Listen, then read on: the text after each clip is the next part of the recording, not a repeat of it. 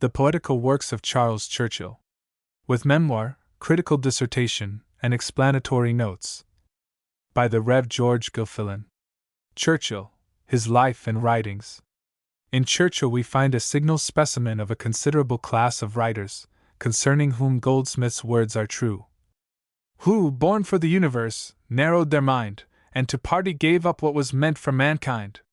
Possessed of powers and natural endowments which might have made him, under favorable circumstances, a poet, a hero, a man, and a saint, he became, partly through his own fault, and partly through the force of destiny, a satirist, an unfortunate politician, a profligate, died early, and we must approach his corpse, as men do those of Burns and Byron, with sorrow, wonder, admiration, and blame, blended into one strange, complex, and yet not unnatural emotion. Like them, his life was short and unhappy, his career triumphant yet checkered, his powers uncultivated, his passions unchecked, his poetry only a partial discovery of his genius, his end sudden and melancholy, and his reputation and future place in the history of letters, hitherto somewhat uncertain. And yet, like them, his very faults and errors, both as a man and a poet, have acted, with many, as nails fastening to a sure place, his reputation and the effect of his genius. Charles Churchill was born in Vine Street, Westminster, in February 1731. He was the eldest son of the Rev. Charles Churchill, a rector in Essex, as well as a curate and lecturer of St. John the Evangelist, Westminster. As to the attainments of the poet's father, we know only that he was qualified to superintend the studies of the son, during the intervals of public tuition. At 8 years of age, he was sent to Westminster School, and placed under the care of Dr. Nichols and Dr. Pearson Lloyd, where his proficiency in classical lore was by no means remarkable, nor did he give any promise of the brilliance which afterwards distinguished his genius. At 15, he stood as candidate for admission to the foundation at Westminster, and carried it triumphantly. Shortly after, having by some misdemeanor displeased the masters, he was compelled to compose, and recite in the schoolroom, a poetical declamation in Latin, by way of penance. This he accomplished in a masterly manner, to the astonishment of his masters, and the delight of his schoolfellows, some of whom became afterwards distinguished men. We can fancy the scene at the day of the recitation, the grave and bigwig schoolmasters looking grimly on, their aspect, however, becoming softer and brighter, as one large hexameter rolls out after another, the strong, awkward, ugly boy, unblushingly pouring forth his energetic lines, cheered by the sight of the relaxing gravity of his teacher's looks, while around, you see the bashful tremulous figure of poor Cooper, the small thin shape and bright eye of Warren Hastings, and the waggish countenance of Coleman, all eagerly watching the reciter, and all, at last, distended and brightened with joy at his signal triumph. At the age of 18, he stood for a fellowship in Merton College, but without success, being defeated by older candidates. Shortly after, he applied for matriculation at the University of Oxford, but is said to have been rejected at his examination, in which, instead of answering the questions proposed, he broke out into satirical reflections on the abilities of his judges. From Oxford he repaired to Cambridge, where he was admitted into Trinity College. Here, however, his stay was very short. He was probably repelled by the chevaux de frise of the mathematics, and in a few weeks he returned to London, disgusted at both universities, shaking their dust off his feet, and perhaps vowing vengeance against them, a vow which he has kept in his poetry. In his Ghosts, for instance, he thus ridiculed those forms of admission which Balaam's ass as well as Balaam's self might pass, and with his master take degrees, could he contrive to pay the fees. Penniless, and soured by disappointment, Churchill returned to his father's house, and being idle, soon obtained work from the proverbial taskmaster of all idle people. Having become acquainted with a young lady, named Scott, whose father lived in the vicinity of Westminster School, he, with true poetic imprudence, married her privately in the Fleet, to the great annoyance of both their parents. His father, however, was much attached to and proud of his son, and at last was reconciled to the match, and took the young couple home. Churchill passed one quiet domestic year under the paternal roof. At its termination, for reasons which are not known, he retired to Sunderland, in the north of England, and seems there to have applied himself enthusiastically to the study of poetry, commencing, at the same time, a course of theological reading, with a view to the Church. He remained in Sunderland till the year 1753, when he came back to London to take possession of a small fortune which accrued to him through his wife. He had now reached the age of 22, and had been 3 years married. During the residence in the metropolis which succeeded, he frequented the theatres, and came thus in contact with a field where he was to gather his earliest and most untarnished laurels. In The Rashid, we find the results of several years' keen and close observation of the actors of the period, collected into one focus, and pointed and irradiated by the power of genius. As Scott, while carelessly galloping in his youth through Liddesdale, and listening to ballads and old-world stories, was making himself into the mighty minstrel of the border, so this big, clumsy, overgrown student, seated in the pit of Drury Lane, or exalted to the 1-shilling gallery of Covent Garden, was silently growing into the greatest poet of the stage that, perhaps, ever lived. Soon after, he was ordained deacon by the Bishop of Bath and Wells, on the curacy of Cadbury, in Somersetshire, where he immediately removed, and entered on a career of active ministerial work.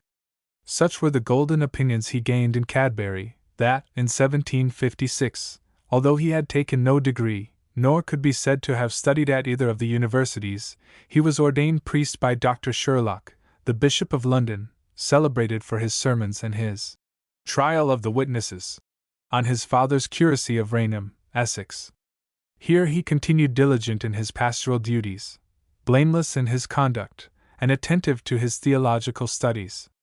He seemed to have entirely escaped from the suction of the stage, to have forsworn the muses, and to have turned the eye of his ambition away from the peaks of Parnassus to the summit of the bishop's bench. But for Churchill's poor circumstances, it is likely that he would have reached this elevation, as surely as did his great contemporary, and the object of his implacable hatred and abuse, William Warburton. But his early marriage, and his increasing responsibilities, produced pecuniary embarrassments, and these must have tended gradually to sour him against his profession, and to prepare his mind for that rupture with it which ultimately ensued. To support himself and his family, he opened a school, and met with considerable encouragement, although we suspect that his scholars felt something of the spirit of the future satirist stirring in the motions of his rod, and that he who afterwards lashed his century did not spare his school. In the year 1758, his amiable and excellent father died, and a striking testimony both to his own and his son's early worth, Charles was unanimously chosen to be his father's successor in the curacy and lectureship of St. John's. There he labored for a time, according to some statements, with much punctuality, energy, and acceptance. After the Rashid had established his name, he sold 10 of the sermons he had preached in St. John's to a bookseller for £250. We have not read them, but Dr. Kippis has pronounced them utterly unworthy of their author's fame, without a single gleam of his poetic fire, so poor, indeed, that he supposes that they were borrowed from some dull elderly divine, if not from Churchill's own father. This reminds us of a story which was lately communicated to us about the famous William Godwin. He, too, succeeded his father in his pastoral charge. Tinged, however, already with heterodox views, he was by no means so popular as his father had been. His own sermons were exceedingly cold and dry, but he possessed a chestful of his father's, and used to read them frequently, by way of grateful change to his hearers.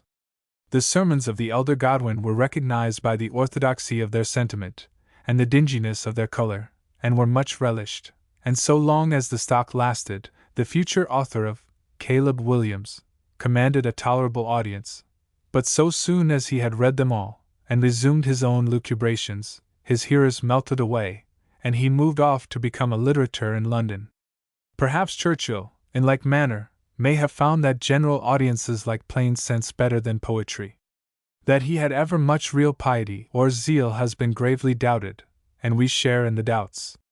But although he himself speaks slightingly, in one of his latter poems, of his ministerial labors, he at least played his part with outward decorum. His great objection to the office was still his small salary, which amounted to scarcely £100 per annum. This compelled him to resume the occupation of a tutor, first to the young ladies attending a boarding school in Queen Square, Bloomsbury, and then to several young gentlemen who were prosecuting the study of the classics. When about 27 years of age, he renewed his acquaintance with Robert Lloyd, the son of Dr. Lloyd, one of the masters of Westminster School, and who had been an early chum of Churchill's. This young man had discovered very promising abilities, alike at Westminster and at Cambridge, and had been appointed usher in his father's seminary, but, sick of the drudgery, and infected with a fierce thirst both for fame and pleasure, had flung himself upon the literary arena. Although far inferior to Churchill in genius, and indeed little better than a clever copyist of his manner, he exerted a very pernicious influence on his friend's conduct. He borrowed inspiration from Churchill, and gave him infamy in exchange. The poet could do nothing by halves. Along with Lloyd, he rushed into a wild career of dissipation. He became a nightly frequenter of the theatres, taverns, and worse haunts.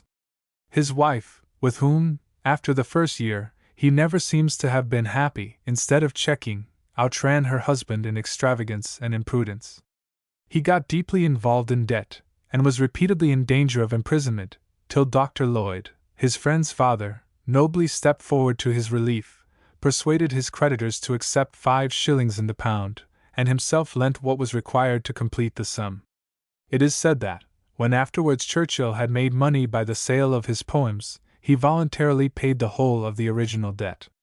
Along with the new love of indulgence, there had arisen in his bosom the old love of verse. Stimulated by intercourse with Lloyd, Coleman, B. Thornton, and other wits of the period, he had written a poem, in Hudibras rhyme, entitled The Bard. This he offered to one Waller, a bookseller in Fleet Street, who rejected it with scorn. In this feeling Churchill seems afterwards to have shared, as he never would consent to its publication. Not at all discouraged, he sat down and wrote a satire entitled The Conclave, directed against the Dean and Chapter of Westminster, Dr. Zachary Pearce, a favourite of Churchill's ire, being then Dean. This would have been published but for the fear of legal proceedings. It was extremely personal and severe. His third effort was destined to be more successful. This was The Rashid, written, it is said, after 2 months' close attendance on the theatres. This excessively clever satire he offered to various booksellers, some say for £20, others for 5 guineas. It was refused, and he had to print it at his own expense. It appeared, without his name, in March 1761. Churchill now, like Byron, awoke one morning and found himself famous. A few days convinced him and all men that a decided hit had been made, and that a strong new satirist had burst, like a comet, into the sky. With fear of change perplexing players, the effect was prodigious. The critics admired, the victims of his satire writhed and raved, the public greedily bought, and all cried out, "Who can this be?" The critical review, then conducted by Smollett, alone opposed the general opinion. It accused Coleman and Lloyd of having concocted The Rashid for the purpose of puffing themselves. This compelled Churchill to quit his mask. He announced his name as the author of the poem, and as preparing another, his Apology, addressed to the critical reviewers, which accordingly appeared ere the close of April. It proved a second bombshell, cast into the astonished town. Smollett was keenly assailed in it, and had to write to Churchill, through Garrick, that he was not the writer of the obnoxious critique. Garrick, himself the hero of The Rashid, was here rather broadly reminded that heroes are mortal, and that kings may be dethroned, and had to make humiliating concessions to the fearless satirist. Fearless, indeed, and strong he required to be, for many of his victims had vowed loud and deep to avenge their quarrel by inflicting corporal chastisement on their foe.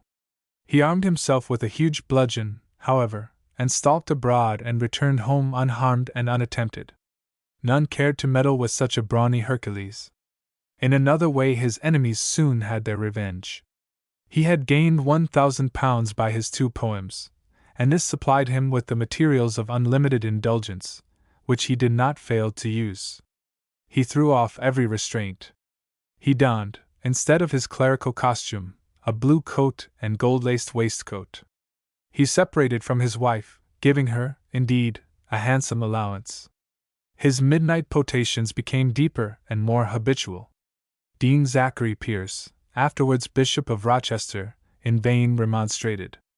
At last, on his parishioners taking the matter up, and raising an outcry as to his neglect of duty, and the unbecoming character of his dress, he resigned his curacy and lectureship, and became for the rest of his life a literary and dissipated man about town. In October 1761 he published a poem entitled Night, addressed to Lloyd, in which, while seeking to vindicate himself from the charges against his morale, he in reality glories in his shame. His sudden celebrity had perhaps acted as a glare of light, revealing faults that might have been overlooked in an obscure person. With his dissipation, too, there mingled some elements of generosity and compassion, as in the story told of him by Charles Johnson in his Chrysal, of the poet succoring a poor starving girl of the town, whom he met in the midnight streets, an incident reminding one of the similar stories told of Dr. Johnson and Burke, and realizing the parable of the Good Samaritan. Yet his conduct on the whole could not be defended. His next poem was The Ghosts, which he published in parts, and continued at intervals.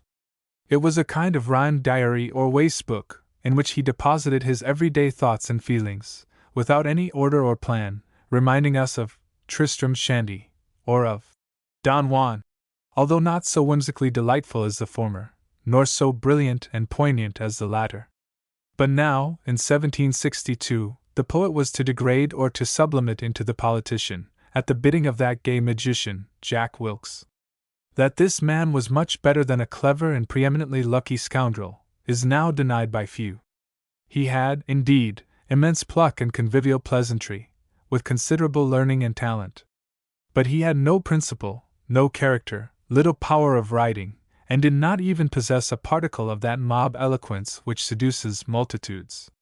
His depravities and vices were far too gross even for that gross age. In the very height of his reputation for patriotism, he was intriguing with the ministry for a place for himself. And he became in his latter days, as Burke had predicted, for we strongly suspect that Burke wrote the words in Junius, a silent senator, sate down, infamous and contented, proving that it had only been the tempest which had lifted him from his place. Wilkes introduced himself to Churchill, and they became speedily intimate. Soon after, indignant at the supremacy of Lord Bute, who, as a royal favourite, had obtained a power in the country which had not been equalled since Buckingham fell before the assassin Felton's knife, and was employing all his influence to patronize the Scotch, Wilkes commenced in North Britain. In this, from the first, he was assisted by Churchill, who, however, did not write prose so vigorously as verse. He had sent to the North Britain a biting paper against the Scotch. On reflection, he recalled and recast it in rhyme. It was the prophecy of famine, and became so popular as to make a whole nation his enemies, and all their enemies his friends.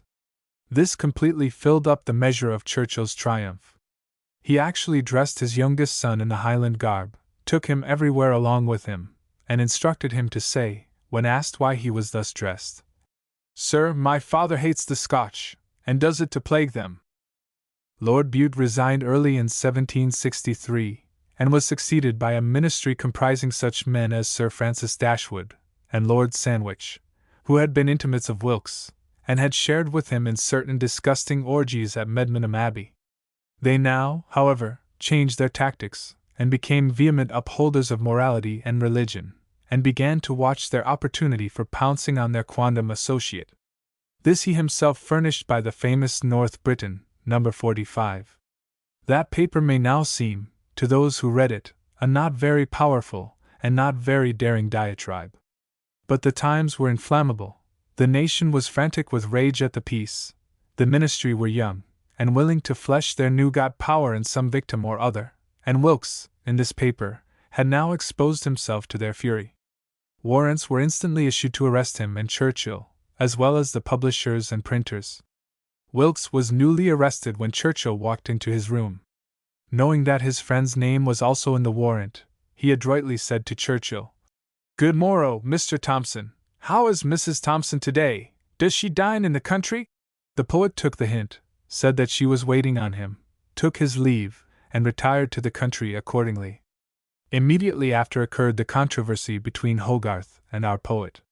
While Wilkes's case was being tried, and Chief Justice Pratt, afterwards Lord Camden, was about to give the memorable decision in favor of the accused, and in condemnation of General Warrants, Hogarth was sitting in the court, and immortalizing Wilkes's villainous squint upon the canvas. In July 1763, Churchill avenged his friend's quarrel by the savage personalities of his Epistle to William Hogarth. Here, while lauding highly the painter's genius, he denounces his vanity, his envy, and makes an unmanly and brutal attack on his supposed dotage. Hogarth, within a month, replied by caricaturing Churchill as a bear with torn clerical bands, paws and ruffles, a pot of porter in his right hand, and a knot of lies and North Britons in his left. Churchill threatened him with a renewed and severe assault in the shape of an elegy, but was dissuaded from it by his mistress. This was Miss Carr, daughter of a respectable sculptor in Westminster, whom Churchill had seduced. After a fortnight they were both struck with remorse, agreed to separate, and through the intercession of a friend, the young lady was restored to her parents.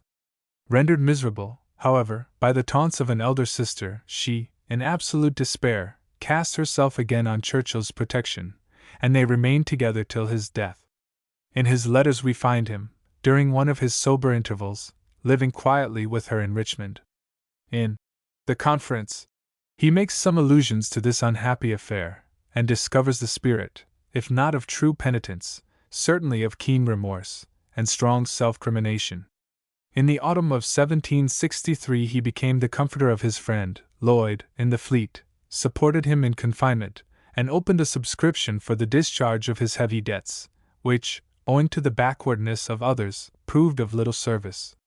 Toward the close of this year, the North Briton was ordered to be burnt by the common hangman, and on the motion of Lord Sandwich, Wilkes was handed over for prosecution, for his infamous Essay on Woman, a parody on popes.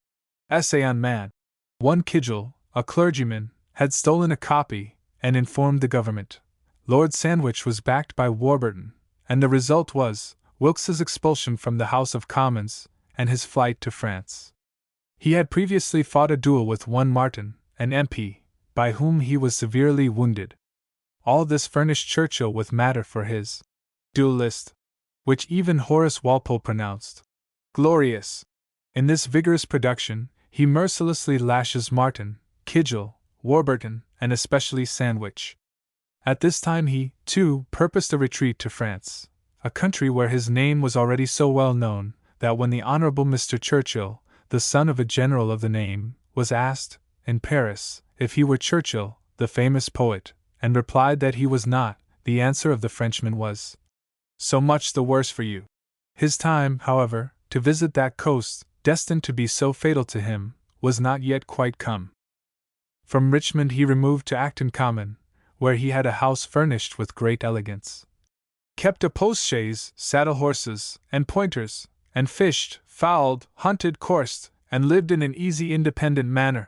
There he continued his irregular but rapid and energetic course of composition, pouring out poem after poem as if he felt his time to be short, or as if he were spurred on by the secret stings of misery and remorse. To The Duellist succeeded The Author, a poem more general and less poisoned with personalities than any of his former. Gotham, by far the most poetical of his works, came next. When Lord Sandwich stood for the high stewardship of Cambridge, Churchill's ancient grudge, as well as his itch for satire, revived, and he improvised The Candidate, a piece of hasty but terrible sarcasm. With breathless and portentous rapidity followed The Farewell, The Times, and Independence, which was his last published production. Two fragments were found among his misses, one, a dedication to Warburton, and another, The Journey, his latest effort, and in which the last line now seems prophetic. I on my journey all alone proceed. A far and final journey was before this great and ill-fated poet. He was seized with one of those sudden longings to see a friend, which are not uncommon with the impulsive. He determined to visit Wilkes at Boulogne, and conveyed his purpose to his brother John in the following note. Dear Jack, adieu cc.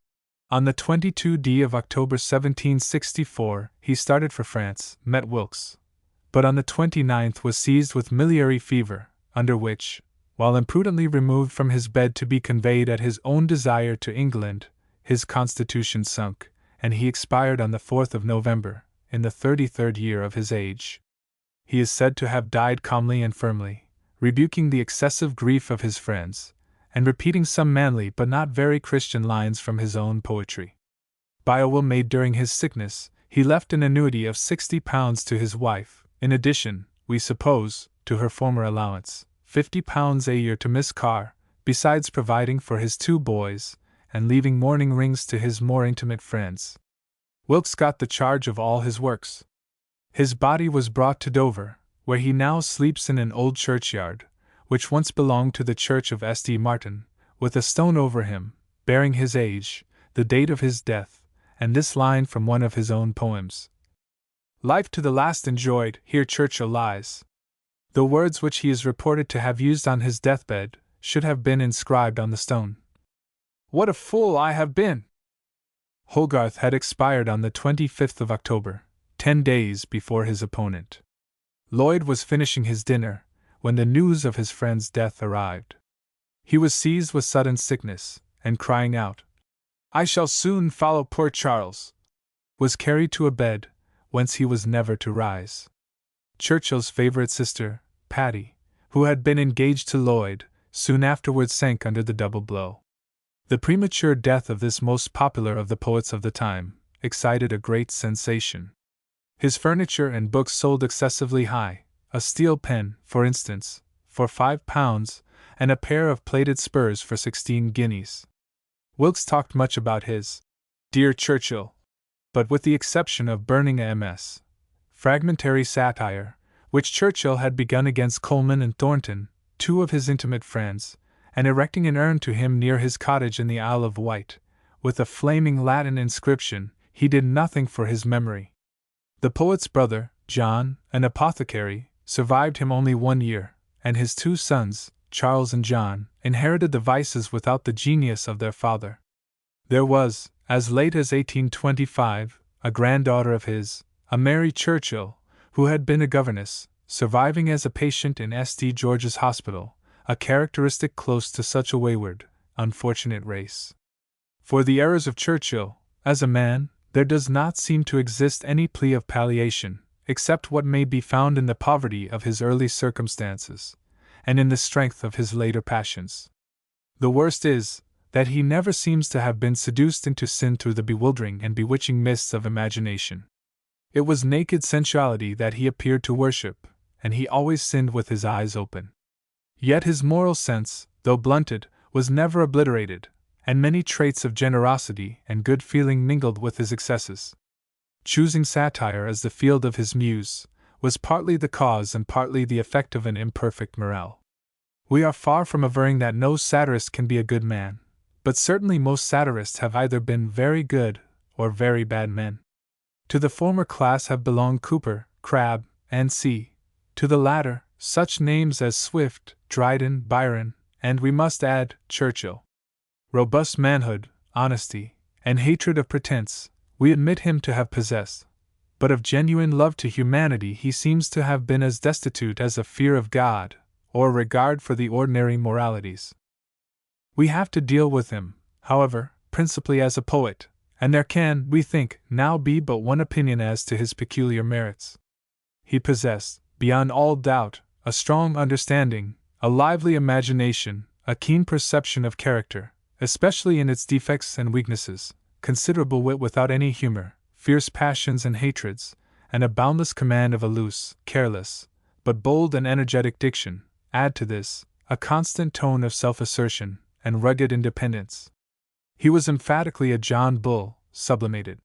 He rushed into the poetic arena more like a pugilist than a poet, laying about him on all sides, giving and taking strong blows, and approving himself, in the phrase of the fancy, game to the backbone.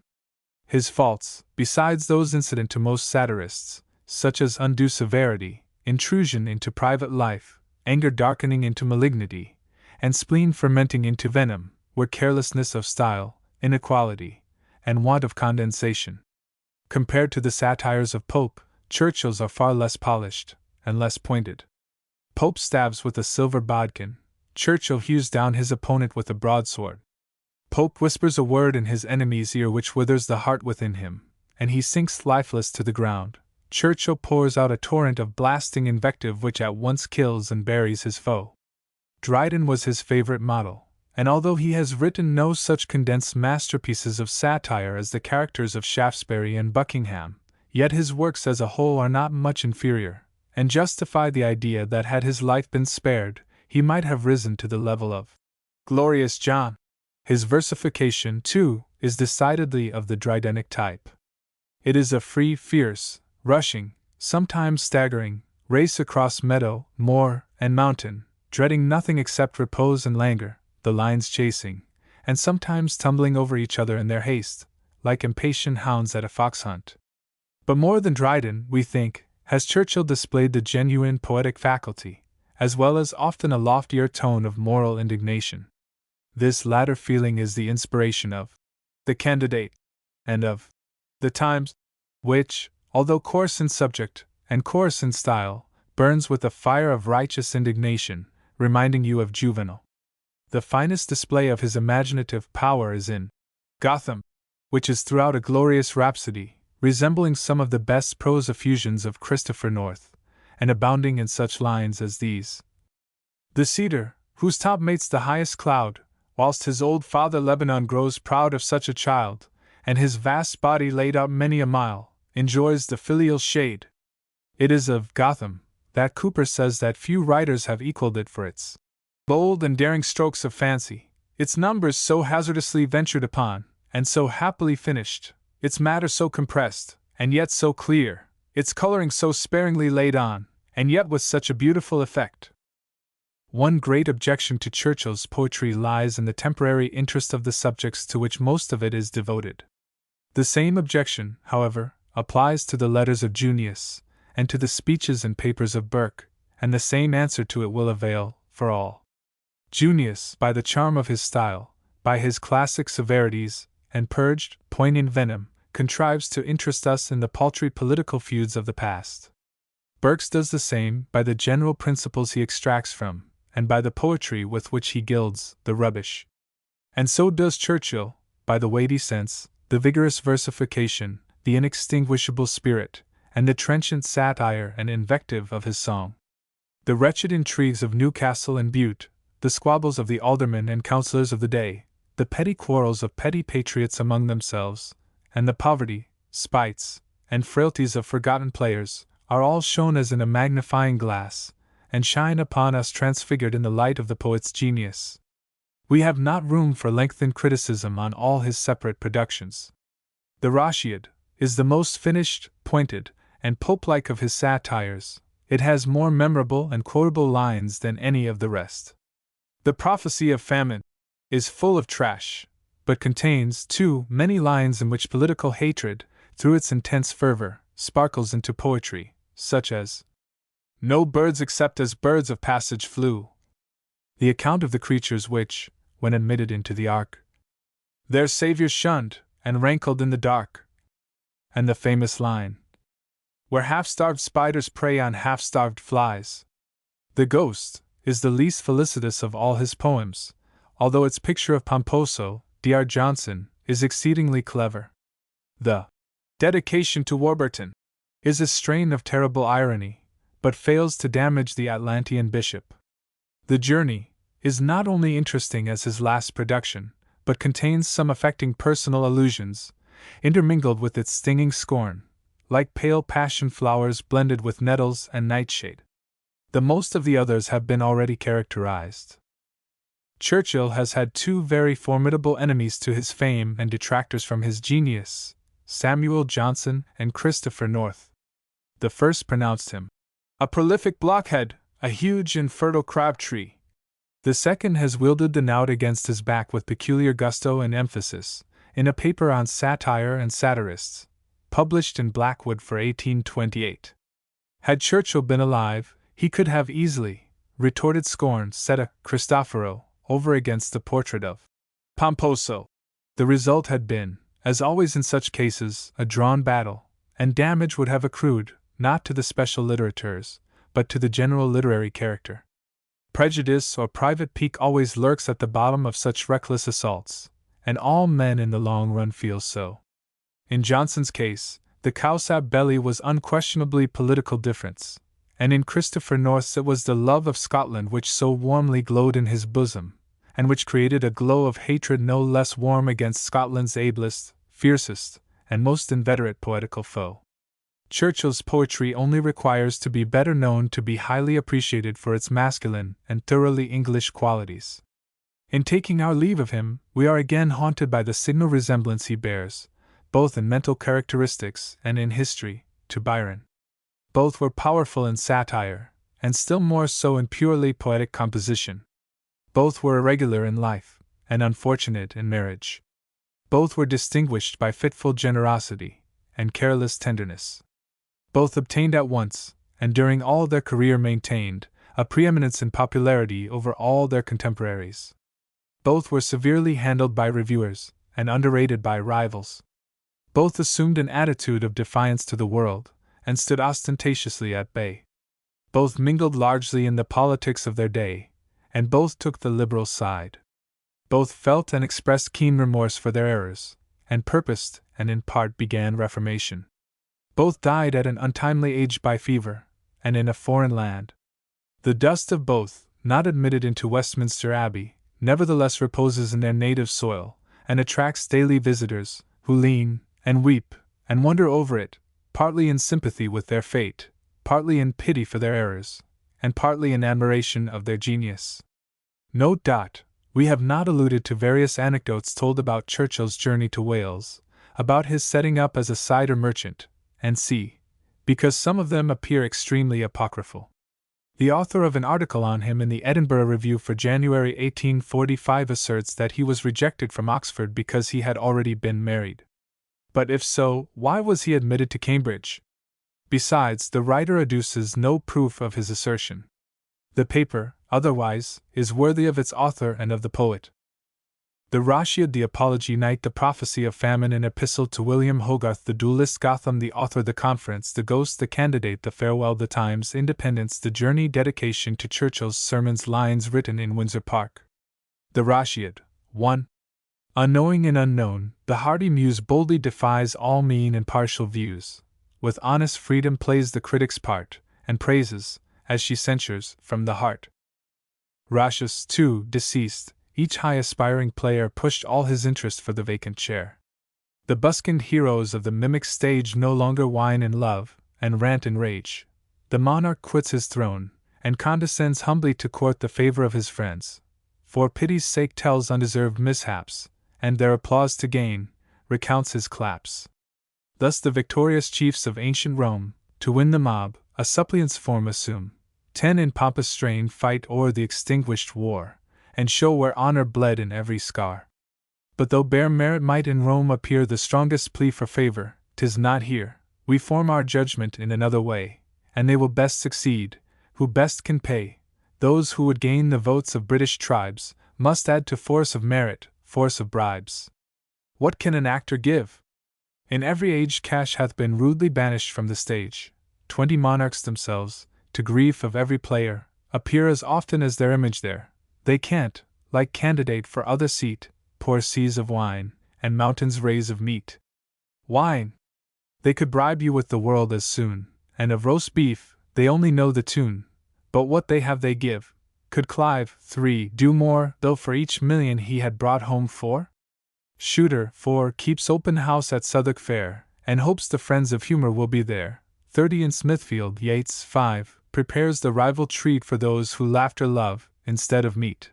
Foot, 6, at Old House, for even Foot will be, in self-conceit, an actor, bribes with tea, which Wilkinson, 7, at second hand receives, and at the New, pours water on the leaves.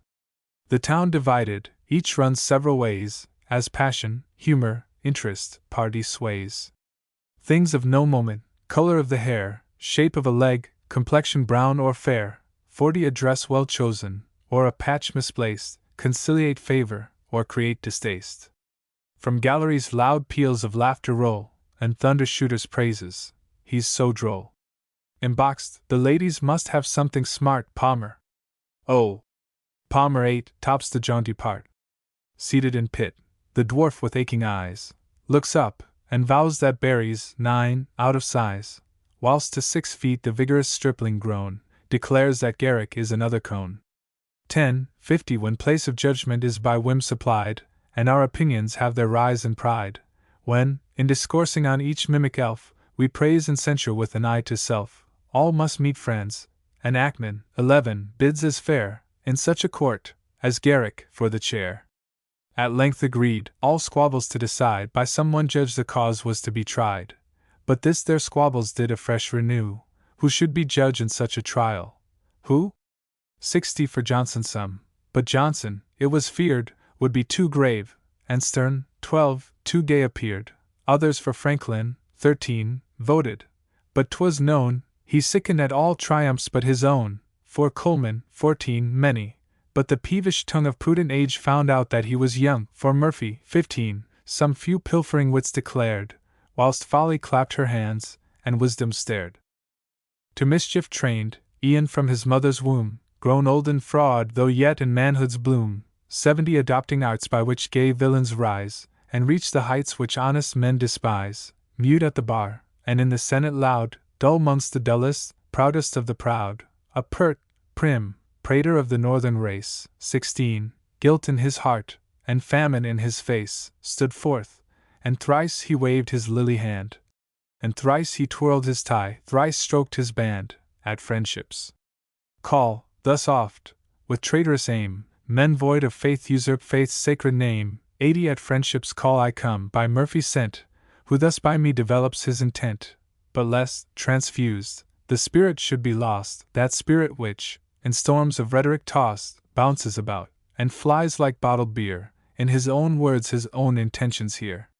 Thanks to my friends, but to vile fortunes born, no robes of fur these shoulders must adorn. Vain your applause, no aid from thence I draw, vain all my wit, for what is wit in law? 90 twice, curse remembrance, twice I strove to gain admittance mongst the law-instructed train, who in the temple and Gray's Inn prepare for clients' wretched feet the legal snare, dead to those arts which polish and refine, deaf to all worth, because that worth was mine. Twice did those blockheads startle at my name, and foul rejection gave me up to shame. To laws and lawyers then I bade adieu, and plans of far more liberal note pursue. 100 who will maybe a judge, my kindling breast burns for that chair which Rochus once possessed. Here give your votes, your interest here exert, and let success for once attend desert. With sleek appearance, and with ambling pace, and type of vacant head, with vacant face, the Proteus Hill, 17, put in his modest plea, let favor speak for others, worth for me. For who, like him, his various powers could call into so many shapes, and shine in all? 110 who could so nobly grace the motley list, actor, inspector, doctor, botanist? Knows any one so well? Sure no one knows, at once to play, prescribe, compound, compose? Who can? But Woodward 18 came, he'll slipped away, melting, like ghosts, before the rising day. With that low cunning, which in fools, 19, supplies, and amply too, the place of being wise, which nature, kind, indulgent parent, gave to qualify the blockhead for a knave.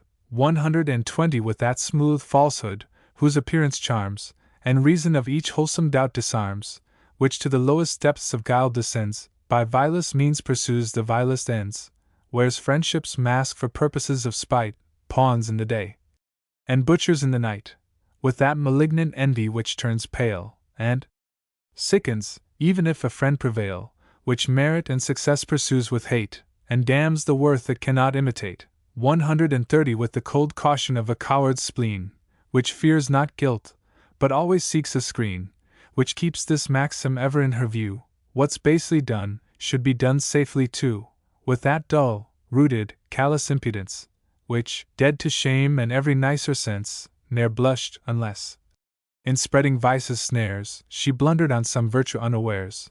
With all these blessings, which we seldom find lavished by nature on one happy mind, 140 a motley figure, of the fribble tribe, which heart can scarce conceive, or pen describe, came simpering on, to ascertain whose sex 12 sage impaneled matrons would perplex. Nor male, nor female, either, and yet both, of neuter gender though of Irish growth, a 6-foot suckling, mincing in its gait, affected, peevish, prim, and delicate, fearful it seemed, though of athletic make, lest brutal breezes should too roughly shake 150 its tender form, and savage motions spread, o'er its pale cheeks, the horrid manly red. Much did it talk, in its own pretty phrase, of genius and of taste, of players and of plays, much too of writings, which itself had wrote, of special merit though of little note, for fate, in a strange humor, had decreed that what it wrote, none but itself should read. Much, too, it chattered of dramatic laws, misjudging critics, and misplaced applause. 160 then, with a self-complacent, jetting air, it smiled. It smirked, it wriggled to the chair, and with an awkward briskness not its own, looking around, and perking on the throne, triumphant seemed, when that strange savage dame, known but to few, or only known by name, plain common sense appeared, by nature there appointed, with plain truth, to guard the chair, the pageant saw, and blasted with her frown, to its first state of nothing melted down. 170 Nor shall the muse, for even there the pride of this vein, nothing shall be mortified, nor shall the muse, should fate ordain her rhymes, fond, pleasing thought, to live in after times, with such a trifle as name her pages blot, known be the character, the thing forgot, let it, to disappoint each future aim, live without sex, and die without a name. Cold-blooded critics, by enervate sires scarce hammered out, when nature's feeble fires 180 glimmered their last, whose sluggish blood, half froze, creeps laboring through the veins, whose heart ne'er glows with fancy-kindled heat, a servile race, who, in mere want of fault, all merit place, who blind obedience pay to ancient schools, bigots to Greece, and slaves to musty rules, with solemn consequence declared that none could judge that cause but Sophocles alone. Dupes to their fancied excellence, the crowd, obsequious to the sacred dictate, bowed. 190 When, from amidst the throng, a youth stood forth, 20, unknown his person, not unknown his worth, his look bespoke applause, alone he stood, alone he stemmed the mighty critic flood. He talked of ancients, as the man became who prized our own, but envied not their fame, with noble reverence spoke of Greece and Rome, and scorned to tear the laurel from the tomb. But more than just to other countries grown, must we turn base apostates to our own?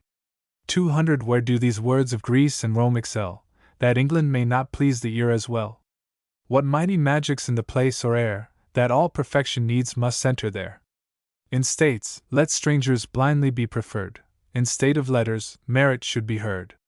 Genius is of no country, her pure ray spreads all abroad, as general as the day, foe to restraint, from place to place she flies, and may hereafter e'en in Holland rise.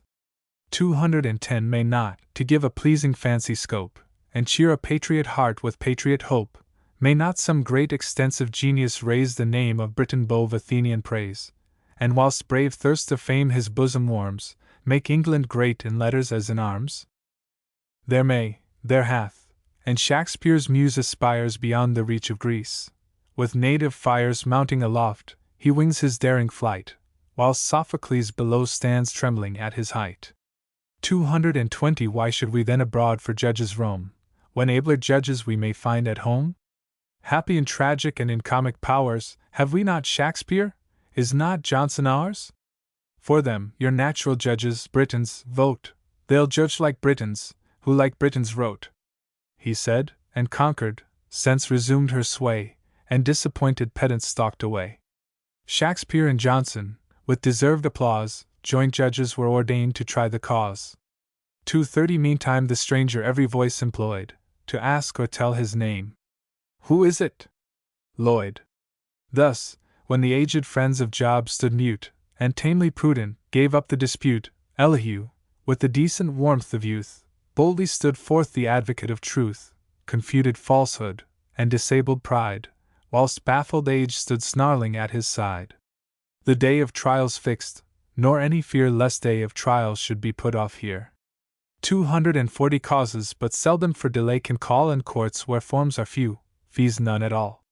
The morning came, nor find I that the sun, as he on other great events hath done, put on a brighter robe than what he wore to go his journey in, the day before. Full in the centre of a spacious plain, on plan entirely new, where nothing vain, nothing magnificent appeared, but art with decent modesty performed her part, 250 rose a tribunal, from no other court it borrowed ornament, or sought support, no juries here were packed to kill or clear, no bribes were taken, nor oaths broken here, no gownsmen, partial to a client's cause, to their own purpose turned the pliant laws. Each judge was true and steady to his trust, as Mansfield wise, and as old Foster, 21, just. In the first seat, in robe of various dyes, a noble wildness flashing from his eyes, 260 sat Shakespeare.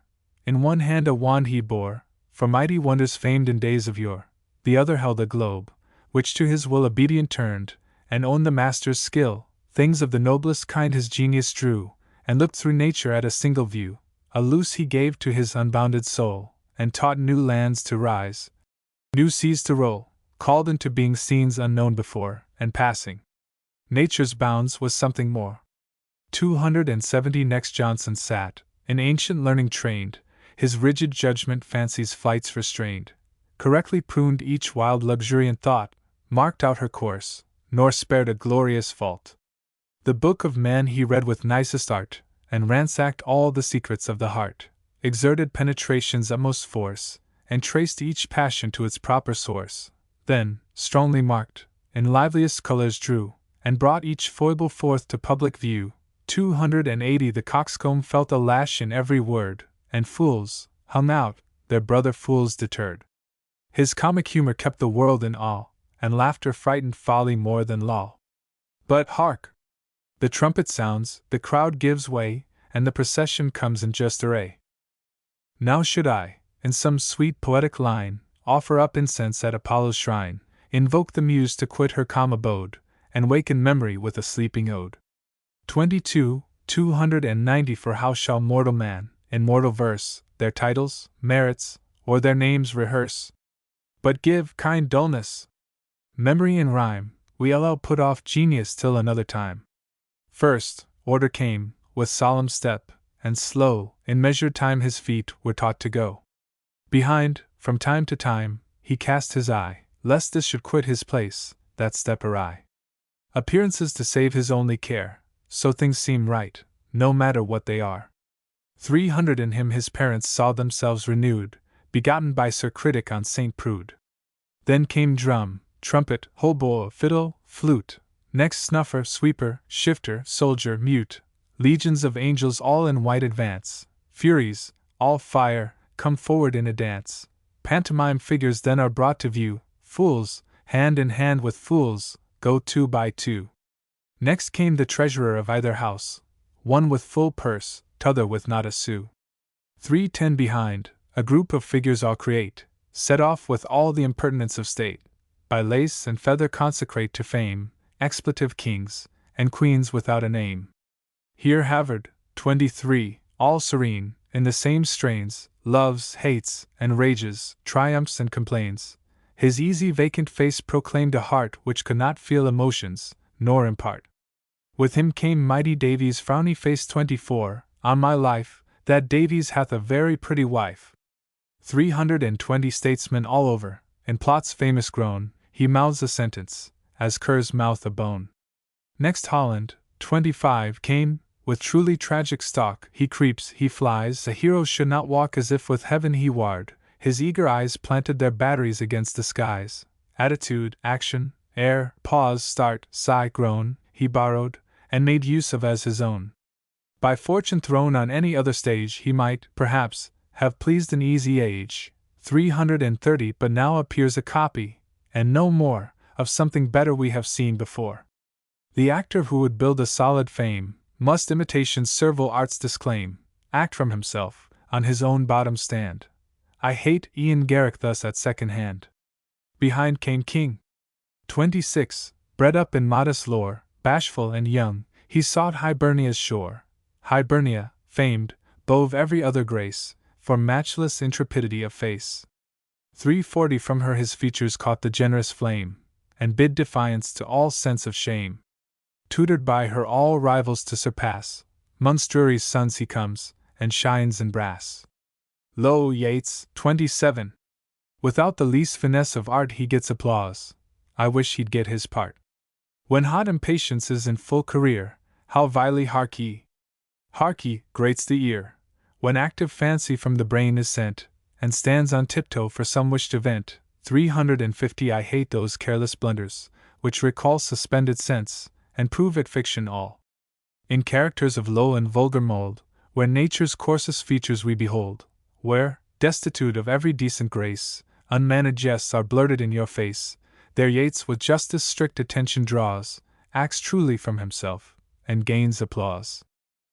But when, to please himself or charm his wife, he aims at something in politer life, 360 when, blindly thwarting nature's stubborn plan, he treads the stage by way of gentleman, the clown, who no one touch of breeding knows, looks like Tom Errand, 28, dressed in clincher's clothes. Fond of his dress, fond of his person grown, laughed at by all, and to himself unknown, from side to side he struts, he smiles, he prates, and seems to wonder what's become of Yeats. Woodward, 29, endowed with various tricks of face, great master in the science of grimace, 370 from Ireland ventures, favourite of the town, lured by the pleasing prospect of renown, a speaking harlequin, made up of whim, he twists, he twines, he tortures every limb, plays to the eye with a mere monkey's art, and leaves to sense the conquest of the heart. We laugh indeed, but on reflection's birth, we wonder at ourselves, and curse our mirth. His walk of parts he fatally misplaced, an inclination fondly took for taste. 380 hence hath the town so often seen displayed beau and burlesque, high life and masquerade. But when bold wits, not such as patch up plays, cold and correct, in these insipid days, some comic character, strong featured, urged to probability's extremest verge, where modest judgment her decree suspends, and for a time, nor censures, nor commends, where critics can't determine on the spot whether it is in nature found or not, 390 there Woodward safely shall his powers exert, nor fail of favour where he shows desert. Hence he in Bobadil such praises bore, such worthy praises, Kitely, 30. Scarce had more. By turns transformed into all kind of shapes, constant to none, foot laughs, cries, struts, and scrapes, now in the centre, now in van or rear, the Proteus shifts, bawd, parson, auctioneer. His strokes of humour, and his bursts of sport, are all contained in this one word, distort. 400 doth a man stutter, look asquint, or halt? Mimics draw humour out of nature's fault, with personal defects their mirth adorn, and bang misfortunes out to public scorn. E'en I, whom nature cast in hideous mould, whom, having made, she trembled to behold, beneath the load of mimicry may groan, and find that nature's errors are my own. Shadows behind a foot and Woodward came. Wilkinson this, O'Brien, 31, was that name. 410 strange to relate, but wonderfully true, that even shadows have their shadows too. With not a single comic power endued, the first a mere mimic stood, the last, by nature formed to please, who shows, in Johnson's Stephen, which way genius grows, self quite put off, affects with too much art to put on Woodward in each mangled part, adopts his shrug, his wink, his stare, nay more, his voice, and croaks, for Woodward croaked before. 420 when a dull copier's simple grace neglects, and rests his imitation in defects, we readily forgive, but such vile arts are double guilt in men of real parts. By nature formed in her perversest mood, with no one requisite of art endued, next Jackson came, 32, observe that settled glare, which better speaks a puppet than a player. List to that voice. Did ever discord hear sounds so well fitted to her untuned ear? 430 when to enforce some very tender part, the right hand slips by instinct on the heart, his soul, of every other thought bereft, is anxious only where to place the left. He sobs and pants to soothe his weeping spouse, to soothe his weeping mother, turns and bows, awkward, embarrassed, stiff, without the skill of moving gracefully, or standing still, one leg, as if suspicious of his brother, desirous seems to run away from t'other. 440 some errors, handed down from age to age, plead custom's force, and still possess the stage. That's vile. Should we a parent's faults adore, and err, because our fathers erred before? If, inattentive to the author's mind, some actors made the jest they could not find, if by low tricks they marred fair nature's mien, and blurred the graces of the simple scene, shall we, if reason rightly is employed, not see their faults, or seeing, not avoid? 450 When Falstaff stands detected in a lie, why, without meaning, rolls love's 33 glassy eye? Why? There's no cause, at least no cause we know. It was the fashion 20 years ago. Fashion, a word which knaves and fools may use, their knavery and folly to excuse. To copy beauties, forfeits all pretense to fame, to copy faults, is one of sense. Yet, though in some particulars he fails, some few particulars, where mode prevails, 460 If in these hallowed times, when, sober, sad, all gentlemen are melancholy mad, when 'tis not deemed so great a crime by half to violate a vestal as to laugh, rude mirth may hope, presumptuous, to engage in act of toleration for the stage, and courtiers will, like reasonable creatures, suspend vain fashion, and unscrew their features. Old Falstaff, played by love, shall please once more, and humor set the audience in a roar. 470 Actors I've seen, and of no vulgar name, who, being from one part possessed of fame, whether they are to laugh, cry, whine, or bawl, still introduce that favorite part in all. Here, love, be cautious, ne'er be thou betrayed to call in that wag Falstaff's dangerous aid. Like Goths of old, howe'er he seems a friend, he'll seize that throne you wish him to defend. In a peculiar mold by humor cast, for Falstaff framed, himself the first and last, 480 He stands aloof from all, maintains his state, and scorns, like Scotsmen, to assimilate. Vain all disguise, too plain we see the trick, though the knight wears the weeds of Dominic, 34, and Boniface, 35, disgraced, betrays the smack, in Anno Domini, of Falstaff's sack. Arms crossed, brows bent, eyes fixed, feet marching slow, a band of malcontents with spleen o'erflow, wrapped in conceit's impenetrable fog, which pride, like Phoebus, draws from every bog. 490 They curse the managers, and curse the town whose partial favor keeps such merit down. But if some man, more hardy than the rest, should dare attack these gnatlings in their nest, at once they rise with impotence of rage, whet their small stings, and buzz about the stage. 'Tis breach of privilege. Shall any dare to arm satiric truth against a player? Prescriptive rights we plead, time out of mind, actors, unlash themselves, may lash mankind. 500 What? Shall opinion then, of nature free, and liberal as the vagrant air, agree to rust in chains like these, imposed by things, which, less than nothing, ape the pride of kings? No, though half-poets with half-players join to curse the freedom of each honest line, though rage and malice dim their faded cheek, what the muse freely thinks, she'll freely speak, with just disdain of every paltry sneer, stranger alike to flattery and fear.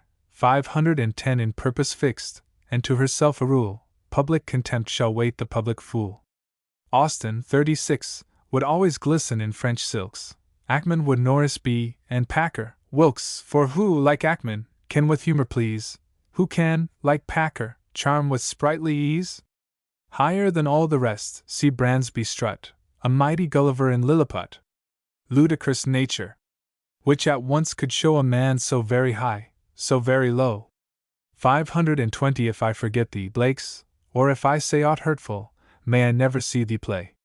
Let critics, with a supercilious air, decry thy various merit, and declare Frenchman is still at top, but scorn that rage which, in attacking thee, attacks the age. French follies, universally embraced, at once provoke our mirth, and form our taste. Long, from a nation ever hardly used, at random censured, wantonly abused, 530 Have Britons drawn their sport, with partial view formed general notions from the rascal few, condemned a people, as for vices known, which from their country banished, seek our own. At length, howe'er, the slavish chain is broke, and sense, awakened, scorns her ancient yoke, Taught by thee, Moody 37, we now learn to raise mirth from their foibles, from their virtues praise.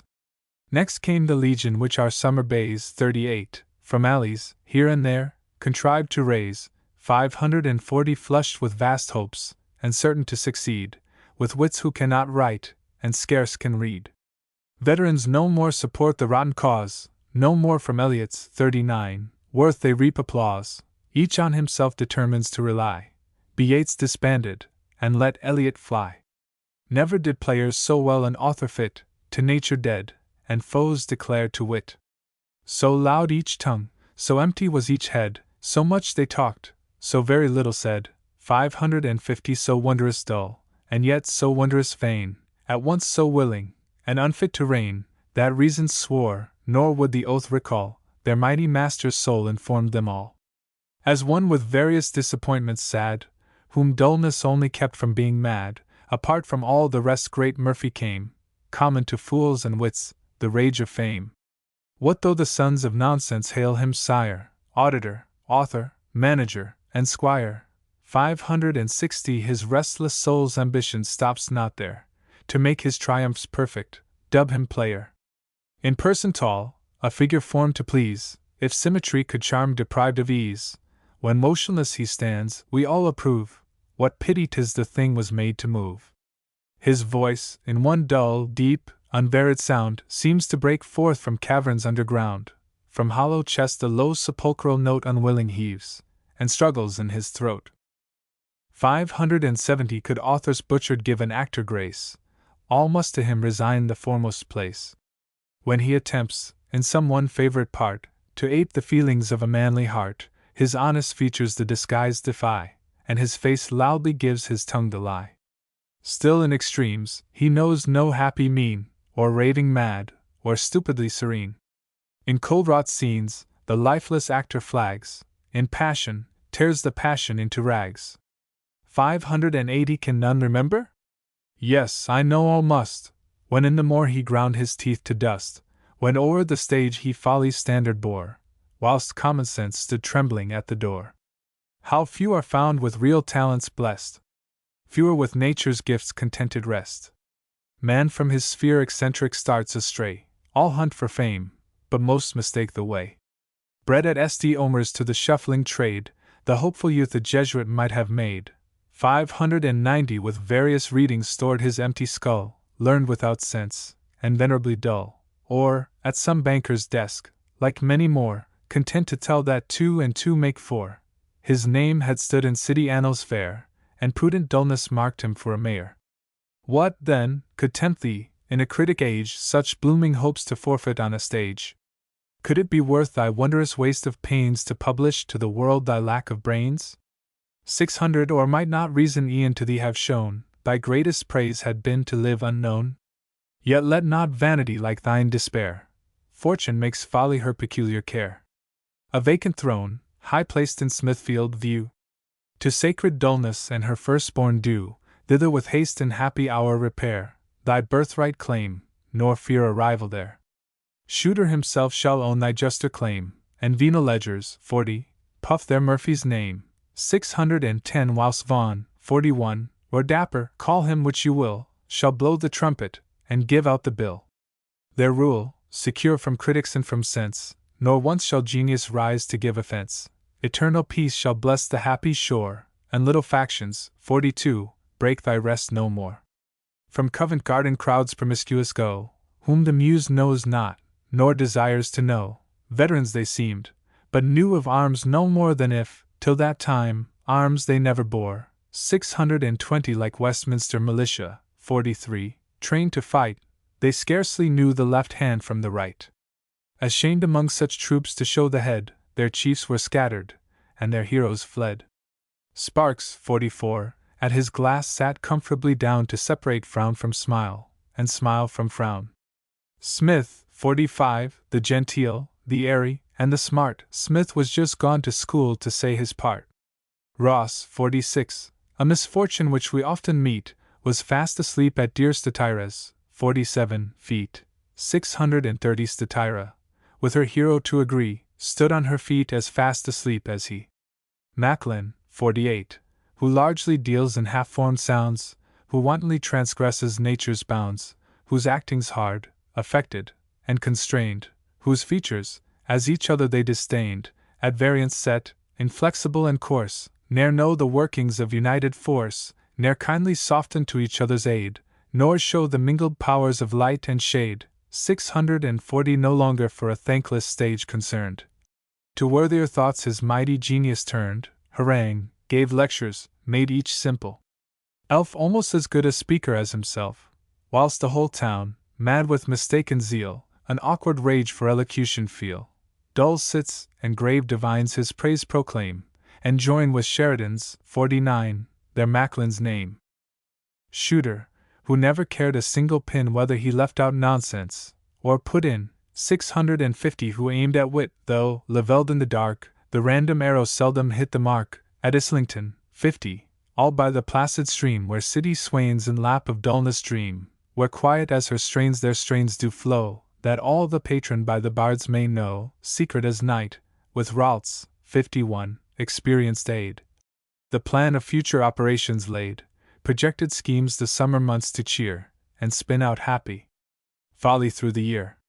660 But think not, though these dastard chiefs are fled, that Covent Garden troops shall want ahead. Harlequin comes their chief. See from afar the hero seated in fantastic car. Wedded to novelty, his only arms are wooden swords, wands, talismans, and charms. On one side folly sits, by some called fun, and on the other his arch patron, Lewin Wink with a frown 52, behind, for liberty athirst in vain, sense, helpless captive, drags the galling chain. 676 Rude misshapen beasts the chariot draw, whom reason loathes, and nature never saw, monsters with tails of ice, and heads of fire, gorgons, and hydras, and chimeras dire. Each was best strode by full as monstrous white, giant, dwarf, genius, elf, hermaphrodite. The town, as usual, met him in full cry. The town, as usual, knew no reason why, but fashion so directs, and moderns raise on fashion's mouldering base their transient praise. 680 Next, to the field a band of females draw their force, for Britain owns no Salique law, just to their worth, we female rights admit, nor bar their claim to empire or to wit. First giggling, plotting chambermaids arrive, hoydens and romps, led on by General Clive. 53 In spite of outward blemishes, she shone, for humour famed, and humour all her own, easy, as if at home, the stage she trod, nor sought the critic's praise, nor feared his rod. 690 Original in spirit and in ease, she pleased by hiding all attempts to please. No comic actress ever yet could raise, on humour's base, more merit or more praise. With all the native vigour of 16, among the merry troop conspicuous seen, see lively Pope, 54, advance, in jig, and trip Carina, cherry, honeycomb, and snip, not without art, but yet to nature true, she charms the town with humour just yet new. 700 Cheered by her promise, we the less deplore the fatal time when Olive shall be no more. Lo! Vincent, 55, comes. With simple grace arrayed, she laughs at paltry arts, and scorns parade. Nature through her is by reflection shown, whilst Gay once more knows Polly for his own. Talk not to me of diffidence and fear, I see it all, but must forgive it here. Defects like these, which modest terrors cause, from impudence itself extort applause. 710 Candor and reason still take virtue's part. We love e'en foibles in so good a heart. Let Tommy Arne, 56, with usual pomp of style, whose chief, whose only merits to compile, who, meanly pilfering here and there a bit, deals music out as Murphy deals out wit, publish proposals, laws for taste prescribe, and chaunt the praise of an Italian tribe. Let him reverse kind nature's first decrees, and teach Ian Brent, 57, a method not to please. 720 But never shall a truly British age bear a vile race of eunuchs on the stage. The boasted work's called national in vain, if one Italian voice pollutes the strain. Where tyrants rule, and slaves with joy obey, let slavish minstrels pour the enervate lay. To Britain's far more noble pleasures spring, in native notes, whilst Beard and Vincent, 58, sing. Might figure give a title unto fame, what rival should with Yeats, 59, dispute her claim. 730 But justice may not partial trophies raise, nor sink the actress in the woman's praise. Still hand in hand her words and actions go, and the heart feels more than the features show, for through the regions of that beauteous face we no variety of passions trace. Dead to the soft emotions of the heart, no kindred softness can those eyes impart. The brow, still fixed in sorrow's sullen frame, void of distinction, marks all parts the same. 740 What's a fine person, or a beauteous face, unless deportment gives them decent grace? Blessed with all other requisites to please, some want the striking elegance of ease. The curious eye their awkward movement tires. They seem like puppets led about by wires. Others, like statues, in one posture still, give great ideas of the workman's skill. Wondering, his art we praise the more we view, and only grieve he gave not motion to. 750 Weak of themselves are what we beauties call. It is the manner which gives strength to all. This teaches every beauty to unite, and brings them forward in the noblest light. Happy in this, behold, amidst the throng, with transient gleam of grace, heart, 60, sweeps along. If all the wonders of external grace, a person finely turned, a mold of face, where, union rare, expression's lively force with beauty's softest magic holds discourse, 760 attract the eye.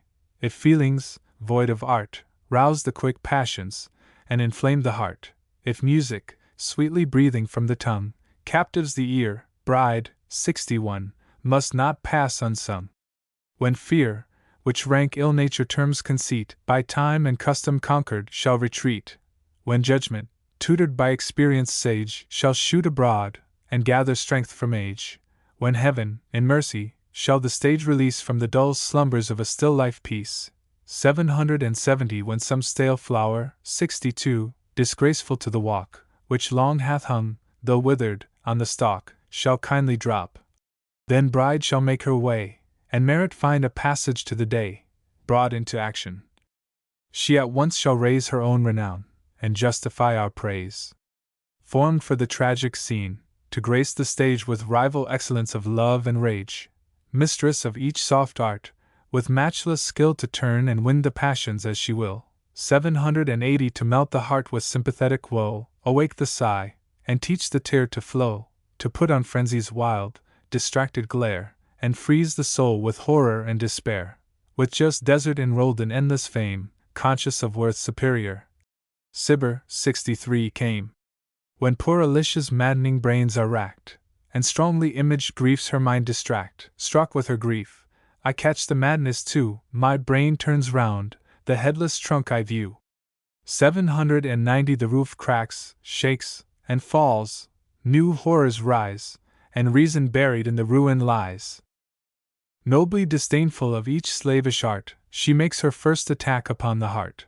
Pleased with the summons, it receives her laws, and all is silence, sympathy, applause. But when, by fond ambition drawn aside, giddy with praise, and puffed with female pride, she quits the tragic scene, and, in pretence to comic merit, breaks down nature's fence, 800 I scarcely can believe my ears or eyes, or find out Cibber through the dark disguise. Pritchard, 64, by nature for the stage designed, in person graceful, and in sense refined. Her art as much as nature's friend became, her voice as free from blemish as her fame, who knows so well in majesty to please, attempered with the graceful charms of ease? When, Congreve's favored pantomime, 65, to grace, she comes a captive queen, of Moorish race. 810 When love, hate, jealousy, despair, and rage with wildest tumults in her breast engage, still equal to herself is Zara seen. Her passions are the passions of a queen. When she to murder whets the timorous thing, 66, I feel ambition rush through every vein. Persuasion hangs upon her daring tongue, my heart grows flint, and every nerve's new strung. In comedy, nay, there, cries critic, hold, Pritchard's for comedy too fat and old. 820 Who can, with patience, bear the grey coquette, or force a laugh with overgrown Juliet? 67. Her speech, look, action, humor, all are just, but then, her age and figure give disgust. Are foibles, then, and graces of the mind, in real life, to size or age confined? Do spirits flow, and is good breeding placed in any set circumference of waist? As we grow old, doth affectation cease, or gives not age new vigor to caprice? 830. If in originals these things appear, why should we bar them in the copy here? The nice punctilio mongers of this age, the grand minute reformers of the stage, slaves to propriety of every kind, some standard measure for each part should find, which, when the best of actors shall exceed, let it devolve to one of smaller breed. All actors, too, upon the back should bear certificate of birth, time, when, place, where. 840. For how can critics rightly fix their worth, unless they know the minute of their birth? An audience, too, deceived, may find, too late, that they have clapped an actor out of date. Figure, I own, at first may give offense, and harshly strike the eye's too curious sense. But when perfections of the mind break forth, humor's chaste sallies, judgment's solid worth, when the pure genuine flame by nature taught, springs into sense and every action's thought. 850. Before such merit all objections fly, Pritchard's genteel, and Garrick's 6 feet high. Oft have I, Pritchard, seen thy wondrous skill, confess thee great, but find thee greater still. That worth, which shone in scattered rays before, collected now, breaks forth with double power. The jealous wife. 68. On that thy trophies raise, inferior only to the author's praise. From Dublin, famed in legends of romance for mighty magic of enchanted lance, 860. With which her heroes armed, victorious prove, and like a flood, rush o'er the land of love. Mossop and Barry came, names ne'er designed by fate in the same sentence to be joined. Raised by the breath of popular acclaim, they mounted to the pinnacle of fame. There the weak brain, made giddy with the height, spurred on the rival chiefs to mortal fight. Thus sportive boys, around some basin's brim, behold the pipe-drawn bladders circling swim. 870. But if, from lungs more potent, there arise 2 bubbles of a more than common size, eager for honor, they for fight prepare, bubble meets bubble, and both sink to air. Mossop, 69, attached to military plan, still kept his eye fixed on his right hand. 70. Man, whilst the mouth measures words with seeming skill, the right hand labors, and the left lies still, for he, resolved on scripture grounds to go, what the right doth, the left hand shall not know. 880. Was studied in propriety of speech, he soars beyond the hackney critic's reach, to epithets allots emphatic state, whilst principles, unraced, like lackeys wait, in ways first trodden by himself excels, and stands alone in indeclinables, conjunction, preposition, adverb joined to stamp new vigor on the nervous line. In monosyllables his thunders roll, he, she, it, and we, ye, they, fright the soul. 890. In person taller than the common size, behold where Barry, 71, draws admiring eyes. When laboring passions, in his bosom pent, convulsive rage, and struggling heave for vent, spectators, with imagined terrors warm, anxious expect the bursting of the storm. But, all unfit in such a pile to dwell, his voice comes forth, like echo from her cell, to swell the tempest needful aid denies, and all adown the stage in feeble murmurs dies. 900. What man, like Barry, with such pains, can err in elocution, action, character? What man could give, if Barry was not here, such well applauded tenderness to Lear? Who else can speak so very, very fine, that sense may kindly end with every line? Some dozen lines before the ghost is there, behold him for the solemn scene prepare. See how he frames his eyes, poises each limb, puts the whole body into proper trim. 910. From whence we learn, with no great stretch of art, 5 lines hence comes a ghost, and ha! A start. When he appears most perfect, still we find something which jars upon and hurts the mind. Whatever lights upon a part are thrown, we see too plainly they are not his own. No flame from nature ever yet he caught, nor knew a feeling which he was not taught. He raised his trophies on the base of art, and conned his passions, as he conned his part. 920. Quin, 72, from afar, lured by the scent of fame, a stage leviathan, put in his claim, pupil of Betterton, 73, and Booth. Alone, sullen he walked, and deemed the chair his own, for how should moderns, mushrooms of the day, who ne'er those masters knew, know how to play? Grey-bearded veterans, who, with partial tongue, extol the times when they themselves were young, who, having lost all relish for the stage, see not their own defects, but lash the age. 930 received, with joyful murmurs of applause, their darling chief, and lined 74, his favorite cause. Far be it from the candid muse to tread insulting o'er the ashes of the dead, but just a living merit she maintains, and dares the test, whilst Garrick's genius reigns. Ancients in vain endeavor to excel, happily praised, if they could act as well. But though prescription's force we disallow, nor to antiquity submissive bow, 940 though we deny imaginary grace, founded on accidents of time and place, yet real worth of every growth shall bear due praise. Nor must we, Quin, forget thee there. His words bore sterling weight, nervous and strong, in manly tides of sense they rolled along. Happy in art, he chiefly had pretense to keep up numbers, yet not forfeit sense. No actor ever greater heights could reach in all the labored artifice of speech. 950 Speech. Is that all? And shall an actor found in universal fame on partial ground? Parrots themselves speak properly by rote, and in 6 months my dog shall howl by note. I laugh at those who, when the stage they tread, neglect the heart to compliment the head. With strict propriety their cares confine to weigh out words, while passion halts behind. To syllable the sectors they appeal, allow them accent, cadence, fools may feel. 960 But, spite of all the criticizing elves, those who would make us feel, must feel themselves. His eyes, in gloomy socket taught to roll, proclaimed the sullen habit of his soul. Heavy and phlegmatic he trod the stage, too proud for tenderness, too dull for rage. When Hector's lovely widow shines in tears, or Rose, 75, gay rake dependent virtue jeers, with the same cast of features he is seen to chide the libertine, and court the queen.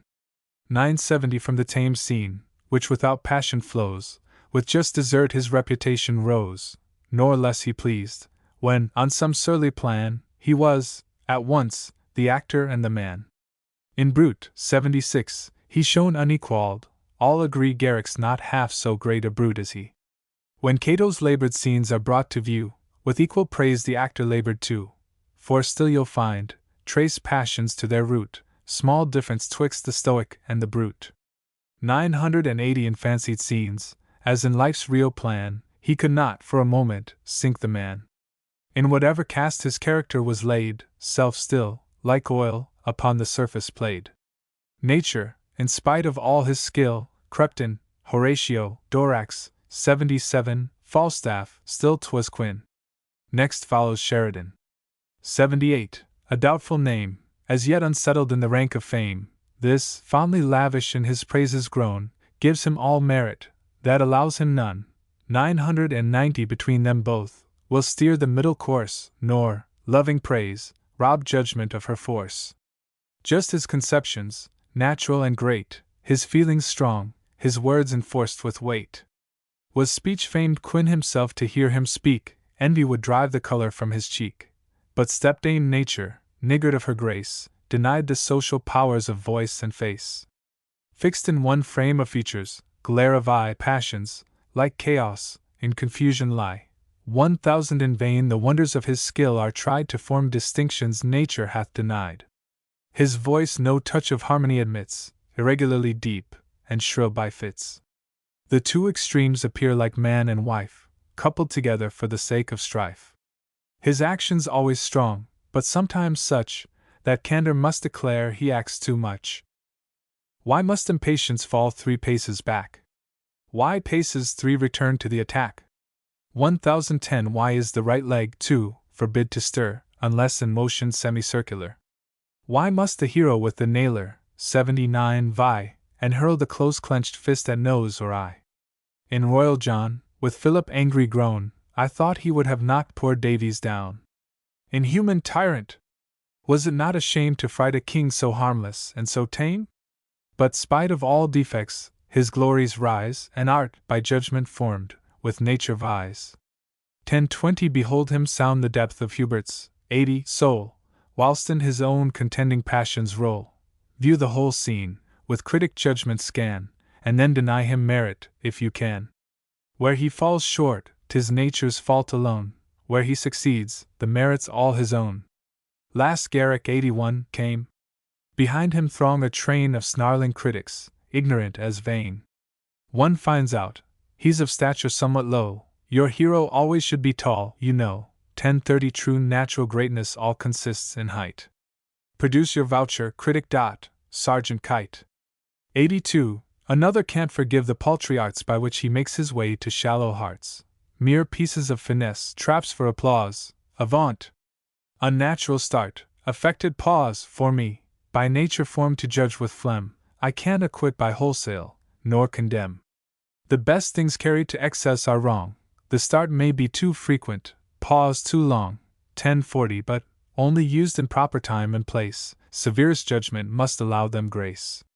If bunglers, formed on imitation's plan, just in the way that monkeys mimic man, their copied scene with mangled art's disgrace, and pause and start with the same vacant face, we join the critic laugh, those tricks we scorn which spoil the scenes they mean them to adorn. But when, from nature's pure and genuine source, these strokes of acting flow with generous force, 1050 when in the features all the soul's portrayed, and passions, such as Garrick's, are displayed, to me they seem from quickest feelings caught, each start is nature, and each pause is thought. When reason yields to passion's wild alarms, and the whole state of man is up in arms, what but a critic could condemn the player for pausing here, when cool sense pauses there? Whilst, working from the heart, the fire I trace, and mark it strongly flaming to the face, 1060 whilst in each sound I hear the very man, I can't catch words, and pity those who can. Let wits, like spiders, from the tortured brain find draw the critic web with curious pain. The gods, a kindness I with thanks must pay, have formed me of a coarser kind of clay, not stung with envy, nor with spleen diseased, a poor dull creature, still with nature pleased. Hence to thy praises, Garrick, I agree, and pleased with nature, must be pleased with thee. 1070 Now might I tell how silence reigned throughout, and deep attention hushed the rabble rout, how every claimant, tortured with desire, was pale as ashes, or as red as fire. But loose to fame, the muse more simply acts, rejects all flourish, and relates mere facts. The judges, as the several parties came, with temper heard, with judgment weight each claim, and in their sentence happily agreed, in name of both, great Shakespeare thus decreed, 1080 If manly sense, if nature linked with art, if thorough knowledge of the human heart, if powers of acting vast and unconfined, if fewest faults with greatest beauties joined, if strong expression, and strange powers which lie within the magic circle of the eye, if feelings which few hearts like his can know, and which no face so well as his can show, deserve the preference. Garrick, take the chair, nor quit it, till thou place an equal there. 1090. Footnotes 1. The Rashid, for occasion, and c. Life. 2. Ratius, Quintus Ratius, a native of Gaul, and the most celebrated comedian of antiquity. 3. Clive, Robert Lord Clive. See Macaulay's paper on him. 4. Shooter, Edward Shooter, a comic actor, who, after various theatrical vicissitudes, died a zealous Methodist and disciple of George Whitefield, in 1776. 5. Yates, Richard Yates, another low actor of the period. 6. Foote, Samuel Foote, the once well-known farcical writer, now chiefly remembered from Boswell's Life of Johnson, opened the old house in the Haymarket, and in order to overrule the opposition of the magistrates, announced his entertainments as Mr. Foote's giving tea to his friends. 7. Wilkinson, the shadow of Foote, was the proprietor of Sadler's Wells Theatre. 8. Palmer, John Palmer, a favorite actor in genteel comedy, who married Miss Pritchard, daughter of the celebrated actress of that name. 9. Barry, Spranger Barry, an actor of first-rate eminence and tall of size. Barry was a competitor of Garrick. Every one remembers the lines in a poem comparing the two. To Barry we give loud applause, to Garrick only tears. 10. Cone, John Cone, a dwarf, showed himself, like another Tom Thumb, for 6d a head. 11. Ackman ranked as one of the lowest comic actors of his time. 12. Sterne, the celebrated Lawrence Sterne. 13. Franklin, Dr. Thomas Franklin, the translator of Sophocles, Phalaris, and Lucian, and the author of a volume of sermons, all forgotten. 14. Colman, the elder, translator of Terence, and author of many clever comedies. 15. Murphy, Arthur Murphy, Esq., a native of Ireland. See Boswell's Life of Johnson. Churchill hated Murphy on account of his politics. He was in the pay of the court. 16. Northern Race, Wedderburn, afterwards Lord Loughborough, and Earl Rosslyn, a patron of Murphy, and a bitter enemy of Wilkes. 17. Proteus Hill, Sir John Hill, a celebrated character of that day, of incredible industry and versatility, a botanist, apothecary, translator, actor, dramatic author, natural historian, multitudinous compiler, libeller, and intercete and cute, a quack and coxcomb. See Boswell's account of the interview between the King and Dr. Johnson, for a somewhat modified estimate of Hill. 18. Woodward the comedian had a paper war with Hill.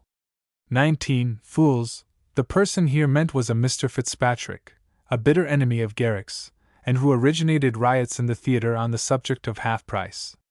20. A youth, Robert Lloyd, the friend and imitator of Churchill, an ingenious but improvident person, who died of grief at his friend's death in 1764.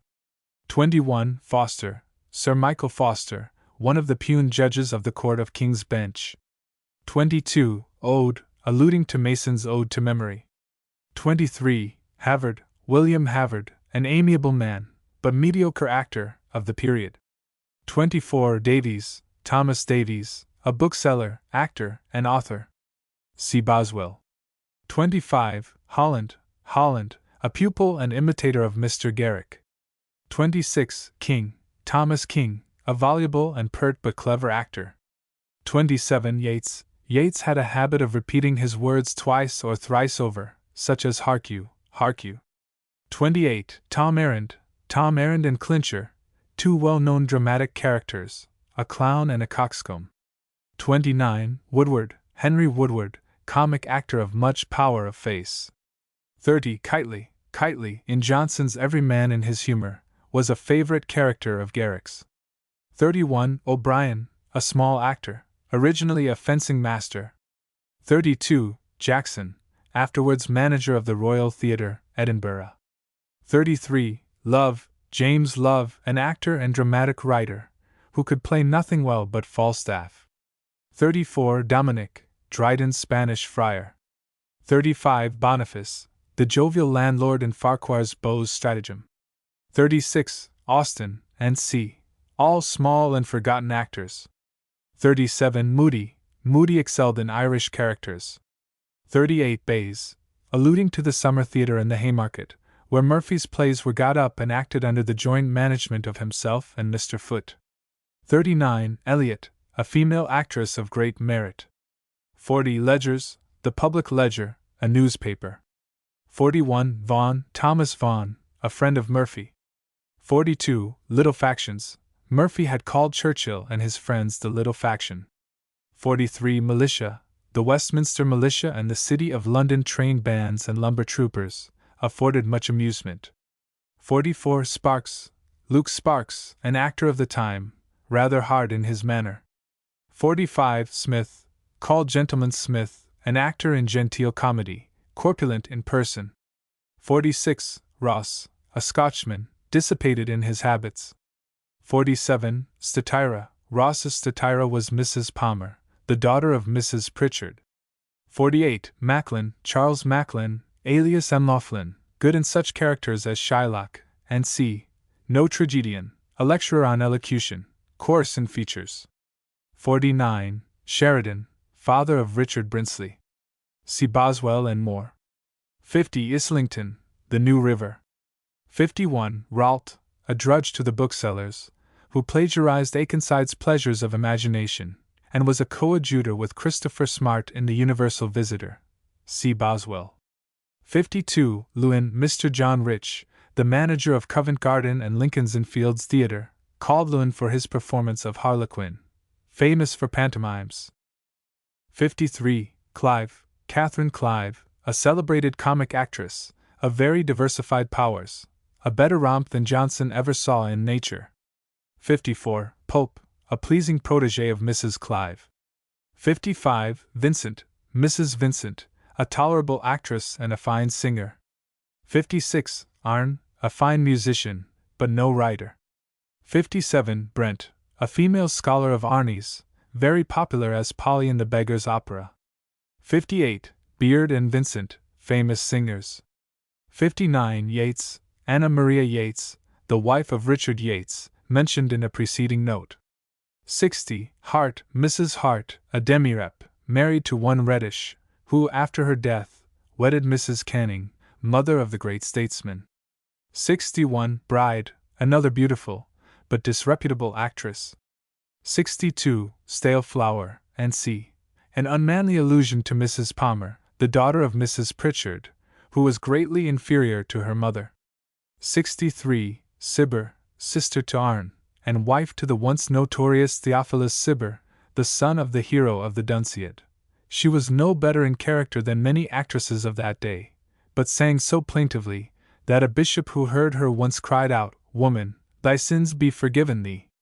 64. Pritchard, according to Johnson, in private a vulgar idiot, but who on the stage seemed to become inspired with gentility and understanding.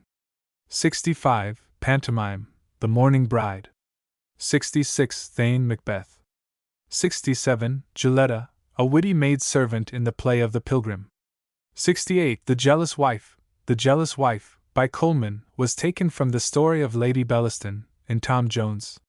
69. Mossop, Henry Mossop, a powerful, fiery, but irregular actor, very unfortunate in life. 70. Right-hand Mossop practiced the teapot attitude. 71. Barry, Spranger Barry, mentioned above as Garrick's great rival. He acted in Covent Garden. 72. Quin, the friend of Thomson, see Castle of Indolence, instructor in reading of George III, famous for indolence, wit, good nature, and corpulence. 73. Betterton, the great actor of the 17th century, whose funeral and character are described in the Tatler. Booth was his successor and copy. 74. Lined, supported. 75. Rowe, Andromache, in the Tragedy of the Distressed Mother, by Ambrose Phillips, and Lothario, in The Fair Penitent, by Rowe. 76. Brute, Sir John Brute, in Vanbragh's Provoked Wife. 77. Dorax, a soldier in Dryden's Don Sebastian. 78. Sheridan, see a previous note. 79. Naylor, pugilist. 80. Hubert, in King John. 81. Garrick, see Boswell and Murphy's Life of that great actor. 82. Sergeant Kite, the recruiting sergeant in Farquhar's Recruiting Officer. The Apology. Address to the Critical Reviewers. 83. Tristitium et metus. Horace. Laughs not the heart when giants, big with pride, assume the pompous port, the martial stride, o'er arm Herculean heave the enormous shield, vast as a weaver's beam the javelin wield, with the loud voice of thundering Jove defy, and dare to single combat, what, a fly! And laugh we less when giant names, which shine established, as it were, by right divine, critics, whom every captive art adores, to whom glad science pours forth all her stores, 10 who high in lettered reputation sit, and hold, Astrea-like, the scales of wit, with partial rage rush forth. Oh! Shame to tell, to crush a bard just bursting from the shell? Great are his perils in this stormy time who rashly ventures on a sea of rhyme. Around vast surges roll, winds envious blow, and jealous rocks and quicksands lurk below. Greatly his foes he dreads, but more his friends. He hurts me most who lavishly commends. 20 Look through the world. In every other trade the same employment's cause of kindness made, at least appearance of goodwill creates, and every fool puffs off the fool he hates. Cobblers with cobblers smoke away the night, and in the common cause e'en players unite. Authors alone, with more than savage rage, unnatural war with brother authors wage. The pride of nature would as soon admit competitors in empire as in wit. 30 Onward they rush, at fame's imperious call, and less than greatest, would not be at all smit with the love of honor, or the pence, o'errun with wit, and destitute of sense, should any novice in the rhyming trade with lawless pen the realms of verse invade, forth from the court, where sceptred sages sit, abused with praise, and flattered into wit, where in lethargic majesty they reign, and what they won by dullness, still maintain. 40 legions of factious authors throng at once, fool beckons fool, and dunce awakens dunce. To Hamilton's 84, the ready lie's repair, ne'er was lie made which was not welcome there. Thence, on maturer judgment's anvil wrought, the polished falsehoods into public brought. Quick circulating slanders mirth afford, and reputation bleeds in every word. A critic was of old a glorious name, whose sanction handed merit up to fame. 50 beauties as well as faults he brought to view. His judgment great, and great his candor too. No servile rules drew sickly taste aside. Secure he walked, for nature was his guide. But now, oh! strange reverse, our critics bawl in praise of candor with a heart of gall, conscious of guilt, and fearful of the light. They lurk enshrouded in the veil of night, safe from detection, seize the unwary prey, and stab, like bravos, all who come that way. 60 When first my muse, perhaps more bold than wise, bade the rude trifle into light arise, little she thought such tempests would ensue, less, that those tempests would be raised by you. The thunder's fury rends the towering oak, Rashiads, like shrubs, might scape the fatal stroke. Vain thought! A critic's fury knows no bound, draw cancer-like, he deals destruction round, nor can we hope he will a stranger spare, who gives no quarter to his friend Voltaire. 85, 70 Unhappy genius! Placed by partial fate with a free spirit in a slavish state, where the reluctant muse, oppressed by kings, or droops in silence, or in fetters sings. In vain thy dauntless fortitude hath borne the bigot's furious zeal, and tyrant's scorn. Why didst thou safe from homebred dangers steer, reserved to perish more ignobly here?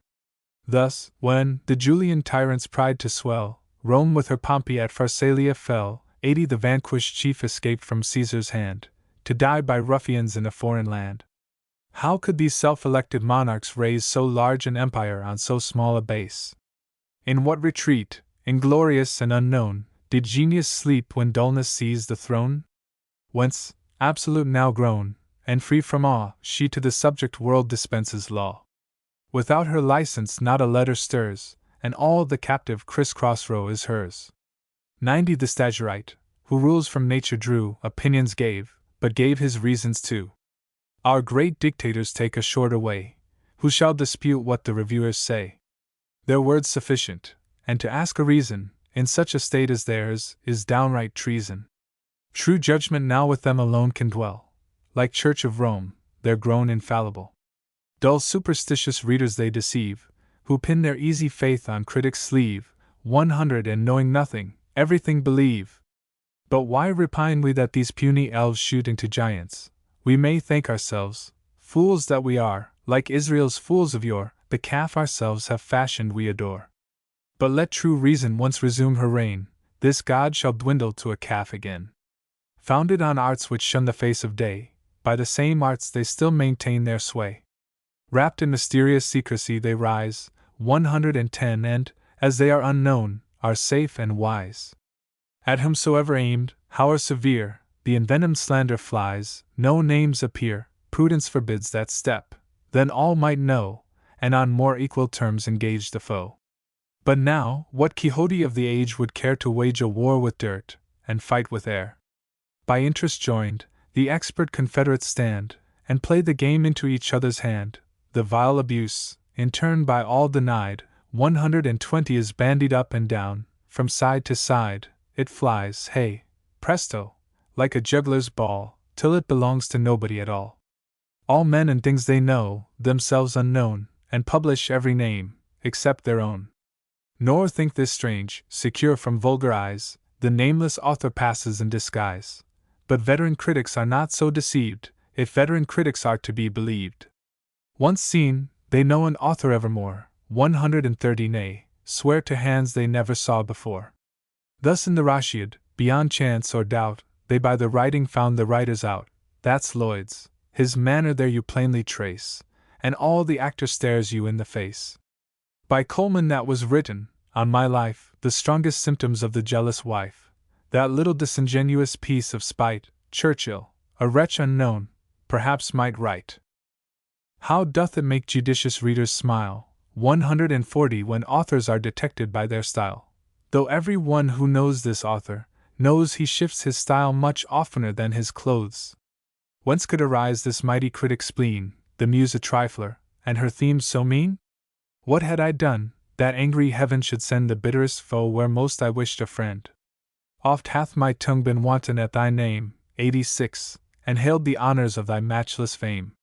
For me let hoary Fielding bite the ground, 150 So nobler Pickle stands superbly bound. From Livy's temples tear the historic crown, which with more justice blooms upon thine own. Compared with thee, be all life writers dumb, but he who wrote the life of Tommy Thumb. Who ever read the regicide, but swore the author wrote as man ne'er wrote before? Others for plots and underplots may call, here's the right method, have no plot at all. Who can so often in his cause engage 160 The tiny pathos of the Grecian stage, whilst horrors rise, and tears spontaneous flow at tragic ha, and no less tragic o. To praise his nervous weakness all agree, and then for sweetness, who so sweet is he? Too big for utterance when sorrows swell, the too big sorrows flowing tears must tell.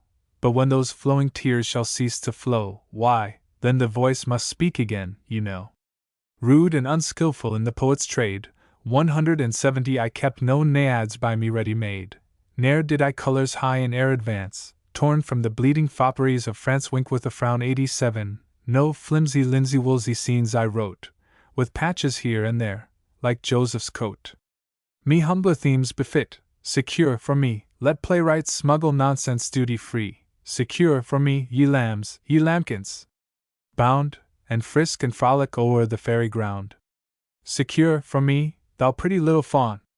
180 Lick Sylvia's hand, and crop the flowery lawn, uncensured let the gentle breezes rove through the green umbrage of the enchanted grove. Secure for me, let foppish nature smile, and play the coxcomb in the desert isle. The stage I chose, a subject fair and free, 'tis yours, 'tis mine, 'tis public property. All common exhibitions open lie, for praise or censure, to the common eye. Hence are 1,000 hackney writers fed, 190 hence monthly critics earn their daily bread. This is a general tax which all must pay, from those who scribble, down to those who play. Actors, a venal crew, receive support from public bounty for the public sport. To clap or hiss all have an equal claim, the cobbler's and his lordship's rights the same. All join for their subsistence, all expect free leave to praise their worth, their faults correct. When active Pickle Smithfield stage ascends, 200 the 3 days wonder of his laughing friends, each, or as judgment, or as fancy guides, the lively witling praises or derides. And where's the mighty difference, tell me where, betwixt a merry Andrew and a player? The strolling tribe, a despicable race, like wandering Arabs, shift from place to place. Vagrants by law, to justice open laid, they tremble, of the beetle's lash afraid, and fawning, cringe for wretched means of life. 210 To Madame Maris, or his worship's wife. The mighty monarch, in theatric sack, carries his whole regalia at his back. His royal consort heads the female band, and leads the heir apparent in her hand. The paniard ass creeps on with conscious pride, bearing a future prince on either side. No choice musicians in this troupe are found, to varnish nonsense with the charms of sound. No swords, no daggers, not one poisoned bowl. 220 No lightning flashes here, no thunders roll, no guards to swell the monarch's train are shown. The monarch here must be a host alone. No solemn pomp, no slow processions here, no Ammon's entry, and no Juliet's bier. By need compelled to prostitute his art, the varied actor flies from part to part, and, strange disgrace to all theatric pride, his character is shifted with his side. Question and answer he by turns must be, 230 Like that small wit in modern tragedy 88, who, to patch up his fame, or fill his purse, still pilfers wretched plans, and makes them worse, like gypsies, lest the stolen brat be known, defacing first, then claiming for his own. In shabby state they strut, and tattered robe, the scene a blanket, and a barn the globe. No high conceits their moderate wishes raise, content with humble profit, humble praise. Let dowdies simper, and let bumpkins stare. 240 The strolling pageant hero treads in air, pleased, for his hour he to mankind gives law, and snores the next out on a truss of straw. But if kind fortune, who sometimes, we know, can take a hero from a puppet show, in mood propitious should her favorite call, on royal stage in royal pomp to bawl, forgetful of himself, he rears the head, and scorns the dunghill where he first was bred, conversing now with well-dressed kings and queens, 250 with gods and goddesses behind the scenes, he sweats beneath the terror-nodding plume, taught by mock honors real pride to assume. On this great stage, the world, no monarch e'er was half so haughty as a monarch player. Doth it more move our anger or our mirth to see these things, the lowest sons of earth, presume, with self-sufficient knowledge graced, to rule in letters, and preside in taste? The town's decisions they no more admit, 260 themselves alone the arbiters of wit, and scorn the jurisdiction of that court to which they owe their being and support. Actors, like monks of old, now sacred grown, must be attacked by no fools but their own. Let the vain tyrant, 89, sit amidst his guards, his puny greenroom wits and venal bards, who meanly tremble at the puppet's frown, and for a playhouse freedom lose their own, in spite of new-made laws, and new-made kings, 270 the free-born muse with liberal spirit sings. Bow down, ye slaves! Before these idols fall, let genius stoop to them who've none at all, ne'er will I flatter, cringe, or bend the knee to those who, slaves to all, are slaves to me. Actors, as actors, are a lawful game, the poet's right, and who shall bar his claim? And if, o'erweening of their little skill, when they have left the stage, they're actors still, if to the subject world they still give laws, 280 with paper crowns, and scepters made of straws, if they in cellar or in garret roar, and kings one night, are kings forevermore, shall not bold truth, e'en there, pursue her theme, and wake the coxcomb from his golden dream? Or if, well worthy of a better fate, they rise superior to their present state, if, with each social virtue graced, they blend the gay companion and the faithful friend, if they, like Pritchard, join in private life 290 the tender parent and the virtuous wife, shall not our verse their praise with pleasure speak, though mimics bark, and envy split her cheek? No honest worths beneath the muse's praise, no greatness can above her censure raise.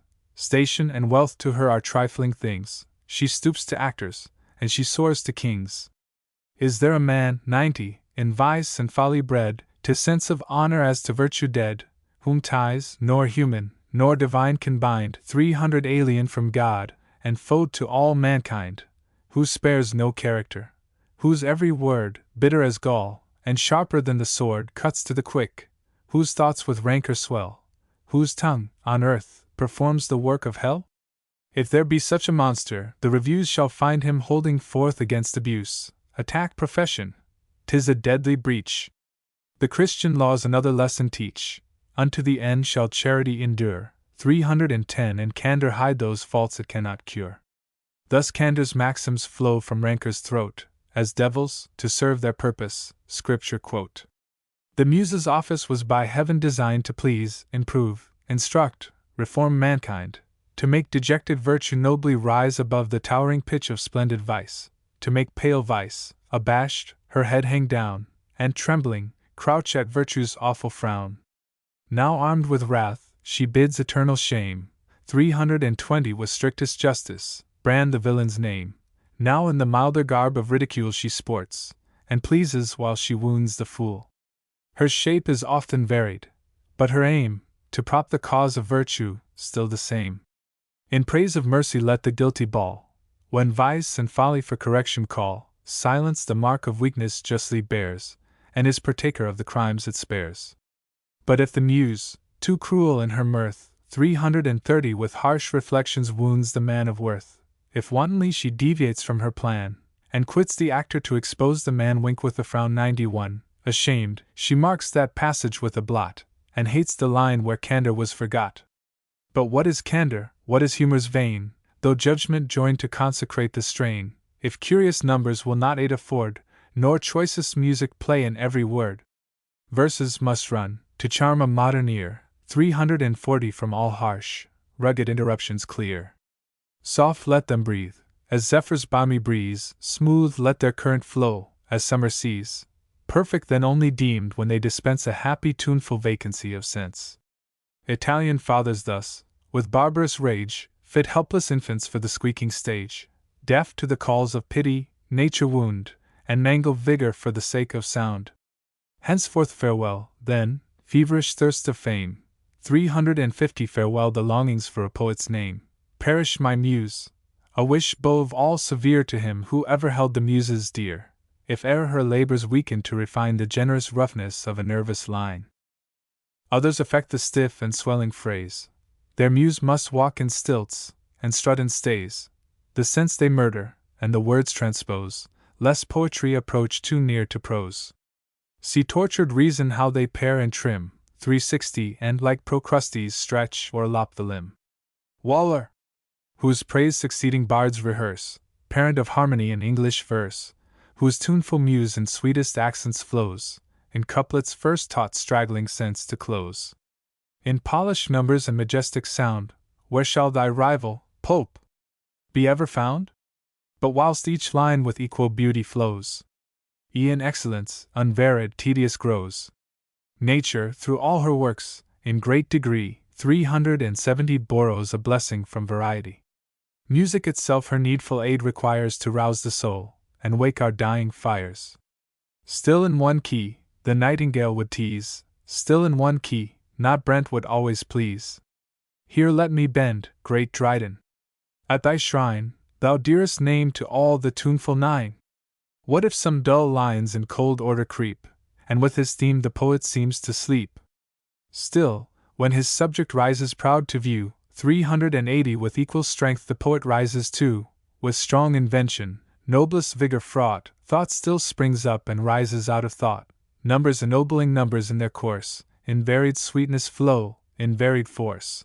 The powers of genius and of judgment join, and the whole art of poetry is thine.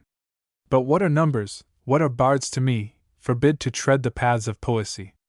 A sacred muse should consecrate her pen, 390 priests must not hear nor see like other men, far higher themes should her ambition claim. Behold where Sternhold points the way to fame. Whilst with mistaken zeal dull bigots burn, let reason for a moment take her turn. When coffee sages hold discourse with kings, and blindly walk in paper leading strings, what if a man delight to pass his time in spinning reason into harmless rhyme, or sometimes boldly venture to the play? 400 say, where's the crime, great man of prudence, say? No two on earth in all things can agree, all have some darling singularity, women and men, as well as girls and boys, in gewgaws take delight, and sigh for toys. Your scepters and your crowns, and such like things, are but a better kind of toys for kings. In things indifferent reason bids us choose, whether the whim's a monkey or a muse. What the grave triflers on this busy scene, 410 when they make use of this word reason, mean, I know not, but according to my plan, 'tis Lord Chief Justice in the court of man, equally formed to rule in age or youth, the friend of virtue and the guide to truth. To her I bow, whose sacred power I feel, to her decision make my last appeal. Condemned by her, applauding worlds in vain should tempt me to take up the pen again. By her absolved, my course I'll still pursue. 420 if reasons for me, God is for me too. Footnotes 83, for occasion, and c. of this, see life. 84, Hamilton, Archibald Hamilton, printer of the Critical Review. 85, Voltaire, Smollett had changed his opinion of Voltaire, and from praising, had begun to abuse him. 86, thy name, Dr. Tobias Smollett, the well-known author of Roderick Random, The Regicide, an unfortunate tragedy, and one of the editors of the Critical Review, is here satirized. 87, Fopperies of France, and c. In these lines the poet refers to Murphy's practice of vamping up French plays, and to his Desert Island, a ridiculous pastoral drama. 88, Modern Tragedy, Mr. Murphy again. 89, Vain Tyrant, and c. Garrick is here meant. He had displeased Churchill by pretending that he had ridden the Rashid to gain the freedom of the playhouse. He apologized very humbly to Churchill, and a reconciliation took place. 90, A Man, Dr. Smollett again. 91, Exposed a Man, referring to some personal lines on one Mr. John Palmer, which occurred in the first edition, but which he expunged. Knight, 92, an epistle to Robert Lloyd. Contrarius evihor orbi dat, Ovid met. Lib 2. When foes insult, and prudent friends dispense, in pity strains, the worst of insolence, oft with thee, Lloyd, I steal an hour from grief, and in thy social converse find relief. The mind, of solitude impatient grown, loves any sorrows rather than her own. Let slaves to business, bodies without soul, important blanks in nature's mighty roll, solemnize nonsense in the day's broad glare, we night prefer, which heals or hides our care.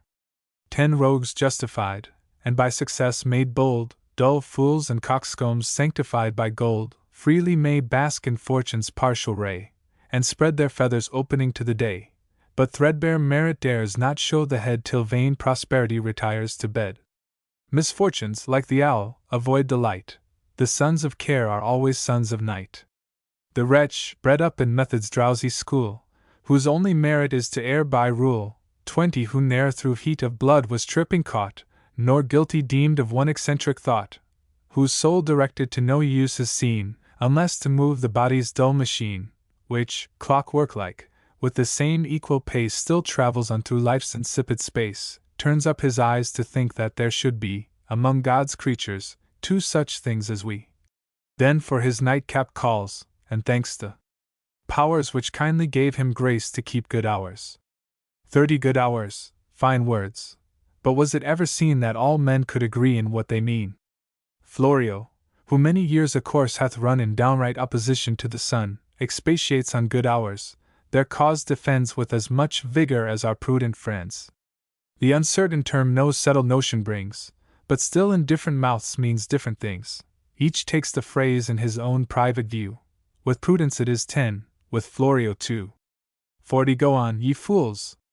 Who talk for talking's sake, without distinguishing, distinctions make. Shine forth in native folly, native pride, make yourselves rules to all the world beside. Reason, collected in herself, disdains the slavish yoke of arbitrary chains. Steady and true, each circumstance she weighs, nor to bare words inglorious tribute pays.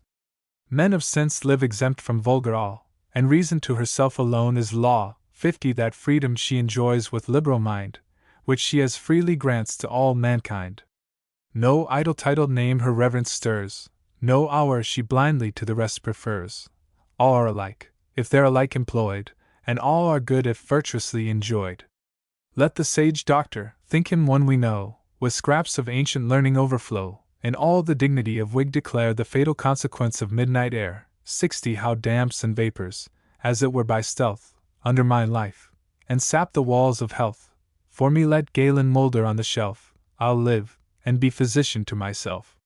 While soul is joined to body, whether fate allot a longer or a shorter date, I'll make them live, as brother should with brother, and keep them in good humor with each other. The surest road to health, say what they will, is never to suppose we shall be ill. 70 Most of those evils we poor mortals know, from doctors and imagination flow. Hence to old women with your boasted rules, stale traps, and only sacred now to fools. As well may sons of physic hope to find one medicine, as 1 hour, for all mankind. If Rupert after 10 is out of bed, the fool next morning can't hold up his head. What reason this which me to bed must call, whose head, thank heaven, never aches at all. 80 In different courses different tempers run. He hates the moon, I sicken at the sun. Wound up at 12 at noon, his clock goes right. Mine better goes, wound up at 12 at night. Then in oblivion's grateful cup I drown the galling sneer, the supercilious frown, the strange reserve, the proud, affected state of upstart knaves grown rich, and fools grown great. No more that abject wretch, 93, disturbs my rest, who meanly overlooks a friend distressed. 90 Purblind to poverty, the worldling goes, and scarce sees rags an inch beyond his nose, but from a crowd can single out his grace, and cringe and creep to fools who strut and lace. Whether those classic regions are surveyed where we in earliest youth together strayed, where hand in hand we trod the flowery shore, though now thy happier genius runs before, when we conspired a thankless wretch, 94, to raise, and taught a stump to shoot with pilfered praise, 100 who once, for reverend merit famous grown, gratefully strove to kick his maker down, or if more general arguments engage, the court or camp, the pulpit, bar, or stage, if half-bred surgeons, whom men doctors call, and lawyers, who were never bred at all, those mighty lettered monsters of the earth, our pity move, or exercise our mirth, or if in tittle-tattle, toothpick way, our rambling thoughts with easy freedom stray, 110 a gainer still thy friend himself must find, his grief suspended, and improved his mind. Whilst peaceful slumbers bless the homely bed where virtue, self-approved, reclines her head, whilst vice beneath imagined horrors mourns, and conscience plants the villain's couch with thorns, impatient of restraint, the active mind, no more by servile prejudice confined, leaps from her seat, as wakened from a trance and darts through nature at a single glance 120. Then we our friends, our foes, ourselves survey, and see by night what fools we are by day. Stripped of her gaudy plumes, and vain disguise, see where ambition, mean and loathsome, lies, reflection with relentless hand pulls down the tyrant's bloody wreath and ravished crown. In vain he tells of battles bravely won, of nations conquered, and of worlds undone. Triumphs like these but ill with manhood suit, and sink the conqueror beneath the brute. 130 But if, in searching round the world, we find some generous youth, the friend of all mankind, whose anger, like the bolt of Jove, is sped in terrors only at the guilty head, whose mercies, like heaven's dew, refreshing fall in general love and charity to all, pleased we behold such worth on any throne, and doubly pleased we find it on our own. Through a false medium things are shown by day, pomp, wealth, and titles, judgment lead astray. 140 How many from appearance borrow state, whom night disdains to number with the great? Must not we laugh to see yon lordling proud snuff up vile incense from a fawning crowd? Whilst in his beam surrounding clients play, like insects in the sun's enlivening ray, whilst, jay-like, he drives at furious rate, and seems the only charioteer of state, talking himself into a little god, and ruling empires with a single nod. 150 Who would not think, to hear him law dispense, that he had interest, and that they had sense? Injurious thought! Beneath night's honest shade, when pomp is buried, and false colors fade, plainly we see at that impartial hour, them dupes to pride, and him the tool of power. God help the man, condemned by cruel fate to court the seeming, or the real great! Much sorrow shall he feel, and suffer more than any slave who labors at the oar.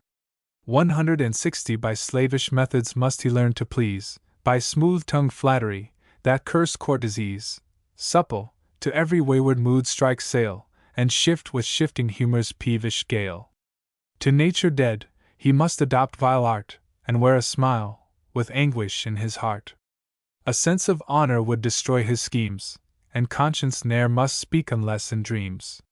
When he hath tamely borne, for many years, cold looks, forbidding frowns, contemptuous sneers, 170 When he at last expects, good easy man, to reap the profits of his labored plan, some cringing lackey, or rapacious whore, to favors of the great the surest door, some catamite, or pimp, in credit grown, who tempts another's wife, or sells his own, steps cross his hopes, the promised boon denies, and for some minion's minion claims the prize.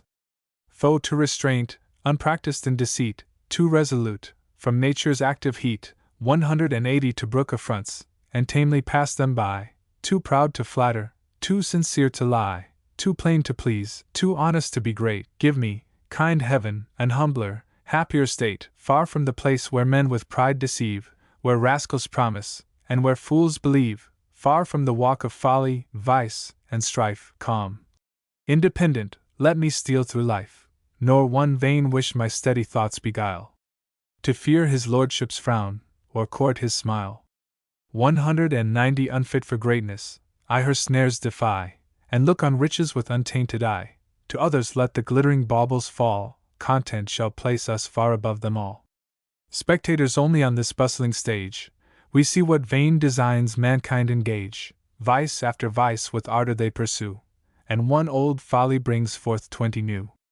Perplexed with trifles through the vale of life, man strives gainst man, without a cause for strife.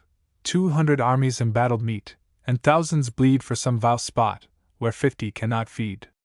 Squirrels for nuts contend, and wrong or right, for the world's empire kings ambitious fight.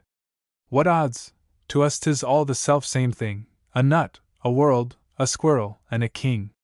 Britons, like Roman spirits famed of old, are cast by nature in a patriot mold.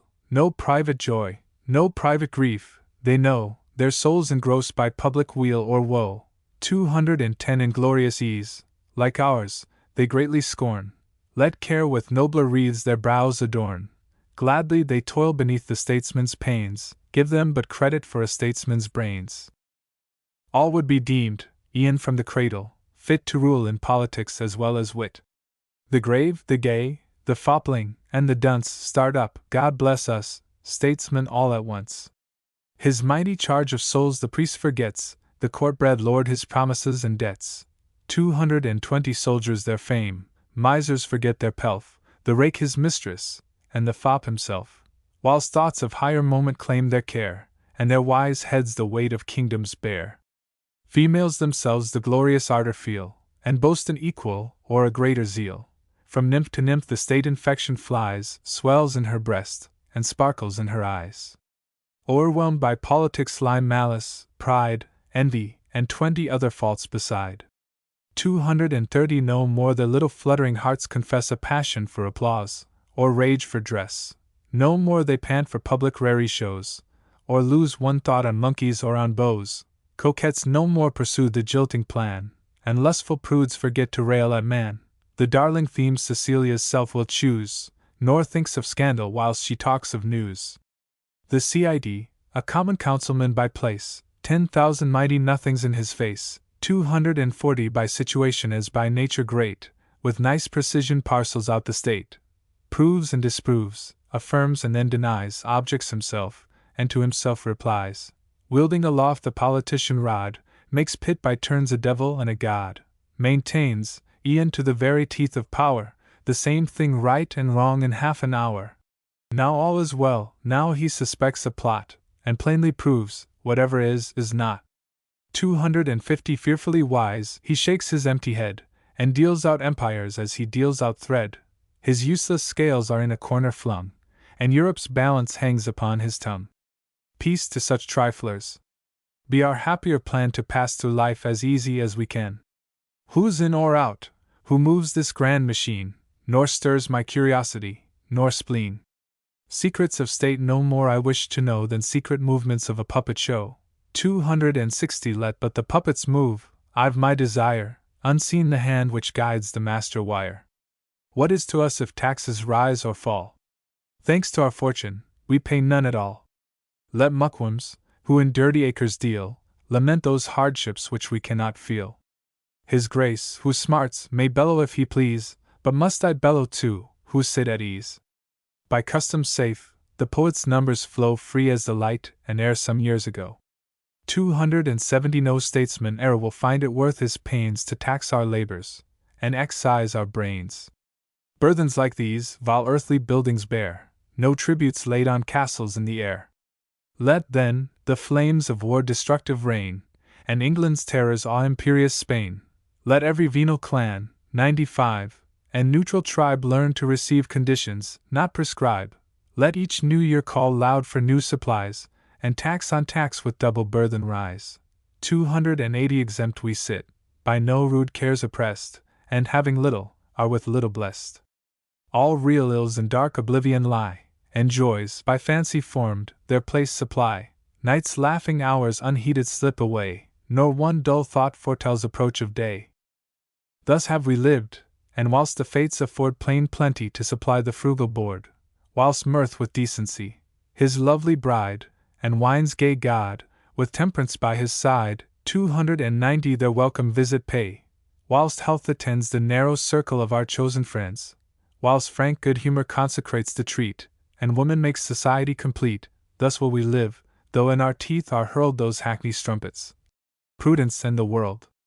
Prudence, of old a sacred term, implied virtue, with godlike wisdom for her guide, but now in general use is known to mean the stalking horse of vice, and folly's screen.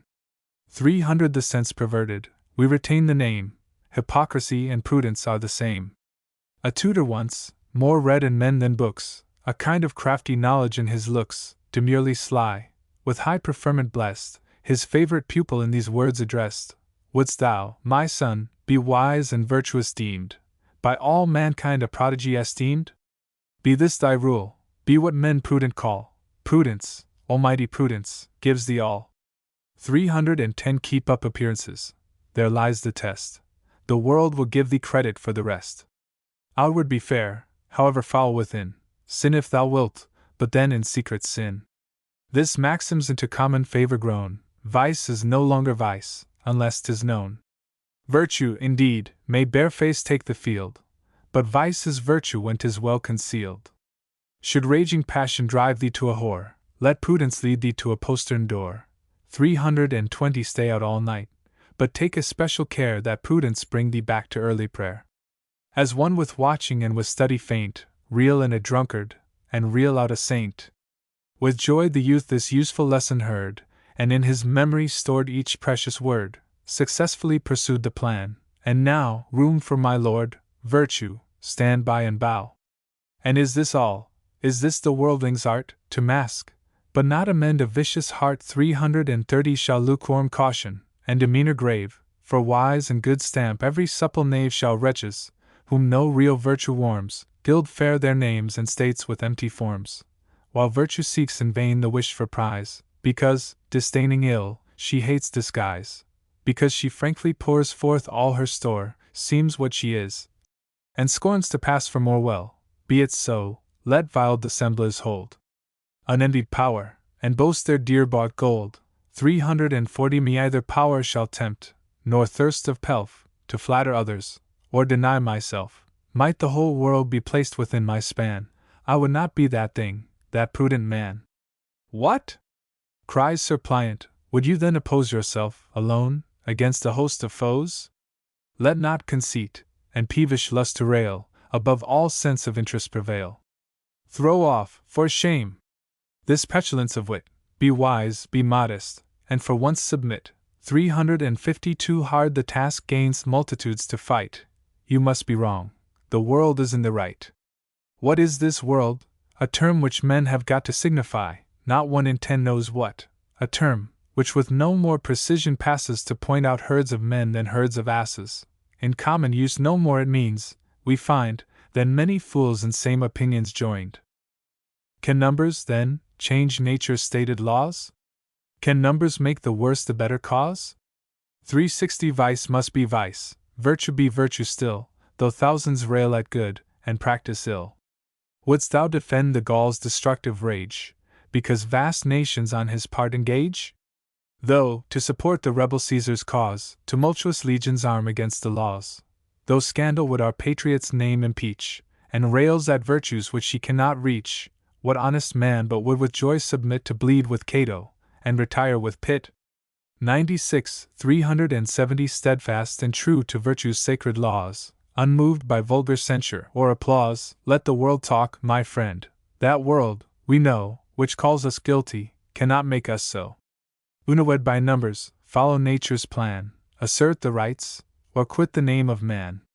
Consider well, weigh strictly right and wrong, resolve not quick, but once resolved, be strong.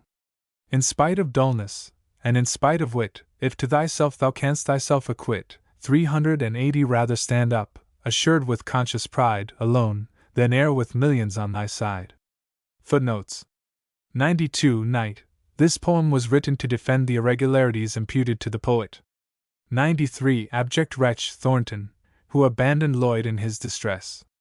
94 Thankless wretch, one Sellen, a popular clergyman, aided at first by Churchill and his set, but who betrayed and blackened them afterwards. We meet with him again in The Ghost as plausible. 95 Venal clan, alluding to Mr. Pitt's employing the Highland clans in the American War. 96 Pitt, who retired in 1761, because the cabinet would not go to war with Spain. The prophecy of famine. A Scots pastoral inscribed to John Wilkes, Esq. Nos patrium fugimus. Virgil. When Cupid first instructs his darts to fly from the sly corner of some cookmaid's eye, the stripling raw, just entered in his teens, receives the wound, and wonders what it means. His heart, like dripping, melts, and new desire within him stirs each time she stirs the fire. Trembling and blushing, he the fair one views, and fain would speak, but can't, without a muse. So to the sacred mount he takes his way, prunes his young wings, and tunes his infant lay, his oaten reed to rural ditties frames, to flocks and rocks, to hills and rills, proclaims, in simplest notes, and all unpolished strains, the loves of nymphs, and eke the loves of swains. Clad, as your nymphs were always clad of yore, in rustic weeds, a cook maid now no more, beneath an aged oak lardella lies, green moss her couch, her canopy the skies. From aromatic shrubs the roguish gale steals young perfumes and wafts them through the vale. 20 the youth, turned swain, and skilled in rustic lays, fast by her side his amorous descant plays. Herds low, flocks bleat, pies chatter, ravens scream, and the full chorus dies adown the stream. The streams, with music freighted, as they pass present the fair lardella with a glass, and Zephyr, to complete the lovesick plan, waves his light wings, and serves her for a fan. But when maturer judgment takes the lead, these childish toys on reason's altar bleed. 30 formed after some great man, whose name breeds awe, whose every sentence fashion makes a law, who on mere credit his vain trophies rears, and founds his merit on our servile fears. Then we discard the workings of the heart, and nature's banished by mechanic art. Then, deeply read, our reading must be shown. Vain is that knowledge which remains unknown. Then ostentation marches to our aid, and lettered pride stalks forth in full parade. 40 beneath their care behold the work refine, pointed each sentence, polished every line. Trifles are dignified, and taught to wear the robes of ancients with a modern air. Nonsense with classic ornaments is graced, and passes current with the stamp of taste. Then the rude Theocrit is ransacked o'er, and courtly Maro called from Mincio's shore. Sicilian muses on our mountains roam, easy and free as if they were at home. 50 nymphs, naiads, nereids, dryads, satyrs, fauns sport in our floods, and trip it o'er our lawns. Flowers which once flourished fair in Greece and Rome, more fair revive in England's meads to bloom. Skies without cloud, exotic suns adorn, and roses blush, but blush without a thorn. Landscapes, unknown to doughty nature, rise, and new creations strike our wondering eyes. For bards like these, who either sing nor say, grave without thought, and without feeling gay, 60 whose numbers in one even tenor flow, attuned to pleasure, and attuned to woe, who, if plain common sense her visit pays, and mars one couplet in their happy lays, as at some ghost affrighted, start and stare, and ask the meaning of her coming there. 4 bards like these a wreath shall Mason, 97, bring, lined with the softest down of folly's wing. In love's pagoda shall they ever doze, and Guise ball. 98. Kindly rock them to repose. 70. My lord, to letters as to faith most true, at once their patron and example too, shall quaintly fashion his love-labored dreams, sigh with sad winds, and weep with weeping streams, wink with a frown. 99. Curious in grief, for real grief, we know, is curious to dress up the tale of woe. From the green umbrage of some druid's seat shall his own works, in his own way, repeat. Me, whom no muse of heavenly birth inspires, no judgment tempers when rash genius fires. 80. Who boast no merit but mere knack of rhyme, short gleams of sense, and satire out of time. Who cannot follow where trim fancy leads, by prattling streams, o'er flower-empurpled meads. Who often, but without success, have prayed for apt alliteration's artful aid. Who would, but cannot, with a master's skill, coin fine new epithets, which mean no ill. Me, thus uncouth, thus every way unfit for pacing poesy. An ambling wit, 90. Taste with contempt beholds, nor deigns to place amongst the lowest of her favored race. Thou, nature, art my goddess, to thy law myself I dedicate. Hence, slavish awe, which bends to fashion, and obeys the rules imposed at first, and since observed by fools. Hence those vile tricks which mar fair nature's hue, and bring the sober matron forth to view, with all that artificial tawdry glare which virtue scorns, and none but strumpets wear. 100. Sick of those pomps, those vanities, that waste of toil, which critics now mistake for taste, of false refinements sick, and labored ease, which art, too thinly veiled, forbids to please. By nature's charms, inglorious truth, subdued, however plain her dress, and have your rude. To northern climes my happier course I steer, climes where the goddess reigns throughout the year, where, undisturbed by art's rebellious plan, she rules the loyal laird and faithful clan. 110 To that rare soil, where virtues clustering grow, what mighty blessings doth not England owe? What wagon loads of courage, wealth, and sense, doth each revolving day import from thence? To us she gives, disinterested friend, faith without fraud, and stewards, 100, without end. When we prosperity's rich trappings wear, come not her generous sons and take a share?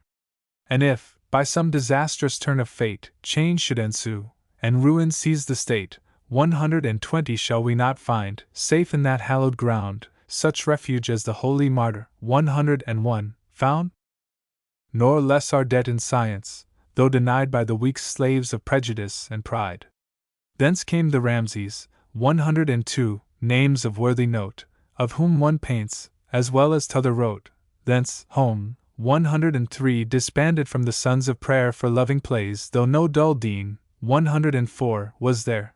Thence issued forth, at great Macpherson's, 105, call, that old, new, epic pastoral, Fingal, 130 thence Malak, 106. Friend alike to church and state, of Christ and liberty, by grateful fate raised to rewards, which, in a pious reign, all daring infidels should seek in vain. Thence simple bards, by simple prudence taught, to this wise town by simple patrons brought, in simple manner utter simple lays, and take, with simple pensions, simple praise. Waft me, some muse, to Tweed's inspiring stream, where all the little loves and graces dream, 140 where, slowly winding, the dull waters creep, and seem themselves to own the power of sleep, where on the surface lead, like feathers, swims.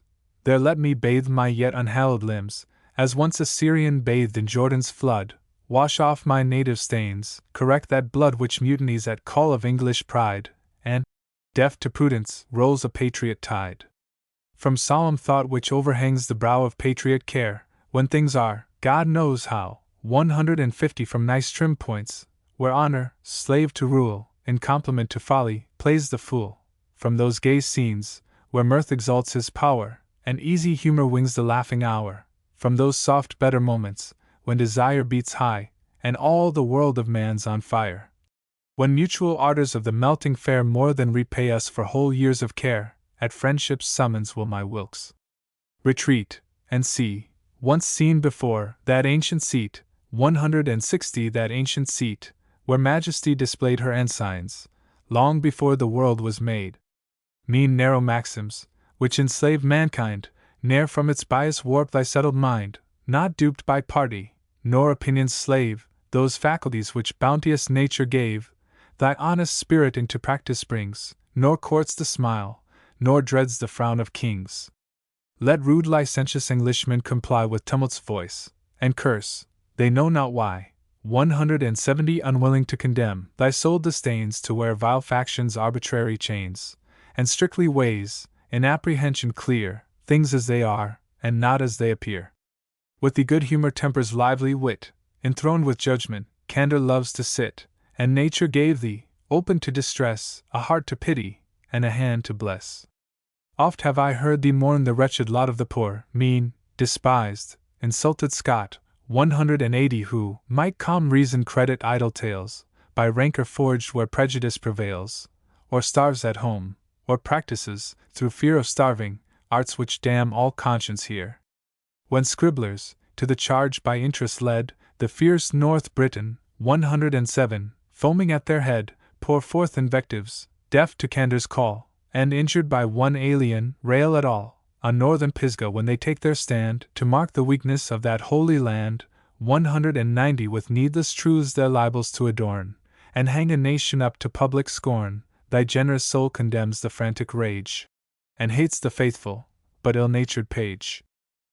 The Scots are poor, cries surly English pride, true is the charge, nor by themselves denied. Are they not, then, in strictest reason clear, who wisely come to mend their fortunes here?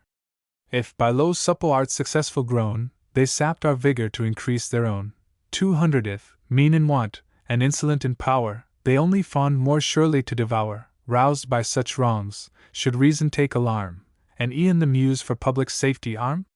But if they own ingenuous virtue's sway, and follow where true honor points the way, if they revere the hand by which they're fed, and bless the donors for their daily bread, or, by vast debts of higher import bound, are always humble, always grateful found, 210 if they, directed by Paul's holy pen, become discreetly all things to all men, that all men may become all things to them, and they may hate, but justice can't condemn.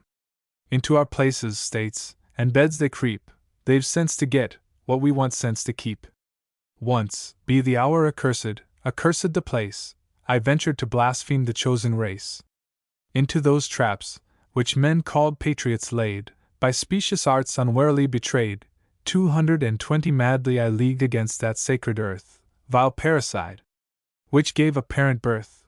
But shall I meanly error's path pursue, when heavenly truth presents her friendly clue? Once plunged in ill, shall I go farther in? To make the oath was rash, to keep it sin. Backward I tread the paths I trod before, and calm reflection hates what passion swore. Converted, blessed are the souls which know those pleasures which from true conversion flow, 230 whether to reason, who now rules my breast, or to pure faith, like Littleton and West, 108, past crimes to expiate, be my present aim to raise new trophies to the Scottish name, to make, what can the proudest muse do more, e'en faction's sons her brighter worth adore, to make her glories, stamped with honest rhymes, in fullest tide roll down to latest times. Presumptuous wretch! And shall a muse like thine, an English muse, the meanest of the 240 attempt a theme like this? Can her weak strain expect indulgence from the mighty Thane?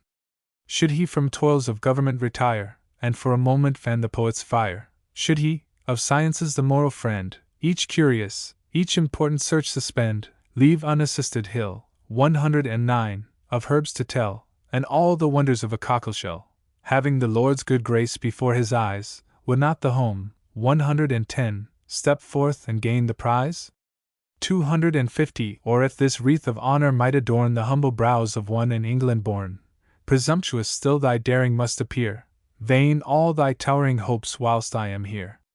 Thus spake a form, by silken smile and tone, dull and unvaried, for the laureate, 111, known, folly's chief friend, decorum's eldest son, in every party found, and yet of none.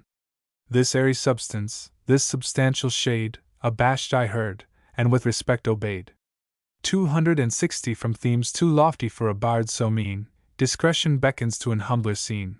The restless fever of ambition laid, calm I retire, and seek the sylvan shade. Now be the muse disrobed of all her pride, be all the glare of verse by truth supplied. And if plain nature pours a simple strain, which beauty may praise, and Ossian not disdain, Ossian, sublimest, simplest bard of all, whom English infidels Macpherson call, 270 then round my head shall honor's ensigns wave, and pensions mark me for a willing slave. 2 boys, whose birth, beyond all question, springs from great and glorious, though forgotten, kings, shepherds, of Scottish lineage, born and bred on the same bleak and barren mountain's head, by niggard nature doomed on the same rocks to spin out life, and starve themselves in flocks, fresh as the morning, which, enrobed in mist, the mountain's top with usual dullness kissed, 280 jockey and sawney to their labors rose, soon clad, I ween, where nature needs no clothes, where, from their youth, inured to winter skies, dress and her vain refinements they despise. Jockey, whose manly high-boned cheeks to crown, with freckles spotted, flamed the golden down, with meikle art could on the bagpipes play, e'en from the rising to the setting day. Sawney as long without remorse could bawl Holmes' madrigals, and ditties from Fingal, 290 oft at his strains, all natural though rude.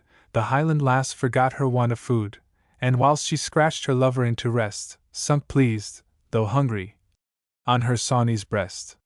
Far as the eye could reach, no tree was seen, earth, clad in russet, scorned the lively green, the plague of locusts they secure defy, for in 3 hours a grasshopper must die. No living thing, whatever its food, feasts there, but the chameleon, who can feast on air. 300 no birds, except as birds of passage, flew, no bee was known to hum, no dove to coo, no streams, as amber smooth, as amber clear, were seen to glide, or heard to warble here. Rebellion's spring, which through the country ran, furnished, with bitter draughts, the steady clan. No flowers embalmed the air, but one white rose, 112, which on the 10th of June by instinct blows at morn. And when the shades of drizzly eve prevail, by instinct fades. 310 and but one poor solitary cave, too sparing of her favors, nature gave. That one alone, hard tax on Scottish pride, shelter at once for man and beast supplied. Their snares without, entangling briars spread, and thistles, armed against the invader's head, stood in close ranks, all entrance to oppose. Thistles now held more precious than the rose. All creatures which, on nature's earliest plan, were formed to loathe and to be loathed by man, 320 which owed their birth to nastiness and spite, deadly to touch, and hateful to the sight, creatures which, when admitted in the ark, their Saviour shunned, and rankled in the dark, found place within, marking her noisome road with poison's trail. Here crawled the bloated toad, their webs were spread of more than common size, and half-starved spiders preyed on half-starved flies, in quest of food. F strove in vain to crawl, slugs, pinched with hunger, smeared the slimy wall. 330 the cave around with hissing serpents rung, on the damp roof unhealthy vapor hung, and famine, by her children always known, as proud as poor, here fixed her native throne. Here, for the sullen sky was overcast, and summer shrunk beneath a wintry blast, a native blast, which, armed with hail and rain, beat unrelenting on the naked swain. The boys for shelter made, behind, the sheep, of which those shepherds every day take keep. 340 sickly crept on, and with complainings rude, on nature seemed to call, and bleat for food. Jockey. Sith to this cave by tempest we're confined, and within ken our flocks, under the wind, safe from the pelting of this perilous storm, are laid among yon thistles, dry and warm. What, Sawney, if by shepherd's art we try to mock the rigor of this cruel sky? What if we tune some merry roundelay? Well dost thou sing, nor ill doth jockey play. 350. Sawney. Ah! Jockey, ill advisest thou, I wis, to think of songs at such a time as this. Sooner shall herbage crown these barren rocks, sooner shall fleeces clothe these ragged flocks, sooner shall want these shepherds of the south, and we forget to live from hand to mouth, than Sawney, out of season, shall impart the songs of gladness with an aching heart. Jockey. Still have I known thee for a silly swain, of things past help, what boots it to complain? 360 Nothing but mirth can conquer fortune's spite. No sky is heavy, if the heart be light. Patience is sorrow's salve, what can't be cured, so Donald Wright adds, must be endured. Sawney. Full silly swain, what is jockey now? How didst thou bear thy Maggie's falsehood? How, when with a foreign loon she stole away, didst thou forswear thy pipe and shepherd's lay? Where was thy boasted wisdom then, when I applied those proverbs which ye now apply? 370. Jockey. Oh, she was bonny! All the highlands round was there a rival to my Maggie found? More precious, though that precious is to all, than the rare medicine which we brimstone call, or that choice plant, 113, so grateful to the nose, which, in I know not what far country, grows, was Maggie unto me. Dear do I rue a lass so fair should ever prove untrue. Sawney. Whether with pipe or song to charm the ear, through all the land did Jamie find a peer? 380 Curse be that year, 114, by every honest Scot, and in the shepherd's calendar forgot, that fatal year when Jamie, hapless swain, in evil hour forsook the peaceful plain. Jamie, when our young laird discreetly fled, was seized, and hanged till he was dead, dead, dead. Jockey. Full sorely may we all lament that day, for all were losers in the deadly fray. 5 brothers had I on the Scottish plains, well dost thou know were none more hopeful swains. 395 brothers there I lost, in manhood's pride, 2 in the field, and 3 on gibbets died.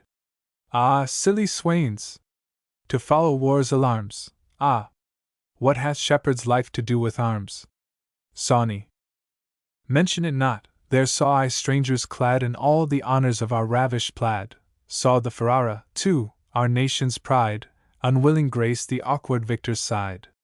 There fell our choicest youth, and from that day mote never saw ni tune the merry lay. 400 bless those which fell, curse those which still survive, to mourn 15 renewed in 45. Thus plained the boys, when, from her throne of turf, with boils embossed, and overgrown with scurf, vile humours which, in life's corrupted well mixed at the birth, not abstinence could quell, pale famine reared the head, her eager eyes, where hunger e'en to madness seemed to rise, speaking aloud her throes and pangs of heart, strained to get loose, and from their orbs to start. 410 her hollow cheeks were each a deep sunk cell, where wretchedness and horror loved to dwell, with double rows of useless teeth supplied, her mouth, from ear to ear, extended wide, which, when for want of food her entrails pined, she oped, and cursing, swallowed not but wind. All shriveled was her skin, and here and there, making their way by force, her bones lay bare, such filthy sight to hide from human view. O'er her foul limbs a tattered plaid she threw. 420 cease, cried the goddess, cease, despairing swains, and from a parent hear what Jove ordains. Pent in this barren corner of the isle, where partial fortune never deigned to smile, like nature's bastards, reaping for our share what was rejected by the lawful heir, unknown amongst the nations of the earth, or only known to raise contempt and mirth, long free, because the race of Roman braves thought it not worth their while to make us slaves. 430 then into bondage by that nation brought, whose ruin we for ages vainly sought, whom still with unslaked hate we view, and still, the power of mischief lost, retain the will, considered as the refuse of mankind, a mass till the last moment left behind, which frugal nature doubted, as it lay, whether to stamp with life or throw away, which, formed in haste, was planted in this nook, but never entered in creation's book. 440 branded as traitors who, for love of gold, would sell their God, as once their king they sold. Long have we borne this mighty weight of ill, these vile injurious taunts, and bear them still. But times of happier note are now at hand, and the full promise of a better land. There, like the sons of Israel, having trod, for the fixed term of years ordained by God, a barren desert, we shall seize rich plains, where milk with honey flows, and plenty reigns. 450 with some few natives joined, some pliant few, who worship interest in our track pursue. There shall we, though the wretched people grieve, ravage at large, nor ask the owner's leave. For us, the earth shall bring forth her increase. For us, the flocks shall wear a golden fleece. Fat beeves shall yield us dainties not our own, and the grape bleed a nectar yet unknown. For our advantage shall their harvests grow, and Scotsmen reap what they disdain to sow. 460 for us, the sun shall climb the eastern hill. For us, the rain shall fall, the dew distill. When to our wishes nature cannot rise, art shall be tasked to grant us fresh supplies. His brawny arm shall drudging labor strain, and for our pleasure suffer daily pain. Trade shall for us exert her utmost powers, hers all the toil, and all the profit ours. For us, the oak shall from his native steep descend, and fearless travel through the deep. 470 the sail of commerce, for our use unfurled, shall waft the treasures of each distant world. For us, sublimer heights shall science reach. For us, their statesmen plot, their churchmen preach, their noblest limbs of counsel we'll disjoint, and mocking, new ones of our own appoint.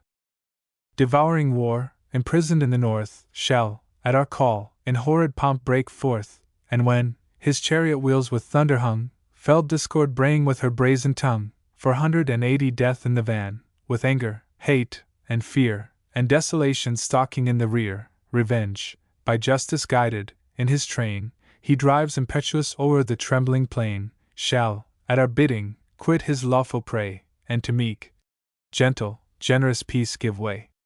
Think not, my sons, that this so blessed estate stands at a distance on the roll of fate, already big with hopes of future sway. E'en from this cave I sent my destined prey. 490 think not that this dominion o'er a race, whose former deeds shall time's last annals grace, in the rough face of peril must be sought, and with the lives of thousands dearly bought. No, fooled by cunning, by that happy art which laughs to scorn the blundering hero's heart, into the snare shall our kind neighbors fall with open eyes, and fondly give us all. When Rome, to prop her sinking empire, bore their choicest levies to a foreign shore, 500 what if we seized, like a destroying flood, their widowed plains, and filled the realm with blood, gave an unbounded loose to manly rage, and scorning mercy, spared nor sex, nor age? When, for our interest too mighty grown, monarchs of warlike bent possessed the throne, what if we strove divisions to foment, and spread the flames of civil discontent, assisted those who gainst their king made head, and gave the traitors refuge when they fled? 510 When restless glory bade her sons advance, and pitched her standard in the fields of France, what if, disdaining oaths, and empty sound, by which our nation never shall be bound, bravely we taught unmuzzled war to roam through the weak land, and brought cheap laurels home? When the bold traitors, leagued for the defense of law, religion, liberty, and sense, when they against their lawful monarch rose, and dared the Lord's anointed to oppose, 520 What if we still revered the banished race, and strove the royal vagrants to replace? With fierce rebellions shook the unsettled state, and greatly dared, though crossed by partial fate. These facts, which might, where wisdom held the sway, awake the very stones to bar our way, there shall be nothing, nor one trace remain in the dull region of an English brain. Blessed with that faith which mountains can remove, first they shall dupes, next saints, last martyrs, prove. 530 Already is this game of fate begun under the sanction of my darling son. Wink with a frown. 115 That son, of nature royal as his name, is destined to redeem our race from shame. His boundless power, beyond example great, shall make the rough ways smooth, the crooked straight, shall for our ease the raging floods restrain, and sink the mountain level to the plain. Discord, whom in a cavern underground with massy fetters their late patriot bound, 540 Where her own flesh the furious hag might tear, and vent her curses to the vacant air, where, that she never might be heard of more, he planted loyalty to guard the door. For better purpose shall our chief release, disguise her for a time, and call her peace. 116 Lured by that name, fine engine of deceit, shall the weak English help themselves to cheat. To gain our love, with honors shall they grace the old adherents of the Stuart race. 550 Who, pointed out no matter by what name, Tories or Jacobites, are still the same. To soothe our rage the temporizing brood shall break the ties of truth and gratitude, against their Saviour venomed falsehood's frame, and brand with calumny their William's name, to win our grace, rare argument of wit, to our untainted faith shall they commit, our faith, which, in extremest perils tried, disdained, and still disdains, to change her side. 560 That sacred majesty they all approve, who most enjoys, and best deserves their love. Footnotes 97 Mason, William Mason, author of Elfrida, Caractacus, and an elegy on the death of the Countess of Coventry, the intimate friend, executor, and biographer of Grey. 98 Giesball, a stupid and scurrilous attack on Scotland. 99 Weeping Streams, referring to Lord Lyttelton's monody on his wife's death, and his essay on the conversion of Paul. 100 Stuarts, the family name of Lord Bute. 101 Holy Martyr, Charles I. 102 Ramsays, Alan Ramsay, author of The Gentle Shepherd, and his son, Alan, a fine painter, intimate with Reynolds and Johnson. 103 Home, John Home, the well-known author of Douglas. See Mackenzie's Life. 104 Dull Dean, Dr. Zachary Pierce, Bishop of Rochester and Dean of Westminster, who rebuked Churchill for writing on players and dressing like a layman. 105 Great Macpherson, James Macpherson, translator or author of Ossian. 106 Mallet, David Mallet, son of an innkeeper in Crieff, friend of Thomson's, author of A Poor Life of Bacon, and of One Good Ballad. William and Margaret, editor of Bolingbroke's posthumous infidel works, under-secretary to the Prince of Wales, and a pensioner. 107 North Britain, the famous paper conducted by Wilkes. 108 Lyttelton and West, George Lord Lyttelton, author of the History of Henry II. And Gilbert West, the translator of Pindar, both originally skeptical, but both converted, the one, the author of a dissertation on Paul's conversion, the other, of a book on the resurrection of Christ. 109. Hill, a protege of Lord Bute's. See a note upon the rescind. 110. Home, John Home, another of Lord Bute's proteges. 111. Laureate, William Whitehead, laureate after C. Cibber, who had somehow provoked Churchill. 112. White Rose, the emblem of the Jacobites, a white rose, was worn by them, in honor of the young pretender's birthday, on the 10th of June. 113. Choice plant, tobacco. 114. That year, the year 1745. 115. Darling son, Bute. 116. Peace, that of 1763, abused by all the opposition. An epistle to William Hogarth. 117. Amongst the sons of men how few are known who dare be just to merit not their own. Superior virtue and superior sense, to knaves and fools, will always give offence.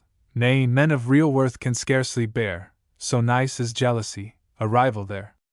Be wicked as thou wilt, do all that's base, proclaim thyself the monster of thy race, let vice and folly thy black soul divide, be proud with meanness, and be mean with pride.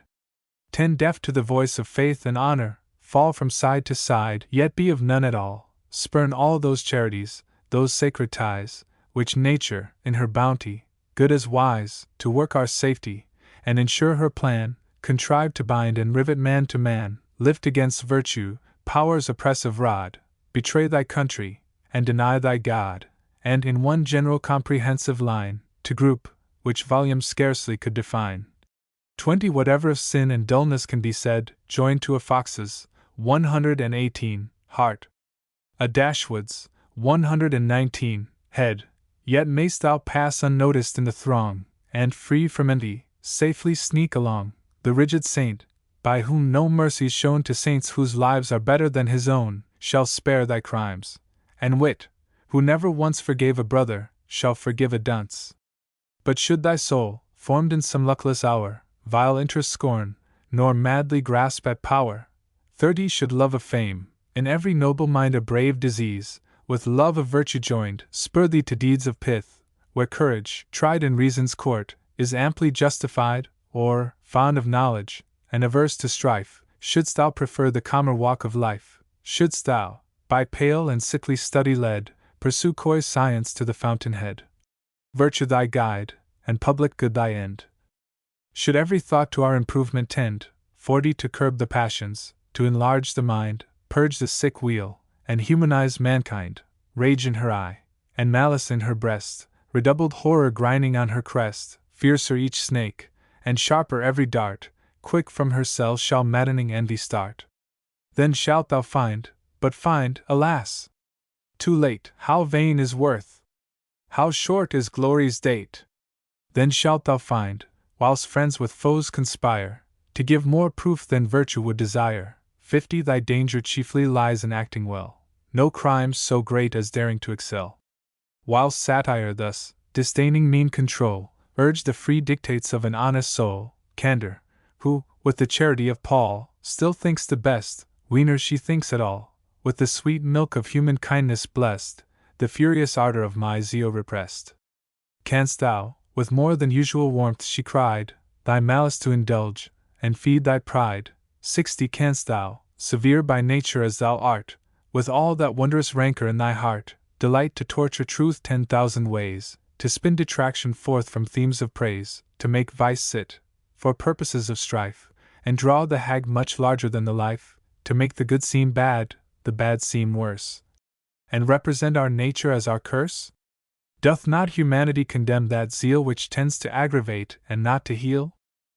70. Doth not discretion warn thee of disgrace, and danger, grinning, stare thee in the face, loud as the drum, which, spreading terror round, from emptiness acquires the power of sound? Doth not the voice of Norton, 120, strike thy ear, and the pale Mansfield, 121, chill thy soul with fear? Dost thou, fond man, believe thyself secure because thou art honest, and because thou art poor? Dost thou on law and liberty depend? turn thy eyes, and view thy injured friend. 80 Art thou beyond the ruffian gripe of power, when Wilkes, prejudged, is sentenced to the Tower? Dost thou by privilege exemption claim, when privilege is little more than name? Or to prerogative, that glorious ground on which state scoundrels oft have safety found, dost thou pretend, and there a sanction find, unpunished, thus to libel humankind when poverty, the poet's constant crime, compelled thee, all unfit, to trade in rhyme? 90 Had not romantic notions turned thy head, hadst thou not valued honor more than bread, had interest, pliant interest, been thy guide, and had not prudence been debauched by pride, in flattery's stream thou wouldst have dipped thy pen, applied to great and not to honest men, nor should conviction have seduced thy heart to take the weaker, though the better part. What but rank folly, for thy curse decreed, could into satire's barren path mislead?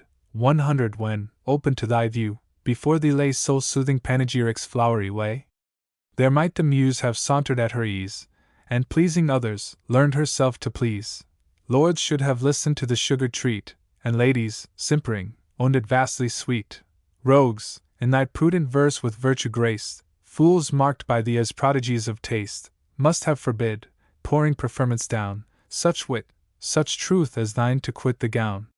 110 Thy sacred brethren, too, for they, no less than laymen, bring their offerings to success, had hailed thee good if great, and paid the vow sincere as that they pay to God, whilst thou in lawn hadst whispered to a sleeping crowd, as dull as Rochester. 122 And half as proud.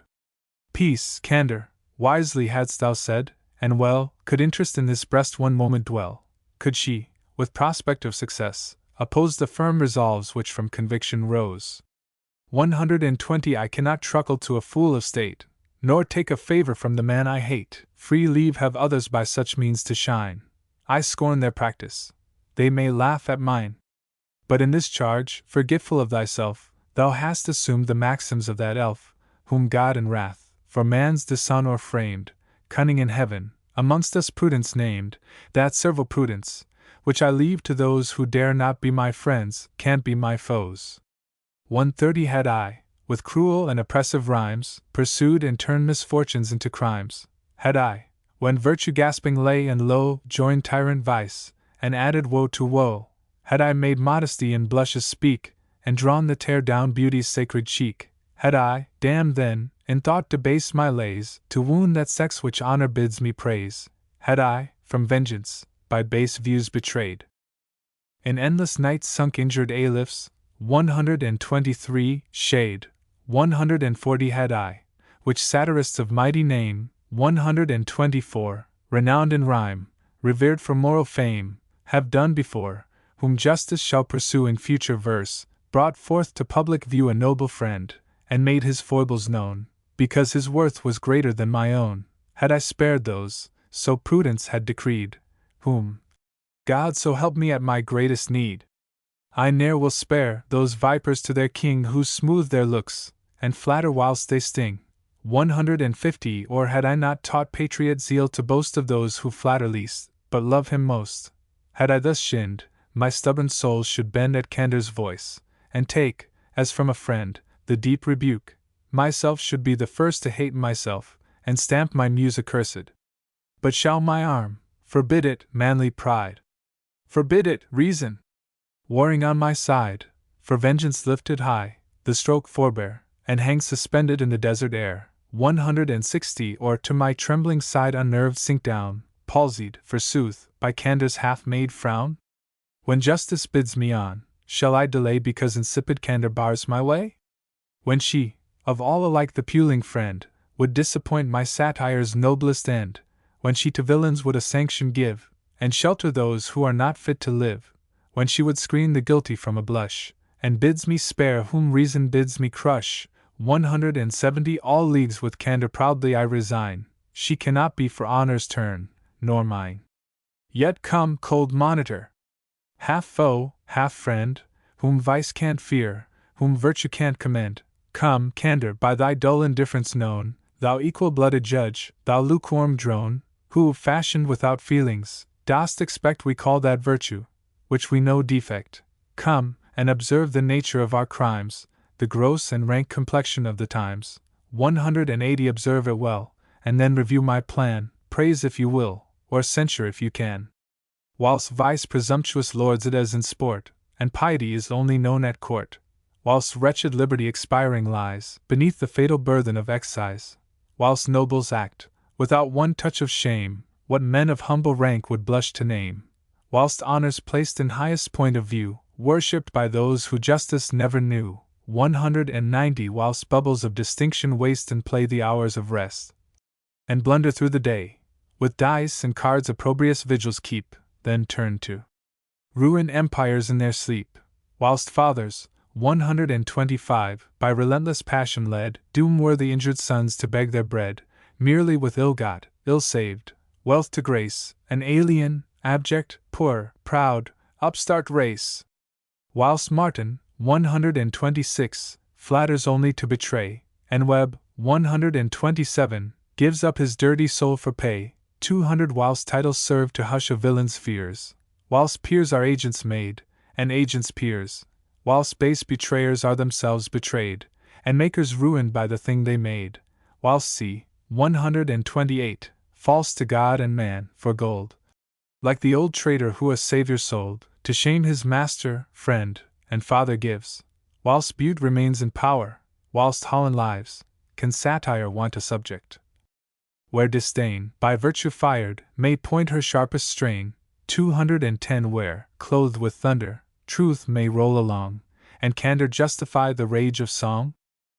Such things, such men before thee, such an age, where rancour, great as thine, may glut her rage, and sicken e'en to surfeit, where the pride of satire, pouring down in fullest tide, may spread wide vengeance round, yet all the while justice behold the ruin with a smile, whilst I, thy foe misdeemed, cannot condemn, nor disapprove that rage I wish to stem.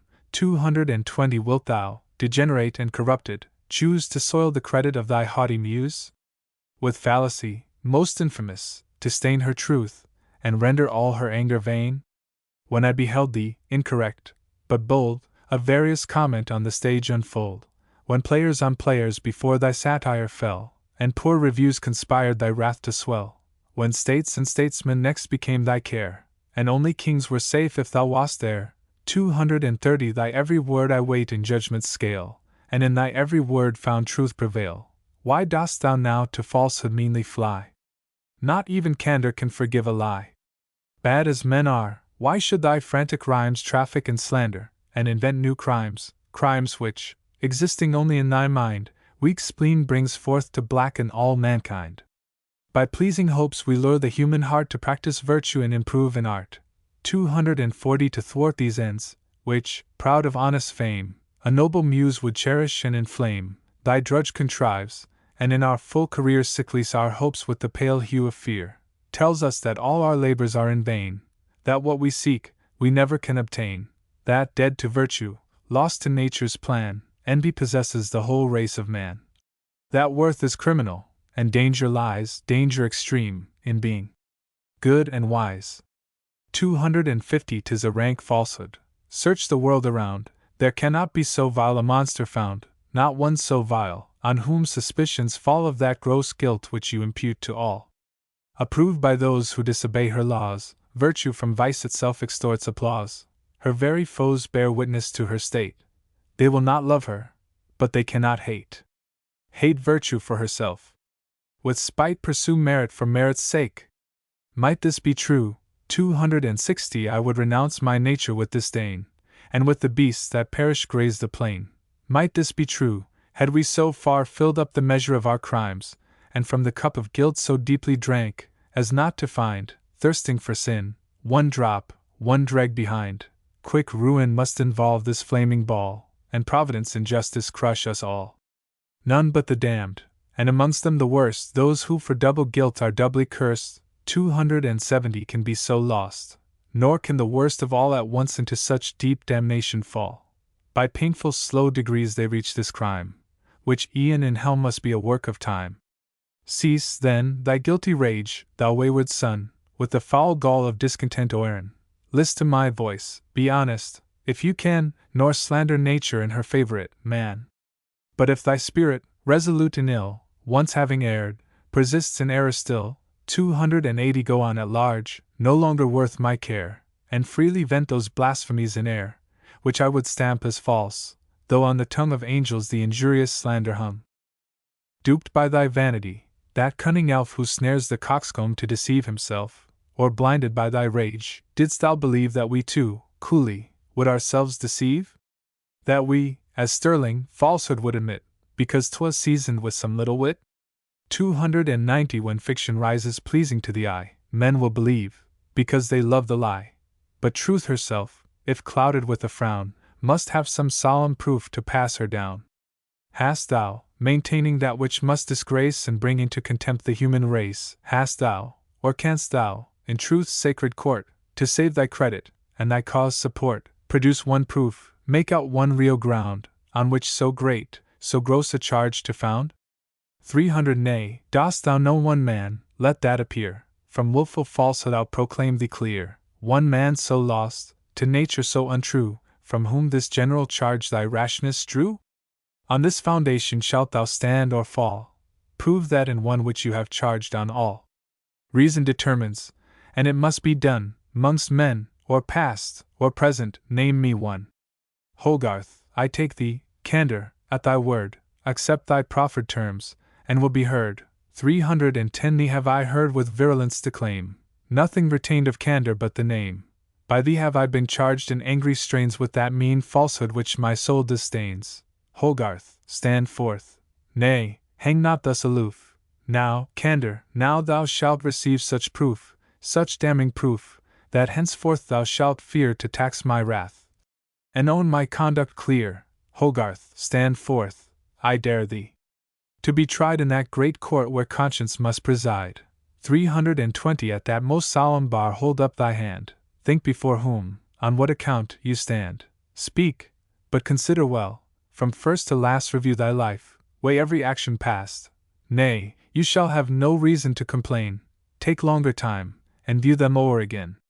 Canst thou remember from thy earliest youth, and as thy God must judge thee, speak the truth, a single instance where, self laid aside, and justice taking place of fear and pride, 330 Thou with an equal eye didst genius view, and give to merit what was merit's due? Genius and merit are a sure offense, and thy soul sickens at the name of sense. Is any one so foolish to succeed? On envy's altar he is doomed to bleed. Hogarth, a guilty pleasure in his eyes, the place of executioner supplies. See how he gloats, enjoys the sacred feast, and proves himself by cruelty a priest. 340 Whilst the weak artist, to thy whims a slave, would bury all those powers which nature gave, would suffer blank concealment to obscure those rays thy jealousy could not endure, to feed thy vanity would rust unknown, and to secure thy credit, blast his own. In Hogarth he was sure to find a friend, he could not fear, and therefore might commend. But when his spirit, roused by honest shame, shook off that lethargy, and soared to fame, 350 When, with the pride of man, resolved and strong, he scorned those fears which did his honor wrong, and on himself determined to rely, brought forth his labors to the public eye, no friend in thee could such a rebel know. He had desert, and Hogarth was his foe. Souls of a timorous cast, of petty name in envy's court, not yet quite dead to shame, may some remorse, some qualms of conscience feel, and suffer honor to abate their zeal. 360 But the man truly and completely great allows no rule of action but his hate. Through every bar he bravely breaks his way, passion his principle, and parts his prey. Mediums in vice and virtue speak a mind within the pale of temperance confined. The daring spirit scorns her narrow schemes, and good or bad is always in extremes. Man's practice duly wait, through every age on the same plan hath envy formed her rage. 370 Gains those whom fortune hath our rivals made, in way of science, and in way of trade. Stung with mean jealousy she arms her spite, first works, then views their ruin with delight. Our Hogarth here a grand improver shines, and nobly on the general plan refines. He like himself o'erleaps the servile bound, worth is his mark, wherever worth is found. Should painters only his vast wrath suffice? Genius in every walk is lawful prize. 380 'Tis a gross insult to his o'ergrown state, His love to merit is to feel his hate. When Wilkes, our countryman, our common friend, arose, his king, his country to defend, when tools of power he bared to public view, and from their holes the sneaking cowards drew, when rancor found it far beyond her reach to soil his honor, and his truth impeach, what could induce thee, at a time and place where manly foes had blushed to show their face, 390 to make that effort which must damn thy name, and sink thee deep, deep in thy grave with shame? Did virtue move thee? No, 'twas pride, rank pride, and if thou hadst not done it, thou hadst died. Malice, who, disappointed of her end, whether to work the bane of foe or friend, preys on herself, and, driven to the stake, gives virtue that revenge she scorns to take, had killed thee, tottering on life's utmost verge, had Wilkes and liberty escaped thy scourge. 400 when that great charter, which our fathers bought with their best blood, was into question brought, when, big with ruin, o'er each English head vile slavery hung suspended by a thread, when liberty, all trembling and aghast, feared for the future, knowing what was past, when every breast was chilled with deep despair, till reason pointed out that Pratt, 129, was there, lurking, most ruffian-like, behind the screen, so placed all things to see, himself unseen. 410 Virtue, with due contempt, saw Hogarth stand, the murderous pencil in his palsied hand. What was the cause of liberty to him, or what was honor? Let them sink or swim, so he may gratify, without control, the mean resentments of his selfish soul. Let freedom perish, if, to freedom true, in the same ruin Wilkes may perish too.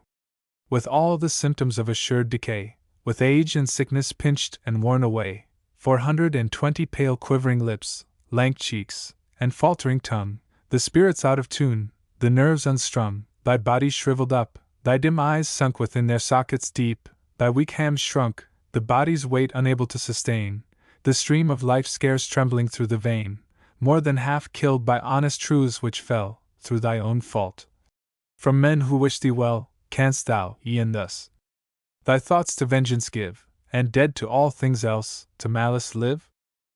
430 Hence, dotard, to thy closet, shut thee in, by deep repentance wash away thy sin, from haunts of men to shame and sorrow fly, and on the verge of death, learn how to die. Vain exhortation. Wash the Ethiop white, discharge the leopard's spots, turn day to night, control the course of nature, bid the deep hush at thy pygmy voice her waves to sleep, perform things passing strange, yet own thy art too weak to work a change in such a heart. 440 That envy, which was woven in the frame at first, will to the last remain the same. Reason may droop, may die, but envy's rage improves by time, and gathers strength from age.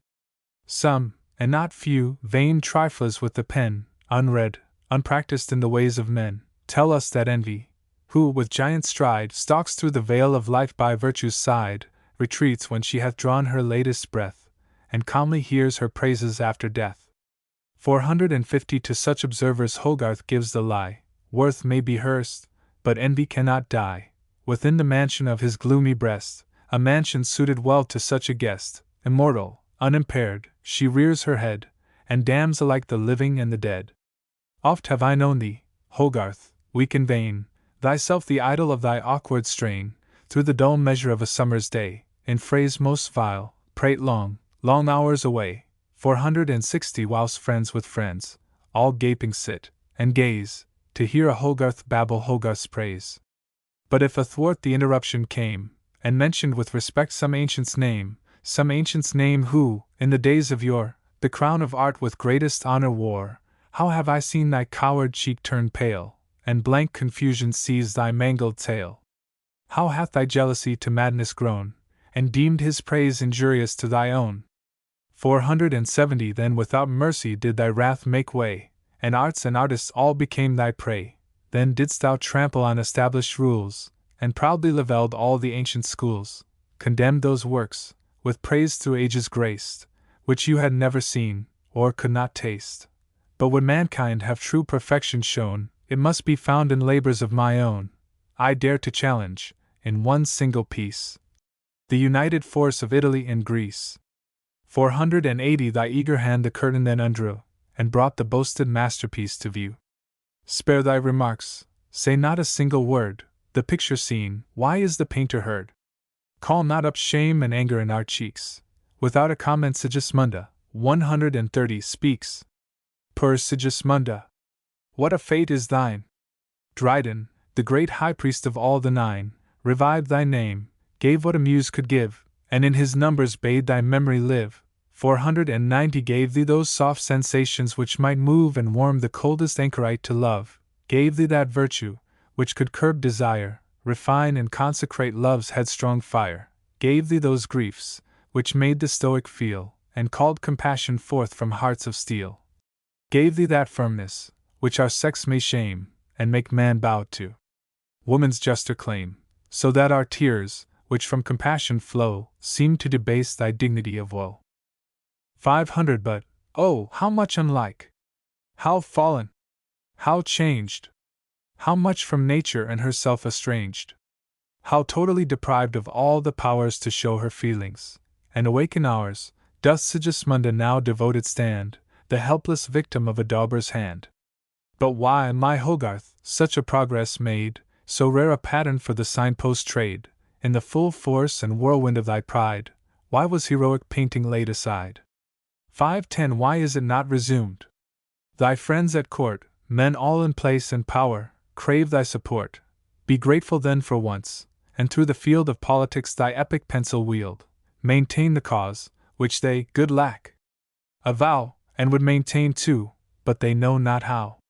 Through every panel let thy virtue tell how Bute prevailed, how Pitt and Temple fell, how England's sons, whom they conspired to bless, against our will, with insolent success, 520 approve their fall, and with addresses run, how God knows, to hail the Scottish sun wink with a frown 131, point out our fame in war, when vengeance, hurled from the strong arm of justice, shook the world, thine, and thy country's honor to increase, point out the honors of succeeding peace, our moderation, Christian-like, display, show what we got, and what we gave away, in colors, dull and heavy as the tale, let a state chaos through the whole prevail.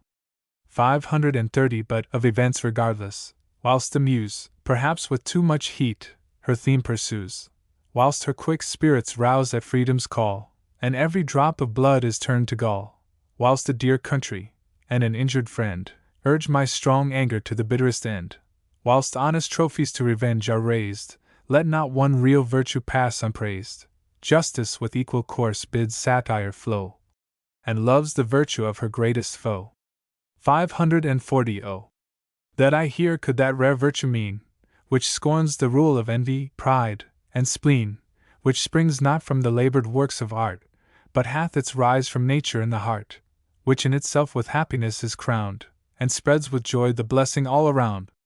But truth forbids, and in these simple lays, contented with a different kind of praise, must Hogarth stand, that praise which genius gives, in which to latest time the artist lives. 550 But not the man, which, rightly understood, may make us great, but cannot make us good, that praise be Hogarth's. Freely let him wear the wreath which genius wove, and planted there. Foe as I am, should envy tear it down, myself would labor to replace the crown.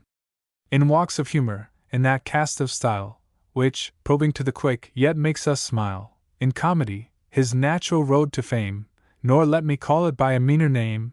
560 Where a beginning, middle, and an end, are aptly joined, where parts on parts depend, each made for each, as bodies for their soul, so as to form one true and perfect whole, where a plain story to the eye is told, which we conceive the moment we behold, Hogarth unrivaled stands, and shall engage unrivaled praise to the most distant age. How couldst thou, then, to shame perversely run, and tread that path which nature bade thee shun? 570 Why did ambition overleap her rules, and thy vast parts become the sport of fools? By different methods different men excel, but where is he who can do all things well? Humor thy province, for some monstrous crime pride struck thee with the frenzy of sublime. But when the work was finished, could thy mind so partial be, and to herself so blind, what with contempt all viewed, to view with awe, nor see those faults which every blockhead saw? 580 Blush, thou vain man! And if desire of fame, founded on real art, thy thoughts inflame, to quick destruction Sigismunda give, and let her memory die, that thine may live.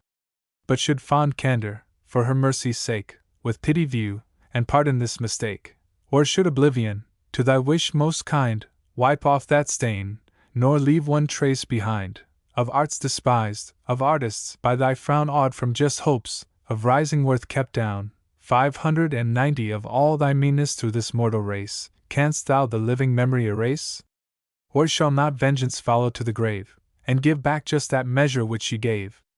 With so much merit, and so much success, with so much power to curse, so much to bless, would he have been man's friend, instead of foe, Hogarth had been a little god below. Why, then, like savage giants, famed of old, of whom in Scripture story we are told, 600 dost thou in cruelty that strength employ, which nature meant to save, not to destroy? Why dost thou, all in horrid pomp arrayed, sit grinning o'er the ruins thou hast made? Most rank ill nature must applaud thy art, but even candor must condemn thy heart. For me, who, warm and zealous for my friend, in spite of railing thousands, will commend, and no less warm and zealous gainst my foes, spite of commending thousands, will oppose 610. I dare thy worst, with scorn behold thy rage, but with an eye of pity view thy feeble age, in which, as in a glass, we see how men to dissolution pass. Thou wretched being, whom, on reason's plan, so changed, so lost, I cannot call a man, what could persuade thee, at this time of life, to launch afresh into the sea of strife? Better for thee, scarce crawling on the earth, almost as much a child as at thy birth, 620 to have resigned in peace thy parting breath, and sunk unnoticed in the arms of death. Why would thy grey hairs resentment brave, thus to go down with sorrow to the grave? Now, by my soul, it makes me blush to know my spirit could descend to such a foe. Whatever cause the vengeance might provoke, it seems rank cowardice to give the stroke. Sure 'tis a curse which angry fates impose, to mortify man's arrogance, that those 630 who are fashioned of some better sort of clay, much sooner than the common herd decay. What bitter pangs must humble genius feel, in their last hours to view us swift and steal! How must ill-boding horrors fill her breast, when she beholds men marked above the rest for qualities most dear, plunged from that height, and sunk, deep sunk, in second childhood's night. Are men, indeed, such things? And are the best more subject to this evil than the rest, 640 to drivel out whole years of idiot breath, and sit the monuments of living death? Oh, galling circumstance to human pride! Abasing thought, but not to be denied! With curious art the brain, too finely wrought, preys on herself, and is destroyed by thought. Constant attention wears the active mind, blots out her powers, and leaves a blank behind.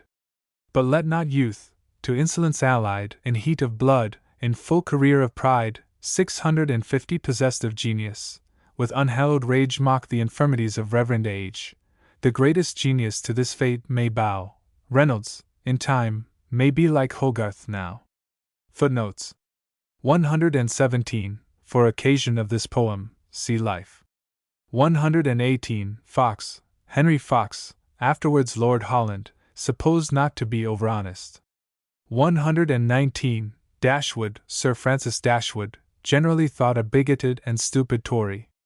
120, Norton, Sir Fletcher Norton, Attorney General from 1763 to 1765, created a peer in 1782 by the title of Lord Grantley.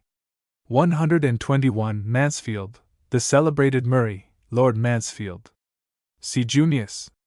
122, Rochester, Pierce, Bishop of Rochester, mentioned above as a foe to Churchill. 123, Ayliffe, a forger of the period, said to have been ill-used by Lord Holland. Churchill intended to write a poem, entitled Ayliffe's Ghost, but did not live to accomplish his intention. 124, Mighty Name, Pope, referring to his famous attack on Addison. 125, Fathers, Thomas Potter, Esq., a man of splendid abilities, was disinherited by his father, the Archbishop of Canterbury, on account of his dissolute life. 126, Martin, Samuel Martin, Esq., FRS, MP for Camelford, the hero of the duelist. 127. Webb, Philip Carteret Webb. Esq. Solicitor to the Treasury. 128. C. Name not known. 129. Pratt, Charles Pratt, Earl Camden, Chief Justice of the Common Pleas, friendly to Wilkes. C. Junius. 130. Sigismunda, a detestable miscreation of Hogarth's pencil, admired by none but himself. 131. The Scottish Sun, the addresses to the King which followed the parliamentary approbation of the preliminary Articles of Peace in 1763, were obtained by means equally dishonorable and corrupt. The Duelist. 132. In 3 books. Book 1. The clock struck 12.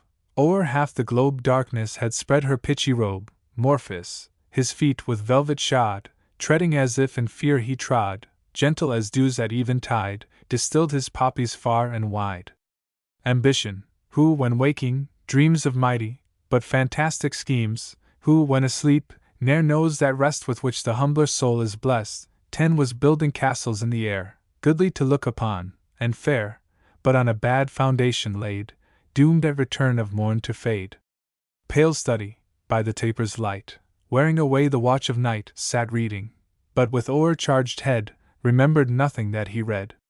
Starving midst plenty, with a face which might the court of famine grace, 20 ragged, and filthy to behold, grey avarice nodded o'er his gold. Jealousy, his quick eye half closed, with watchings worn, reluctant dozed, and mean distrust not quite forgot, slumbered as if he slumbered not.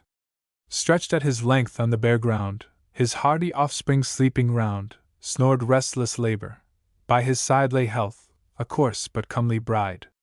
30 Virtue, without the doctor's aid, in the soft arms of sleep was laid, whilst vice, within the guilty breast, could not be physicked into rest.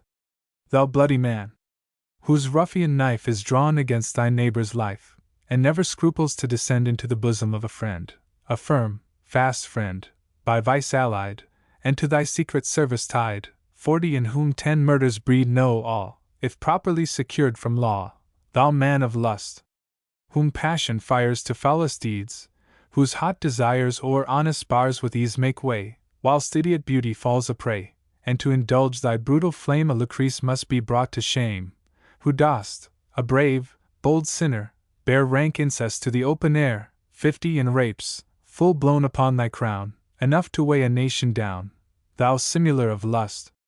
Vain man, whose restless thoughts still form the plan of guilt, which, withered to the root, thy lifeless nerves can execute, whilst in thy marrowless, dry bones desire without enjoyment groans, thou perjured wretch, whom falsehood clothes e'en like a garment, who with oaths 60 dost trifle, as with brokers, meant to serve thy every vile intent, in the days broad and searching eye making God witness to a lie, blaspheming heaven and earth for pelf, and hanging friends. 133. To save thyself, thou son of chance, whose glorious soul on the 4 aces doomed to roll, was never yet with honor caught, nor on poor virtue lost one thought. 70. Who dost thy wife, thy children set, thy all, upon a single bet, risking, the desperate stake to try, here and hereafter on a die, who, thy own private fortune lost, dost game on at thy country's cost, and grown expert in sharping rules, first fooled thyself, now prey'st on fools, thou noble gamester, whose high place gives too much credit to disgrace. 80. Who, with the motion of a die, dost make a mighty island fly, the sums, I mean, of good French gold for which a mighty island sold, who dost betray intelligence, abuse the dearest confidence, and private fortune to create, most falsely play the game of state, who dost within the alley sport sums which might beggar a whole court, 90, and make us bankrupts all, if care. With good Earl Talbot, 134, was not there, thou daring infidel, whom pride and sin have drawn from reason's side, who, fearing his avengeful rod, dost wish not to believe a God, whose hope is founded on a plan which should distract the soul of man, and make him curse his abject birth, whose hope is, once returned to earth, 100 there to lie down, for worms a feast, to rot and perish like a beast, who dost, of punishment afraid, and by thy crimes a coward made, To every generous soul accursed than hell and all her torments worse, when crawling to thy ladder.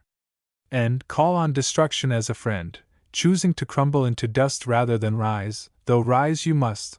110 Thou hypocrite, who dost profane, and take the patriot's name in vain, then most thy country's foe, when most of love and loyalty you boast, who, for the love of filthy gold, thy friend, thy king, thy God hast sold, and mocking the just claim of hell, where bidders found, thyself wouldst sell, ye villains, of whatever name, whatever rank, to whom the claim 120 of hell is certain, on whose lids that worm, which never dies, forbids sweet sleep to fall. Come, and behold, whilst envy makes your blood run cold, behold, by pitiless conscience led, so justice wills, that holy bed where peace her full dominion keeps, and innocence with Holland sleeps. Bid terror, posting on the wind, afraid the spirits of mankind, 130 bid earthquakes, heaving for a vent, rive their concealing continent, and forcing an untimely birth through the vast bowels of the earth, endeavor, in her monstrous womb, at once all nature to entomb. Bid all that's horrible and dire, all that man hates and fears, conspire to make night hideous as they can. Still is thy sleep, thou virtuous man. 140 Pure as the thoughts which in thy breast inhabit, and ensure thy rest. Still shall thy Aleph, taught, though late, thy friendly justice in his fate, turn to a guardian angel, spread sweet dreams of comfort round thy head. Dark was the night, by fate decreed for the contrivance of a deed more black than common, which might make this land from her foundations shake. 150 might tear up freedom by the root, destroy a Wilkes, and fix a Butte. Deep horror held her wide domain. The sky in sullen drops of rain forewept the morn, and through the air, which, opening, laid its bosom bare, loud thunders rolled, and lightning streamed. The owl at freedom's window screamed, the screech owl, prophet dire, whose breath brings sickness, and whose note is death. 160 The churchyard teemed, and from the tomb, all sad and silent, through the gloom the ghosts of men, in former times, whose public virtues were their crimes, indignant stalked. Sorrow and rage blanked their pale cheeks. In his own age the prop of freedom, Hampden there felt after death the generous care. Sidney by grief from heaven was kept, and for his brother patriot wept. 170 All friends of liberty, when fate prepared to shorten Wilkes's date, heaved, deeply hurt, the heartfelt groan, and knew that wound to be their own. Hail, liberty! A glorious word, in other countries scarcely heard, or heard but as a thing of course, without, or energy, or force. Here felt, enjoyed, adored, she springs far, far beyond the reach of kings. 180 Fresh blooming from our Mother Earth, with pride and joy she owns her birth derived from us, and in return bids in our breasts her genius burn, bids us with all those blessings live which liberty alone can give, or nobly with that spirit die which makes death more than victory. Hail, those old patriots, on whose tongue persuasion in the Senate hung, 190 whilst they the sacred cause maintained. Hail, those old chiefs, to honor trained, who spread, when other methods failed, war's bloody banner, and prevailed. Shall men like these unmentioned sleep promiscuous with the common heap, and gratitude forbid the crime, be carried down the stream of time in shoals, unnoticed and forgot, on Lethe stream, like flags, to rot? 200 No, they shall live, and each fair name, recorded in the book of fame, founded on honor's basis, fast as the round earth to ages last. Some virtues vanish with our breath. Virtue like this lives after death. Old Time himself, his scythe thrown by, himself lost in eternity, an everlasting crown shall twine to make a Wilkes and Sidney join. 210 But should some slave god villain dare chains for his country to prepare, and by his birth to slavery broke, make her, too, feel the galling yoke, may he be evermore accursed, amongst bad men be ranked the worst, may he be still himself, and still go on in vice, and perfect ill, may his broad crimes each day increase, till he can't live, nor die in peace. 220 May he be plunged so deep in shame, that Satan mayn't endure his name, and here, scarce crawling on the earth, his children curse him for their birth. May liberty, beyond the grave, ordain him to be still a slave, grant him what here he most requires, and damn him with his own desires. But should some villain, in support and zeal for a despairing court, 230 placing in craft his confidence, and making honor a pretence to do a deed of deepest shame, whilst filthy lucre is his aim, should such a wretch, with sword or knife, contrive to practice gainst the life of one who, honored through the land, for freedom made a glorious stand, whose chief, perhaps his only crime, is, if plain truth at such a time 240 may dare her sentiments to tell, that he his country loves too well. May he, but words are all too weak the feelings of my heart to speak, may he, oh for a noble curse, which might his very marrow pierce, the general contempt engage, and be the martyr of his age. Book 2. Deep in the bosom of a wood, out of the road, a temple, 135, stood, ancient, and much the worse for wear, it called aloud for quick repair, and tottering from side to side, menaced destruction far and wide, nor able seemed, unless made stronger, to hold out 4 or 5 years longer.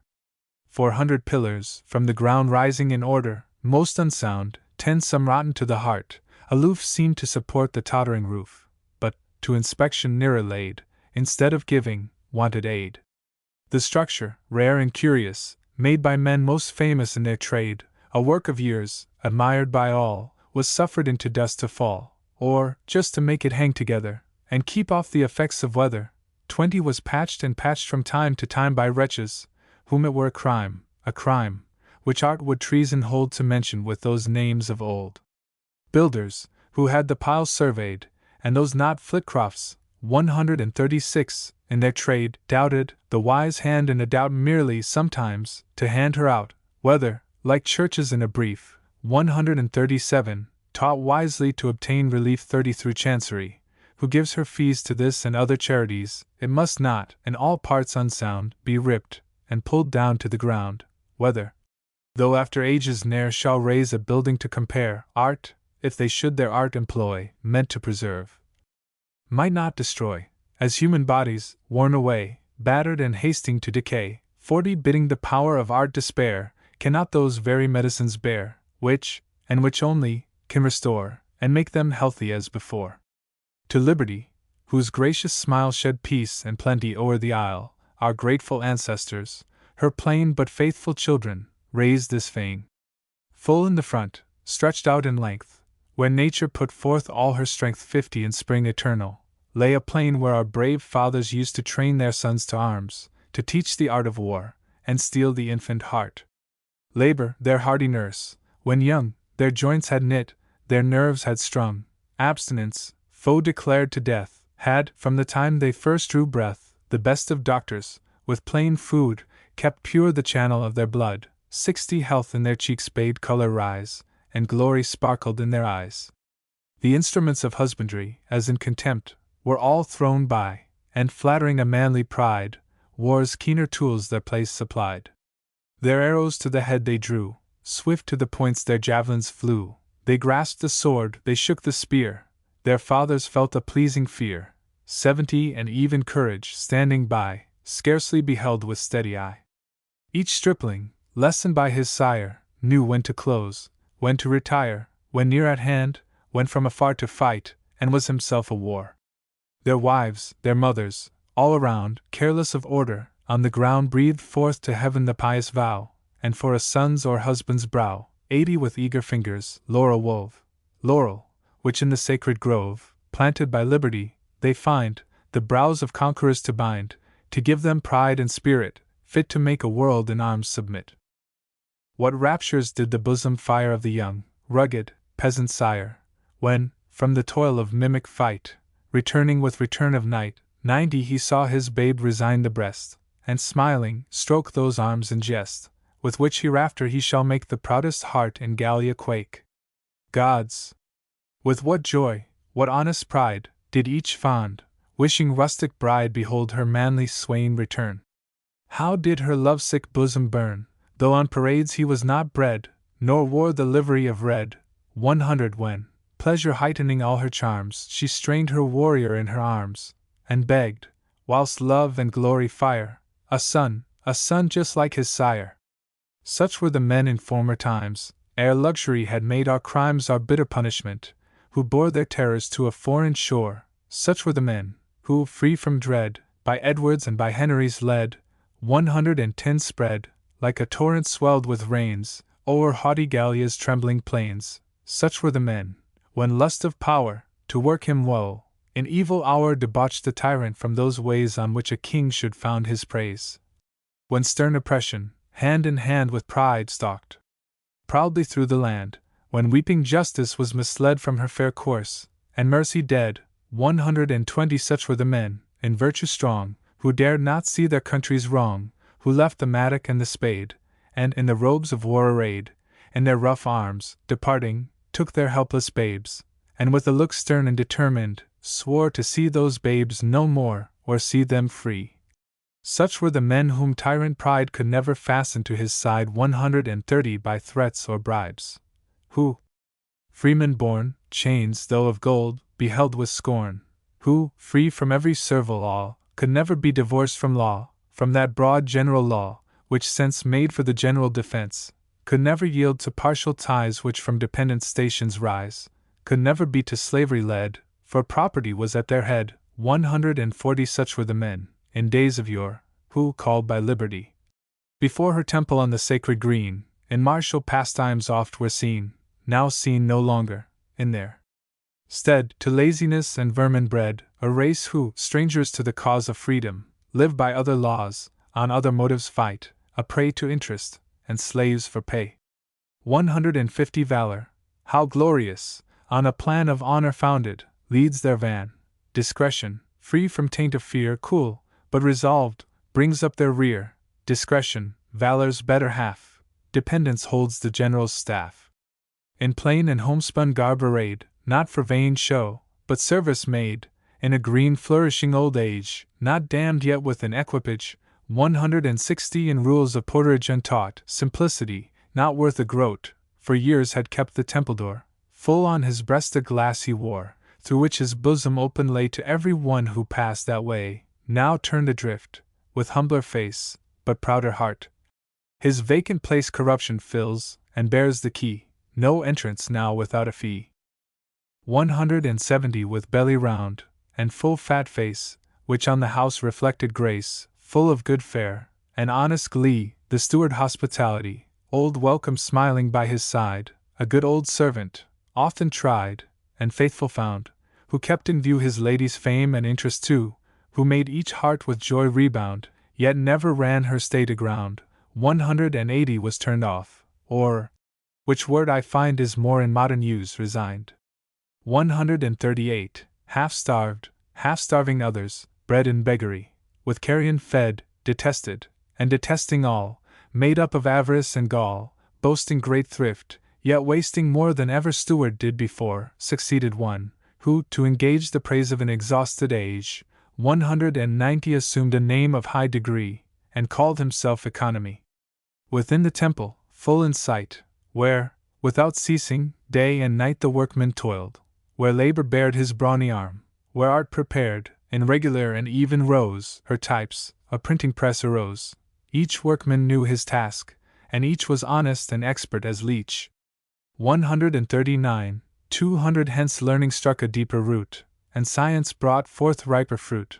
Hence loyalty received support, even when banished from the court. Hence government gained strength, and hence religion sought and found defense. Hence England's fairest fame arose, and liberty subdued her foes. On a low, simple, turf-made throne, raised by allegiance, scarcely known 210 from her attendants, glad to be pattern of that equality she wished to all, so far as could safely consist with social good, the goddess sat. Around her head a cheerful radiance glory spread, courage, a youth of royal race, lovelily stern, possessed a place on her left hand, and on her right sat honor, clothed with robes of light. 220 before her Magna Carta lay, which some great lawyer, of his day the Pratt, 140, was office to explain, and make the basis of her reign. Peace, crowned with olive, to her breast 2 smiling twin-born infants pressed. At her feet, couching, war was laid, and with a brindled lion played. Justice and mercy, hand in hand, 230 joint guardians of the happy land, together held their mighty charge, and truth walked all about at large, health for the royal troop the feast prepared, and virtue was high priest. Such was the fame our goddess bore her temple such, in days of yore. What changes ruthless time presents! Behold her ruined battlements, her walls decayed, her nodding spires, her altars broke, her dying fires, 240 her name despised, her priests destroyed, her friends disgraced, her foes employed, herself, by ministerial arts deprived e'en of the people's hearts, whilst they, to work her surer woe, feign her to monarchy a foe, exiled by grief, self-doomed to dwell with some poor hermit in a cell, or, that retirement tedious grown, if she walks forth, she walks unknown, 250 hooted, and pointed at with scorn, as one in some strange country born. Behold a rude and ruffian race, a band of spoilers seize her place, with looks which might the heart disseat, and make life sound a quick retreat. To rapine from the cradle bred, a staunch old bloodhound at their head, who, free from virtue and from awe, knew none but the bad part of law, 260 they roved at large, each on his breast marked with a greyhound stood confessed, controlment waited on their nod, high-wielding persecution's rod, confusion followed at their heels, and a caste statesman held the seals wink with a frown 141, those seals, for which he dear shall pay, when awful justice takes her day. The printers saw, they saw and fled, science, declining, hung her head. 270 property in despair appeared, and for her self-destruction feared, whilst underfoot the rude slaves trod the works of men, and word of God, whilst, close behind, on many a book, in which he never deigns to look, which he did not, nay, could not read, a bold, bad man, by power decreed for that bad end, who in the dark scorned to do mischief, set his mark 280 in the full day. The mark of hell, and on the gospel stamped in L. Liberty fled, her friends withdrew, her friends, a faithful, chosen few, honor and grief threw up, and shame, clothing herself with honor's name, usurped his station, on the throne which liberty once called her own. Gods, that such mighty ills should spring under so great, so good a king, 290 so loved, so loving, through the arts of statesmen, cursed with wicked hearts, for every darker purpose fit, behold in triumph statecraft sit. Book 3. Ah me! What mighty perils wait the man who meddles with the state, whether to strengthen or oppose. False are his friends, and firm his foes. How must his soul, once ventured in, plunge blindly on from sin to sin? What toils he suffers, what disgrace, to get, and then to keep, a place? How often, whether wrong or right, must he in jest or earnest fight, 10 risking for those both life and limb who would not risk one groat for him? Under the temple lay a cave, made by some guilty, coward slave, whose actions feared rebuke, a maze of intricate and winding ways, not to be found without a clue, one passage only, known to few, in paths direct led to a cell, where fraud and secret loved to dwell, 20 with all her tools and slaves about her, nor feared lest honesty should rout her. In a dark corner, shunning sight of man, and shrinking from the light, one dull, dim taper through the cell glimmering, to make more horrible the face of darkness, she prepares, working unseen, all kinds of snares, with curious, but destructive art. Here, through the eye to catch the heart, 30 gay stars their tinsel beams afford, neat artifice to trap a lord. There, fit for all whom folly bred, wave plumes of feathers for the head. Garters the hag contrives to make, which, as it seems, a babe might break, but which ambitious madmen feel more firm and sure than chains of steel, which, slipped just underneath the knee, 40 forbid a freeman to be free. Purses she knew, did ever curse travel more sure than in a purse, which, by some strange and magic bands, enslave the soul, and tie the hands. Here flattery, eldest born of guile, weaves with rare skill the silken smile, the courtly cringe, the supple bow, the private squeeze, the levy vow, with which, no strange or recent case, fools in, deceive fools out of place. 50 corruption, who in former times through fear or shame concealed her crimes, and what she did, contrived to do it so that the public might not view it, presumptuous grown, unfit was held for their dark counsels, and expelled, since in the day her business might be done as safe as in the night.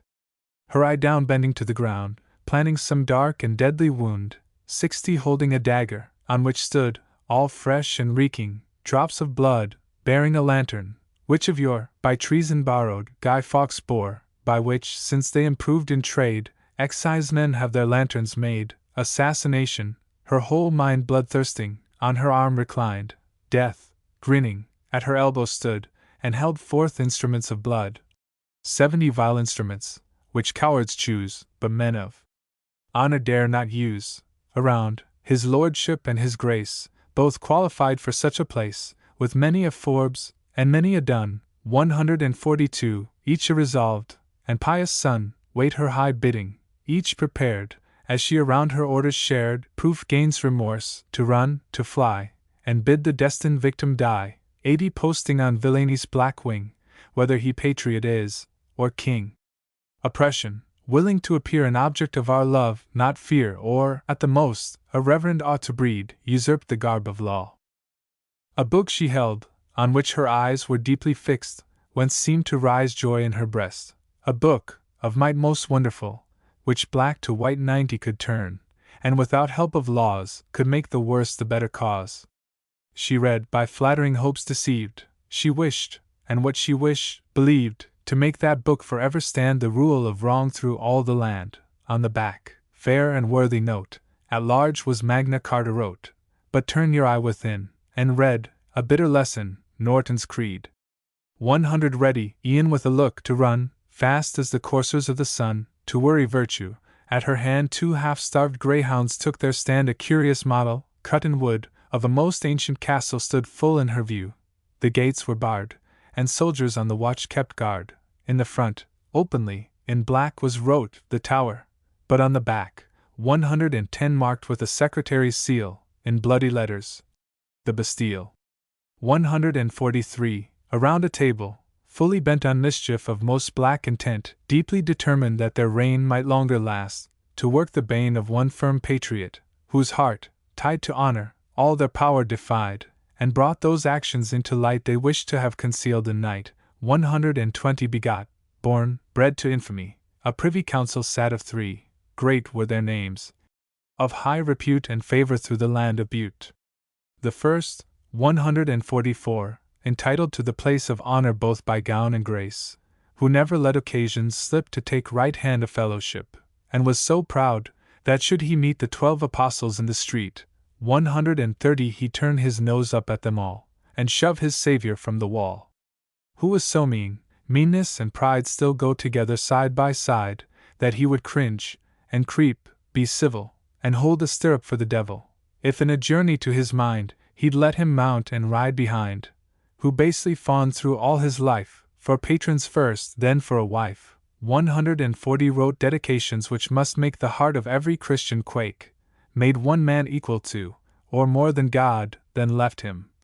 As before his God he left, and drawn by pride shifted about to t' other side, was by his sire a parson made, merely to give the boy a trade, but he himself was thereto drawn by some faint omens of the lawn. 150 and on the truly Christian plan to make himself a gentleman, a title in which form arrayed him, though fate ne'er thought on tea when she made him. The oaths he took, 'tis very true, but took them as all wise men do, with an intent, if things should turn, rather to temporize than burn. Gospel and loyalty were made to serve the purposes of trade. 160 religions are but paper ties, which bind the fool, but which the wise, such idle notions far above, draw on and off, just like a glove. All gods, all kings, let his great aim be answered, were to him the same. A curate first, he read and read, and laid in, whilst he should have fed the souls of his neglected flock, of reading such a mighty stock, 170 that he o'ercharged the weary brain with more than she could well contain, more than she was with spirits fraught to turn and methodize to thought, and which, like ill-digested food, to humours turned, and not to blood. Brought up to London, from the plough and pulpit, how to make a bow he tried to learn. He grew polite, and was the poet's parasite. 180 with wits conversing, and wits then were to be found 'mongst noblemen, he caught, or would have caught, the flame, and would be nothing, or the same.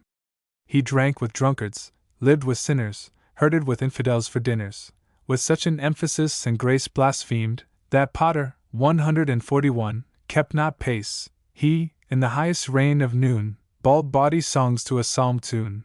190 lived with men infamous and vile, trucked his salvation for a smile, to catch their humor caught their plan, and laughed at God to laugh with man, praised them, when living, in each breath, and damned their memories after death. To prove his faith, which all admit is at least equal to his wit, and make himself a man of note, he in defense of Scripture wrote, 200 so long he wrote, and long about it, that e'en believers gone to doubt it. He wrote, too, of the inward light, though no one knew how he came by tea, and of that influencing grace which in his life ne'er found a place. He wrote, too, of the Holy Ghost, of whom no more than doth a post he knew, nor should an angel show him, would he, or know, or choose to know him. 210 next, for he knew twixt every science there was a natural alliance, he wrote, to advance his Maker's praise. Comments, 142, on rhymes, and notes on plays, and with an all-sufficient air placed himself in the critic's chair, usurped o'er reason full dominion, and governed merely by opinion. At length dethroned, and kept in awe by one plain simple man of law. 143, 220 he armed dead friends, to vengeance true, to abuse the man they never knew. Examine strictly all mankind, most characters are mixed, we find, and vice and virtue take their turn in the same breast to beat and burn. Our priest was an exception here, nor did one spark of grace appear, not one dull, dim spark in his soul. Vice, glorious vice, possessed the whole, 230, and, in her service truly warm, he was in sin most uniform. Injurious satire. Own at least one sniveling virtue in the priest, one sniveling virtue, which is placed, they say, in or about the waist, called chastity. The prudish dame knows it at large by virtue's name. To this his wife, and in these days wives seldom without reason praise, 240 bears evidence, then calls her child, and swears that Tom, 144, was vastly wild. Ripened by a long course of years, he great and perfect now appears. In shape scarce of the human kind, a man, without a manly mind, no husband, though he's truly wed, though on his knees a child is bred, no father, injured, without end a foe, and though obliged, no friend, 250 a heart, which virtue ne'er disgraced, a head, where learning runs to waste, a gentleman well bred, if breeding rests in the article of reading, a man of this world, for the next was ne'er included in his text. A judge of genius, though confessed with not one spark of genius blessed.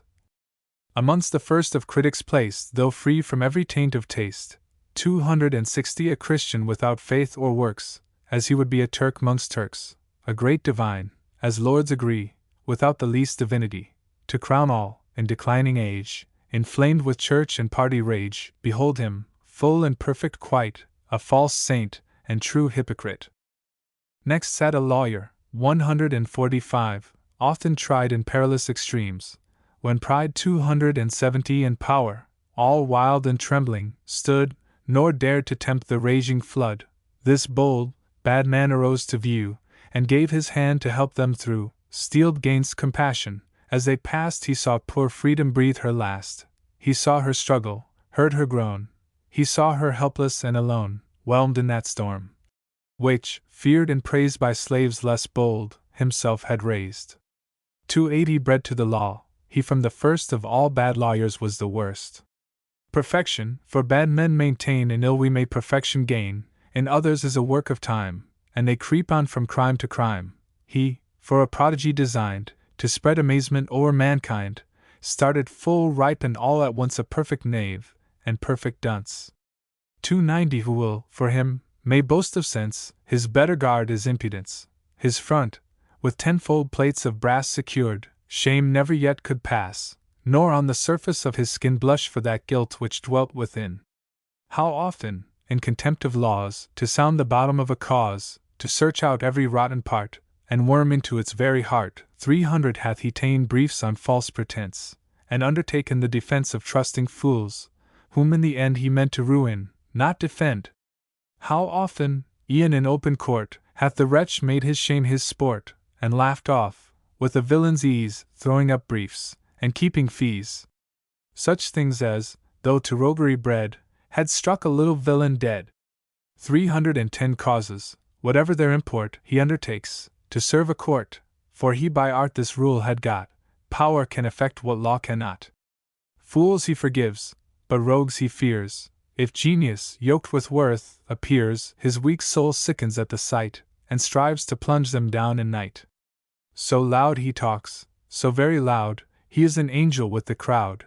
320 whilst he makes justice hang her head, and judges turn from pale to red. Bid all that nature, on a plan most intimate, makes dear to man, all that with grand and general ties binds good and bad, the fool and wise knock at his heart, they knock in vain, no entrance there such suitors gain.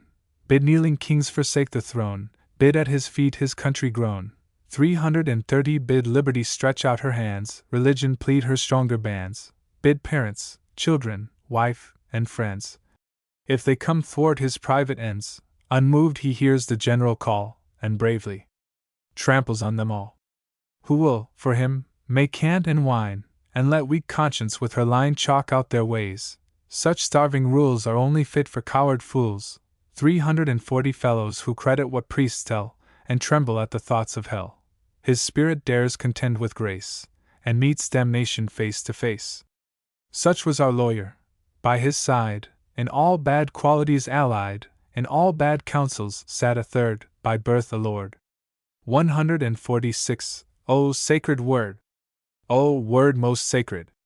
Whence men get a privilege to run in debt. 350 whence they at large exemption claim from satire, and her servant shame. Whence they, deprived of all her force, forbid bold truth to hold her course. Consult his person, dress, and air, he seems, which strangers well might swear, the master, or, by courtesy, the captain of a colliery. Look at his visage, and agree half-hanged he seems, just from the tree 360 escaped. A rope may sometimes break, or men be cut down by mistake. He hath not virtue, in the school of vice bred up, to live by rule, nor hath he sense, which none can doubt who know the man, to live without. His life is a continued scene of all that's infamous and mean. He knows not change, unless, grown nice and delicate, from vice to vice. 370 nature designed him, in a rage, to be the warden, 147, of his age. But, having given all the sin, forgot to put the virtues in. To run a horse, to make a match, to revel deep, to roar a catch, to knock a tottering watchman down, to sweat a woman of the town, by fits to keep the peace, or break it, in turn to give a pox, or take it. 380 he is, in faith, most excellent, and in the word's most full intent, a true choice spirit, we admit. With wits a fool, with fools a wit, hear him but talk, and you would swear obscenity herself was there. And that profaneness had made choice, by way of trump, to use his voice, that in all mean and low things great, he had been bred at Billingsgate. 390 and that, ascending to the earth before the season of his birth, blasphemy, making way and room, had marked him in his mother's womb. Too honest, for the worst of men in forms are honest, now and then, not to have, in the usual way, his bills sent in, too great to pay, too proud to speak to, if he meets the honest tradesman whom he cheats. 400 too infamous to have a friend, too bad for bad men to commend, or good to name, beneath whose weight earth groans, who hath been spared by fate only to show, on mercy's plan, how far and long God bears with man. Such were the three, who, mocking sleep, at midnight sat, in council deep, plotting destruction gainst a head whose wisdom could not be misled. 410 plotting destruction gainst a heart which ne'er from honor would depart. Is he not ranked amongst our foes?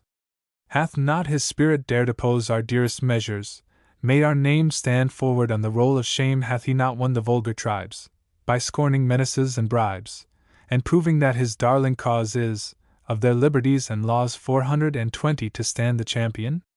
In a word, nor need one argument be heard beyond this to awake our zeal, to quicken our resolves, and steel our steady souls to bloody bent, sure ruin to each dear intent, each flattering hope, he, without fear, hath dared to make the truth appear. they said, and by resentment taught, each on revenge employed his thought. 430 each, bent on mischief, racked his brain to her full stretch, but racked in vain. Scheme after scheme they brought to view, all were examined, none would do, when fraud. With pleasure in her face, forth issued from her hiding place, and at the table where they meet, first having blessed them, took her seat. No trifling cause, my darling boys, your present thoughts and cares employs. 440 no common snare, no random blow, can work the bane of such a foe. By nature cautious as he's brave, to honor only he's a slave. In that weak part without defense, we must to honor make pretense, that lure shall to his ruin draw the wretch, who stands secure in law. Nor think that I have idly planned this full ripe scheme. Behold at hand, 450 with 3 months' training on his head, an instrument, whom I have bred, born of these bowels, far from sight of virtue's false but glaring light, my youngest born, my dearest joy, most like myself, my darling boy. He, never touched with vile remorse, resolved and crafty in his course, shall work our ends, complete our schemes, most mine, when most he honors seems. 460 nor can be found, at home, abroad, so firm and full a slave of fraud, she said, and from each envious son a discontented murmur run around the table. All in place thought his full praise their own disgrace, wondering what stranger she had got, who had one vice that they had not, when straight the portals open flew, and clad in armor, to their view 470 Martin, the duelist, came forth. All knew, and all confessed his worth, all justified, with smiles arrayed, the happy choice their dam had made. Footnotes 132 The duelist. The North Briton had fiercely assailed Mr. Martin, MP for Camelford, who, on the first day of the next session of Parliament, complained of it. Mr. Wilkes owned himself the author, and the result was a duel in Hyde Park, in which Wilkes was severely wounded. He always owned that Martin acted honorably in the rencontre, but not so thought Churchill. 133 Hanging Friends. See note on v. 140 of the Epistle to William Hogarth. 134 Earl Talbot, Lord Steward of the King's household from 1761 to 1782, an economical reformer. 135 Temple, the British Constitution. 136 Flitcrofts, Henry Flitcroft, an architect of some eminence. 137 Brief, alluding to the practice of obtaining contributions for the repair of churches, and c. by reading briefs in church. 138 Resigned, the Dukes of Newcastle and Devonshire, Lord Temple, and c. who resigned their offices in 1762. Their successors pretended to economy, but it was a mere pretense. 139 Leach, Dryden Leach, an expert and tasteful printer in Crane Court, Fleet Street, was unjustly imprisoned on account of Wilkes. 140 Pratt, Lord Camden. 141 Seals, the general warrant for the apprehension of Wilkes was signed by the Earls of Egremont and Halifax, joint Secretaries of State for the Home Department. 142 Forbes and Dunn, 2 Scotchmen, one of whom challenged Wilkes, and the other tried to assassinate him. Dunn was insane. 143 The Bastille, Wilkes was 6 days in the Tower. 140 First, the great William Warburton, who rose partly through his marriage with the niece of the rich Ralph Allen. 141 Potter, mentioned above. He was suspected by Warburton of being the author of the infamous notes to Wilkes's infamous essay on woman. 142 Comments, referring to the notes to the Dunciad, and on Shakespeare. 143 Man of law Mr. Thomas Edwards, a barrister, wrote a clever book against Warburton's criticism. Warburton alluded to him contemptuously afterwards, in a note to a new edition of the Dunciad. 144 Tom, this son was Warburton's only child, and died before his father. 145 A lawyer, Sir Fletcher Norton, who as well as Warburton is caricatured. 146 A lord, Sandwich. 147 Wharton, Philip Duke of Wharton, whose character is found in Pope's Moral Essays, was noted for the greatness of his talents, and for his dissolute life. Gotham, 148. In 3 books. Book 1. Far off, no matter whether east or west, a real country, or one made in jest, nor yet by modern Mandevilles, 149, disgraced, nor by map jobbers wretchedly misplaced, there lies an island, either great nor small, which, for distinction's sake, I Gotham call. The man who finds an unknown country out, by giving it a name, acquires, no doubt, a gospel title, though the people there the pious Christian thinks not worth his care 10 bar this pretense, and into air is hurled the claim of Europe to the western world. Cast by a tempest on the savage coast, some roving buccaneer set up a post, a beam, in proper form transversely laid, of his Redeemer's cross the figure made, of that Redeemer, with whose laws his life, from first to last, had been one scene of strife, his royal master's name thereon engraved, without more process the whole race enslaved, 20 cut off that charter they from nature drew, and made them slaves to men they never knew. Search ancient histories, consult records, under this title the most Christian lords hold, thanks to conscience, more than half the ball. O'erthrow this title, they have none at all, for never yet might any monarch dare, who lived to truth, and breathed the Christian air, pretend that Christ, who came, we all agree, to bless his people, and to set them free, 30 to make a convert, ever one law gave by which converters made him first a slave. Spite of the glosses of a canting priest, who talks of charity, but means a feast, who recommends it, whilst he seems to feel the holy glowings of a real zeal, to all his hearers as a deed of worth, to give them heaven whom they have robbed of earth, never shall one truly honest man, who, blessed with liberty, reveres her plan, 40 allow one moment that a savage sire could from his wretched race, for childish hire, by a wild grant, their freedom pass, and sell his country for a bit of glass. Or grant this barbarous right, let Spain and France, in slavery bred, as purchasers advance, let them, whilst conscience is at distance hurled, with some gay bauble by a golden world, an Englishman, in chartered freedom born, shall spurn the slavish merchandise, shall scorn 50 to take from others, through base private views, what he himself would rather die than lose. Happy the savage of those early times, ere Europe's sons were known, and Europe's crimes. Gold, cursed gold, slept in the womb of earth, unfelt its mischiefs, as unknown its worth. In full content he found the truest wealth, in toil he found diversion, food, and health. Stranger to ease and luxury of courts, his sports were labors, and his labors sports. 60 his youth was hardy, and his old age green. Life's morn was vigorous, and her eve serene. No rules he held, but what were made for use, no arts he learned, nor ills which arts produce. False lights he followed, but believed them true. He knew not much, but lived to what he knew. Happy, thrice happy now the savage race, since Europe took their gold, and gave them grace. Pastors she sends to help them in their need, some who can't write, with others who can't read. 70 and on sure grounds the gospel pile to rear, sends missionary felons every year. Our vices, with more zeal than holy prayers, she teaches them, and in return takes theirs. Her rank oppressions give them cause to rise, her want of prudence, means and arms supplies, whilst her brave rage, not satisfied with life, rising in blood, adopts the scalping knife. Knowledge she gives, enough to make them know how abject is their state, how deep their woe. 80 the worth of freedom strongly she explains, whilst she bows down, and loads their necks with chains. Faith, too, she plants, for her own ends impressed, to make them bear the worst, and hope the best. And whilst she teaches, on vile interests plan, as laws of God, the wild decrees of man, like Pharisees of whom the Scriptures tell, she makes them 10 times more the sons of hell. But whither do these grave reflections tend?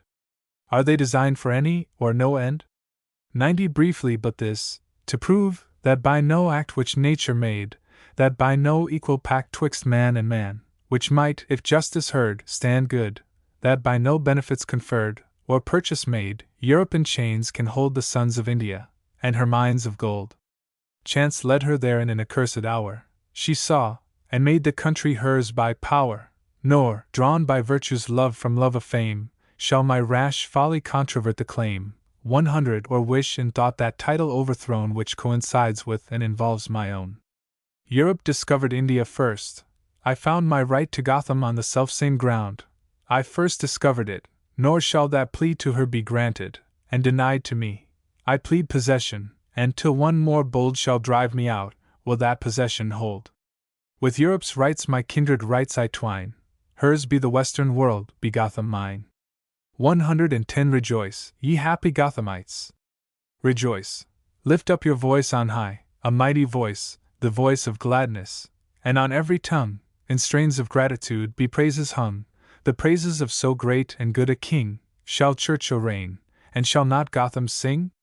As on a day, a high and holy day, let every instrument of music play, ancient and modern, those which drew their birth, punctilios laid aside, from pagan earth, 120 as well as those by Christian maid and Jew, those known to many, and those known to few, those which in whim and frolic lightly float, and those which swell the slow and solemn note, those which, whilst reason stands in wonder by, make some complexions laugh, and others cry, those which, by some strange faculty of sound, can build walls up, and raise them to the ground, those which can tear up forests by the roots, and make brutes dance like men, and men like brutes, 130 those which, whilst ridicule leads up the dance, make clowns of Monmouth, 150, ape the fops of France, those which, where Lady Dullness with Lord Mayors presides, disdaining light and trifling airs, hallow the feast with psalmody, and those which, planted in our churches to dispose and lift the mind to heaven,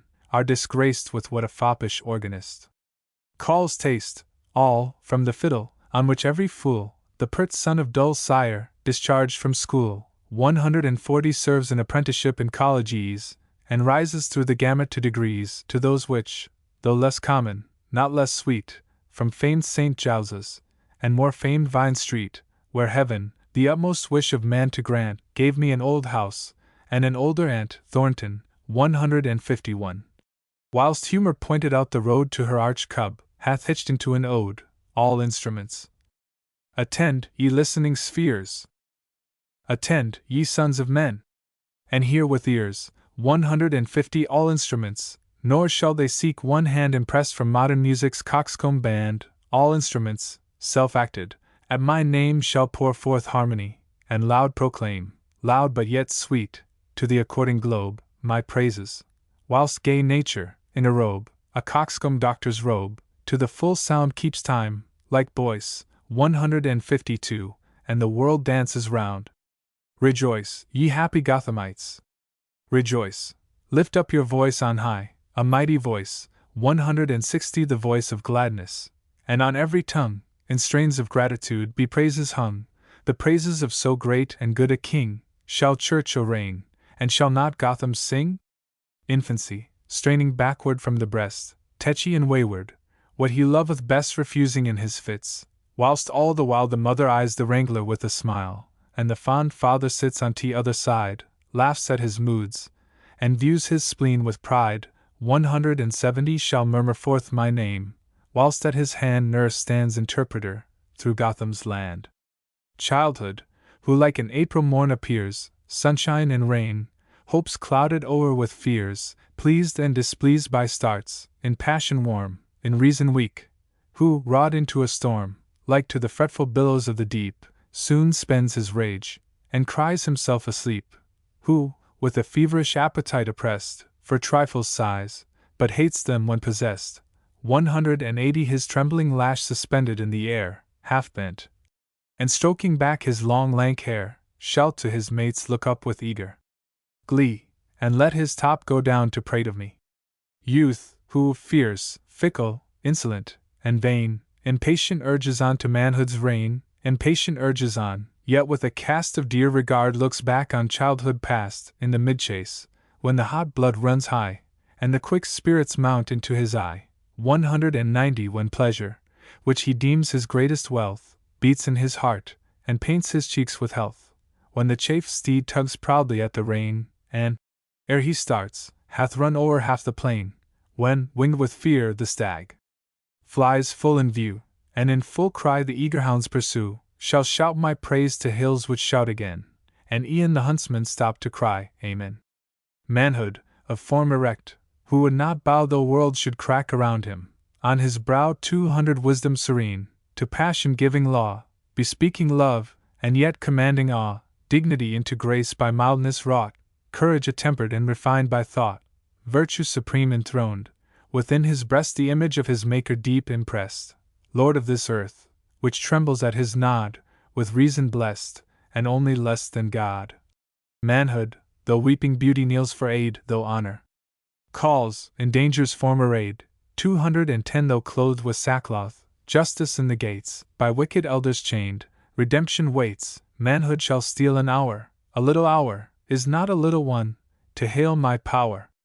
Old age, a second child, by nature cursed with more and greater evils than the first, weak, sickly, full of pains, in every breath railing at life, and yet afraid of death, putting things off, with sage and solemn air, from day to day, without one day to spare, 220 without enjoyment, covetous of pelf, tiresome to friends, and tiresome to himself, his faculties impaired, his temper soured, his memory of recent things devoured e'en with the acting, on his shattered brain though the false registers of youth remain, from morn to evening babbling forth vain praise of those rare men, who lived in those rare days, when he, the hero of his tale, was young, dull repetitions faltering on his tongue, 230 praising grey hairs, sure mark of wisdom's sway, e'en whilst he curses time, which made him grey, scoffing at youth, e'en whilst he would afford all but his gold to have his youth restored, shall for a moment,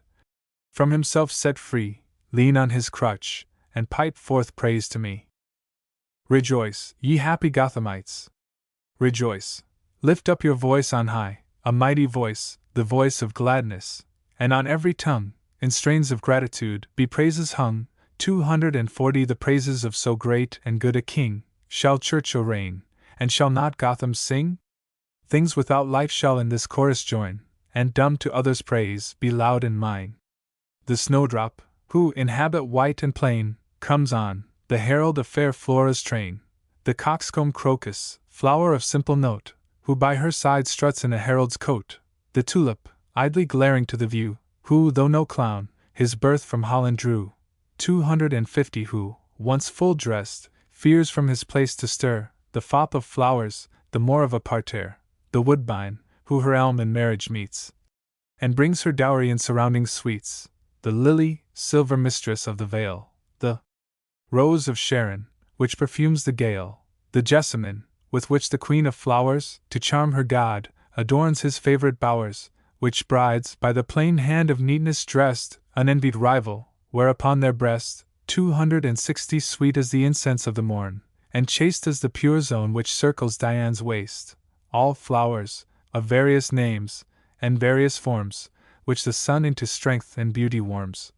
From the dwarf daisy, which, like infants, clings, and fears to leave the earth, from whence it springs, to the proud giant of the garden race, who, madly rushing to the sun's embrace, o'ertops her fellows with aspiring aim, demands his wedded love, and bears his name.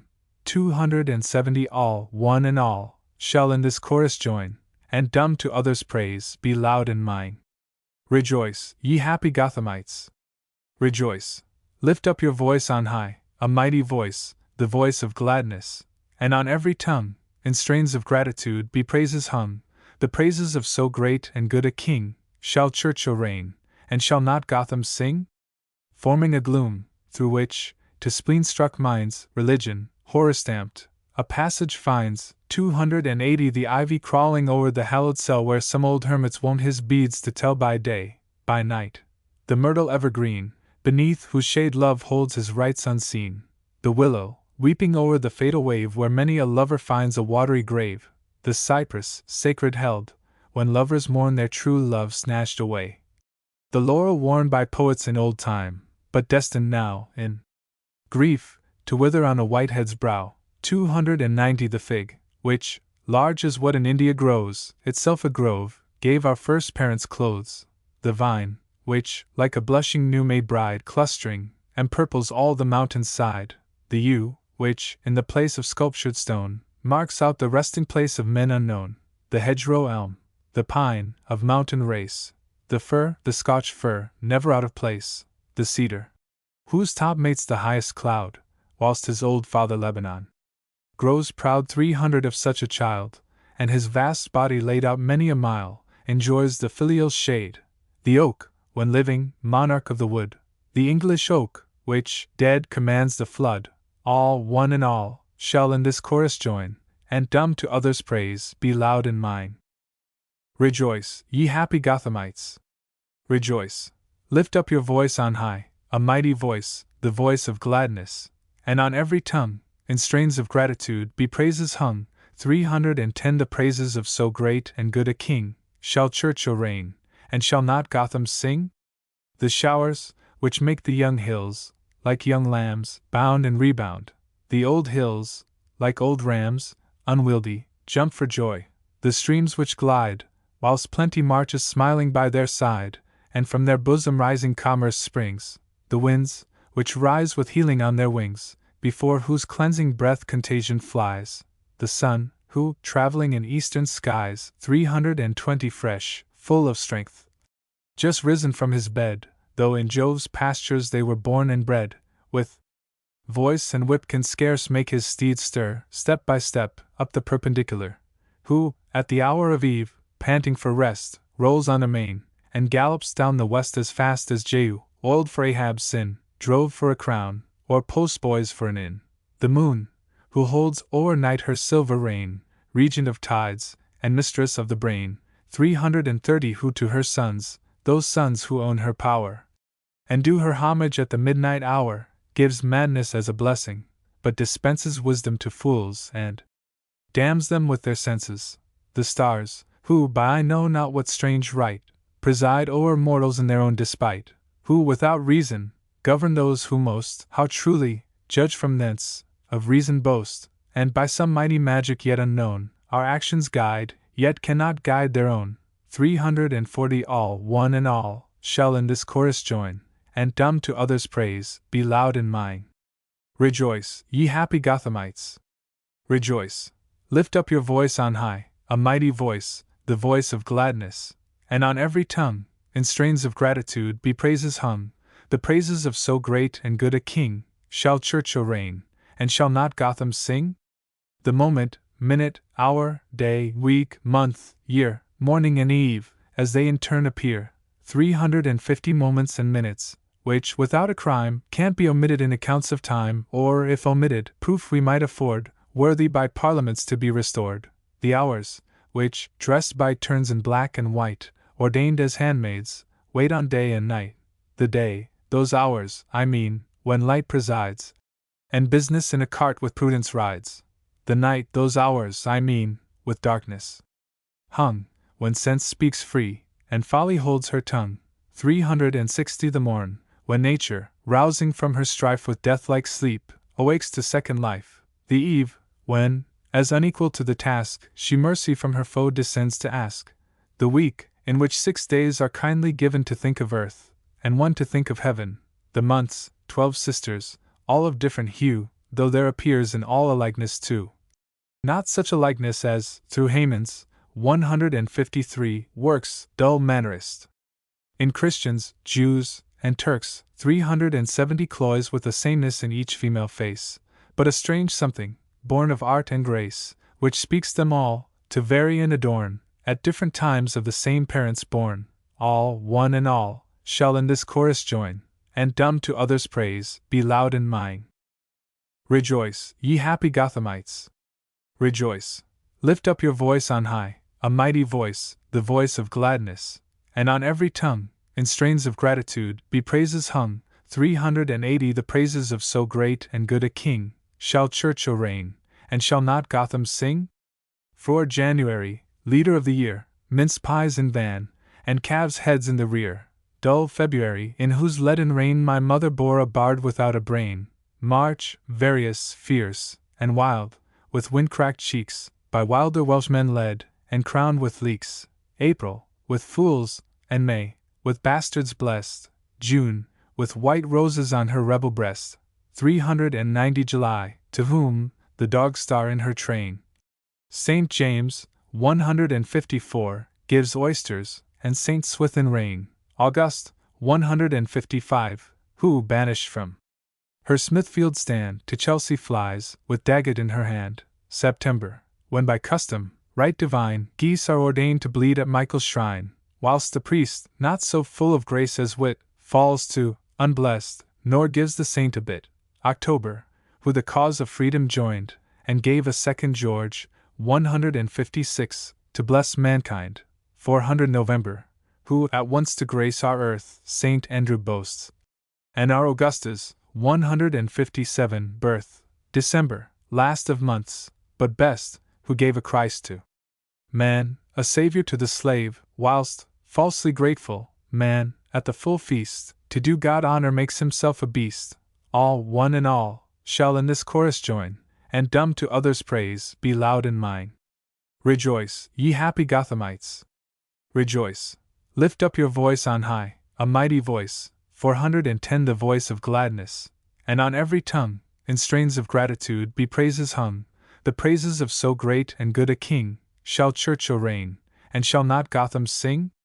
The seasons as they roll, spring, by her side lechery and Lent, lay folly and church pride, by a rank monk to copulation led, a tub of sainted saltfish on her head. Summer, in light transparent gauze arrayed, like maids of honor at a masquerade, 420 in bawdry gauze, for which our daughters leave the fig, more modest, first brought up by Eve, panting for breath, inflamed with lustful fires, yet wanting strength to perfect her desires, leaning on sloth, who, fainting with the heat, stops at each step, and slumbers on his feet. Autumn, when nature, who with sorrow feels her dread foe winter treading on her heels, makes up in value what she wants in length, exerts her powers, and puts forth all her strength. 430 bids corn and fruits in full perfection rise, corn fairly taxed, and fruits without excise. Winter, benumbed with cold, no longer known by robes of fur, since furs became our own. A hag, who, loathing all, by all is loathed, with weekly, daily, hourly, libels clothed, vile faction at her heels, who, mighty grown, would rule the ruler, and foreclose the throne, would turn all state affairs into a trade, make laws one day, the next to be unmade. 440 beggar at home, a people feared abroad, and force defeated, make them slaves by fraud. All, one and all, shall in this chorus join, and dumb to others' praise, be loud in mine. Rejoice, ye happy Gothamites! Rejoice! Lift up your voice on high, a mighty voice, the voice of gladness, and on every tongue, in strains of gratitude be praises hung, the praises of so great and good a king. Shall Churchill reign, and shall not Gotham sing? 450 the year, grand circle, in whose ample round the seasons regular and fixed are bound, who, in his course repeated o'er and o'er, sees the same things which he had seen before. The same stars keep their watch, and the same sun runs in the track where he from first hath run. The same moon rules the night, tides ebb and flow, man is a puppet, and this world a show.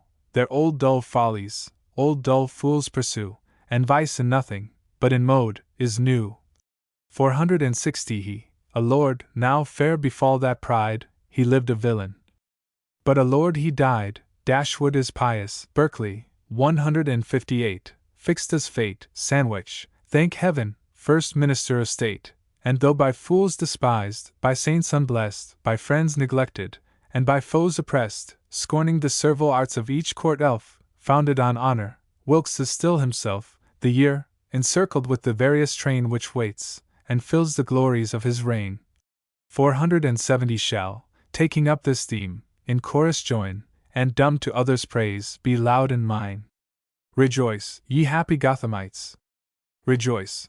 Lift up your voice on high, a mighty voice, the voice of gladness, and on every tongue, in strains of gratitude be praises hung, the praises of so great and good a king. Shall Churchill reign, and shall not Gotham sing? Thus far in sport, nor let our critics hence, who sell out monthly trash, and call it sense, 482 lightly of our present labors deem, or judge at random of so high a theme. High is our theme, and worthy are the men to feel the sharpest stroke of satire's pen. But when kind time a proper season brings, in serious mood to treat of serious things, then shall they find, disdaining idle play, that I can be as grave and dull as they.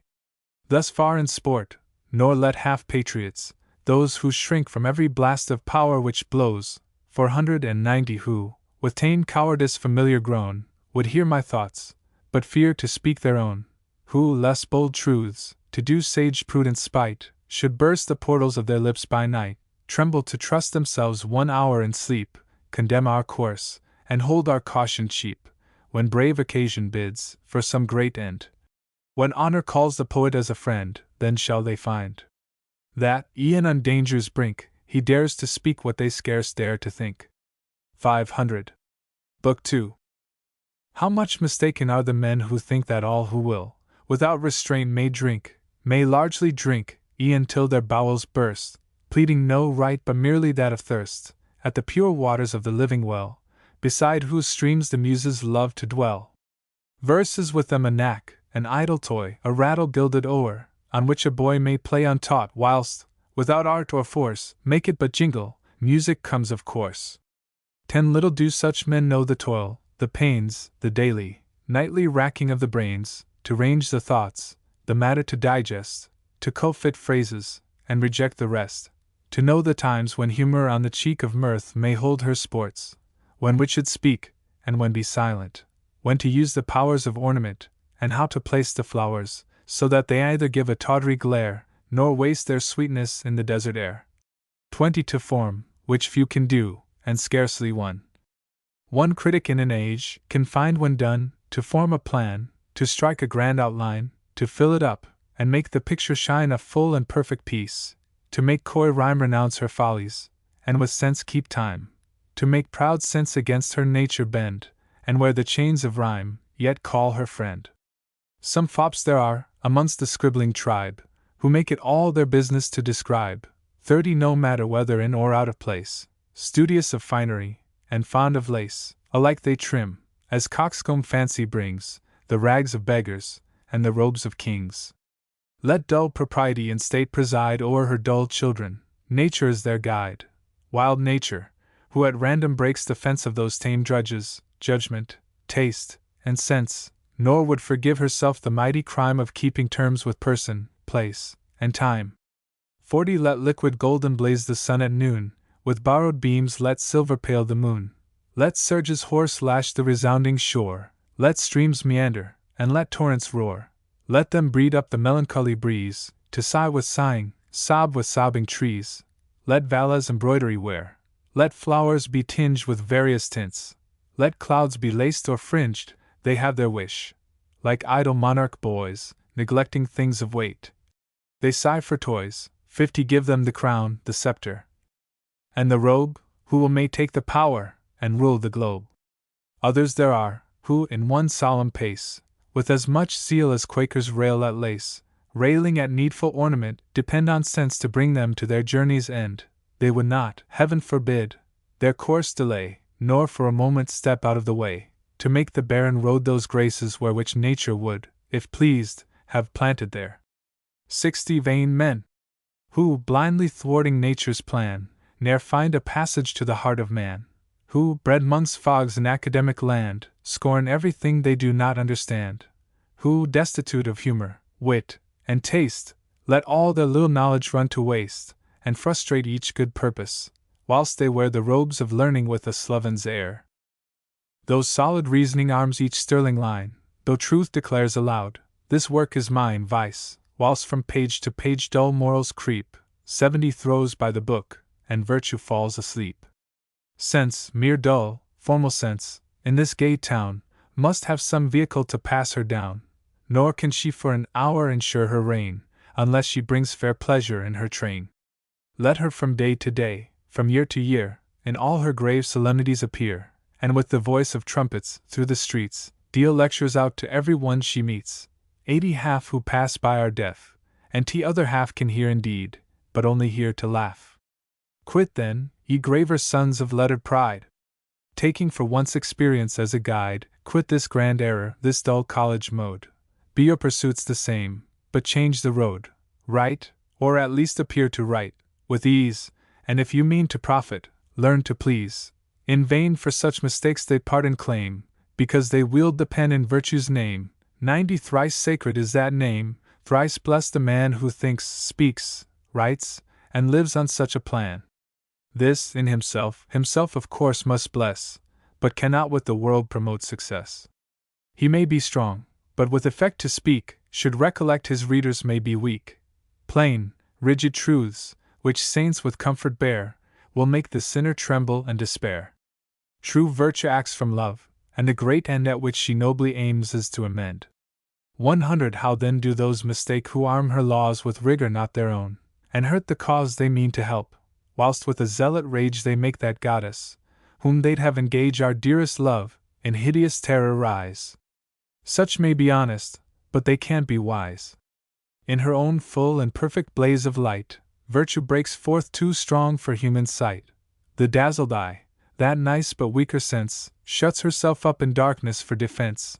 110 But to make strong conviction deeper sink, to make the callous feel, the thoughtless think, like God, made man, she lays her glory by, and beams mild comfort on the ravished eye. In earnest most, when most she seems in jest, she worms into, and wins around, the breast, to conquer vice, of vice appears the friend, and seems unlike herself to gain her end. The sons of sin, to while away the time which lingers on their hands, of each black crime 120 to hush the painful memory, and keep the tyrant conscience in delusive sleep, read on at random, nor suspect the dart until they find it rooted in their heart. 'Gainst vice they give their vote, nor know at first that, cursing that, themselves too they have cursed, they see not, till they fall into the snares, deluded into virtue unawares. Thus the shrewd doctor, in the spleen-struck mind, when pregnant horror sits, and broods o'er wind, 130 discarding drugs, and striving how to please, lures on insensibly, by slow degrees, the patient to those manly sports which bind the slackened sinews, and relieve the mind. The patient feels a change as wrought by stealth, and wonders on demand to find it health.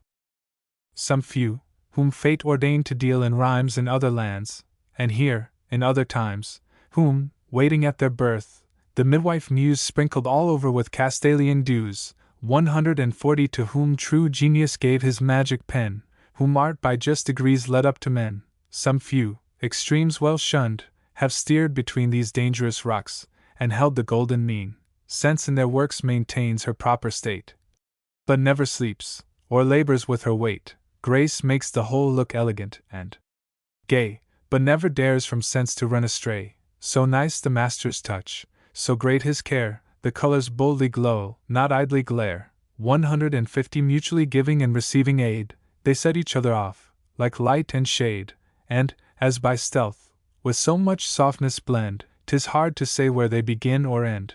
Both give us charms, and neither gives offense. Sense perfects grace, and grace enlivens sense. Peace to the men who these high honors claim, health to their souls, and to their memories fame. Be it my task, and no mean task, to teach a reverence for that worth I cannot reach. 160 Let me at distance, with a steady eye, observe and mark their passage to the sky. From envy free, applaud such rising worth, and praise their heaven, though pinioned down to earth. Had I the power, I could not have the time, while spirits flow, and life is in her prime, without a sin gains pleasure, to design a plan, to methodize each thought, each line highly to finish, and make every grace, in itself charming, take new charms from place.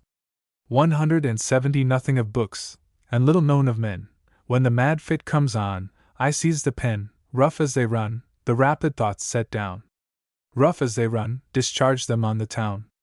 Hence rude, unfinished brats, before their time, are born into this idle world of rhyme, and the poor slattern muse is brought to bed with all her imperfections on her head. Some, as no life appears, no pulses play through the dull dubious mass, no breath makes way, 180 Doubt, greatly doubt, till for a glass they call, whether the child can be baptized at all.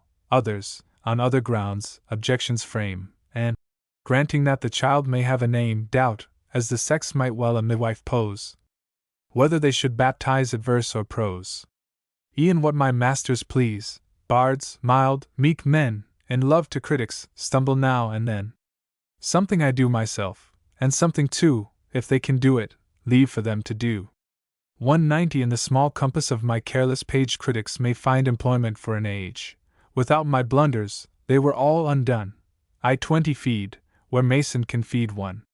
When satire stoops, unmindful of her state, to praise the man I love, curse him I hate. When sense, in tides of passion borne along, sinking to prose, degrades the name of song, the censor smiles, and whilst my credit bleeds, with as high relish on the carrion feeds 200 as the proud earl fed at a turtle feast, who, turned by gluttony to worse than beast, ate till his bowels gushed upon the floor, yet still ate on, and dying called for more. When loose digression, like a colt unbroke, spurning connection and her formal yoke, bounds through the forest, wanders far astray from the known path, and loves to lose her way, 'tis a full feast to all the mongrel pack to run the rambler down, and bring her back.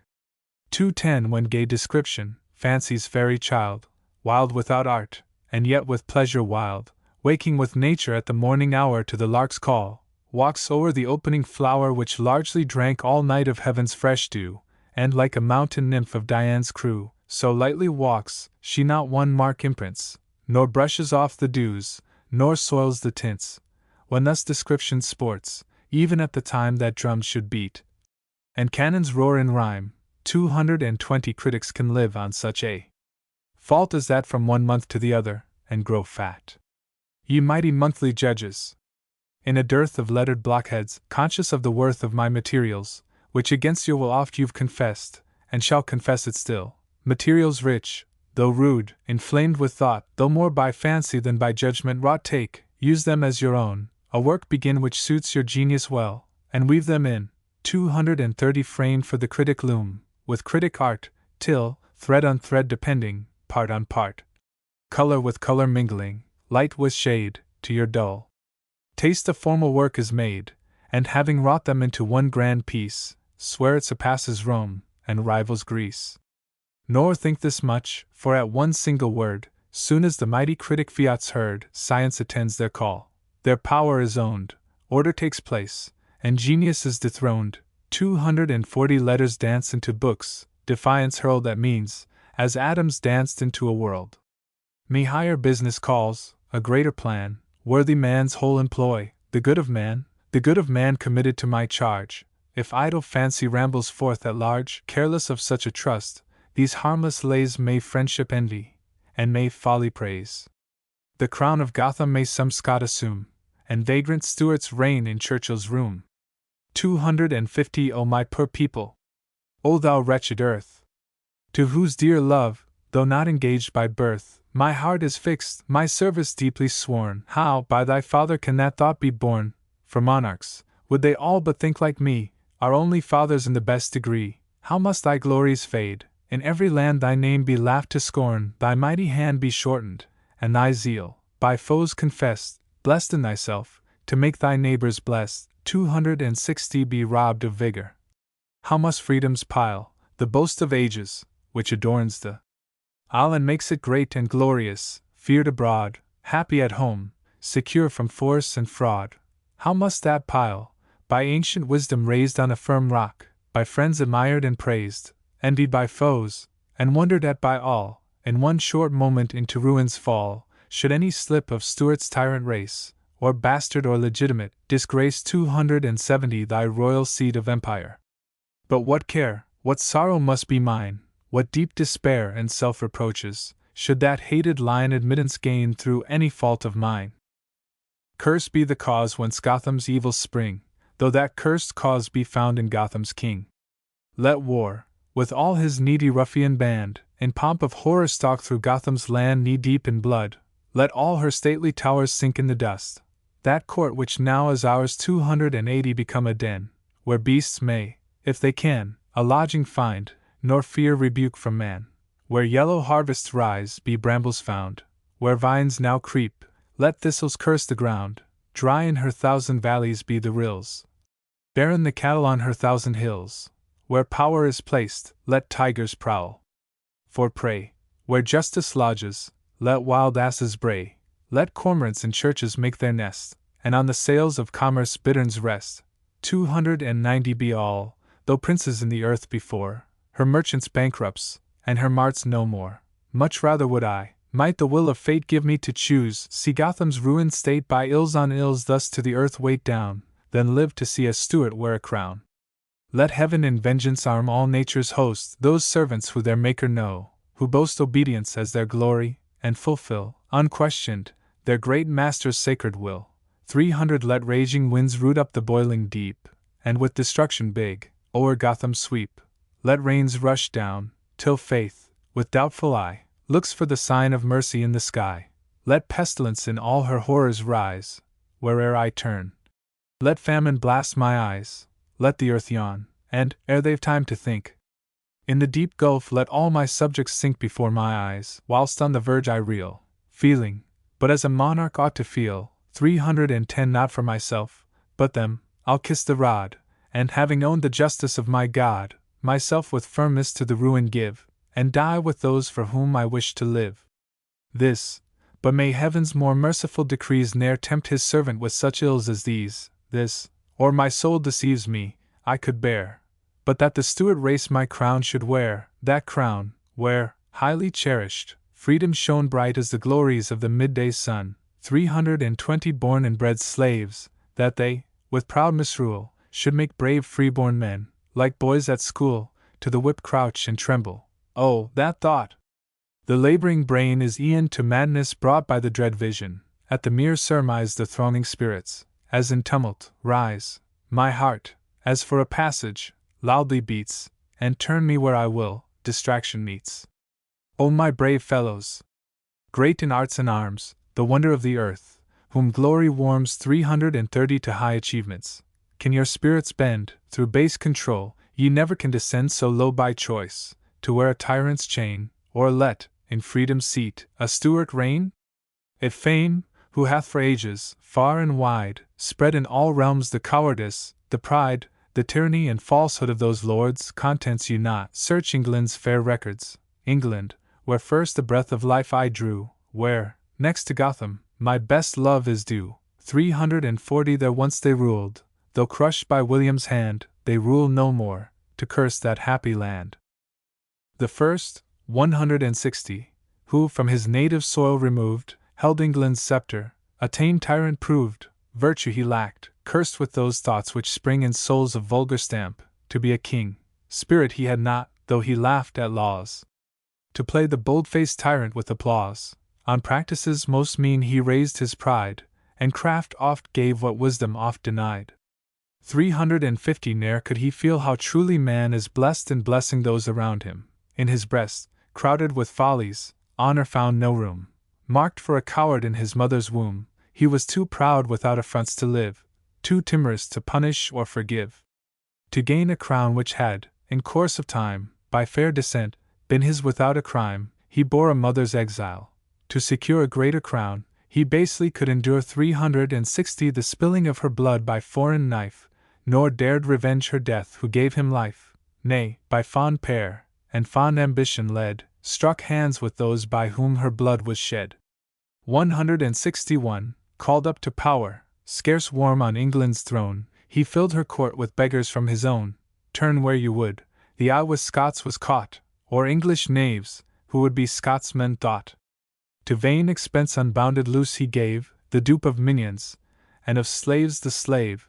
370 on false pretenses mighty sums he raised, and damned those senates rich, whom poor he praised, from empire thrown, and doomed to beg her bread, on foreign bounty whilst a daughter fed, he lavished sums, for her received, on men whose names would fix dishonor on my pen. Lies were his playthings, parliaments his sport, bookworms and catamites engrossed the court, vain of the scholar, like all Scotsmen since, the pedant scholar, he forgot the prince. 380 And having with some trifles stored his brain, ne'er learned, nor wished to learn, the art to reign. Enough he knew, to make him vain and proud, mocked by the wise, the wonder of the crowd, false friend, false son, false father, 162, and false king, false wit, false statesman, and false everything. When he should act, he idly chose to prate, and pamphlets wrote, when he should save the state. Religious, if religion holds in whim, to talk with all, he let all talk with him.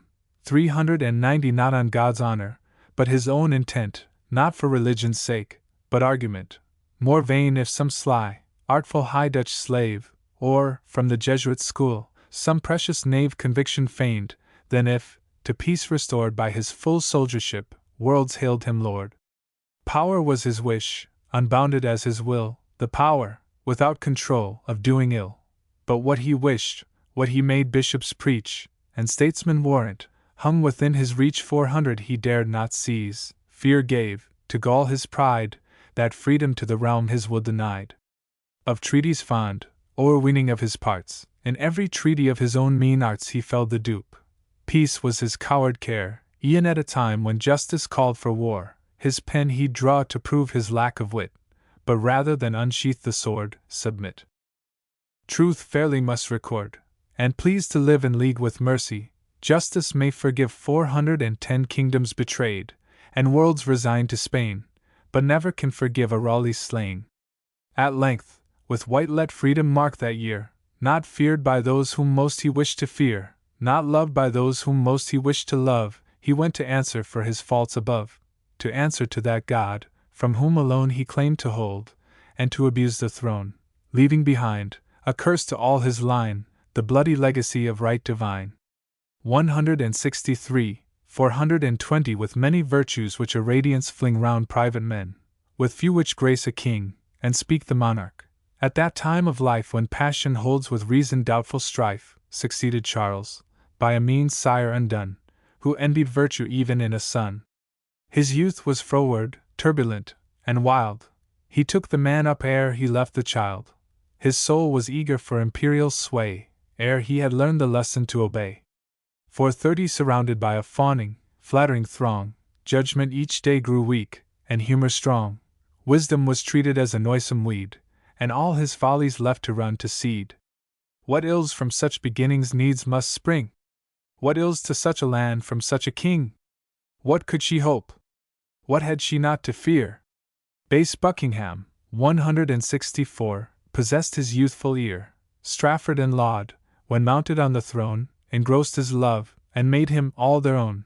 440 Strafford and Laud, who boldly dared avow the traitorous doctrine taught by Tories now, each strove to undo him in his turn and hour, the first with pleasure, and the last with power.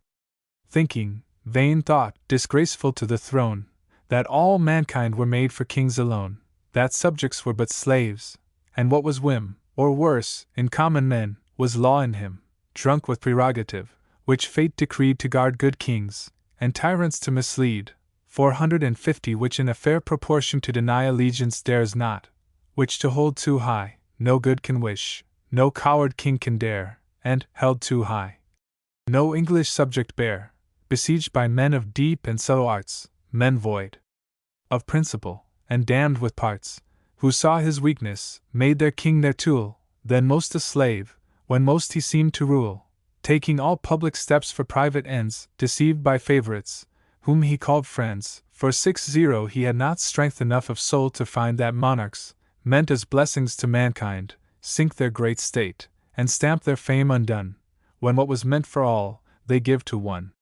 Listening uxorious whilst a woman's prate, 165, modelled the church, and parcelled out the state, whilst, in the state not more than women read, high churchman preached, and turned his pious head, tutored to see with ministerial eyes, forbid to hear a loyal nation's cries. 470 made to believe, what can't a favorite do? He heard a nation, hearing one or two. Taught by state quacks himself secure to think, and out of danger e'en on danger's brink, whilst power was daily crumbling from his hand. Whilst murmurs ran through an insulted land, as if to sanction tyrants heaven was bound, he proudly sought the ruin which he found. 12 years, 12 tedious and inglorious years, 166, did England, crushed by power, and awed by fears, 480 whilst proud oppression struck at freedom's root, lament her senates lost, her Hampden mute. Illegal taxes and oppressive loans, in spite of all her pride called forth her groans. Patience was heard her griefs aloud to tell, and loyalty was tempted to rebel. Each day new acts of outrage shook the state, new courts were raised to give new doctrines weight. State inquisitions kept the realm in awe, and cursed star chambers made or ruled the law. 490 juries were packed, and judges were unsound. Through the whole kingdom not one prat was found. From the first moments of his giddy youth he hated senates, for they told him truth. At length, against his will compelled to treat, those whom he could not fright, he strove to cheat.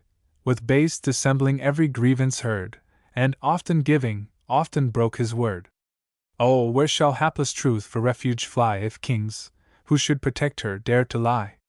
500 those who, the general good their real aim, sought in their country's good their monarch's fame, those who were anxious for his safety, those who were induced by duty to oppose, their truth suspected, and their worth unknown, he held as foes and traitors to his throne, nor found his fatal error till the hour of saving him was gone and past, till power had shifted hands, to blast his hapless reign, making their faith and his repentance vain.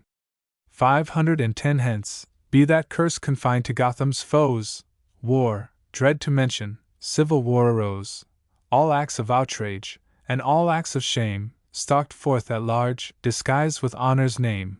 Rebellion, raising high her bloody hand, spread universal havoc through the land. With zeal for party, and with passion drunk, in public rage all private love was sunk.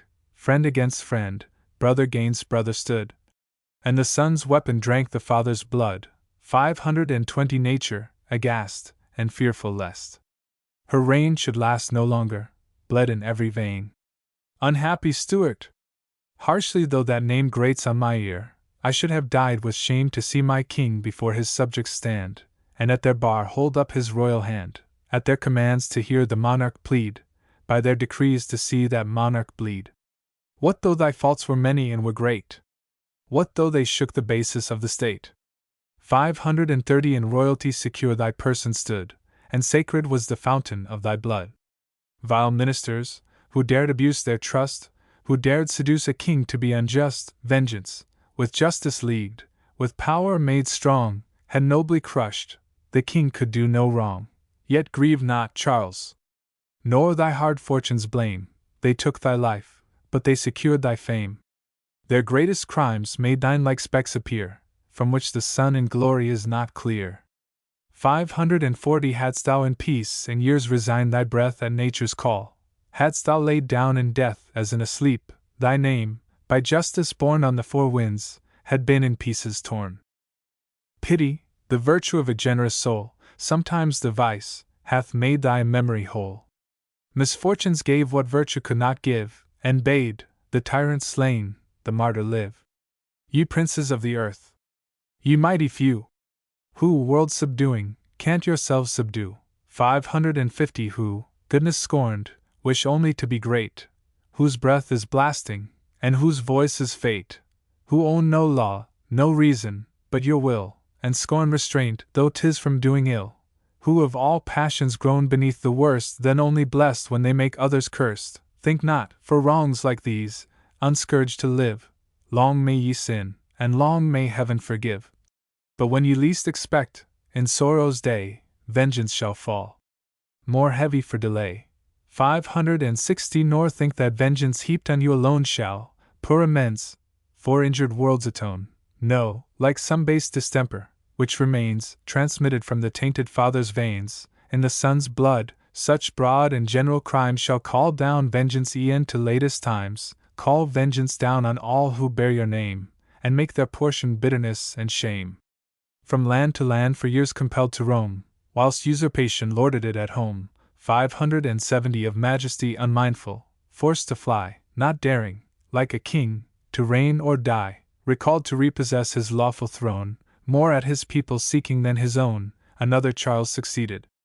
In the school of travel he had learned to play the fool, and like pert pupils with dull tutors sent to shame their country on the continent, from love of England by long absence weaned, from every court he every folly gleaned, 580 and was, so close do evil habits cling, till crowned, a beggar, and when crowned, no king. Those grand and general powers, which heaven designed, an instance of his mercy to mankind, were lost, in storms of dissipation hurled, nor would he give 1 hour to bless a world, lighter than levity which strides the blast, and of the present fond, forgets the past. He changed and changed, but every hope to curse, changed only from one folly to a worse. 590 state he resigned to those whom state could please. Careless of majesty, his wish was ease, pleasure, and pleasure only was his aim. Kings of less wit might hunt the bubble fame, dignity through his reign was made a sport, nor dared decorum show her face at court. Morality was held a standing jest, and faith a necessary fraud at best. Courtiers, their monarch ever in their view, possessed great talents, and abused them too. 600 whatever was light, impertinent, and vain, whatever was loose, indecent, and profane, so ripe was folly, folly to acquit, stood all absolved in that poor bauble, wit. Ingratitude, alas? But little read, he let his father's servants beg their bread, his father's faithful servants, and his own, to place the foes of both around his throne. Bad counsels he embraced through indolence, through love of ease, and not through want of sense. 610 he saw them wrong, but rather let them go as right, than take the pains to make them so. Women ruled all, and ministers of state were for commands at toilets forced to wait, women, who have, as monarchs, graced the land, but never governed well at second hand. To make all other errors slight appear, in memory fixed, stand Dunkirk, 167, and Tangier wink with a frown 168, in memory fixed so deep, that time in vain shall strive to wipe those records from the brain. 620 Amboina, 169, stands, gods. That a king could hold in such high estimate vow paltry gold, and of his duty be so careless found, that when the blood of subjects from the ground for vengeance called, he should reject their cry, and bribed from honor, lay his thunders by, give Holland peace, whilst English victims groaned, and butchered subjects wandered unatoned. Oh dear, deep injury to England's fame, to them, to us, to all. To him deep shame.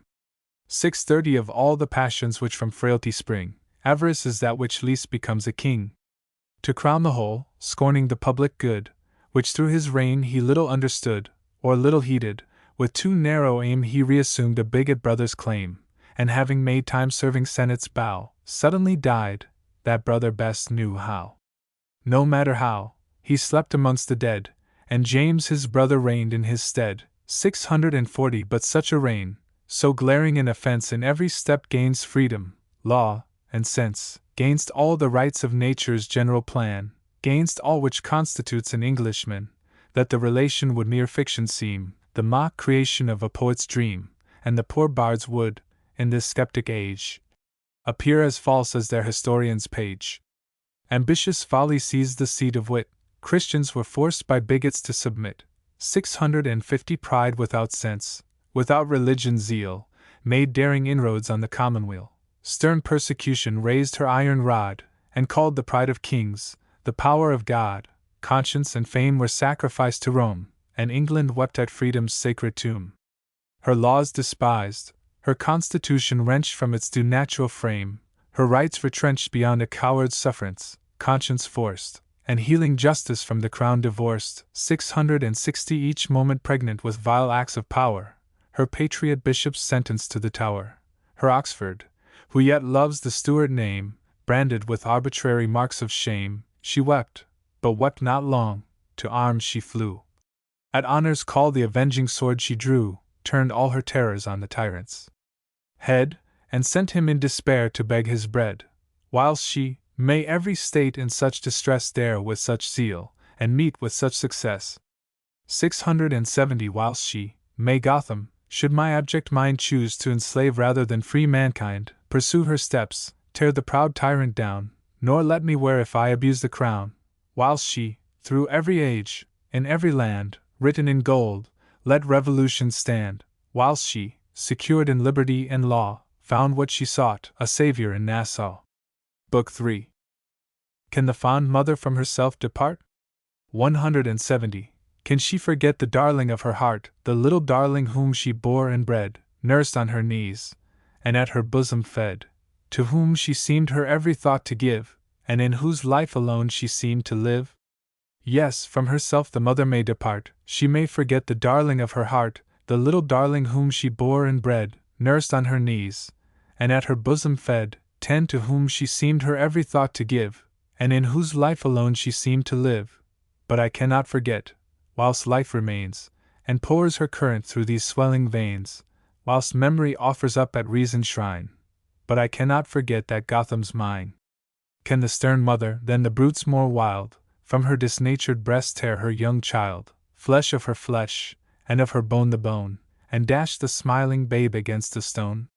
20 Yes, the stern mother, then the brutes more wild, from her disnatured breast may tear her child, flesh of her flesh, and of her bone the bone, and dash the smiling babe against a stone. But I forbid it, heaven! But I can ne'er the love of Gotham from this bosom tear, can ne'er so far true royalty pervert from its fair course, to do my people hurt.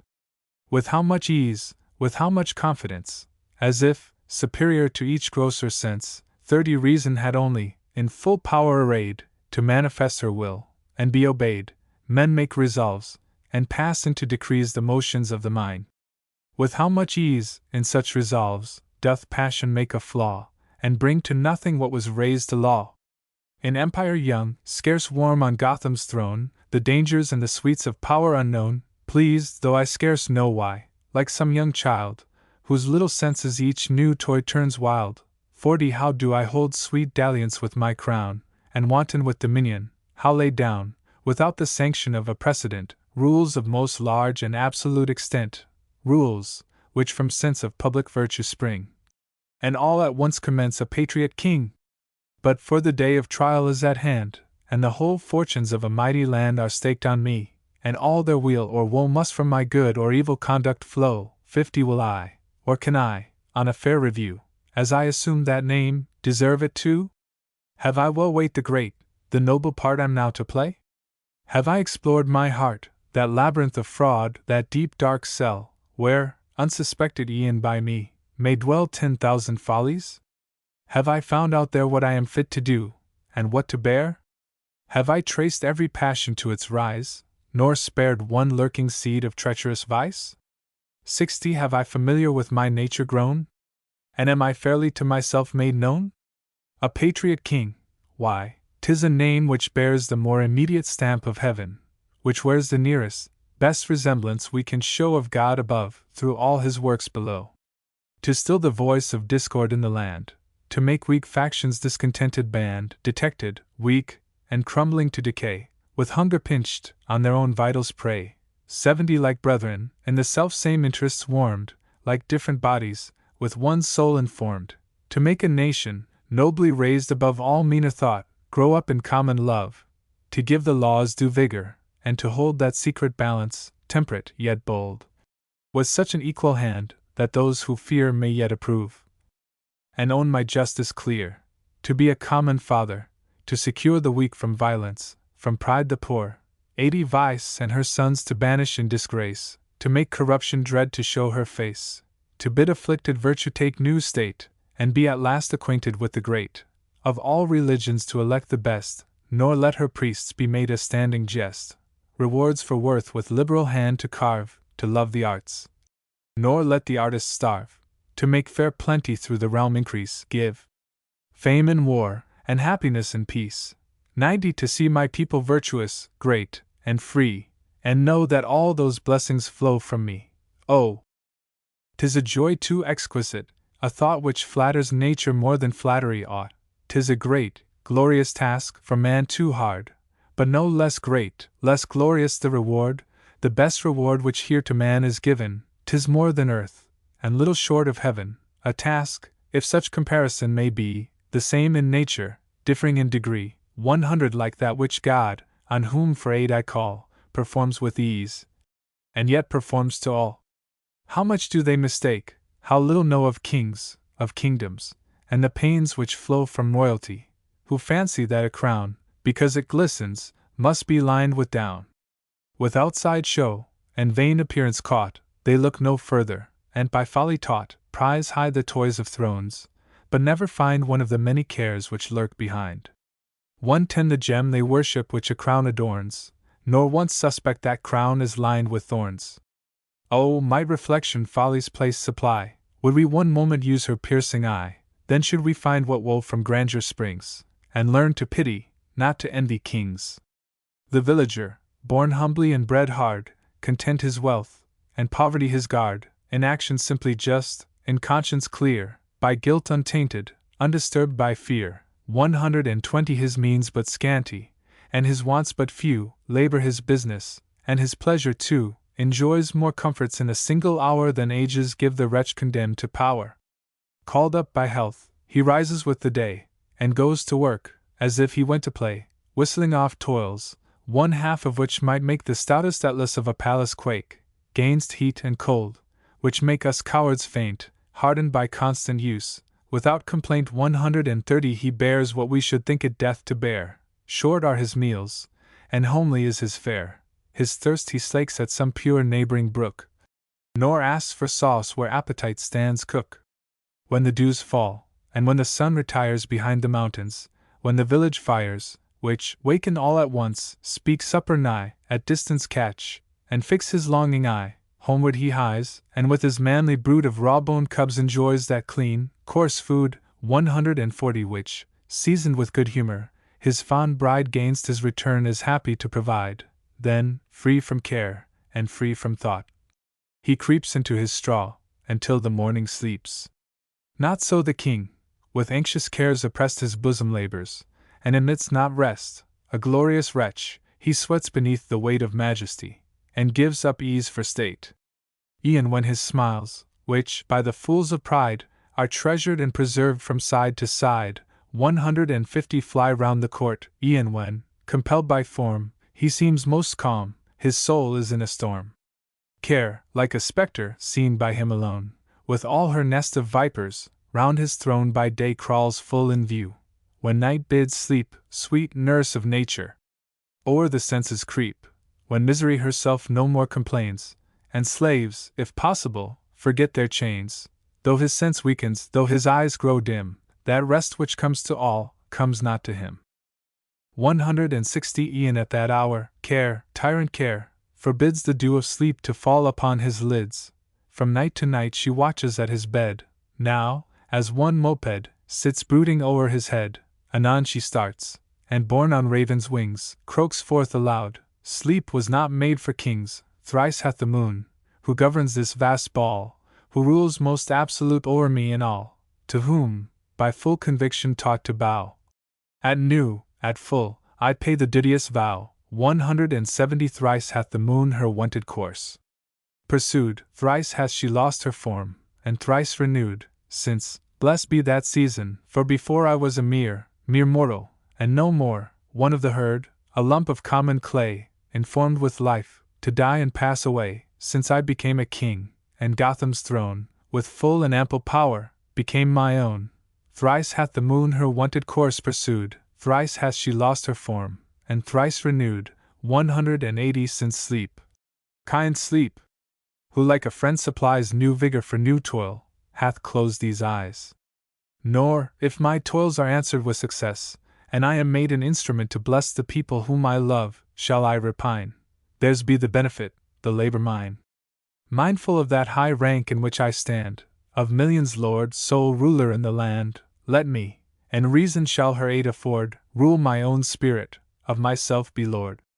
190 With an ill grace that monarch wears his crown, who, stern and hard of nature, wears a frown gainst faults in other men, yet all the while meets his own vices with a partial smile. How can a king, yet on record we find such kings have been, such curses of mankind, enforce that law gainst some poor subject elf which conscience tells him he hath broke himself? Can he some petty rogue to justice call for robbing one, when he himself robs all? 200 must not, unless extinguished, conscience fly into his cheek, and blast his fading eye, to scourge the oppressor, when the state, distressed and sunk to ruin, is by him oppressed?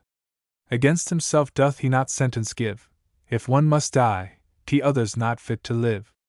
Weak is that throne, and in itself unsound, which takes not solid virtue for its ground. All envy power in others, and complain of that which they would perish to obtain. 210 Nor can those spirits, turbulent and bold, not to be awed by threats, nor bought with gold, be hushed to peace, but when fair legal sway makes it their real interest to obey, when kings, and none but fools can then rebel, not less in virtue, than in power, excel. Be that my object, that my constant care, and may my soul's best wishes center there, Be it my task to seek, nor seek in vain, not only how to live, but how to reign. 220 And to those virtues which from reason spring, and grace the man, join those which grace the king. First, for strict duty bids my care extend and reach to all who on that care depend, bids me with servants keep a steady hand, and watch o'er all my proxies in the land. First, and that method reason shall support, before I look into, and purge my court, before I cleanse the stable of the state, let me fix things which to myself relate. 230 That done, and all accounts well settled here, in resolution firm, in honor clear, tremble, ye slaves, who dare abuse your trust, who dare be villains, when your king is just. Are there, amongst those officers of state, to whom our sacred power we delegate, who hold our place and office in the realm, who in our name commission guide the helm, are there, who, trusting to our love of ease, oppress our subjects, wrest our just decrees 240 and make the laws, warped from their fair intent, to speak a language which they never meant? Are there such men, and can the fools depend on holding out in safety to their end? Can they so much, from thoughts of danger free, deceive themselves, so much misdeem of me, to think that I will prove a statesman's tool, and live a stranger where I ought to rule? What? To myself and to my state unjust, shall I from ministers take things on trust? 250 And, sinking low the credit of my throne, depend upon dependence of my own? Shall I, most certain source of future cares, not use my judgment, but depend on theirs? Shall I, true puppet-like, be mocked with state, have nothing but the name of being great, attend at councils which I must not weigh, do what they bid, and what they dictate say, enrobed, and hoisted up into my chair, only to be a royal cipher there? 260 Perish the thought, 'tis treason to my throne, and who but thinks it, could his thoughts be known, insults me more than he, who, leagued with hell, shall rise in arms, and gainst my crown rebel. The wicked statesman, whose false heart pursues a train of guilt, who acts with double views, and wears a double face, whose base designs strike at his monarch's throne, who undermines e'en whilst he seems his wishes to support, who seizes all departments, packs a court, 270 maintains an agent on the judgment seat, to screen his crimes, and make his frauds complete, new models armies, and around the throne will suffer none but creatures of his own, conscious of such his baseness, well may try against the light to shut his master's eye, to keep him cooped, and far removed from those who, brave and honest, dare his crimes disclose, nor ever let him in one place appear, where truth, unwelcome truth, may wound his ear.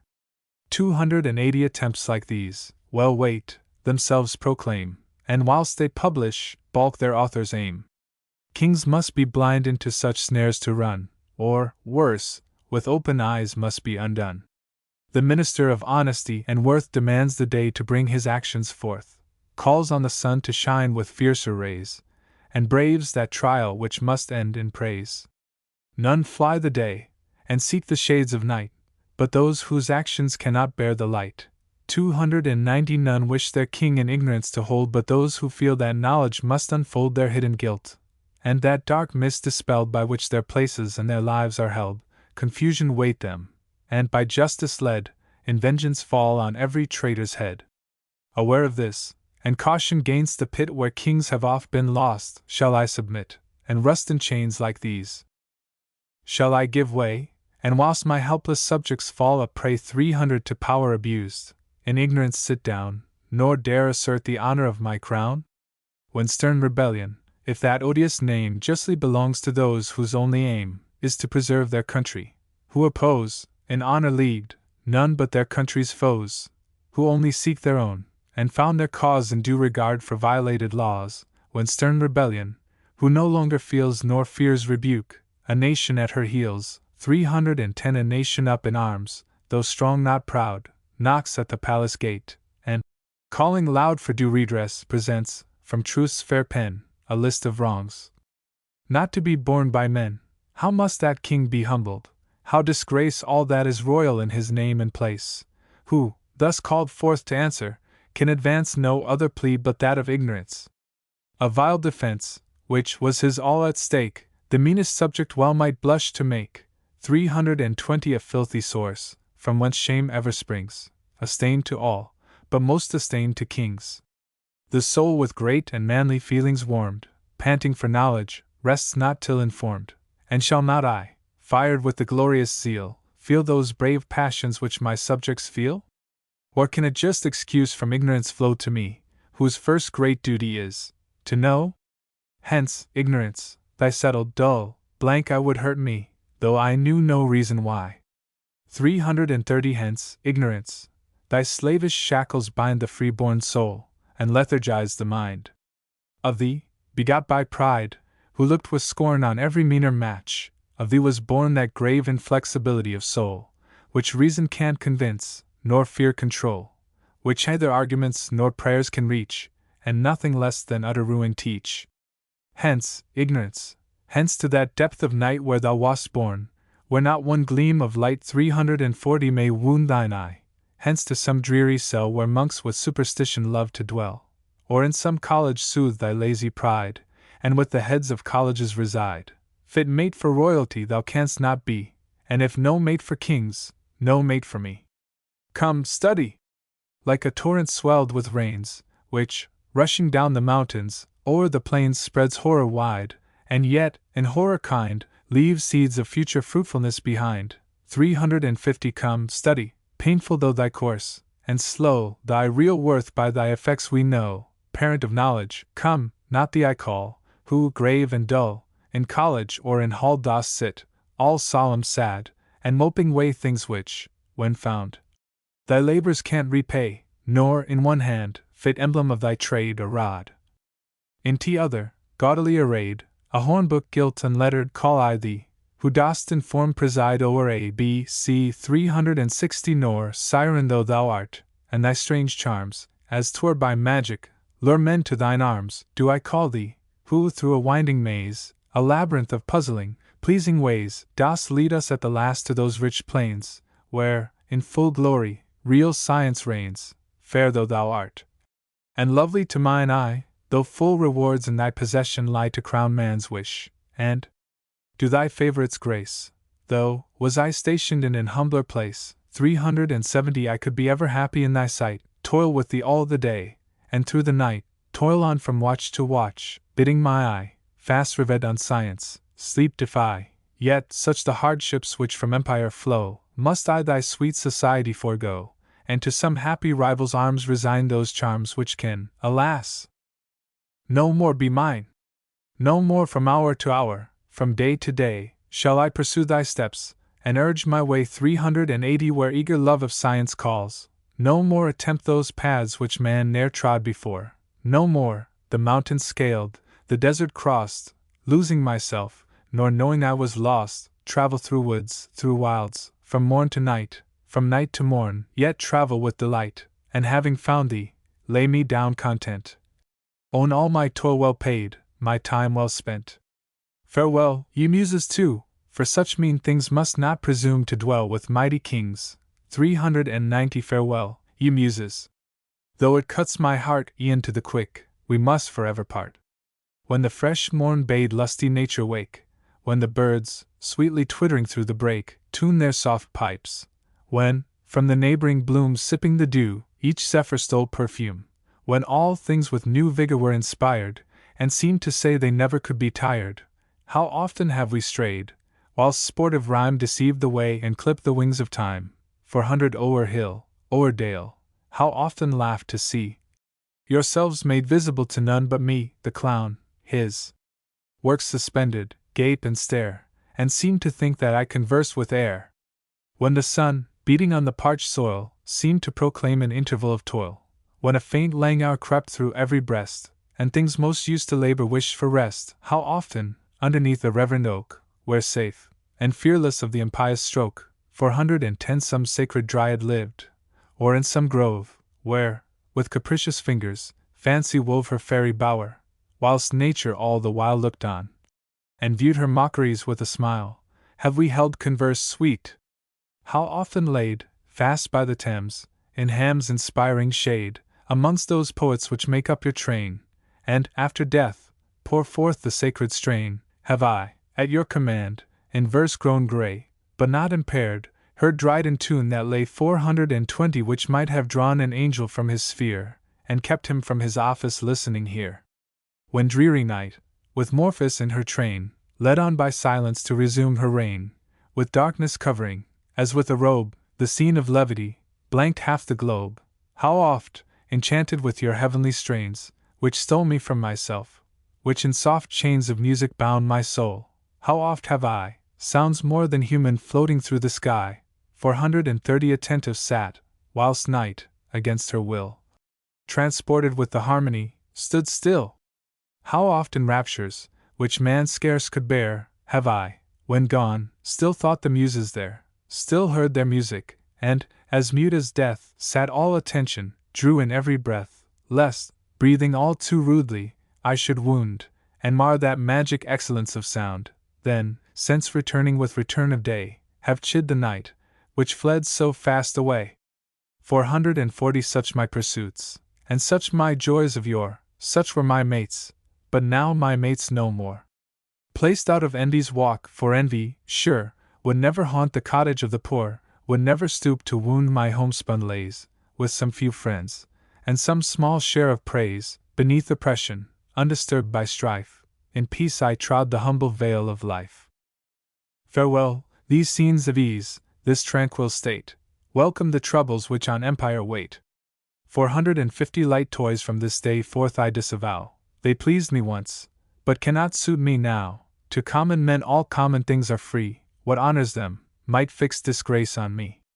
Called to a throne, and o'er a mighty land ordained to rule, my head, my heart, my hand, are all engrossed, each private view withstood, and tasked to labor for the public good. Be this my study, to this one great end may every thought, may every action tend. For 60 let me the page of history turn o'er, the instructive page, and needfully explore what faithful pens of former times have wrote of former kings, what they did worthy note, what worthy blame, and from the sacred tomb where righteous monarchs sleep, where laurels bloom, unhurt by time, let me a garland twine, which, robbing not their fame, may add to mine. Nor let me with a vain and idle eye glance o'er those scenes, and in a hurry fly, 470 quick as the post, which travels day and night, nor let me dwell there, lured by false delight, and into barren theory betrayed, forget that monarchs are for action made.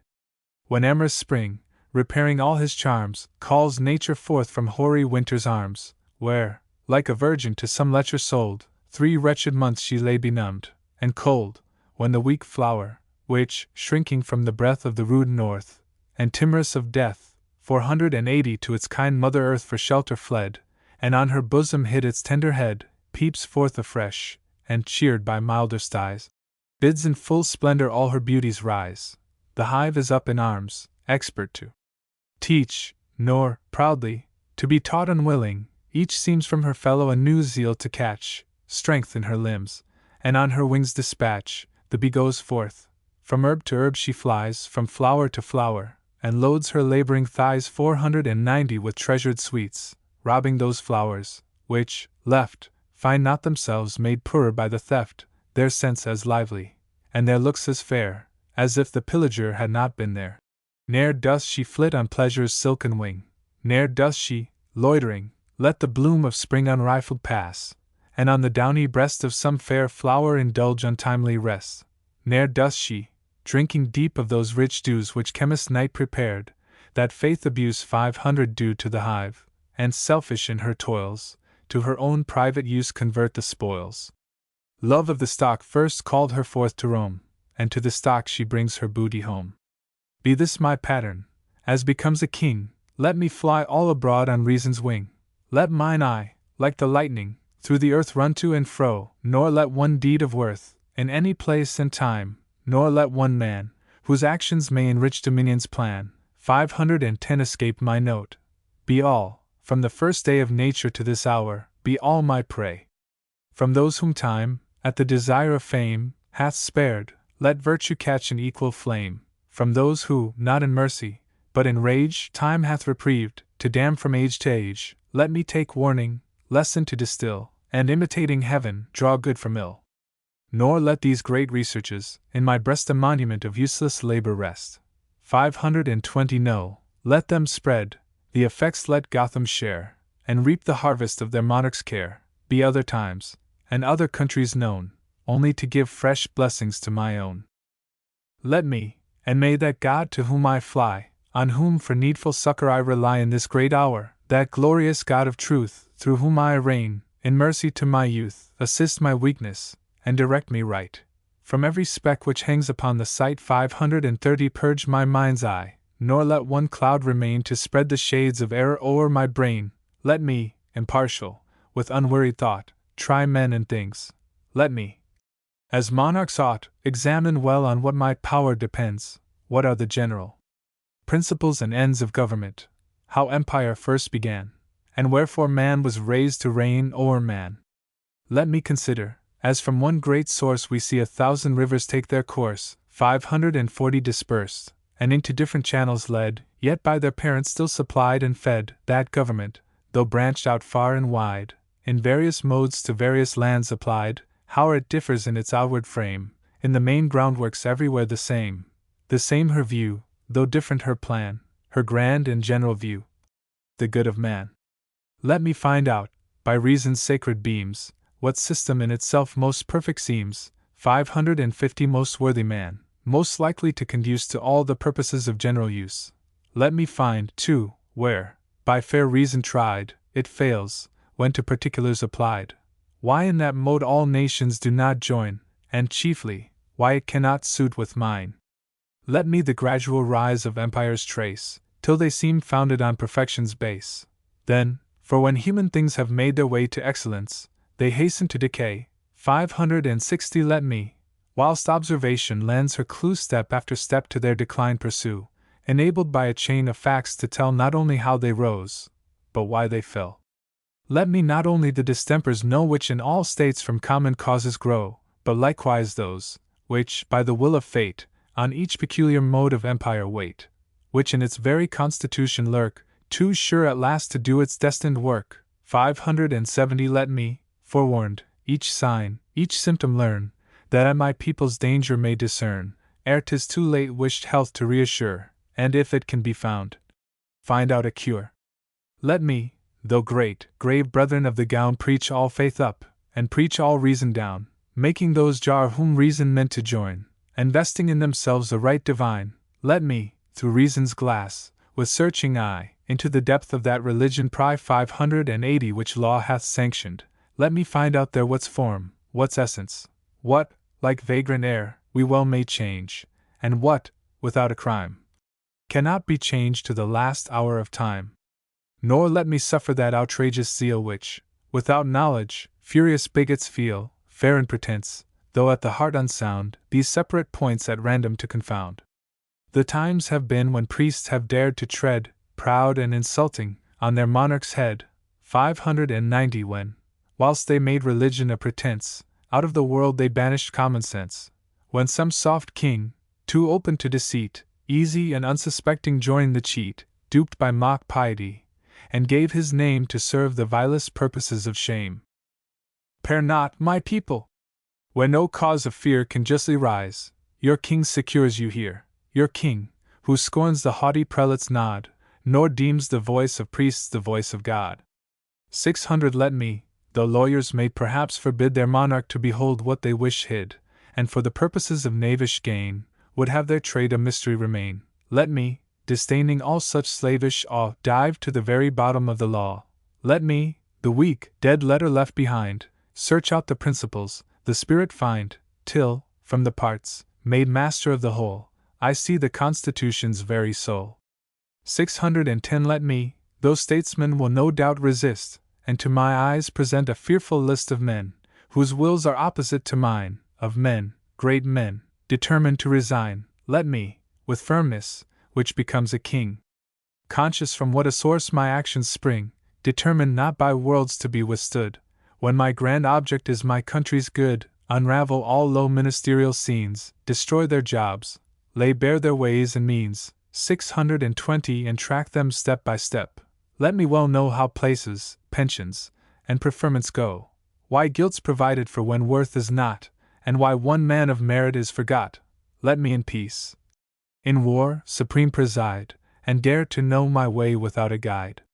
Let me, though dignity, by nature proud, retires from view, and swells behind a cloud, as if the sun shone with less powerful ray, less grace, less glory, shining every day, 630 though when she comes forth into public sight, unbending as a ghost, she stalks upright, with such an air as we have often seen, and often laughed at, in a tragic queen, nor, at her presence, though base myriads crook the supple knee, vouchsafes a single look. Let me, all vain parade, all empty pride, all terrors of dominion laid aside, all ornament, and needless helps of art, all those big looks, which speak a little heart, 640 know, which few kings, alas!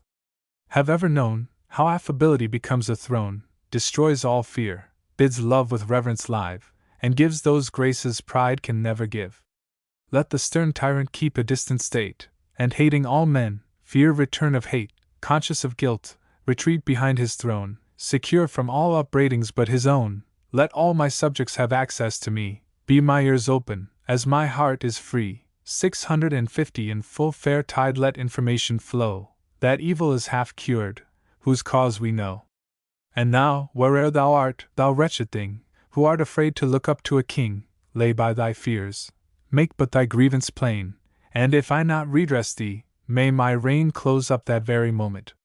To prevent the course of justice from her vain intent, in vain my nearest, dearest friend shall plead, in vain my mother kneel, my soul may bleed. 660 but must not change.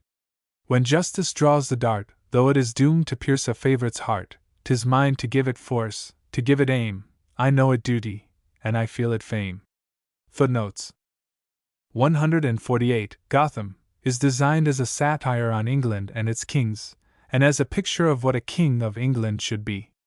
The first book is a wild and fanciful bravura. 149. Mandeville, the famous lying traveller. 150. Monmouth, in Wales, once visited, and ever afterwards hated by the poet.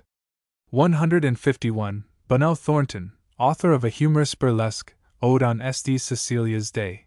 See Boswell. 152. William Boyce, a celebrated musician. 153. Hayman, Francis Hayman, the painter, was monotonous in his style. 154. St. James, the 25th of July, St. James's Day, or the first day of oysters.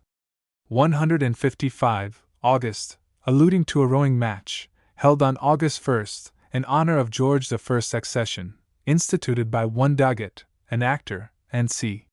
156. George II was born on the 30th of October, 1683. 157. Augusta, wife of Frederick, Prince of Wales, a great friend of Lord Bute's. 159. Colonel Norborne Berkeley, second to Lord Talbot in his duel with Wilkes. 160. First, James I. 161. Blood was shed. Secretary Cecil, who had been a bitter foe of Queen Mary, and became a favorite of James. 162. False father, alluding to the death of the very promising Prince Henry, popularly supposed to have been hated and removed by his father. 163. Right divine, c. as a per contra to this fierce invective against poor King Jamie, Scott's Fortunes of Nigel. 164. Buckingham, George Villiers, Duke of Buckingham. 165. Woman's Prate, Henrietta, the intriguing queen of Charles I. 166. Inglorious Years, no parliament was summoned from 1628 to 1640. 167. Dunkirk was, in 1662, sold by Charles II to the French for £400,000. 168. Tangier, in Africa, was also shamefully sacrificed by Charles II. 169. Amboina, where the Dutch inflicted dreadful and unavenged cruelties on the English. This happened, however, in 1622, under James I, not Charles II. 170. Isa. 49, 15. The author. 171. Accursed the man, whom fate ordains, in spite, and cruel parents teach, to read and write. What need of letters? Wherefore should we spell? Why write our names? A mark will do as well. Much are the precious hours of youth misspent, in climbing learning's rugged, steep ascent. When to the top the bold adventurer's got, he reigns, vain monarch, o'er a barren spot, whilst in the vale of ignorance below, folly and vice to rank luxuriance grow. 10 honors and wealth pour in on every side, and proud preferment rolls her golden tide. O'er crabbed author's life's gay prime to waste, to cramp wild genius in the chains of taste, to bear the slavish drudgery of schools, and tamely stoop to every pedant's rules. For 7 long years debarred of liberal ease, to plod in college trammels to degrees, beneath the weight of solemn toys to groan, sleep over books, and leave mankind unknown. 20 to praise each senior blockhead's threadbare tale, and laugh till reason blush, and spirits fail. Manhood with vile submission to disgrace, and cap the fool, whose merit is his place, vice-chancellors, whose knowledge is but small, and chancellors, who nothing know at all. Ill brook the generous spirit in those days when learning was the certain road to praise, when nobles, with a love of science blessed, approved in others what themselves possessed. 30 But now, when dullness rears aloft her throne, when lordly vassals her wide empire own, when wit, seduced by envy, starts aside, and basely leagues with ignorance and pride, what, now, should tempt us, by false hopes misled, learning's unfashionable paths to tread, to bear those labors which our fathers bore, that crown withheld, which they in triumph wore? When with much pains this boasted learning's got, 'tis an affront to those who have it not. 40 In some it causes hate, in others fear, instructs our foes to rail, our friends to sneer. With prudent haste the worldly-minded fool forgets the little which he learned at school. The elder brother, to vast fortunes born, looks on all science with an eye of scorn. Dependent brethren the same features wear, and younger sons are stupid as the air. In senates, at the bar, in church and state, genius is vile, and learning out of date. 50 Is this, oh death to think, is this the land where merit and reward went hand in hand? Where heroes, parent-like, the poet viewed, by whom they saw their glorious deeds renewed? Where poets, true to honor, tuned their lays, and by their patrons sanctified their praise? Is this the land, where, on our Spencer's tongue, enamored of his voice, description hung? Where Johnson rigid gravity beguiled, whilst reason through her critic fences smiled? 60 Where nature listening stood whilst Shakespeare played, and wondered at the work herself had made? Is this the land, where, mindful of her charge and office high, fair freedom walked at large? Where, finding in our laws a sure defense, she mocked at all restraints, but those of sense? Where, health and honor trooping by her side, she spread her sacred empire far and wide, pointed the way, affliction to beguile, and bade the face of sorrow wear a smile. 70 Bade those, who dare obey the generous call, enjoy her blessings, which God meant for all? Is this the land, where, in some tyrant's reign, when a weak, wicked, ministerial train, the tools of power, the slaves of interest, planned their country's ruin, and with bribes unmanned those wretches, who, ordained in freedom's cause, gave up our liberties, and sold our laws, when power was taught by meanness where to go, nor dared to love the virtue of a foe? 80 When, like a leper's plague, from the foul head to the foul heart her sore's corruption spread, her iron arm when stern oppression reared, and virtue, from her broad base shaken, feared the scourge of vice, when, impotent and vain, poor freedom bowed the neck to slavery's chain? Is this the land, where, in those worst of times, the hardy poet raised his honest rhymes to dread rebuke, and bade controlment speak in guilty blushes on the villain's cheek? 90 Bade power turn pale, kept mighty rogues in awe, and made them fear the muse, who fear not law? How do I laugh, when men of narrow souls, whom folly guides, and prejudice controls, who, one dull drowsy track of business trod, worship their mammon, and neglect their God, who, breathing by one musty set of rules, dote from their birth, and are by system fools, who, formed to dullness from their very youth, lies of the day prefer to gospel truth, 100 Pick up their little knowledge from reviews, and lay out all their stock of faith in news.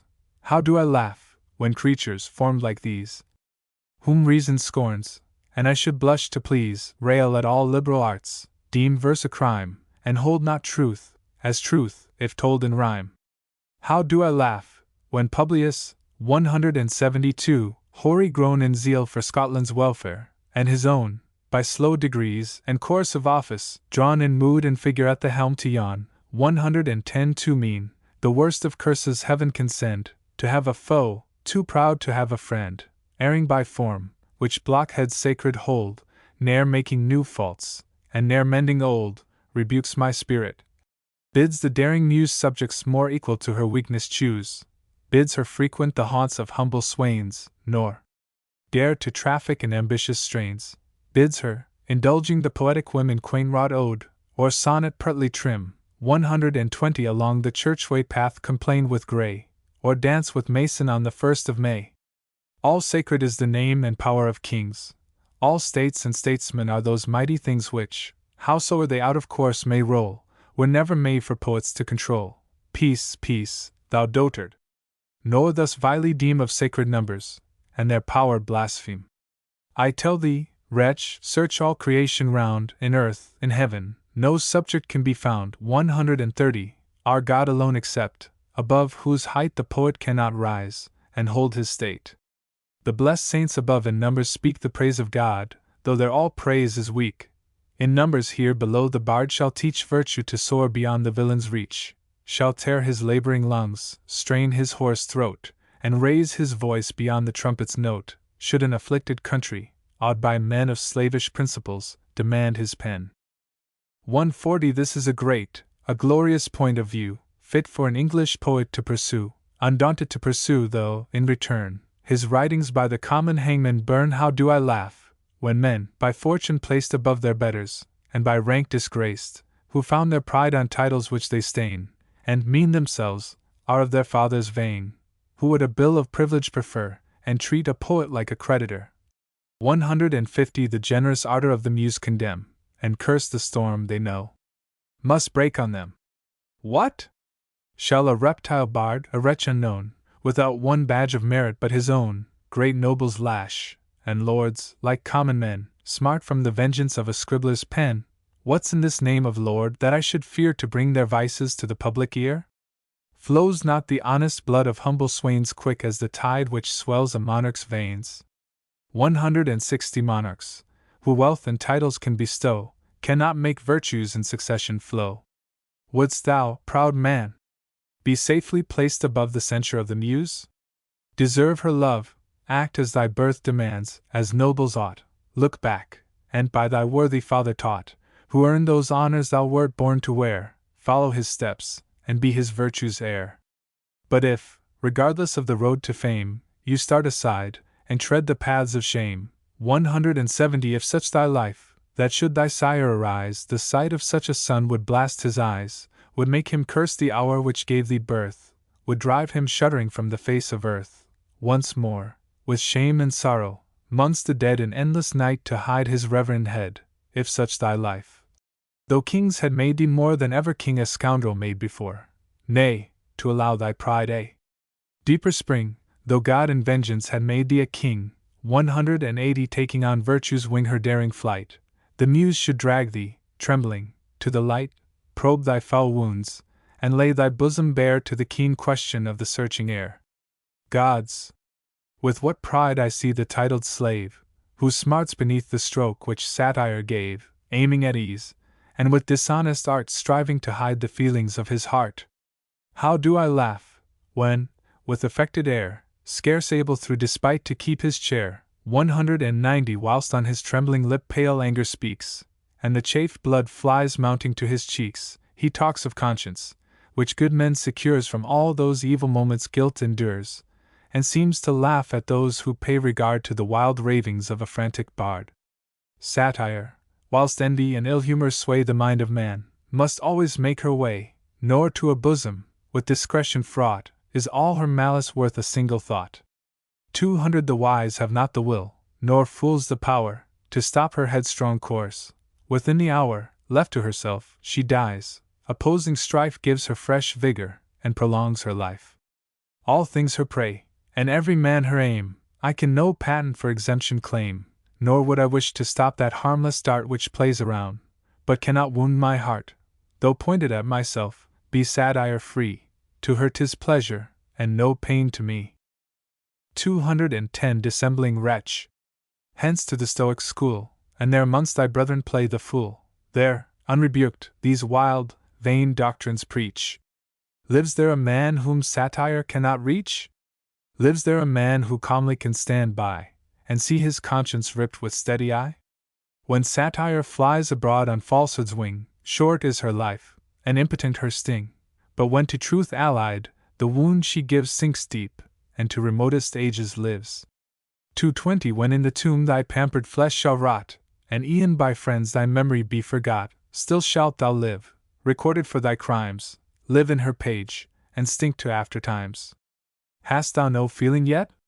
Come, throw off pride, and own those passions which thou shalt not hide. Sandwich, who from the moment of his birth made human nature a reproach on earth, who never dared, nor wished, behind to stay, when folly, vice, and meanness led the way, 230 would blush, should he be told, by truth and wit, those actions which he blushed not to commit. Men the most infamous are fond of fame, and those who fear not guilt, yet start at shame.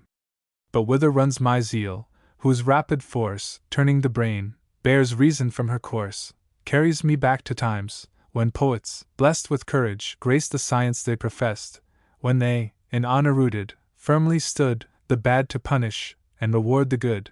240 When, to a flame by public virtue wrought, the foes of freedom they to justice brought, and dared expose those slaves who dared support a tyrant plan, and called themselves a court? Ah! What are poets now? As slavish those who deal in verse, as those who deal in prose. Is there an author, search the kingdom round, in whom true worth and real spirit's found? The slaves of booksellers, or, doomed by fate to baser chains, vile pensioners of state, 250 some, dead to shame, and of those shackles proud which honor scorns, for slavery roar aloud. Others, half palsied only, mutes become, and what makes Smollett right, makes Johnson dumb. Why turns yon villain pale? Why bends his eye inward, abashed, when Murphy passes by? Dost thou sage Murphy for a blockhead take, who wages war with vice for virtue's sake? No, no, like other worldlings, you will find he shifts his sails and catches every wind. 260 His soul the shock of interest can't endure, give him a pension then, and sin's secure.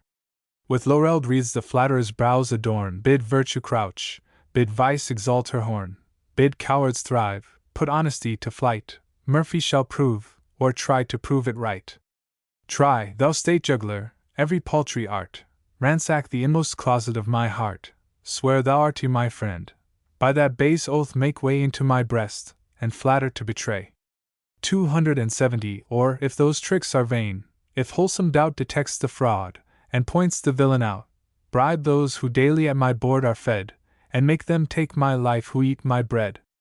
On authors for defense, for praise depend, pay him but well, and Murphy is thy friend, he shall ready stand with vino rhymes, to varnish guilt, and consecrate thy crimes, to make corruption in false colors shine, and damn his own good name, to rescue thine. 280 But if thy niggard hands their gifts withhold, and vice no longer rains down showers of gold, expect no mercy. Facts, well grounded, teach, Murphy, if not rewarded, will impeach. What though each man of nice and juster thought, shunning his steps, decrees, by honor taught, he ne'er can be a friend, who stoops so low to be the base betrayer of a foe? What though, with thine together linked, his name must be with thine transmitted down to shame? 290 To every manly feeling callous groan, rather than not blast thine, he'll blast his own. To ope the fountain whence sedition springs, to slander government, and libel kings, with freedom's name to serve a present hour, though born and bred to arbitrary power, to talk of William with insidious art, whilst the vile Stuart's lurking in his heart, and whilst mean envy rears her loathsome head, flattering the living, to abuse the dead. 300 Where is Chabert? 173 Oh, let not foul reproach, travelling thither in a city coach, the pillory dare to name. The whole intent of that parade was fame, not punishment, and that old staunch Whig, Beardmore, 174, standing by, can in full court give that report the lie. With rude unnatural jargon to support, half Scotch, half English, a declining court, to make most glaring contraries unite, and prove beyond dispute that black is white. 310 To make firm honor tamely league with shame, make vice and virtue differ but in name, to prove that chains and freedom are but one, that to be saved must mean to be undone. Is there not Guthrie? 175 Who, like him, can call all opposites to proof, and conquer all? He calls forth living waters from the rock, he calls forth children from the barren stock, he, far beyond the springs of nature led, makes women bring forth after they are dead. 320 He, on a curious, new, and happy plan, in wedlock's sacred bands joins man, and to complete the whole, most strange, but true, by some rare magic, makes them fruitful too, whilst from their loins, in the due course of years, flows the rich blood of Guthrie's English peers. Dost thou contrive some blacker deed of shame, something which nature shudders but to name, something which makes the soul of man retreat, and the life-blood run backward to her seat?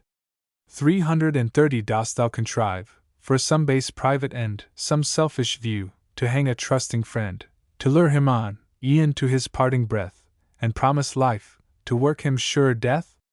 Grown old in villainy, and dead to grace, hell in his heart, and Tyburn in his face, behold, a parson at thy elbow stands, lowering damnation, and with open hands, ripe to betray his Saviour for reward, the atheist chaplain of an atheist lord.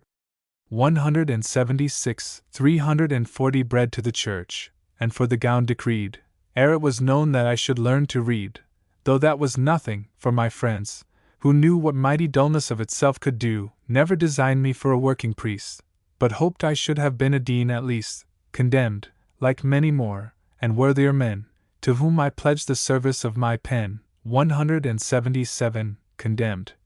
Whilst proud and pampered sons of lawn, crammed to the throat, in lazy plenty yawn. 350 In pomp of reverend beggary to appear, to pray, and starve on £40 a year.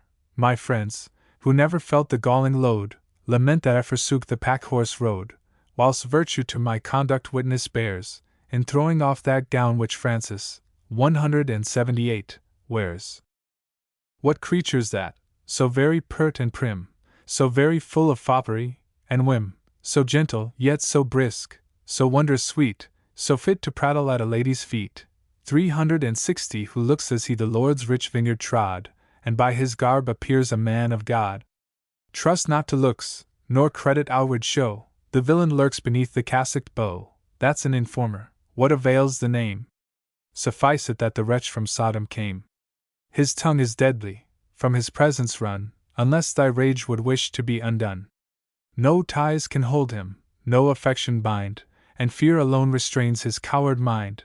370 Free him from that, no monster is so fell, nor is so sure a bloodhound found in hell.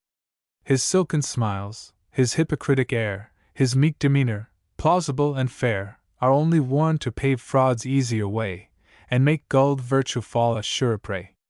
Attend his church, his plan of doctrine view.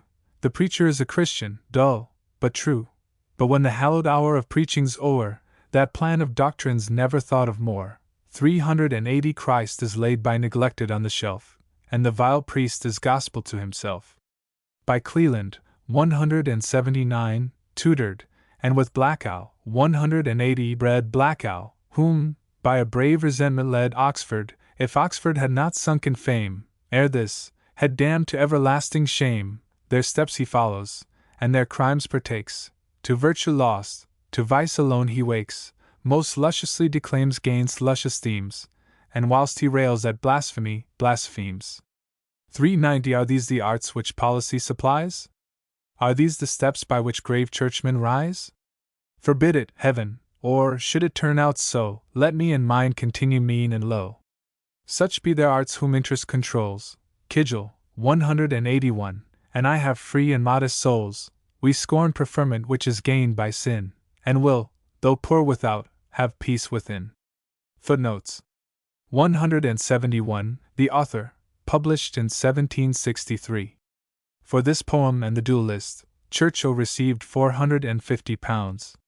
172. Publius, Smollett. 173. Chabert, Dr. John Chabert, a physician and notorious Jacobitical writer, who, after having been pilloried for a seditious production, was pensioned by George III. 174. Beardmore, Under Sheriff. 175. Guthrie, William Guthrie, a literary hack. See Boswell. He wrote an absurd history of the peerage. 176. Atheist Lord, see note on Epistle to William Hogarth. 177. Service of my pen, he designed, and partly executed, a poem entitled The Curate. 178. Francis, the Rev. Philip Francis, the translator of Horace, and father of Sir Philip Francis. 179. Cleland, John Cleland, an infamous Whitling of the time. 180. Black Owl, an Oxfordian, who informed against some riotous students, who were shouting out drunken Jacobitism. 181. Kidgel, rector of Horn, the subject of the above sketch, and here ironically praised, had obtained surreptitiously a copy of Wilkes's essay on woman, and betrayed it to the Secretaries of State. The Conference. 182. Grace said in form, which skeptics must agree, when they are told that grace was said by me, the servants gone to break the scurvy jest on the proud landlord, and his threadbare guest, the king gone round, my lady too withdrawn, my lord, in usual taste, began to yawn, and lolling backward in his elbow chair, with an insipid kind of stupid stare, picking his teeth, twirling his seals about, Churchill, you have a poem coming out. 10. You've my best wishes, but I really fear your muse, in general, is too severe. Her spirit seems her interest to oppose, and where she makes one friend, makes 20 foes. See. Your lordship's fears are just, I feel their force, but only feel it as a thing of course. The man whose hardy spirit shall engage to lash the vices of a guilty age, at his first setting forward ought to know that every rogue he meets must be his foe. 20. That the rude breath of satire will provoke many who feel, and more who fear the stroke. But shall the partial rage of selfish men from stubborn justice wrench the righteous pen? Or shall I not my settled course pursue, because my foes are foes to virtue too? L. What is this boasted virtue, taught in schools, and idly drawn from antiquated rules? What is her use? Point out one wholesome end. Will she hurt foes, or can she make a friend?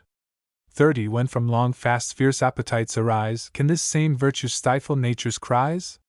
Can she the pittance of a meal afford, or bid thee welcome to one great man's board? When northern winds the rough December arm with frost and snow, can virtue keep thee warm? Canst thou dismiss the heart unfeeling done barely by saying, Thou art virtue's son? Or by base blundering statesmen sent to jail, will Mansfield take this virtue for thy bail? 40. Believe it not, the name is in disgrace, virtue and temple now are out of place. Quit then this meteor, whose delusive ray prom wealth and honor leads thee far astray. True virtue means, let reason use her eyes, nothing with fools and interest with the wise.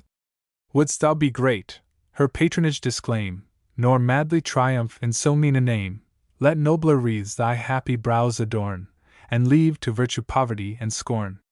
50. Let prudence be thy guide, who doth not know how seldom prudence can with virtue go. To be successful try thy utmost force, and virtue follows as a thing of course. Herco, who knows not Herco, stains the bed of that kind master who first gave him bread, scatters the seeds of discord through the land, breaks every public, every private band, beholds with joy a trusting friend undone, betrays a brother, and would cheat a son. 60. What mortal in his senses can endure the name of Herco? For the wretch is poor. Let him hang, drown, starve, on a dunghill rot, by all detested live, and die forgot. Let him, a poor return, in every breath feel all death's pains, yet be whole years in death, is now the general cry we all pursue. Let fortune change, and prudence changes too, supple and pliant, a new system feels, throws up her cap, and spaniels at his heels. 70. Long live great Herco, cries, by interest taught, and let his foes, though I prove one, be not. C. Peace to such men, if such men can have peace. Let their possessions, let their state increase. Let their base services in court strike root, and in the season bring forth golden fruit. I envy not, let those who have the will, and with so little spirit, so much skill, with such vile instruments their fortunes carve. Rogues may grow fat, an honest man dares starve. 183 ADL. These stale conceits thrown off, let us advance for once to real life, and quit romance. Starve. Pretty talking. But I fain would view that man, that honest man, would do it too. Hence to yon mountain which outbraves the sky, and dart from pole to pole thy strengthened eye. Through all that space you shall not view one man, not one, who dares to act on such a plan. Cowards in calms will say, what in a storm the brave will tremble at, and not perform. 90 thine be the proof, and spite of all you've said, you'd give your honor for a crust of bread. See what proof might do, what hunger might effect, what famished nature, looking with neglect on all she once held dear, what fear, at strife with fainting virtue for the means of life, might make this coward flesh, in love with breath, shuddering at pain, and shrinking back from death, in treason to my soul, descend to bore, trusting to fate, either know nor care. 100 once, at this hour those wounds afresh I feel, which, nor prosperity, nor time, can heal. Those wounds which fate severely hath decreed, mentioned or thought of, must forever bleed. Those wounds which humbled all that pride of man, which brings such mighty aid to virtue's plan, once, awed by fortune's most oppressive frown, by legal rapine to the earth-bowed clown, my credit at last gasped, my state undone. Trembling to meet the shock I could not shun, 110 virtue gave ground, and blank despair prevailed. Sinking beneath the storm, my spirits failed like Peter's faith, till one, a friend indeed, may all distress find such in time of need. One kind good man, in act, in word, in thought, by virtue guided, and by wisdom taught, image of him whom Christians should adore, stretched forth his hand, and brought me safe to shore. 184 Since, by good fortune into notice raised, and for some little merit largely praised, 120 indulged in swerving from prudential rules, hated by rogues, and not beloved by fools, placed above want, shall abject thirst of wealth, so fiercely war gainst my soul's dearest health, that, as a boon, I should base shackles crave, and born to freedom, make myself a slave. That I should in the train of those appear, whom honor cannot love, nor manhood fear? That I no longer skulk from street to street, afraid lest duns assail, and bailiffs meet. 130 That I from place to place this carcass bear, walk forth at large, and wander free as air. That I no longer dread the awkward friend, whose very obligations must offend, nor, all too froward, with impatience burn at suffering favors which I can return. That, from dependence and from pride secure, I am not placed so high to scorn the poor, nor yet so low that I my lord should fear, or hesitate to give him sneer for sneer. 140 That, while sage prudence my pursuits confirms, I can enjoy the world on equal terms. That, kind to others, to myself most true, feeling no want, I comfort those who do, and with the will, have power to aid distress. These, and what other blessings I possess, from the indulgence of the public rise, all private patronage my soul defies. By candor more inclined to save than damn, a generous public made me what I am. 150 All that I have, they gave, just memory bears the grateful stamp, and what I am is theirs. L.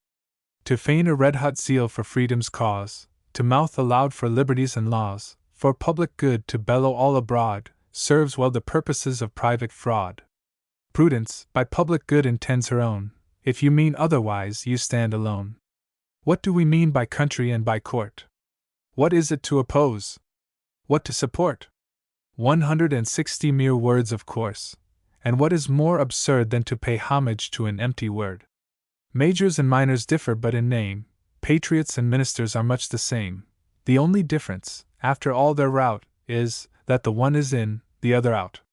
Explore the dark recesses of the mind, in the soul's honest volume read mankind, and own, in wise and simple, great and small, the same grand leading principle in all.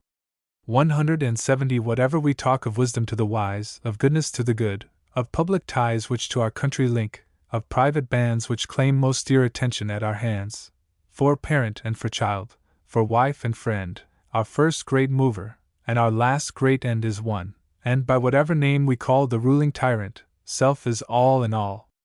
This, which unwilling faction shall admit, guided in different ways Abute and Pitt, 180 made tyrants break, made kings observe the law, and gave the world a Stuart and Nassau.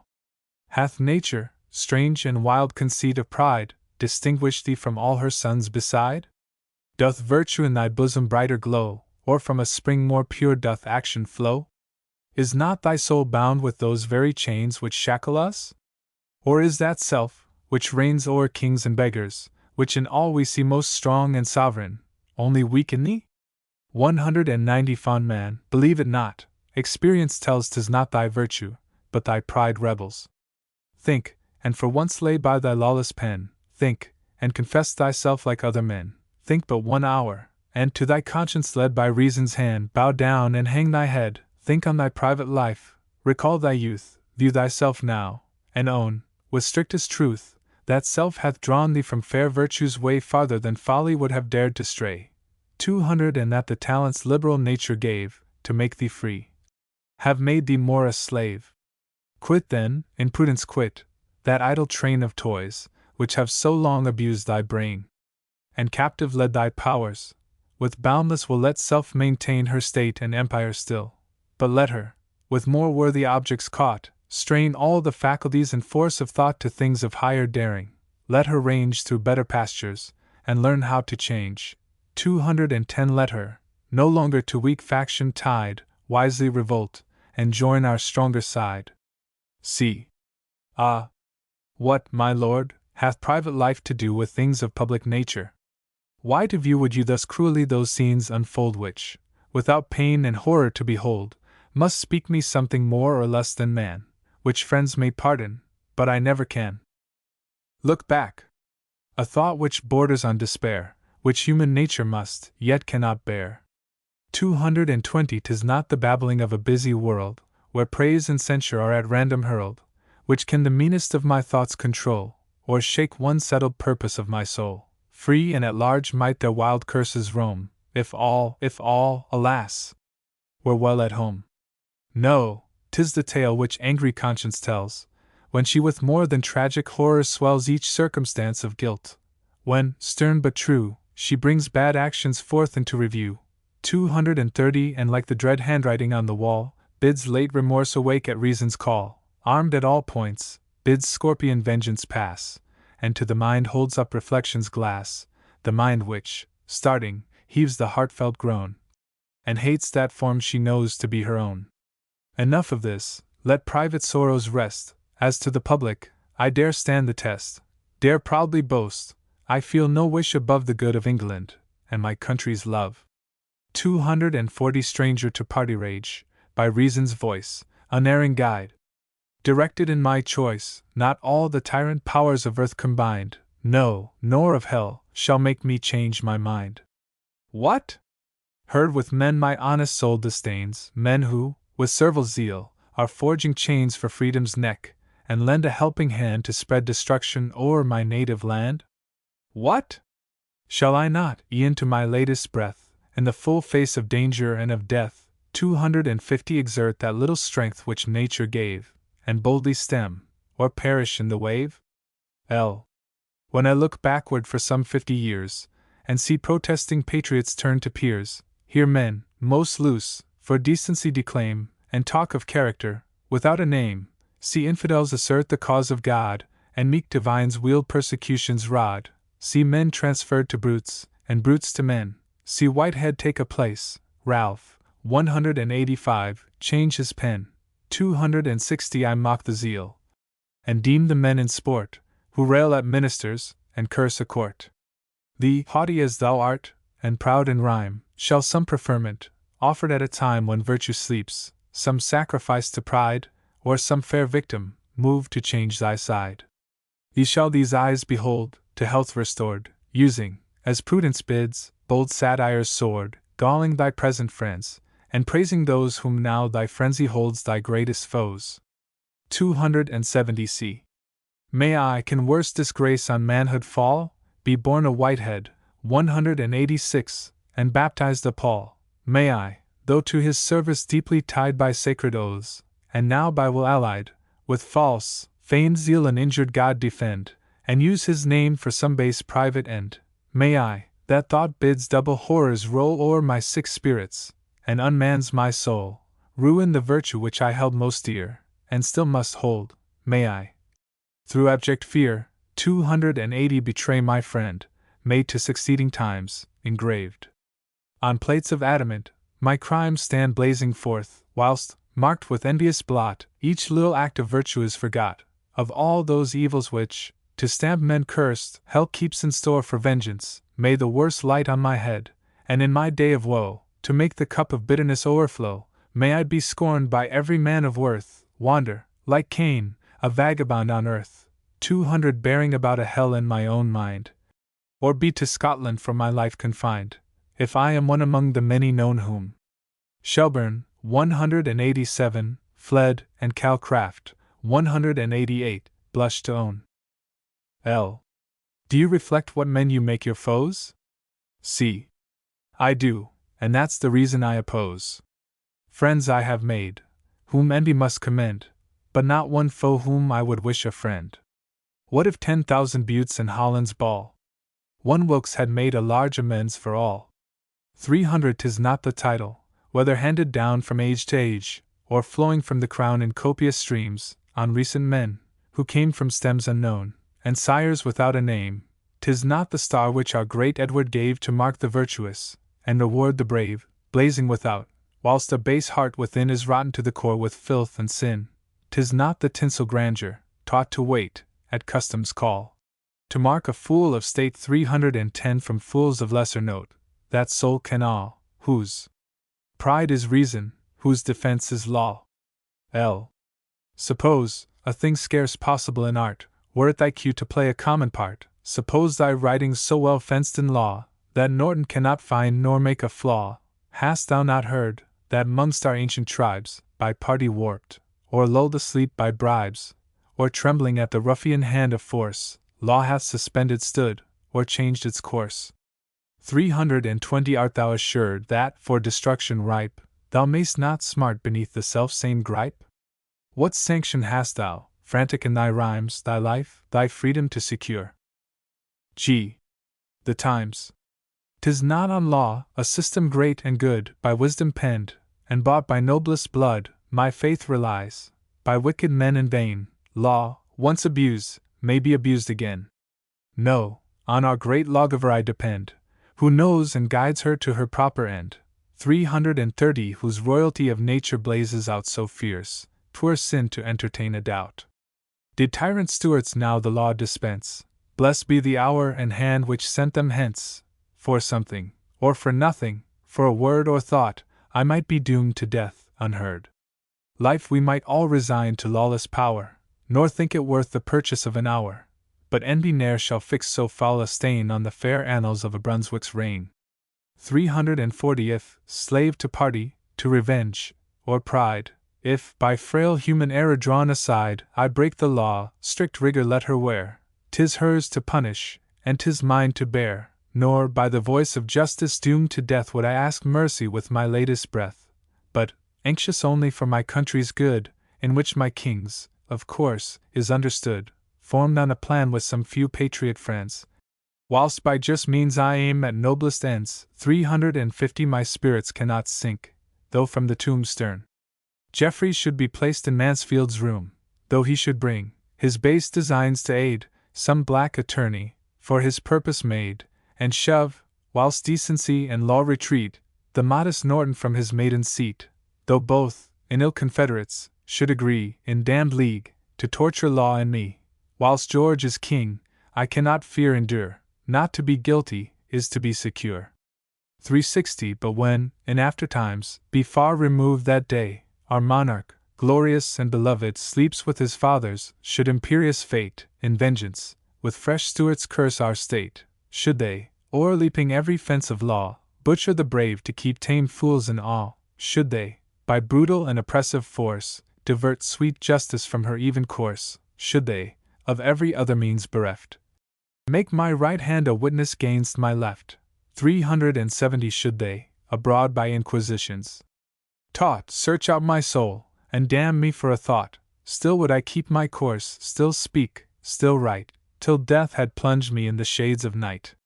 Thou God of truth, thou great, all-searching eye, to whom our thoughts, our spirits, open lie, grant me thy strength, and in that needful hour, should it e'er come, when law submits to power, with firm resolve my steady bosom steel, bravely to suffer though I deeply feel.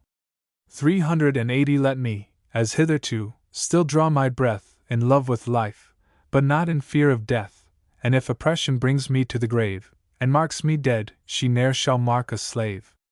Let no unworthy marks of grief be heard, no wild laments, not one unseemly word. Let sober triumphs wait upon my bier. I won't forgive that friend who drops one tear. Whether he's ravished in life's early morn, or in old age drops like an ear of corn, 390 full right he falls, on nature's noblest plan, who lives to reason, and who dies a man. Footnotes 182 The Conference. This poem was published by our author in November 1763, soon after his elopement with Miss Carr. 183 Dares starve. This will suggest Burns's noble line, we dore be poor, for a' that. 184 Sure, Churchill, sunk in deep debt, was delivered from the impending horrors of a jail, by Dr. Pearson Lloyd, second master of Westminster School. 185 Ralph, Mr. James Ralph, a hack author. See the Dunciad, and Franklin's autobiography. He was hired by Pelham to abuse Sir R. Walpole, whom he had supported before. 186 Whitehead, author of Manners, a satire. 187 Shelburne, William Petty, Earl of Shelburne, afterwards Marquis of Lansdowne. 188 Calcraft, John Calcraft, Esq. MP, Army Agent and Contractor. The Ghost. 189. In 4 books. Book 1. With eager search to dart the soul, curiously vain, from pole to pole, and from the planet's wandering spheres to extort the number of our years, and whether all those years shall flow serenely smooth, and free from woe, or rude misfortune shall deform our life with one continual storm, or if the scene shall motley be alternate joy and misery. 10 is a desire which, more or less, all men must feel, though few confess. Hence, every place and every age affords subsistence to the sage, who, free from this world and its cares, holds an acquaintance with the stars, from whom he gains intelligence of things to come some ages hence, which unto friends, at easy rates, he readily communicates. 20 At its first rise, which all agree on, this noble science was Chaldean, that ancient people, as they fed their flocks upon the mountain's head, gazed on the stars, observed their motions, and sucked in astrologic notions, which they so eagerly pursue, as folks are apt whatever is new, that things below at random rove, whilst they're consulting things above. 30 And when they now so poor were grown, that they'd no houses of their own, they made bold with their friends the stars, and prudently made use of theirs. To Egypt from Chaldea travelled, and fate at Memphis was unravelled. The exotic science soon struck root, and flourished into high repute. Each learned priest, oh strange to tell, could circles make, and cast a spell. 40 could read and write, and taught the nation the holy art of divination. Nobles themselves, for at that time knowledge in nobles was no crime, could talk as learned as the priest, and prophesy as much, at least. Hence all the fortune-telling crew, whose crafty skill mars nature's hue, who, in vile tatters, with smirched face, run up and down from place to place. 50 to gratify their friends' desires, from Bampfield Carew, 190, to Mall Squires, 191, are rightly termed Egyptians all, whom we, mistaking, gypsies call. The Grecian sages borrowed this, as they did other sciences, from fertile Egypt, though the loan they had not honesty to own. Dodona's oaks, inspired by Jove, a learned and prophetic grove, 60 turned vegetable necromancers, and to all comers gave their answers. At Delphos, to Apollo dear, all men the voice of fate might hear, each subtle priest on 3-legged stool, to take in wise men, played the fool. A mystery, So made for gain, e'en now in fashion must remain. Enthusiasts never will let drop what brings such business to their shop. 70. And that great saint we Whitefield call, keeps up the humbug spiritual. Among the Romans, not a bird without a prophecy was heard. Fortunes of empires often hung on the magician magpie's tongue, and every crow was to the state a sure interpreter of fate. Prophets, embodied in a college, 192, time out of mind your seat of knowledge.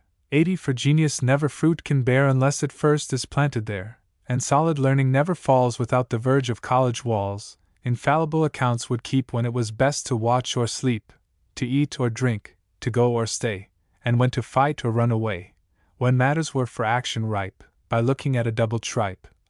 90 when emperors would live or die, they in an ass's skull could spy, when generals would their station keep, or turn their backs, in hearts of sheep. In matters, whether small or great, in private families or state as amongst us, the holy seer officiously would interfere, with pious arts and reverent skill would bend lay bigots to his will. 100 would help or injure foes or friends, just as it served his private ends. Whether in honest way of trade traps for virginity were laid, or if, to make their party great, designs were formed against the state, regardless of the common weal, by interest led, which they call zeal, into the scale was always thrown the will of heaven to back their own. 110 England, a happy land we know, where follies naturally grow, where without culture they arise and tower above the common size. England, a fortune-telling host, as numerous as the stars, could boast matrons, who toss the cup, and see the grounds of fate and grounds of tea, who, versed in every modest lore, can a lost maidenhead restore. 120 or, if their pupils rather choose it, can show the readiest way to lose it.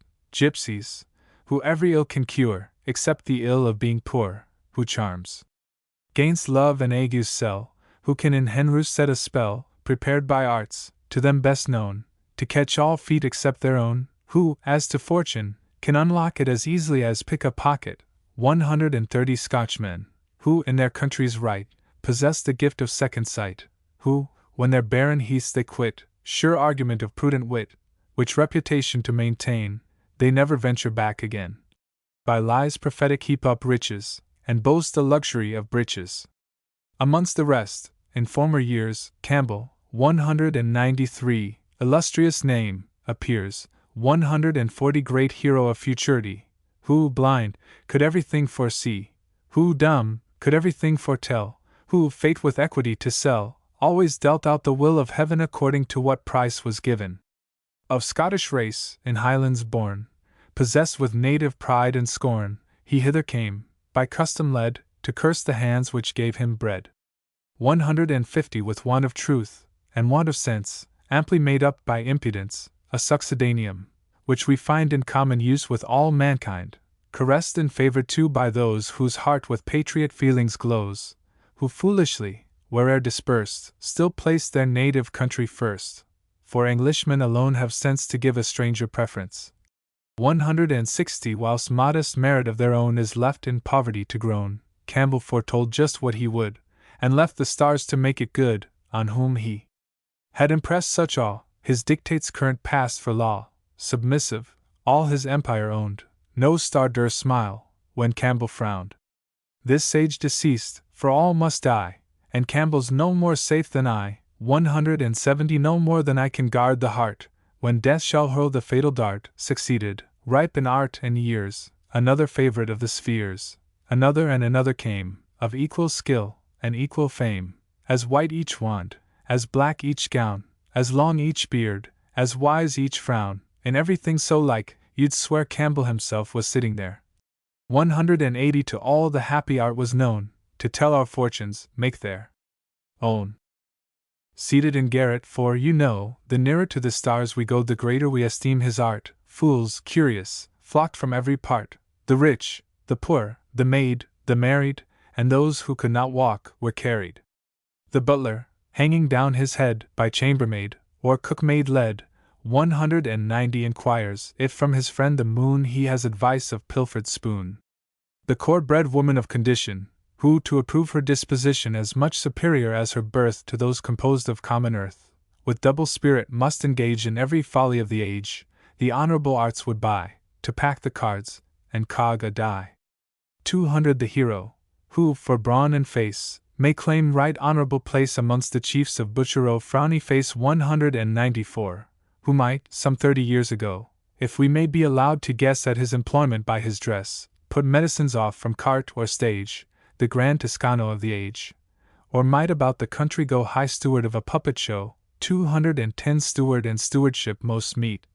For all know puppets never eat, who would be thought, though, save the mark. That point is something in the dark, the man of honor, one like those renowned in story, who loved blows better than victuals, and would fight, merely for sport, from morn to night, who treads like Mavers firm, whose tongue is with the triple thunder hung, 220 who cries to fear, stand off, aloof, and talks as he were cannon-proof, would be deemed ready, when you list, with sword and pistol, stick and fist, careless of points, balls, bruises, knocks, at once defense, fire, cudgel, box, but at the same time bears about, within himself, some touch of doubt, of prudent doubt, which hints that fame is nothing but an empty name.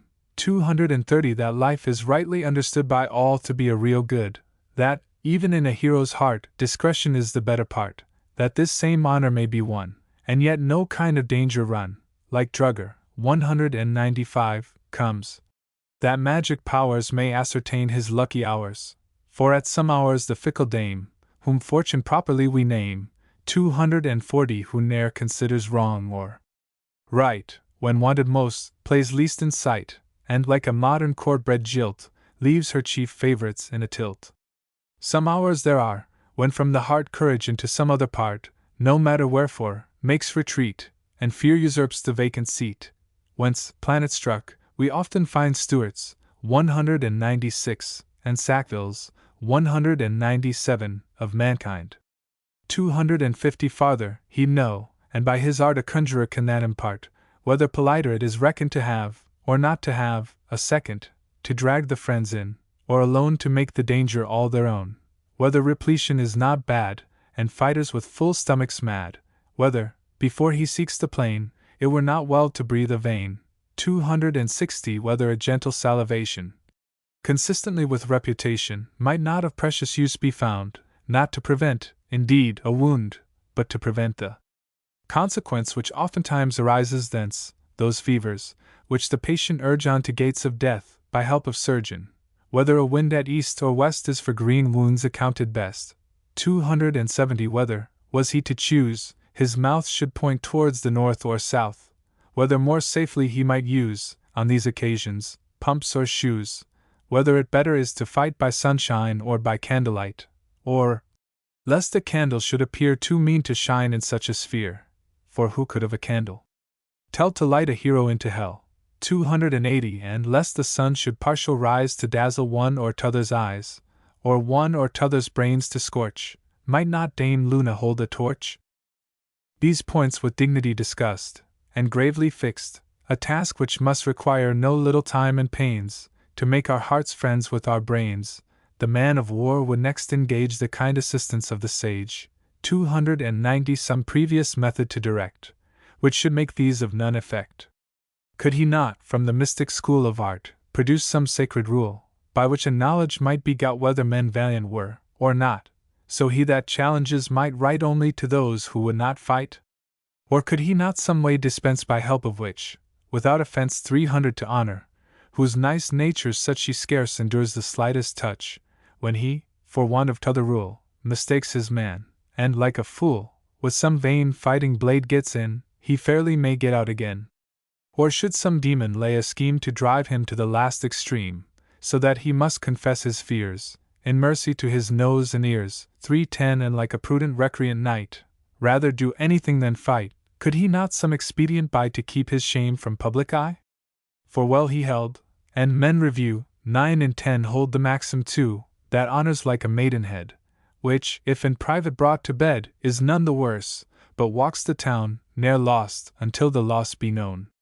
320 The parson, too, for now and then parsons are just like other men, and here and there grave divine has passions such as yours and mine, burning with holy lust to know when fate preferment will bestow, afraid of detection, not of sin, with circumspection sneaking into conjurer, as he does to whore, through some by-alley or back-door. 330 With the same caution orthodox consults the stars, and gets a pox. The citizen, in fraud grown old, who knows no deity but gold, worn out, and gasping now for breath, a medicine wants to keep off death, would know, if that he cannot have, what coins are current in the grave, if, when the stocks, which, by his power, would rise or fall in half an hour. 344 Though unthought of and unseen, he worked the springs behind the screen, by his directions came about, and rose to par. He should sell out, whether he safely might, or no, replace it in the funds below? By all addressed, believed, and paid, many pursued the thriving trade, and great in reputation grown, successive held the magic throne. 350 Favored by every darling passion, the love of novelty and fashion, ambition, avarice, lust, and pride, riches poured in on every side. But when the prudent laws thought fit to curb this insolence of wit, when senates wisely had provided, decreed, enacted, and decided, that no such vile and upstart elves should have more knowledge than themselves. 360 When fines and penalties were laid to stop the progress of the trade, and stars no longer could dispense, with honor, further influence, and wizards, which must be confessed was of more force than all the rest. No certain way to tell had got which were informers, and which not. Affrighted sages were, perforce, obliged to steer some other course. 370 By various ways, these sons of chance their fortunes labored to advance, well knowing, by unerring rules, knaves starve not in the land of fools. Some, with high titles and degrees, which wise men borrow when they please, without or trouble, or expense, physicians instantly commence, and proudly boast an equal skill with those who claim the right to kill.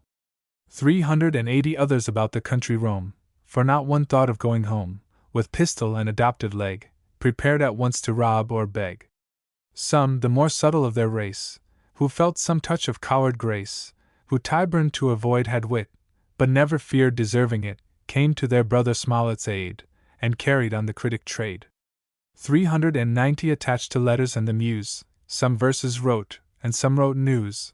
Those each revolving month are seen, the heroes of a magazine. These, every morning, great appear in ledger, or in gazetteer, spreading the falsehoods of the day, by turns for Phaeton and for say. 198 Like Swiss, their force is always laid on that side where they best are paid. 400 Hence mighty prodigies arise, and daily monsters strike our eyes.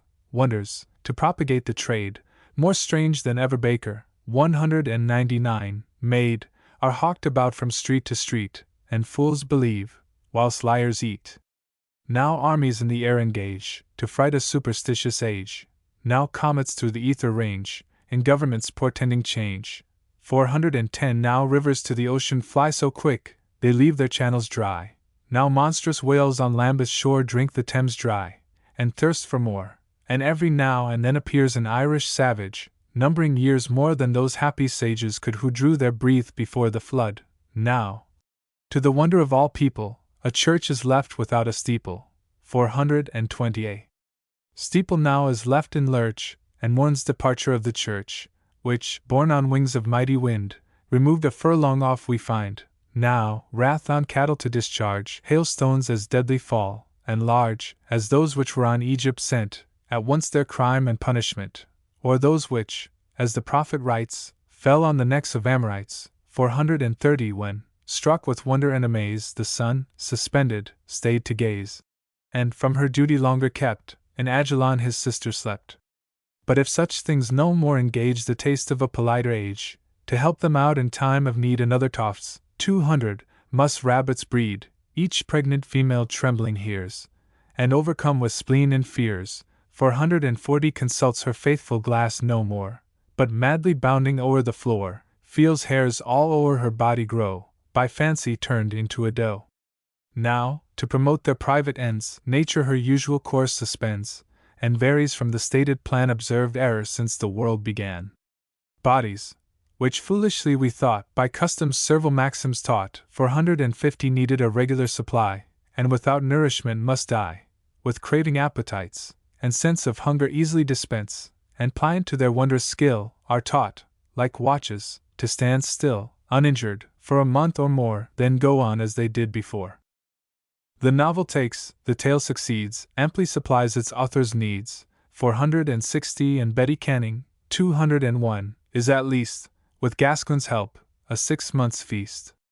Whilst, in contempt of all our pains, the tyrant superstition reigns imperious in the heart of man, and warps his thoughts from nature's plan, whilst fond credulity, who ne'er the weight of wholesome doubts could bear, to reason and herself unjust, takes all things blindly upon trust, 470, whilst curiosity, whose rage no mercy shows to sex or age, must be indulged at the expense of judgment, truth, and common sense.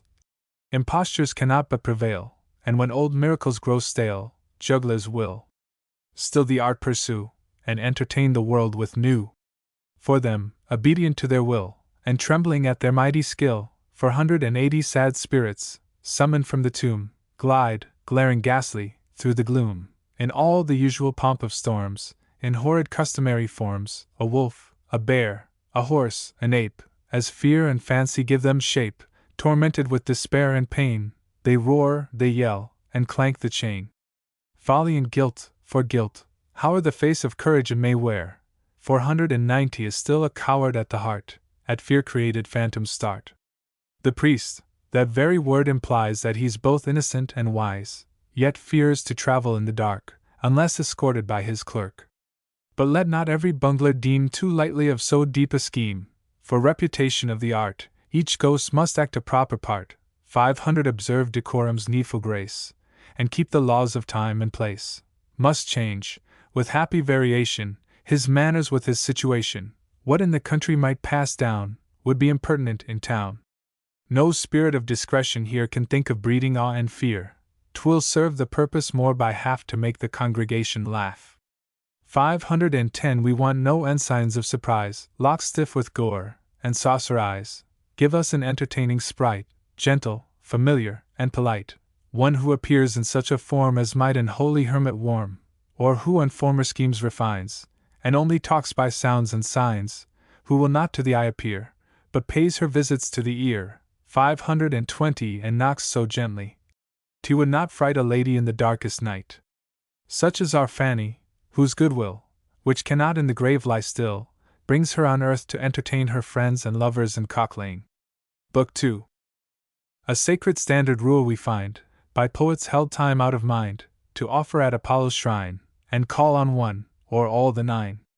This custom, through a bigot zeal, which moderns of fine taste must feel for those who wrote in days of yore, adopted stands, like many more, though every cause which then conspired to make it practiced and admired, 10 yielding to time's destructive course, for ages past hath lost its force. With ancient bards, an invocation was a true act of adoration, of worship an essential part, and not a formal piece of art, of paltry reading a parade, a dull solemnity in trade, a pious fever, taught to burn an hour or two, to serve a turn. 20 They talked not of Castalian springs, by way of saying pretty things, as we dress out our flimsy rhymes. 'T was the religion of the times. And they believed that holy stream with greater force made fancy teem, reckoned by all a true specific to make the barren brain prolific. Thus Romish Church, a scheme which bears not half so much excuse as theirs, 30 Since faith implicitly hath taught her, reveres the force of holy water. The pagan system, whether true or false, its strength, like buildings, drew from many parts disposed to bear, in one great whole, their proper share. Each god of eminent degree to some vast beam compared might be. Each godling was a peg, or rather a cramp, to keep the beams together, 40 And man as safely might pretend from Jove the thunderbolt to rend, as with an impious pride aspire to rob Apollo of his lyre. With settled faith and pious awe, established by the voice of law, then poets to the muses came, and from their altars caught the flame. Genius, with Phoebus for his guide, the muse ascending by his side, 50 With towering pinions dared to soar, where I could scarcely strain before. But why should we, who cannot feel these glowings of a pagan zeal, that wild enthusiastic force, by which, above her common course, nature, in ecstasy upborne, look down on earthly things with scorn, who have no more regard, 'tis known, for their religion than our own, 60, and feel not half so fierce a flame at Cleo's as at Fisher's, 202, name, who know these boasted sacred streams were mere romantic, idle dreams.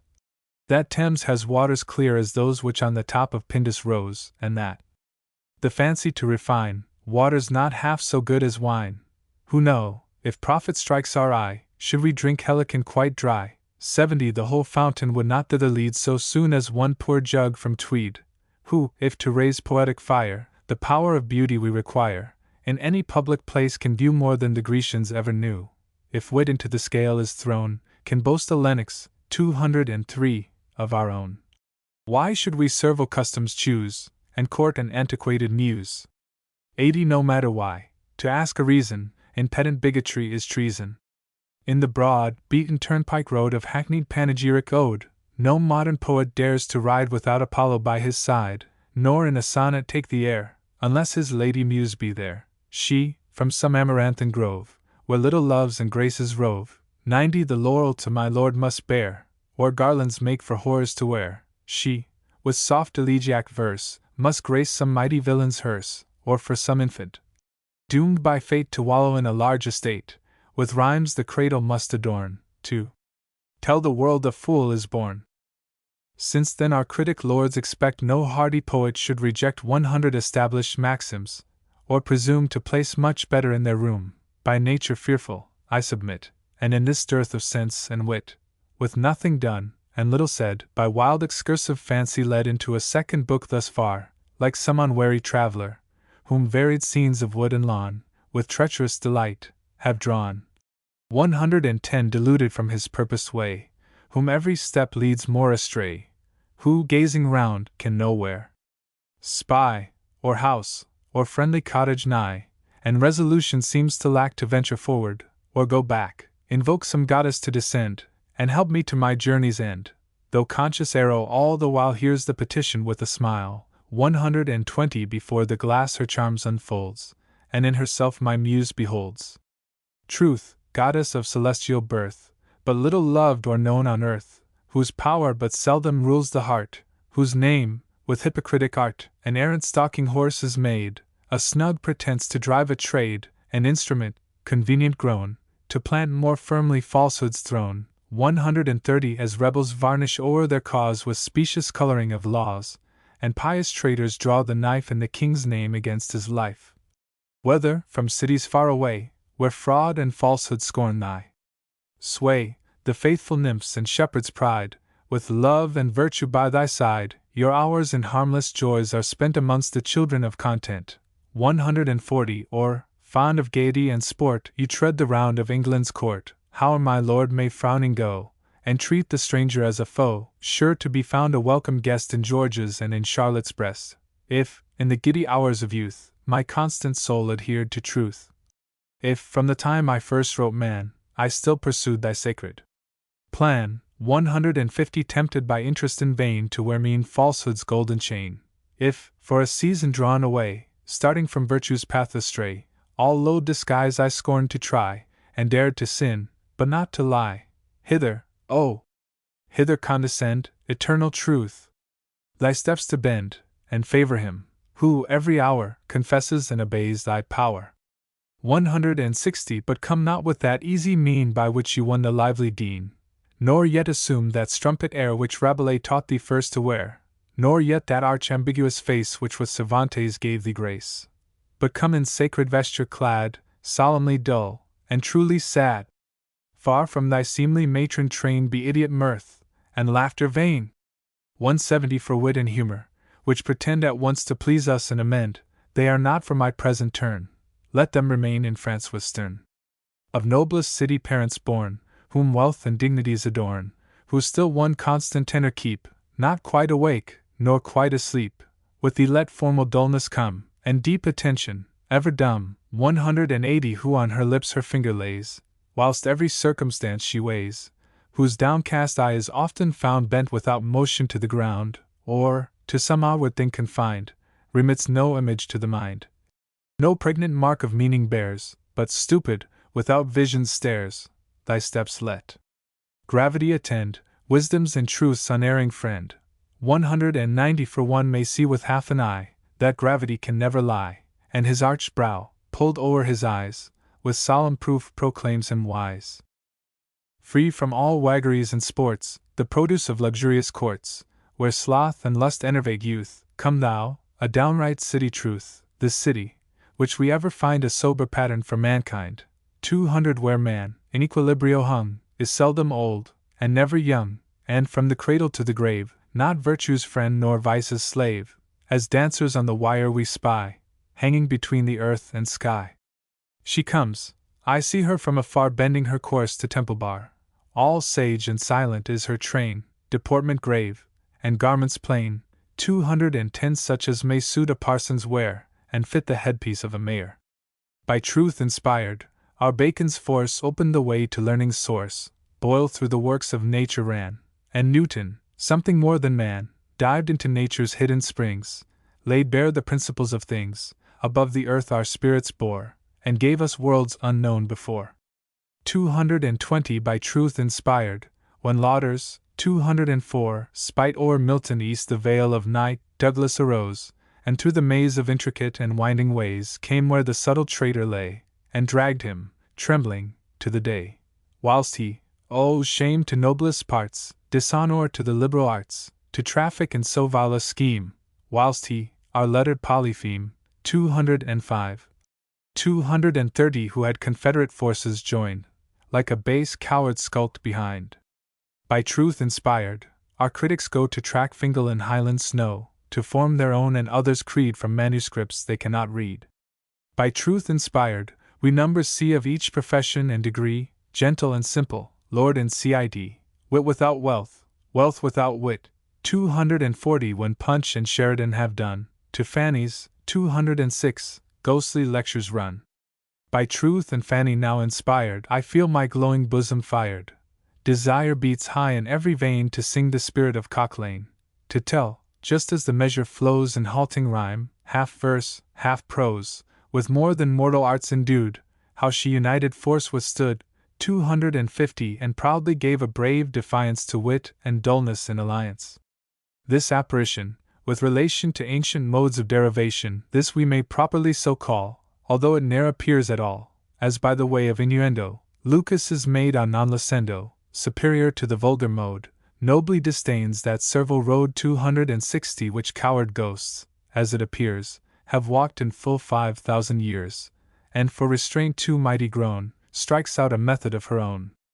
Others may meanly start away, awed by the herald of the day, with faculties too weak to bear the freshness of the morning air, may vanish with the melting gloom, and glide in silence to the tomb. 270 she dares the sun's most piercing light, and knocks by day as well as night. Others, with mean and partial view, their visits pay to one or two, she, in great reputation grown, keeps the best company in town. Our active enterprising ghost as large and splendid routs can boast as those which, raised by pride's command, 207 block up the passage through the Strand. 280 great adepts in the fighting trade, who serve their time on the parade, she saints, who, true to pleasure's plan, talk about God, and lust for man, wits, who believe nor God, nor ghost, and fools who worship every post, cowards, whose lips with war are hung, men truly brave, who hold their tongue, courtiers, who laugh they know not why, and cits, who for the same cause cry. 290 the canting tabernacle brother, for one rogue still suspects another, ladies, who to a spirit fly, rather than with their husbands lie, lords, who as chastely pass their lives with other women as their wives, proud of their intellects and clothes, physicians, lawyers, parsons, beaux, and truant from their desks and shops, spruce temple clerks and prentice fops, 300 to Fanny come, with the same view, to find her false, or find her true. Hark! Something creeps about the house. Is it a spirit or a mouse? Hark! Something scratches round the room. A cat, a rat, a stubbed birch broom. Hark! On the wainscot now it knocks. If thou art a ghost, cried Orthodox, with that affected solemn air which hypocrites delight to wear, 310 and all those forms of consequence which fools adopt instead of sense, if thou art a ghost, who from the tomb stalks sadly silent through this gloom, in breach of nature's stated laws, for good, or bad, or for no cause, give now 9 knocks, wink with a frown. 208, like priests of old. 9 we a sacred number hold. Shah cried profound, a man of parts, deep read in all the curious arts. 320 who to their hidden springs had traced the force of numbers, rightly placed. As to the number, you are right. As to the form, mistaken quite. What's 9? Your adepts all agree the virtue lies in 3 times 3. He said, no need to say it twice, for thrice she knocked, and thrice and thrice. The crowd, confounded and amazed, in silence at each other gazed. 330 from Celia's hand the snuff-box fell. Tinsel, who ogled with the bell, to pick it up attempts in vain, he stoops, but cannot rise again. Emain Pomposo, 209, was not heard to import one crabbed foreign word. Fear seizes heroes, fools, and wits, and plausible his prayers forgets. At length, as people just awake, into wild dissonance they break. 340 all talked at once, but not a word was understood or plainly heard. Such is the noise of chattering geese, slow sailing on the summer breeze. Such is the language discord speaks in Welsh women o'er beds of leeks. Such the confused and horrid sounds of Irish and potato grounds. But tired, for even C.S. 210, tongue is not on iron hinges hung. 350 fear and confusion sound retreat. Reason and order take their seat. The fact, confirmed beyond all doubt, they now would find the causes out. For this a sacred rule we find among the nicest of mankind, which never might exception brook from Hobbes even down to Bolingbroke, to doubt of facts, however true, unless they know the causes too. 360 trifle, of whom 'twas hard to tell when he intended ill or well, who, to prevent all further pother, probably meant nor one, nor t'other, who to be silent always loath, would speak on either side, or both, who, led away by love of fame, if any new idea came, whatever it made for, always said it, not with an eye to truth, but credit. 370 for orators professed, 'tis known. Talk not for our sake, but their own, who always showed his talents best when serious things were turned to jest, and, under much impertinence, possessed no common share of sense, who could deceive the flying hours with chat on butterflies and flowers, could talk of powder, patches, paint, with the same zeal as of a saint. 380 could prove a sibyl brighter far than Venus or the morning star, whilst something still so gay, so new, the smile of approbation drew, and females eyed the charming man, whilst their hearts fluttered with their fan. Trifle, who would by no means miss an opportunity like this, proceeding on his usual plan, smiled, stroked his chin, and thus began. 390 with shears or scissors, sword or knife, when the fates cut the thread of life, for if we to the grave are sent, no matter with what instrument, the body in some lonely spot, on dunghill vile, is laid to rot, or sleep among more holy dead with prayers irreverently read, the soul is sent where fate ordains, to reap rewards, to suffer pains. 400 the virtuous to those mansions go where pleasures unembittered flow, where, leading up a jocund band, vigor and youth dance hand in hand, whilst Zephyr, with harmonious gales, pipes softest music through the valleys, and Spring and Flora, gaily crowned, with velvet carpets spread the ground, with livelier blush where roses bloom, and every shrub expires perfume. 410 where crystal streams meandering glide, where warbling flows the amber tide, where other suns dart brighter beams, and light, through purer ether streams. Far other seats, far different state, the sons of wickedness await. Justice, not that old hag I mean who's nightly in the garden seen. 211, who lets no spark of mercy rise for crimes, by which men lose their eyes. 420 nor her who, with an equal hand, weighs tea and sugar in the strand, nor her who, by the world deemed wise, deaf to the widow's piercing cries, steeled gains the starving orphan's tears, on pawns her base tribunal rears, but her who after death presides, whom sacred truth unerring guides, who, free from partial influence, nor sinks nor raises evidence. 430 before whom nothing's in the dark, who takes no bribe, and keeps no clerk. Justice, with equal scale below, in due proportion weighs out woe, and always with such lucky aim knows punishments so fit to frame, that she augments their grief and pain, leaving no reason to complain. Old maids and rakes are joined together, coquettes and prudes, like April weather. 440 wits forced to chum with common sense, and lust is yoked to impotence. Professors, justice so decreed, unpaid, must constant lectures read. On earth it often doth befall, they're paid, and never read at all. Parsons must practice what they teach, and bishops are compelled to preach. She who on earth was nice and prim, of delicacy full, and whim, 450 whose tender nature could not bear the rudeness of the churlish air, is doomed, to mortify her pride, the change of weather to abide, and sells, whilst tears with liquor mix, burnt brandy on the shore of Styx. Avaro, 212, by long use grown bold in every ill which brings him gold, who his redeemer would pull down, and sell his God for half a crown. 460 who, if some blockhead should be willing to lend him on his soul a shilling, a well-made bargain would esteem it, and have more sense than to redeem it. Justice shall in those shades confine, to drudge for Plutus in the mine, all the day long to toil and roar, and, cursing, work the stubborn oar, for coxcombs here, who have no brains, without a sixpence.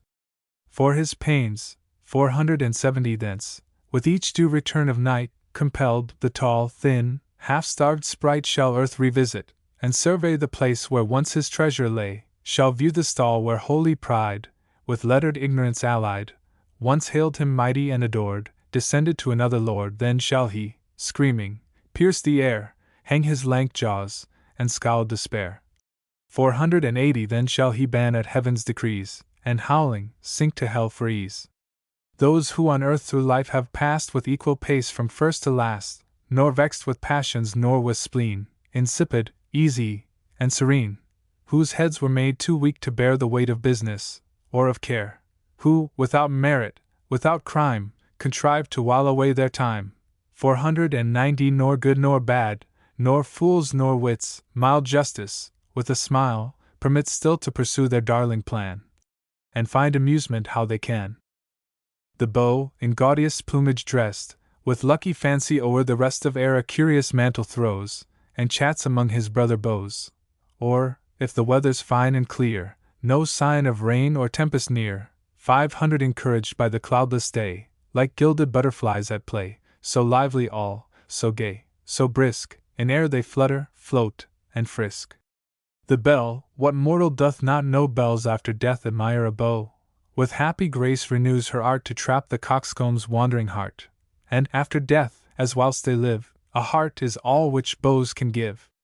510 in some still, solemn, sacred shade, behold a group of authors laid, newspaper wits, and sonneteers, gentlemen bards, and rhyming peers, biographers, whose wondrous worth is scarce remembered now on earth, whom Fielding's humour led astray, and plaintive fops, debauched by Gray, all sit together in a ring, and laugh and prattle, write and sing. 520 on his own works, with laurel crowned, neatly and elegantly bound, for this is one of many rules, with writing lords, and laureate fools, and which forever must succeed with other lords who cannot read, however destitute of wit, to make their works for bookcase fit. Acknowledged master of those seats, Gibber his birthday odes repeats. 530 with triumph now possess that seat, with triumph now thy odes repeat, unrivalled vigils proudly keep, whilst every hearer's lulled to sleep. But know, illustrious bard, when fate, which still pursues thy name with hate, the regal laurel blasts, which now blooms on the placid Whitehead's brow, low must descend thy pride and fame, and Cibber's be the second name.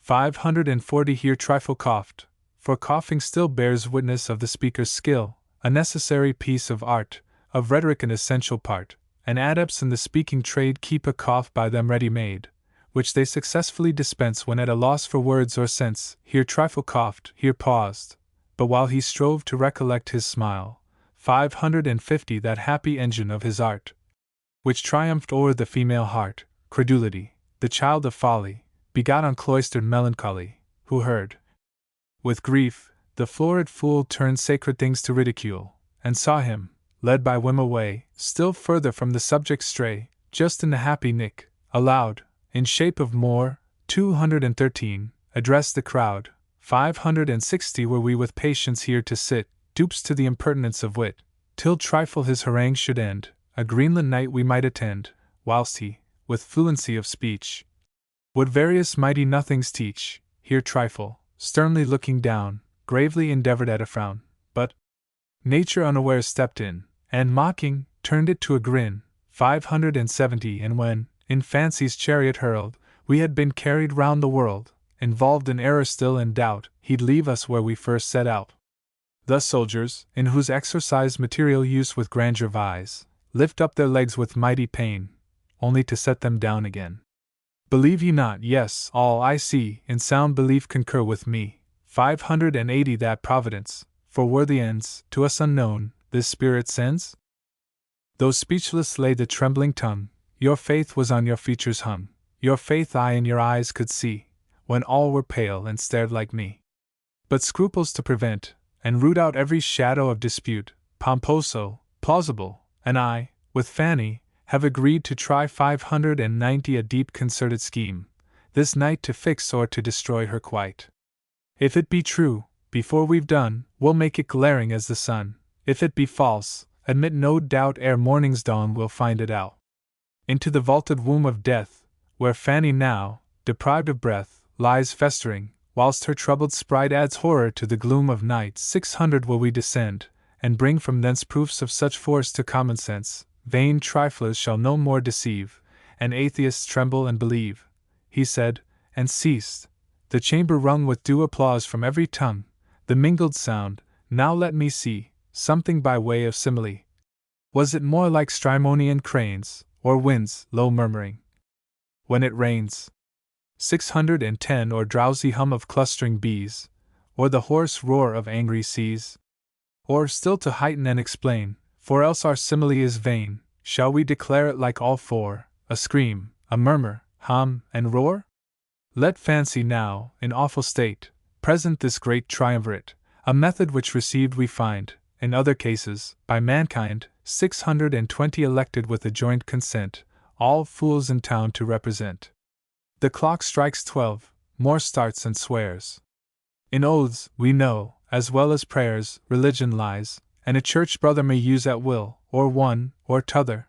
Plausible from his cassock drew a holy manual, seeming new, a book it was of private prayer, but not a pin the worse for wear. 634, as we by the by may say, none but small saints and private pray.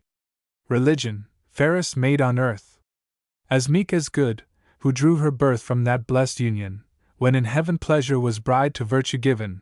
Religion, ever pleased to pray, possessed the precious gift one day. Hypocrisy, of cunning born, crept in and stole it ere the morn. 640 Whitefield, that greatest of all saints, who always prays and never faints, whom she to her own brothers bore, rapine and lust, on Severn's shore. Received it from the squinting dame, from him to Plausible it came, who, with unusual care oppressed, now, trembling, pulled it from his breast. Doubts in his boding heart arise, and fancied spectres blast his eyes. 650 Devotion springs from abject fear, and stamps his prayers for once sincere. Pomposo, insolent and loud, vain idol of a scribbling crowd, whose very name inspires an awe, whose every word is sense and law, for what his greatness hath decreed, like laws of Persia and of Mede, sacred through all the realm of wit, must never of repeal admit. 660 Who, cursing flattery, is the tool of every fawning, flattering fool, who wit with jealous eye surveys, and sickens at another's praise, who, proudly seized of learning's throne, now damns all learning but his own, who scorns those common wares to trade in, reasoning, convincing, and persuading, but makes each sentence current pass with puppy, coxcomb, scoundrel, ass. 674 'Tis with him a certain rule, the folly's proved when he calls fool, who, to increase his native strength, draws words 6 syllables in length, with which, assisted with a frown by way of club, he knocks us down, who above the vulgar dares to rise, and sense of decency defies, for this same decency is made only for bunglers in the trade. 680. And, like the cobweb laws, is still broke through by great ones when they will. Pomposo, with strong sense supplied, supported, and confirmed by pride, His comrades' terrors to beguile grinned horribly a ghastly smile, features so horrid, were it light, would put the devil himself to flight. Such were the three in name and worth whom zeal and judgment singled forth 690 to try the sprite on reason's plan, whether it was of God or man. Dark was the night. It was that hour when terror reigns in fullest power, when, as the learned of old have said, the yawning grave gives up her dead, when murder, rapine by her side, stalks o'er the earth with giant stride. Our Quixotes, for that knight of old was not in truth by half so bold, 700 though reason at the same time cries, our Quixotes are not half so wise, since they, with other follies, boast an expedition gainst a ghost, through the dull deep surrounding gloom, in close array. Towards Fanny's tomb, 214, adventured forth, caution before, with heedful step, the lantern bore, pointing at graves, and in the rear, trembling, and talking loud, went Fear. 710 the churchyard teemed, the unsettled ground, as in an ague, shook around, while, in some dreary vault confined, or riding on the hollow wind, Horror, which turns the heart to stone, in dreadful sounds was heard to groan.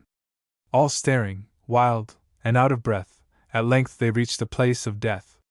A vault it was, long time applied to hold the last remains of pride, 720 no beggar there, of humble race, and humble fortunes, finds a place, to rest in pomp as well as ease, the only ways to pay the fees. Fools, rogues, and whores, if rich and great, proud even in death, here rot in state. No thieves disrobe the well-dressed dead, no plumbers steal the sacred lead, quiet and safe the bodies lie, no sextons sell, no surgeons buy. 730 thrice, each the ponderous key applied, and thrice to turn it vainly tried, till taught by prudence to unite, and straining with collective might, the stubborn wards resist no more, but open flies the growling door. 3 paces back they fell amazed, like statues stood, like madmen gazed. The fried blood forsakes the face, and seeks the heart with quicker pace. 740 the throbbing heart its fear declares, and upright stand the bristled hairs.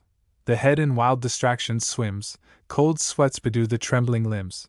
Nature, whilst fears her bosom chill, suspends her powers, and life stands still. Thus had they stood till now. But shame, an useful, though neglected dame, by heaven designed the friend of man, though we degrade her all we can, 750 and strive, as our first proof of wit, her name and nature to forget, came to their aid in happy hour, and with a wand of mighty power struck on their hearts, vain fears subside, and baffled, leave the field to pride. Shall they forbid it, fame? Shall they the dictates of vile pair obey? Shall they, the idols of the town, to bugbears' fancy form bow down? 760 shall they, who greatest zeal expressed, and undertook for all the rest, whose matchless courage all admire, inglorious from the task retire? How would the wicked ones rejoice, and infidels exalt their voice, if more implausible were found, by shadows awed, to quit their ground? How would fools laugh, should it appear Pomposo was the slave of fear? 770 perish the thought. Though to our eyes, in all its terrors, hell should rise, though 1,000 ghosts, in dread array, with glaring eyeballs, cross our way, though caution, trembling, stands aloof, still we will on, and dare the proof, they said, and without further halt, dauntless marched onward to the vault. What mortal men, who e'er drew breath, shall break into the house of death, 780 with foot unhallowed, and from thence the mysteries of that state dispense, unless they, with due rites, prepare their weaker sense such sights to bear, and gain permission from the state, on earth their journal to relate? Poets themselves, without a crime, cannot attempt it e'en in rhyme, but always, on such grand occasion, prepare a solemn invocation, 790 a posy for grim Pluto weave, and in smooth numbers ask his leave. But why this caution? Why prepare rites needless now? For thrice in air the spirit of the night hath sneezed, and thrice hath clapped his wings, well pleased. Descend then, truth, and guard thy side, my muse, my patroness, and guide. Let others at invention aim, and seek by falsities for fame. 800 our story wants not, at this time, flounces and frivolos in rhyme. Relate plain facts, be brief and bold, and let the poets, famed of old, seek, whilst our artless tale we tell, in vain to find a parallel. Silent all three went in, about all three turned, silent, and came out. Book 3. It was the hour, when housewife mourn with pearl and linen hangs each thorn, when happy bards, who can regale their muse with country air and ale, ramble afield to brooks and bowers, to pick up sentiments and flowers, when dogs and squires from kennel fly, and hogs and farmers quit their sty, when my lord rises to the chase, and brawny chaplain takes his place. Tend these images, or bad, or good, if they are rightly understood, sagacious readers must allow proclaim us in the country now, for observations mostly rise from objects just before our eyes, and every lord, in critic wit, can tell you where the piece was writ, can point out, as he goes along, and who shall dare to say he's wrong? 20. Whether the warmth, for bards, we know, at present never more than glow, was in the town or country caught, by the peculiar turn of thought. It was the hour, though critics frown, we now declare ourselves in town, nor will a moment's pause allow for finding when we came, or how. The man who deals in humble prose, tied down by rule and method goes. 30. But they who court the vigorous muse their carriage have a right to choose. Free as the air, and unconfined, swift as the motions of the mind, the poet darts from place to place, and instant bounds o'er time and space.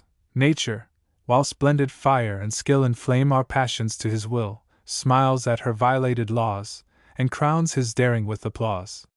40. Should there be still some rigid few, who keep propriety in view, whose heads turn round, and cannot bear this whirling passage through the air, free leave have such at home to sit, and write a regimen for wit. To clip our pinions let them try, not having heart themselves to fly. It was the hour when devotees breathe pious curses on their knees. 50. When they with prayers the day begin to sanctify a night of sin, when rogues of modesty, who roam under the veil of night, sneak home, that, free from all restraint and awe, just to the windward of the law, less modest rogues their tricks may play, and plunder in the face of day. But hold, whilst thus we play the fool, in bold contempt of every rule, 60 things of no consequence expressing, describing now, and now digressing, to the discredit of our skill, the main concern is standing still. In plays, indeed, when storms of rage tempestuous in the soul engage, or when the spirits, weak and low, are sunk in deep distress and woe, with strict propriety we hear description stealing on the ear. 70. And put off feeling half an hour to thatch a cot, or paint a flower. But in these serious works, designed to mend the morals of mankind, we must forever be disgraced with all the nicer sons of taste, if once the shadow to pursue, we let the substance out of view. Our means must uniformly tend in due proportion to their end. 80. And every passage aptly joined to bring about the one design. Our friends themselves cannot admit this rambling, wild, digressive wit. No, not those very friends, who found their credit on the selfsame ground. Peace, my good grumbling sir, for once, sunk in the solemn, formal dunce, this coxcomb shall your fears beguile. We will be dull, that you may smile. 90. Come, method, come in all thy pride, dullness and Whitehead by thy side. Dullness and method still are one, and Whitehead is their darling son, not he. 215. Whose pen, above control, struck terror to the guilty soul, made folly tremble through her state, and villains blush at being great, whilst he himself, with steady face, disdaining modesty and grace, 100 could blunder on through thick and thin, through every mean and servile sin, yet swear by Philip and by Paul, he nobly scorned to blush at all. But he who in the laureate, 216, chair, by grace, not merit, planted there, in awkward pomp is seen to sit, and by his patent proves his wit, for favors of the great, we know, can wit as well as rank bestow. 110. And they who, without one pretension, can get for fools a place or pension, must able be supposed, of course, if reason is allowed due force, to give such qualities and grace as may equip them for the place. But he, who measures as he goes a mongrel kind of tinkling prose, and is too frugal to dispense, at once, both poetry and sense. 120. Who, from amidst his slumbering guards, deals out a charge to subject bards, where couplets after couplets creep propitious to the reign of sleep, yet every word imprints in awe, and all his dictates pass for law with bows, who simper all around, and bells, who dial every sound. For in all things of this relation, men mostly judge from situation. 130 nor in a thousand find we one who really weighs what's said or done. They deal out censure, or give credit, merely from him who did or said it. But he, who, happily serene, means nothing, yet would seem to mean, who rules and cautions can dispense with all that humble insolence which impudence in vain would teach, and none but modest men can reach. 140 Who adds to sentiments the grace of always being out of place, and draws out morals with an air a gentleman would blush to wear.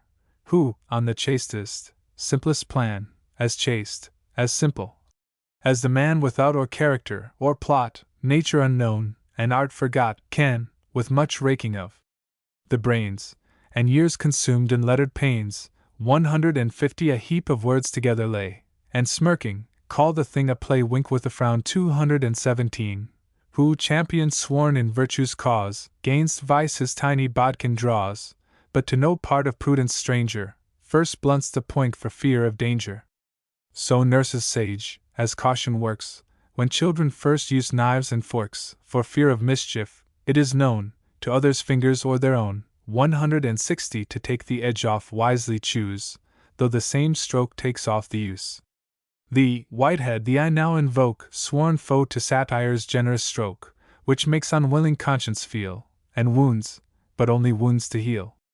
Good-natured, easy creature, mild and gentle as a newborn child, thy heart would never once admit e'en wholesome rigor to thy wit. 170 Thy head, if conscience should comply, its kind assistance would deny, and lend thee either force nor art to drive it onward to the heart. Oh, may thy sacred power control back fiercer working of my soul, damp every spark of genuine fire, and languors, like thine own, inspire. Trite be each thought, and every line as moral and as dull as thine.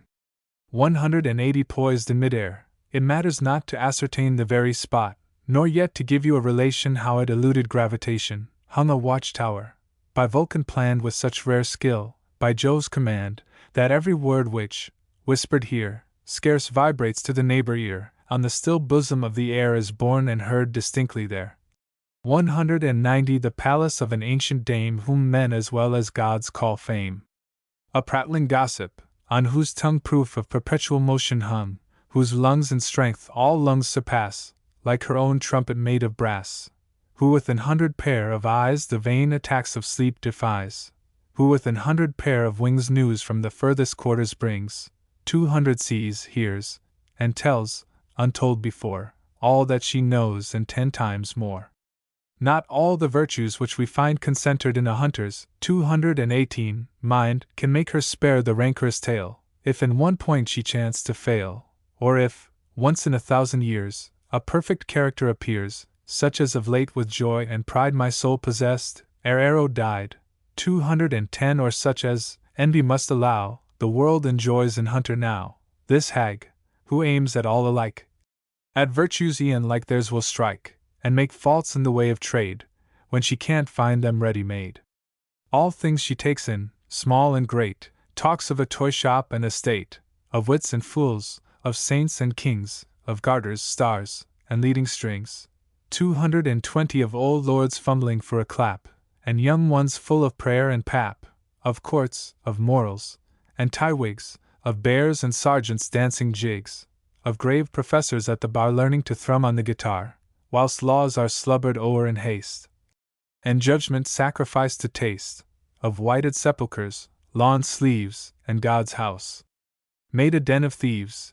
230 Of funeral pomps, 220, where clamors hung, and fixed disgrace on every tongue, whilst sense and order blush to see nobles without humanity, of coronations, 221, where each heart, with honest raptures, bore a part, of city feasts, where elegance was proud her colours to advance, and gluttony, uncommon case, could only get the second place. 240 Of new raised pillars in the state, who must be good, as being great, of shoulders, on which honours sit almost as clumsily as wit, of doughty knights, whom titles please, but not the payment of the fees, of lectures, whither every fool, in second childhood, goes to school, of greybeards, deaf to reason's call, from inn of court, or city hall, 250 whom youthful appetites enslave, with one foot fairly in the grave, by help of crutch, a needful brother, learning of heart, 222, to dance with t'other. Of doctors regularly bred to fill the mansions of the dead. Of quacks, for quacks they must be still, who save when forms require to kill, who life, and health, and vigor give to him, not one would wish to live. 260 of artists who, with noblest view, disinterested plans pursue, for trembling worth the ladder raise, and mark out the ascent to praise. Of arts and sciences, where meet sublime, profound, and all complete, a set 223, whom at some fitter time the muse shall consecrate in rhyme, who, humble artists to outdo, a far more liberal plan pursue, 270, and let their well-judged premiums fall on those who have no worth at all.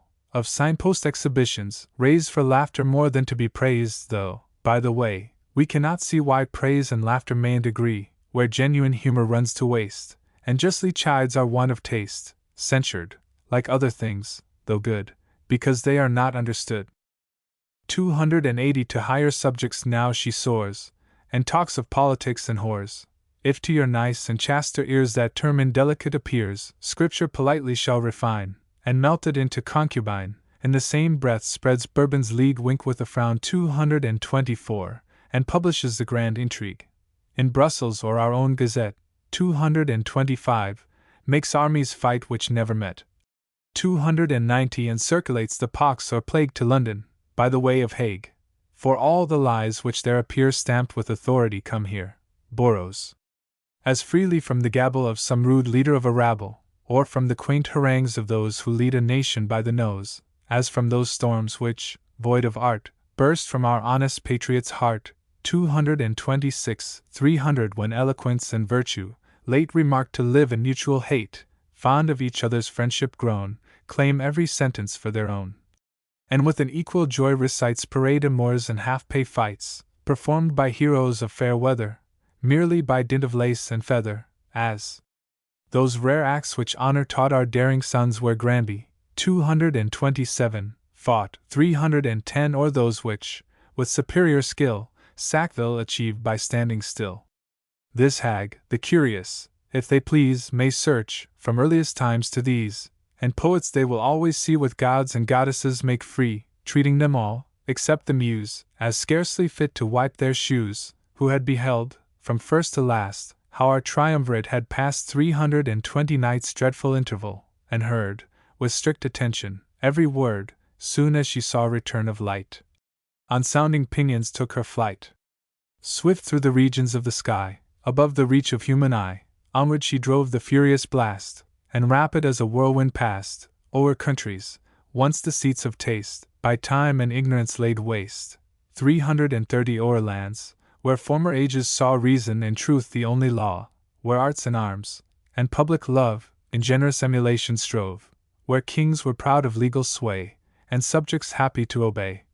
Though now in slavery sunk, and broke to superstition's galling yoke, of arts, of arms, no more they tell, or freedom, which with science fell, 340 by tyrants awed, who never find the passage to their people's mind, to whom the joy was never known of planting in the heart their throne, far from all prospect of relief, their hours in fruitless prayers and grief, for loss of blessings, they employ, which we unthankfully enjoy. Now is the time, had we the will, to amaze the reader with our skill, 350 to pour out such a flood of knowledge as might suffice for a whole college, whilst with a true poetic force, we trace the goddess in her course, sweetly describing, in our flight, each common and uncommon sight, making our journal gay and pleasant, with things long past, and things now present. Rivers, once nymphs, a transformation is mighty pretty in relation, 360 from great authorities we know will matter for a tale bestow. To make the observation clear, we give our friends an instance here. The day, that never is forgot, was very fine, but very hot. The nymph, another general rule, inflamed with heat, laid down to cool. Her hair, we no exceptions find, waved careless, floating in the wind. 370 her heaving breasts, like summer seas, seemed amorous of the playful breeze, should fond description tune our lays in choicest accents to her praise, description we at last should find, baffled and weak, would halt behind. Nature had formed her to inspire in every bosom soft desire, passions to raise, she could not feel, wounds to inflict, she would not heal. 380 a god, his name is no great matter, perhaps a Jove, perhaps a Satyr, raging with lust, a godlike flame, by chance, as usual, thither came, with gloating eye the fair one viewed, desired her first, and then pursued, she, for what other can she do, must fly, or how can he pursue? The Muse, so custom hath decreed, now proves her spirit by her speed, 390 nor must one limping line disgrace the life and vigor of the race. She runs, and he runs, till at length, quite destitute of breath and strength, to heaven, for there we all apply for help, when there's no other nigh, she offers up her virgin prayer. Can virgins pray unpitied there? And when the god thinks he has caught her, slips through his hands and runs to water, 400 becomes a stream, in which the poet, if he has any wit, may show it. A city once for power renowned now levelled even to the ground, beyond all doubt is a direction to introduce some fine reflection. Ah, woeful me! Ah, woeful man! Ah, woeful all, do all we can! Who can on earthly things depend from one to t'other moment's end? 410 honor, wit, genius, wealth, and glory, good lack! Good lack! Are transitory, nothing is sure and stable found, the very earth itself turns round, monarchs, nay ministers, must die, must rot, must stink, ah me! Ah why? Cities themselves in time decay, if cities thus, ah well a day!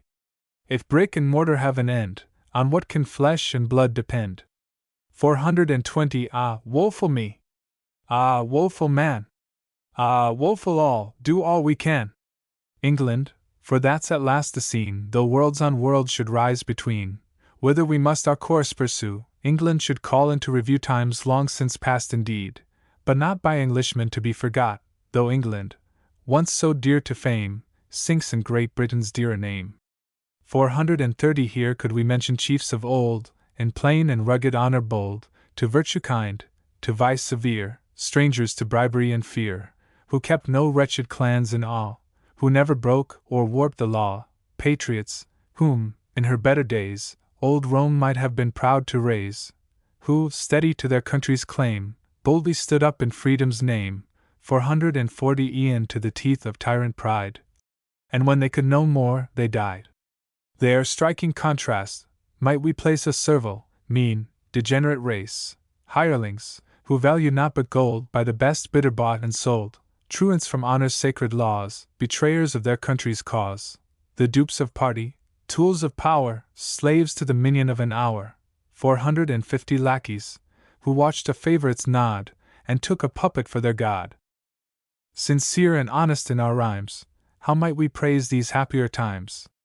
How might the Muse exalt her lays, and wanton in a monarch's praise? Tell of a prince, in England born, whose virtues England's crown adorn, in youth a pattern unto age, so chaste, so pious, and so sage, 460 who, true to all those sacred bands, which private happiness demands, yet never lets them rise above the stronger ties of public love. With conscious pride see England stand, our holy charter in her hand, she waves it round, and o'er the isle see liberty and courage smile. No more she mourns her treasures hurled in subsidies to all the world, 470 no more by foreign threats dismayed, no more deceived with foreign aid, she deals out sums to petty states, whom honor scorns and reason hates, but wiser by experience grown, finds safety in herself alone.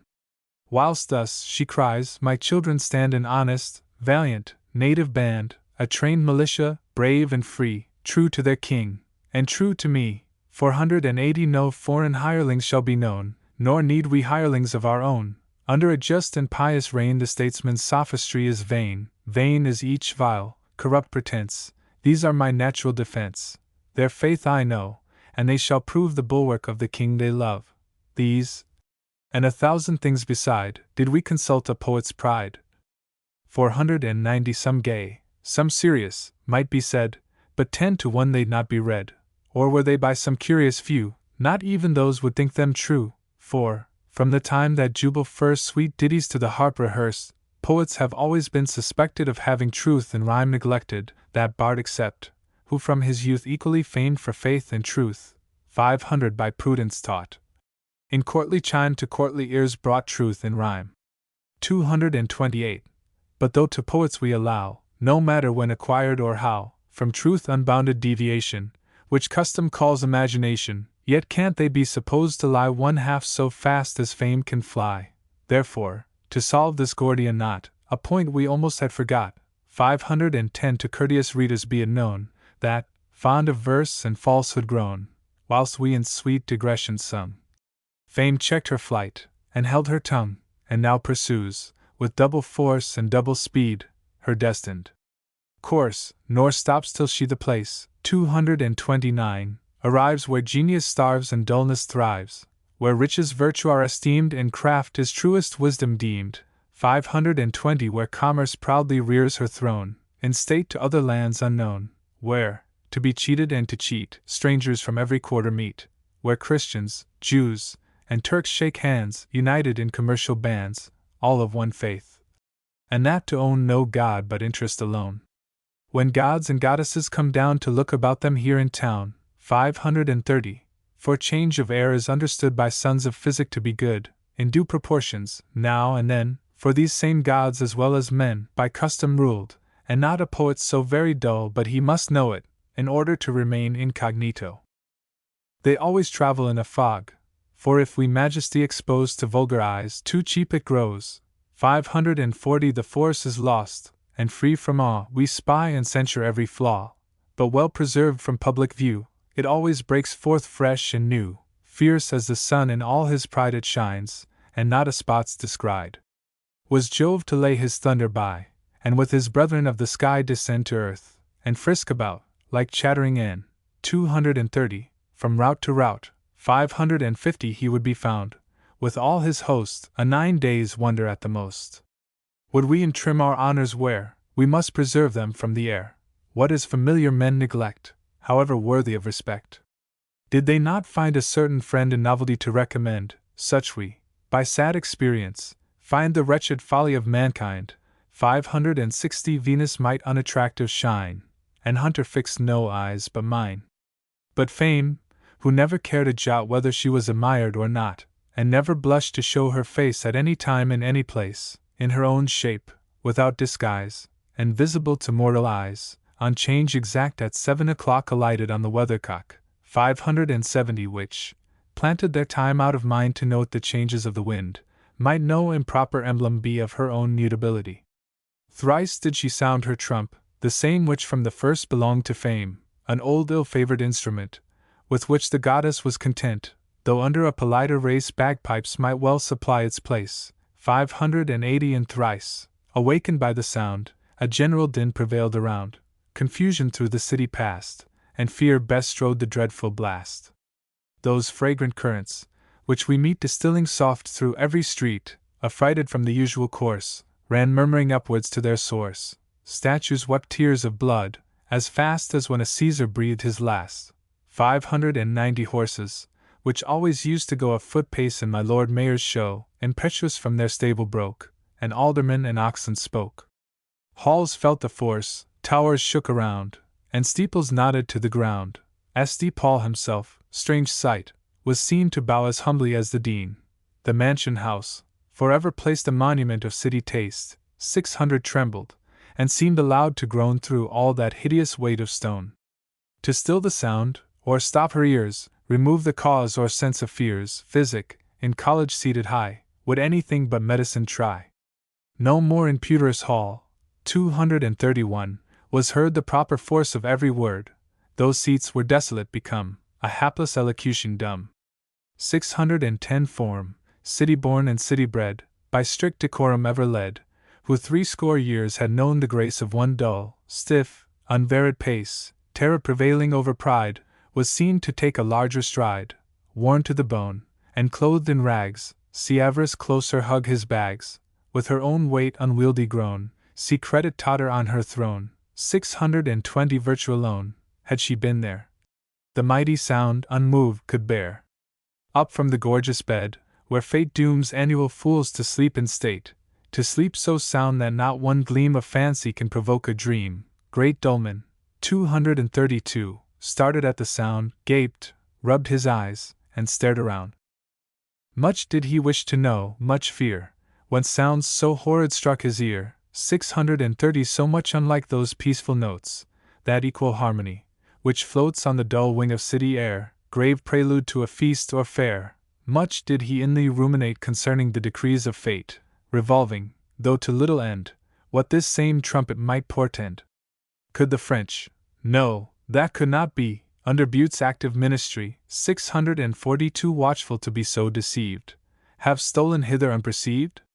To Newfoundland, 233, indeed, we know fleets of war unobserved may go, or, if observed, may be supposed, at intervals when reason dozed, no other point in view to bear but pleasure, health, and change of air. But reason ne'er could sleep so sound to let an enemy be found 650 in our land's heart, ere it was known they had departed from their own. Or could his successor, ambition is ever haunted with suspicion, his daring successor elect, all customs, rules, and forms reject, and aim, 234, regardless of the crime, to seize the chair before his time? Or, deeming this the lucky hour, seeing his countrymen in power, 660 those countrymen, who from the first, in tumults and rebellion nursed, howe'er they wear the mask of art, still love a Stuart in their heart, could Scottish Charles, conjecture thus, that mental ignis fatuus, led his poor brains a weary dance from France to England, hence to France, till information in the shape of chaplain learned, good Sir Crape.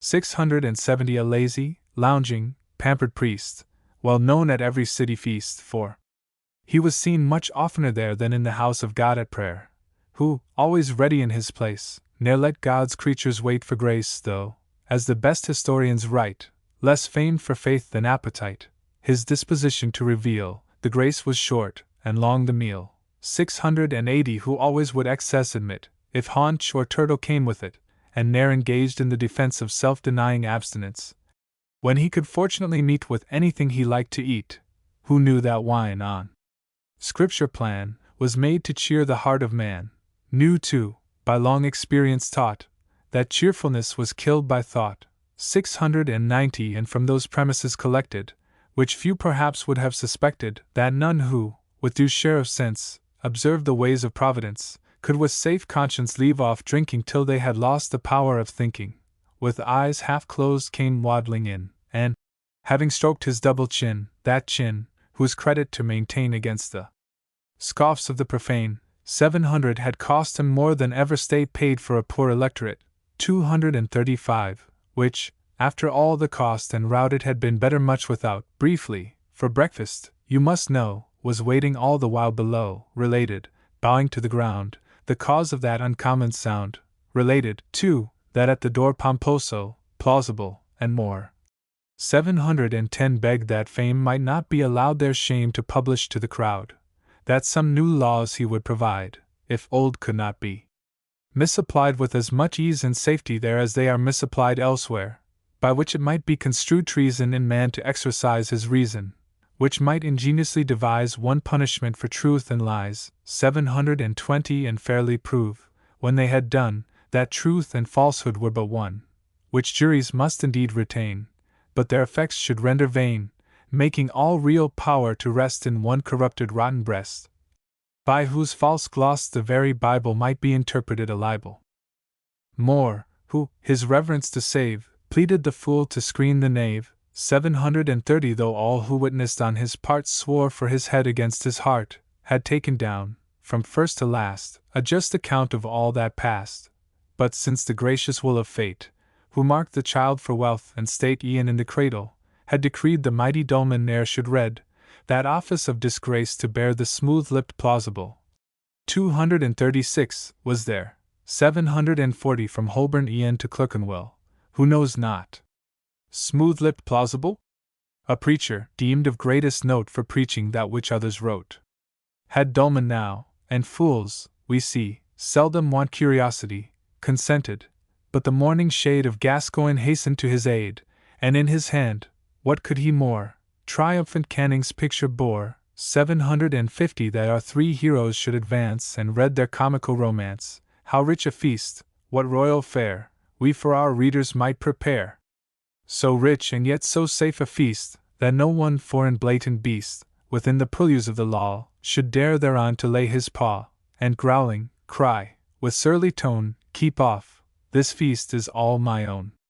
760 bending to earth the downcast eye, or planting it against the sky, as one immersed in deepest thought, or with some holy vision caught, his hands, to aid the traitor's art, devoutly folded o'er his heart, here more, in fraud well skilled, should go, all saint, with solemn step and slow.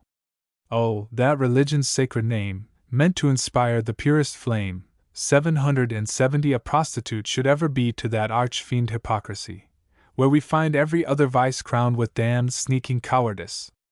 Boldson reclaimed is often seen, past hope that man, who dares be mean. There, full of flesh, and full of grace, with that fine round unmeaning face which nature gives to sons of earth whom she designs for ease and mirth, 780 should the prim plausible be seen, observe his stiff, affected mien, gains nature, armed by gravity, his features too in buckle see with what sanctity he reads, with what devotion tells his beads.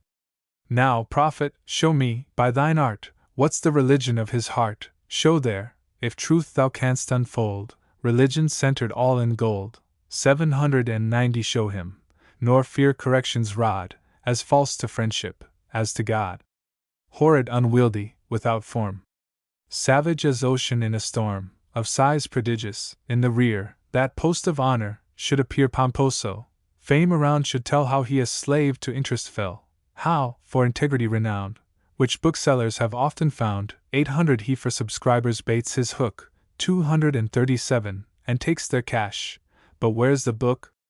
No matter where, wise fear, we know, forbids the robbing of a foe, but what, to serve our private ends, forbids the cheating of our friends. No man alive, who would not swear all's safe, and therefore honest there, for, spite of all the learned say, if we to truth attention pay, 810 the word dishonesty is meant for nothing else but punishment.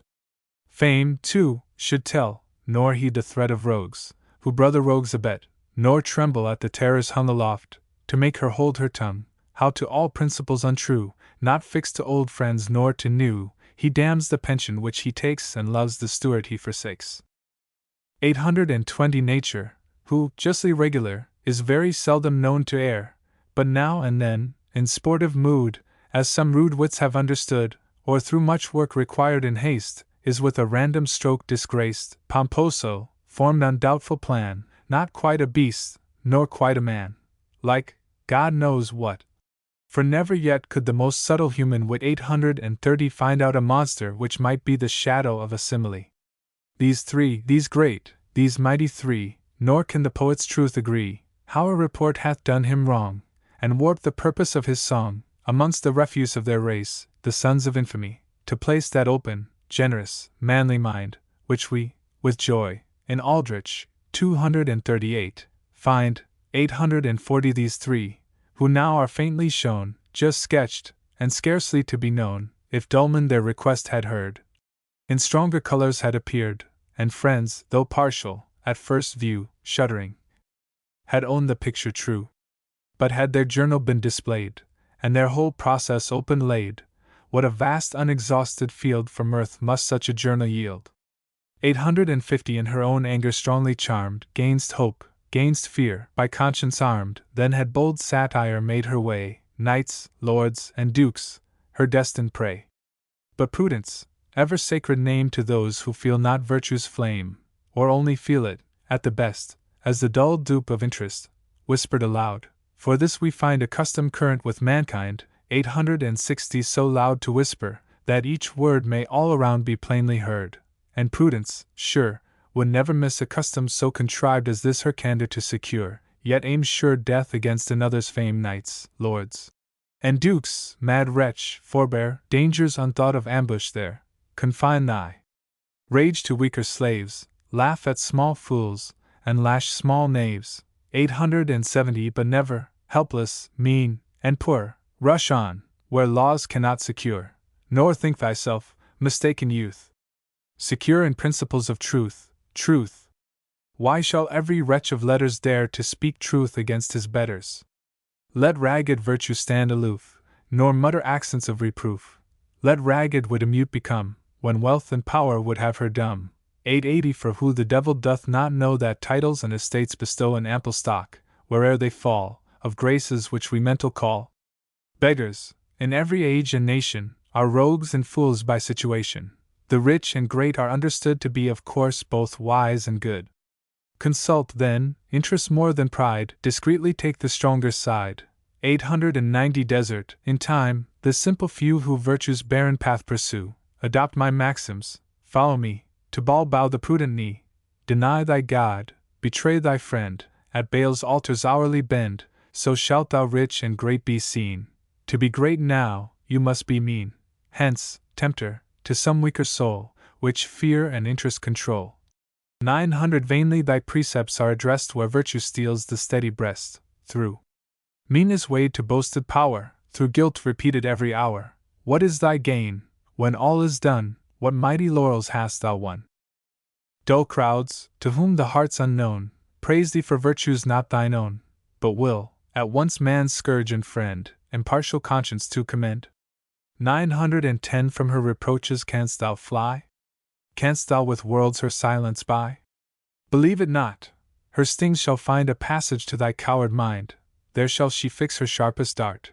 There show thee truly as thou art, unknown to those by whom thou art prized, known to thyself to be despised. The man who weds the sacred muse disdains all mercenary views. 920 And he who virtue's throne would rear laughs at the phantoms raised by fear. Though folly, robed in purple, shines, though vice exhausts Peruvian minds, yet shall they tremble and turn pale when satire wields her mighty flail. Or should they, of rebuke afraid, with Malcolm, 239, seek hell's deepest shade, satire, still mindful of her aim, shall bring the cowards back to shame. 930 Hated by many, loved by few, above each little private view, honest though poor, and who shall dare to disappoint my boasting there? Hardy and resolute, though weak, the dictates of my heart to speak, willing I bend at satire's throne. What power I have be all her own. Nor shall yon lawyer's specious art, conscious of a corrupted heart, 940 create imaginary fear to damp us in our bold career. Why should we fear? And what? The laws? They all are armed in virtue's cause, and aiming at the selfsame end. Satire is always virtue's friend. Nor shall that muse, whose honest rage, in a corrupt degenerate age, when, dead to every nicer sense, deep sunk in vice and indolence, 950 The spirit of old Rome was broke beneath the tyrant fiddler yoke, banished the rose from Nero's cheek, under a Brunswick fear to speak. Drawn by conceit from reason's plan, how vain is that poor creature, man! How pleased is every paltry elf to prate about that thing, himself. After my promise made in rhyme, and meant in earnest at that time, 960 To jog, according to the mode, in one dull pace, in one dull road, what but that curse of heart and head to this digression could have led? Where plunged, in vain I look about, and can't stay in, nor well get out.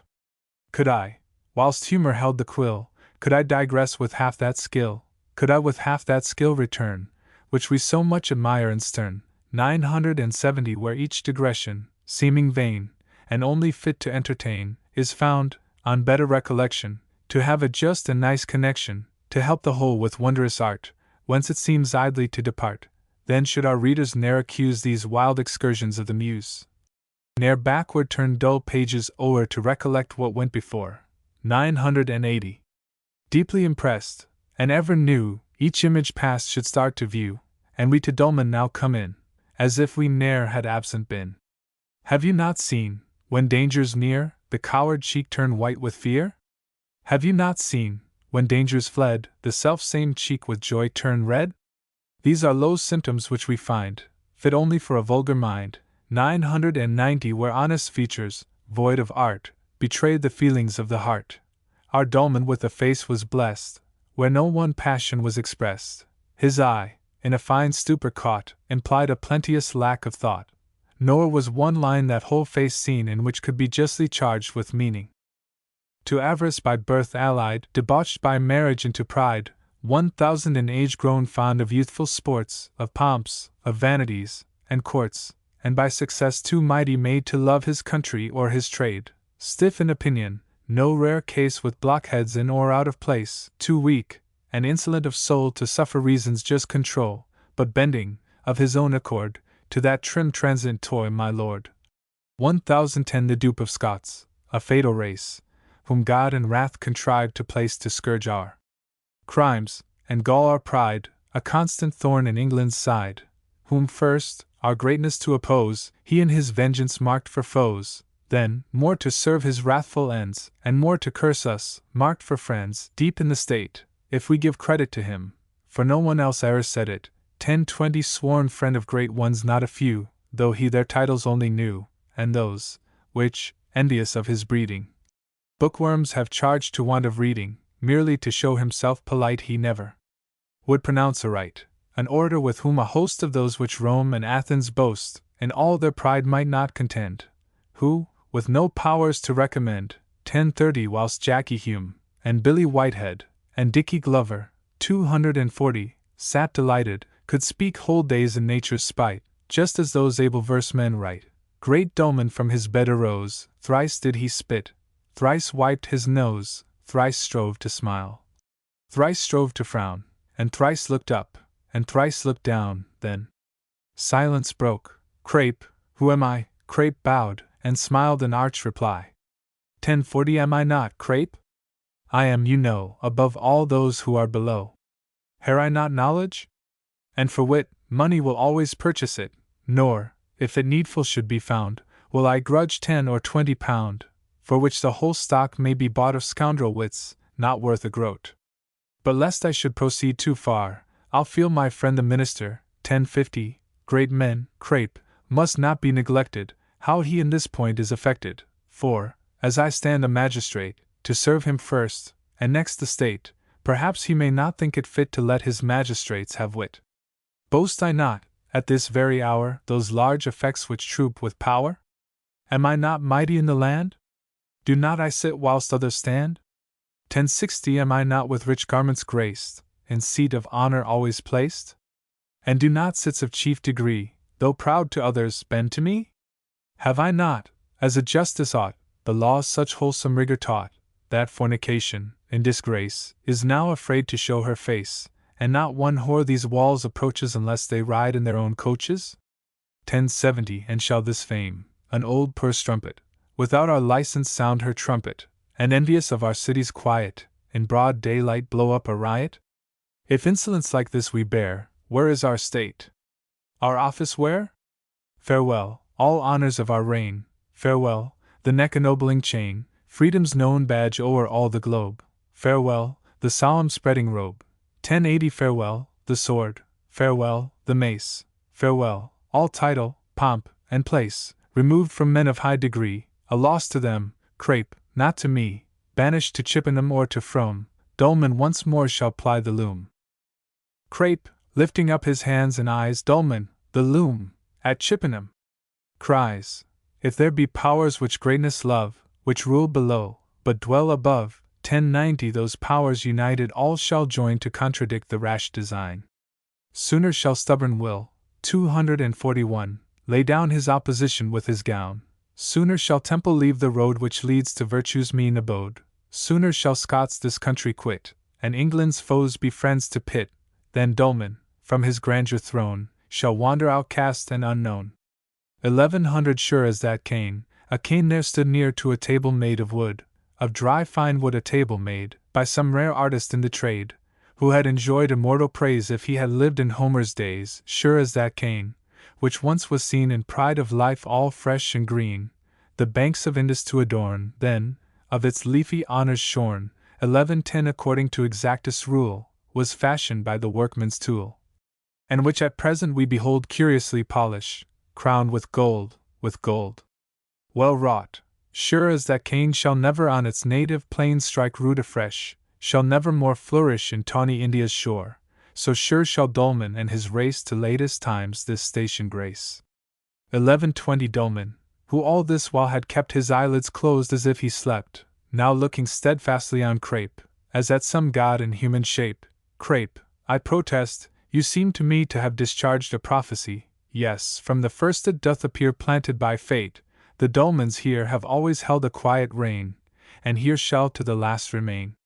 11:30 Crape, they're all wrong about this ghost, quite on the wrong side of the post, blockheads. To take it in their head to be a message from the dead, for that by mission they design, a word not half so good as mine.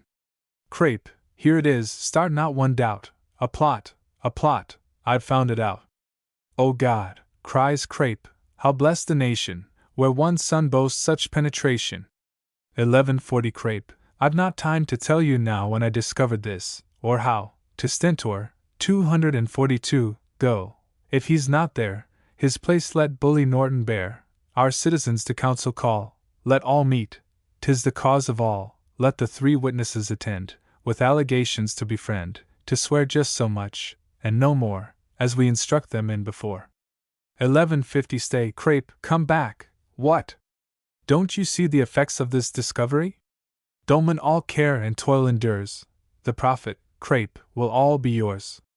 A mitre, for this arduous task performed, they'll grant whatever I ask, a mitre, and perhaps the best, shall, through my interests, make thee blessed, and at this time, when gracious fate dooms to the Scot the reins of state, 1160 who is more fit, and for your use we could some instances produce, of England's church to be the head, than you, a Presbyterian bred? But when thus mighty you are made, unlike the brethren of thy trade, be grateful, Crape, and let me not, like old Newcastle, 243 be forgot. But an affair, Crape, of this size will ask from conduct vast supplies. 1170 it must not, as the vulgar say, be done in hugger-mugger way. Traitors, indeed, and that's discreet, who hatch the plot, in private meet, they should in public go, no doubt, whose business is to find it out. Tomorrow, if the day appear likely to turn out fair and clear, proclaim a grand processionade, 244, be all the city pomp displayed. 1180 let the train bands. Crape shook his head, they heard the trumpet, and were fled. Well, cries the knight, if that's the case, my servants shall supply their place. My servants, mine alone, no more than what my servants did before. Dost not remember, Crape, that day, when Dolman's grandeur to display, as all too simple and too low, our city friends were thrust below. 1190 whilst, as more worthy of our love, courtiers were entertained above? Tell me, who waited then? And how? My servants mine. And why not now? In haste then, Crape, to Stentor go, but send up Hart, who waits below, with him, till you return again. Reach me my spectacles and cane, I'll make a proof how I advance in my new accomplishment of dancing. 1200 not quite so fast as lightning flies, winged with red anger, through the skies, not quite so fast as, sent by Jove, Iris descends on wings of love, not quite so fast as terror rides when he the chasing winds bestrides. Crape hobbled, but his mind was good. Could he go faster than he could? Near to that tower, which, as we're told, the mighty Julius raised of old, 1210 where, to the block by justice led, the rebel Scot hath often bled, where arms are kept so clean, so bright, 'twere sin they should be soiled in fight. Where brutes of foreign race are shown by brutes much greater of our own, fast by the crowded Thames, is found an ample square of sacred ground, where artless eloquence presides, and nature every sentence guides. 1220 here female parliaments debate about religion, trade, and state. Here every Naiad's patriot soul, disdaining foreign base control, despising French, despising Erse, pours forth the plain old English curse, and bears aloft, with terrors hung, the honors of the vulgar tongue. Here Stentor, always heard with awe, in thundering accents deals out law. 1230 12 furlongs off each dreadful word was plainly and distinctly heard, and every neighbor hill around returned and swelled the mighty sound. The loudest virgin of the stream, compared with him would silent seem. Thames, who, enraged to find his course opposed, rolls down with double force, against the bridge indignant roars, and lashes the resounding shores. 1240 compared with him, at lowest tide, in softest whisper seems to glide. Hither, directed by the noise, swelled with the hope of future joys, through too much zeal and haste made lame, the reverend slave of Dulman came. Stentor, with such a serious air, with such a face of solemn care, as might import him to contain a nation's welfare in his brain. 1250 Stentor, cries Crape. I'm hither sent on business of most high intent, great Dulman's orders to convey. Dulman commands, and I obey. Big with those throes which patriots feel, and laboring for the commonweal, some secret, which forbids him rest, tumbles and tosses in his breast, tumbles and tosses to get free, and thus the chief commands by me, 1260 tomorrow, if the day appear likely to turn out fair and clear, proclaim a grand processionade. Be all the city pomp displayed, our citizens to council call, let all meet, 'tis the cause of all. Book 4. Coxcombs, who vainly make pretence to something of exalted sense above other men, and gravely wise, affect those pleasures to despise, which, merely to the eye confined, bring no improvement to the mind, rail at all pomp. They would not go for millions to a puppet show, nor can forgive the mighty crime of countenancing pantomime.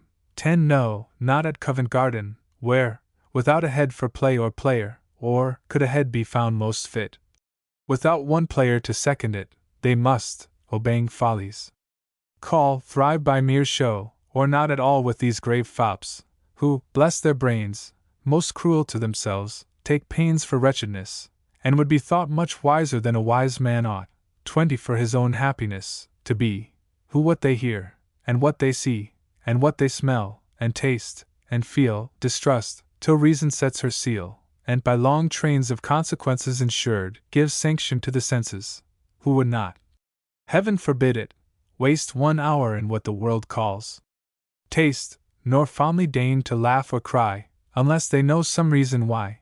30 With these grave fops, whose system seems to give up certainty for dreams, the eye of man is understood as for no other purpose good than as a door, through which, of course, their passage crowding, objects force, a downright usher, to admit newcomers to the court of wit. Good gravity, forbear thy spleen. When I say wit, I wisdom mean. 40 Where, such the practice of the court, which legal precedents support, not one idea is allowed to pass unquestioned in the crowd, but ere it can obtain the grace of holding in the brain a place, before the chief in congregation must stand a strict examination. Not such as those, who physic twirl, full fraught with death, from every curl. 50 Who prove, with all becoming state, their voice to be the voice of fate, prepared with essence, drop, and pill, to be another ward or hill. 245 Before they can obtain their ends, to sign death warrants for their friends, and talents vast as theirs employ, secundum artem to destroy, must pass, or laws their rage restrain. Before the chiefs of Warwick Lane, frowny face. 246 60 Thrice happy lane, where, uncontrolled, in power and lethargy grown old, most fit to take, in this blessed land, the reins, which fell from Wyndham's hand. 247 Her lawful throne great dullness rears, still more herself, as more in years, where she, and who shall dare deny her right, when Reeves, 248, and Chauncey's, 249, by, calling to mind, in ancient time, one Garth, 250, who erred in wit and rhyme, 70 ordains, from henceforth, to admit none of the rebel sons of wit, and makes it her peculiar care that Schomberg, 251, never shall be there. Not such as those, whom Polly trains to letters, though unblessed with brains, who, destitute of power and will to learn, are kept to learning still, whose heads, when other methods fail, receive instruction from the tale. 80 Because their sires, a common case which brings the children to disgrace, imagine it a certain rule they never could beget a fool, must pass, or must compound for, ere the chaplain, full of beef and prayer, will give his reverend permit, announcing them for orders fit, so that the prelate, what's a name? All prelates now are much the same. 90 May, with a conscience safe and quiet, with holy hands lay on that fiat which doth all faculties dispense, all sanctity, all faith, all sense, makes Mudon, 252, quite a saint appear, and makes an oracle of cheer. Not such as in that solemn seat, where the 9 ladies hold retreat, the ladies 9, who, as we're told, scorning those haunts they loved of old, 100 the banks of Isis now prefer. nor will 1 hour from Oxford stir, are held for form, which Balaam's ass as well as Balaam's self might pass, and with his master take degrees, could he contrive to pay the fees. Men of sound parts, who, deeply read, o'erload the storehouse of the head with furniture they ne'er can use, cannot forgive our rambling muse 110 this wild excursion, cannot see why physic and divinity, to the surprise of all beholders, are lugged in by the head and shoulders, or how, in any point of view, Oxford hath anything to do. But men of nice and subtle learning, remarkable for quick discerning, through spectacles of critic mould, without instruction, will behold 120 that we a method here have got to show what is, by what is not, and that our drift, parenthesis for once apart, is briefly this: within the brain's most secret cells a certain Lord Chief Justice dwells, of sovereign power, whom, one and all, with common voice, we reason call. Though, for the purposes of satire, a name, in truth, is no great matter. 130. Jeffreys or Mansfield, which you will, it means a Lord Chief Justice still. Here, so our great projectors say, the senses all must homage pay, hither they all must tribute bring, and prostrate fall before their king. Whatever unto them is brought, is carried on the wings of thought before his throne, where, in full state, he on their merits holds debate. 140 examines, cross-examines, weighs their right to censure or to praise, nor doth his equal voice depend on narrow views of foe and friend, nor can, or flattery, or force divert him from his steady course, the channel of inquiries clear, no sham examinations here. He, upright justicer, no doubt, ad libitum puts in and out, 150 adjusts and settles in a trice what virtue is, and what is vice, what is perfection, what defect, what we must choose, and what reject. He takes upon him to explain what pleasure is, and what is pain, whilst we, obedient to the whim, and resting all our faith on him, true members of the Stoic wheel, must learn to think, and cease to feel. 160 This glorious system, formed for man to practice when and how he can, if the 5 senses, in alliance, to reason hurl a proud defiance, and though oft conquered, yet unbroke, endeavor to throw off that yoke, which they a greater slavery hold than Jewish bondage was of old, or if they, something touched with shame, allow him to retain the name 170 of royalty, and, as in sport, to hold a mimic formal court, permitted, no uncommon thing, to be a kind of puppet king, and suffered, by the way of toy, to hold a globe, but not employ. Our system-mongers, struck with fear, prognosticate destruction near. All things to anarchy must run, the little world of man's undone. 180 Nay, should the eye, that nicest sense, neglect to send intelligence unto the brain, distinct and clear, of all that passes in her sphere, should she, presumptuous, joy receive without the understanding's leave, they deem it rank and daring treason against the monarchy of reason, not thinking, though they're wondrous wise, that few have reason, most have eyes. 190 So that the pleasures of the mind to a small circle are confined, whilst those which to the senses fall become the property of all. Besides, and this is sure a case not much at present out of place, where nature reason doth deny, no art can that defect supply. But if, for it is our intent fairly to state the argument, 200 a man should want an eye or two, the remedy is sure though new, the cure's at hand, no need of fear. For proof, behold the Chevalier. 253, as well prepared, beyond all doubt, to put eyes in, as put them out.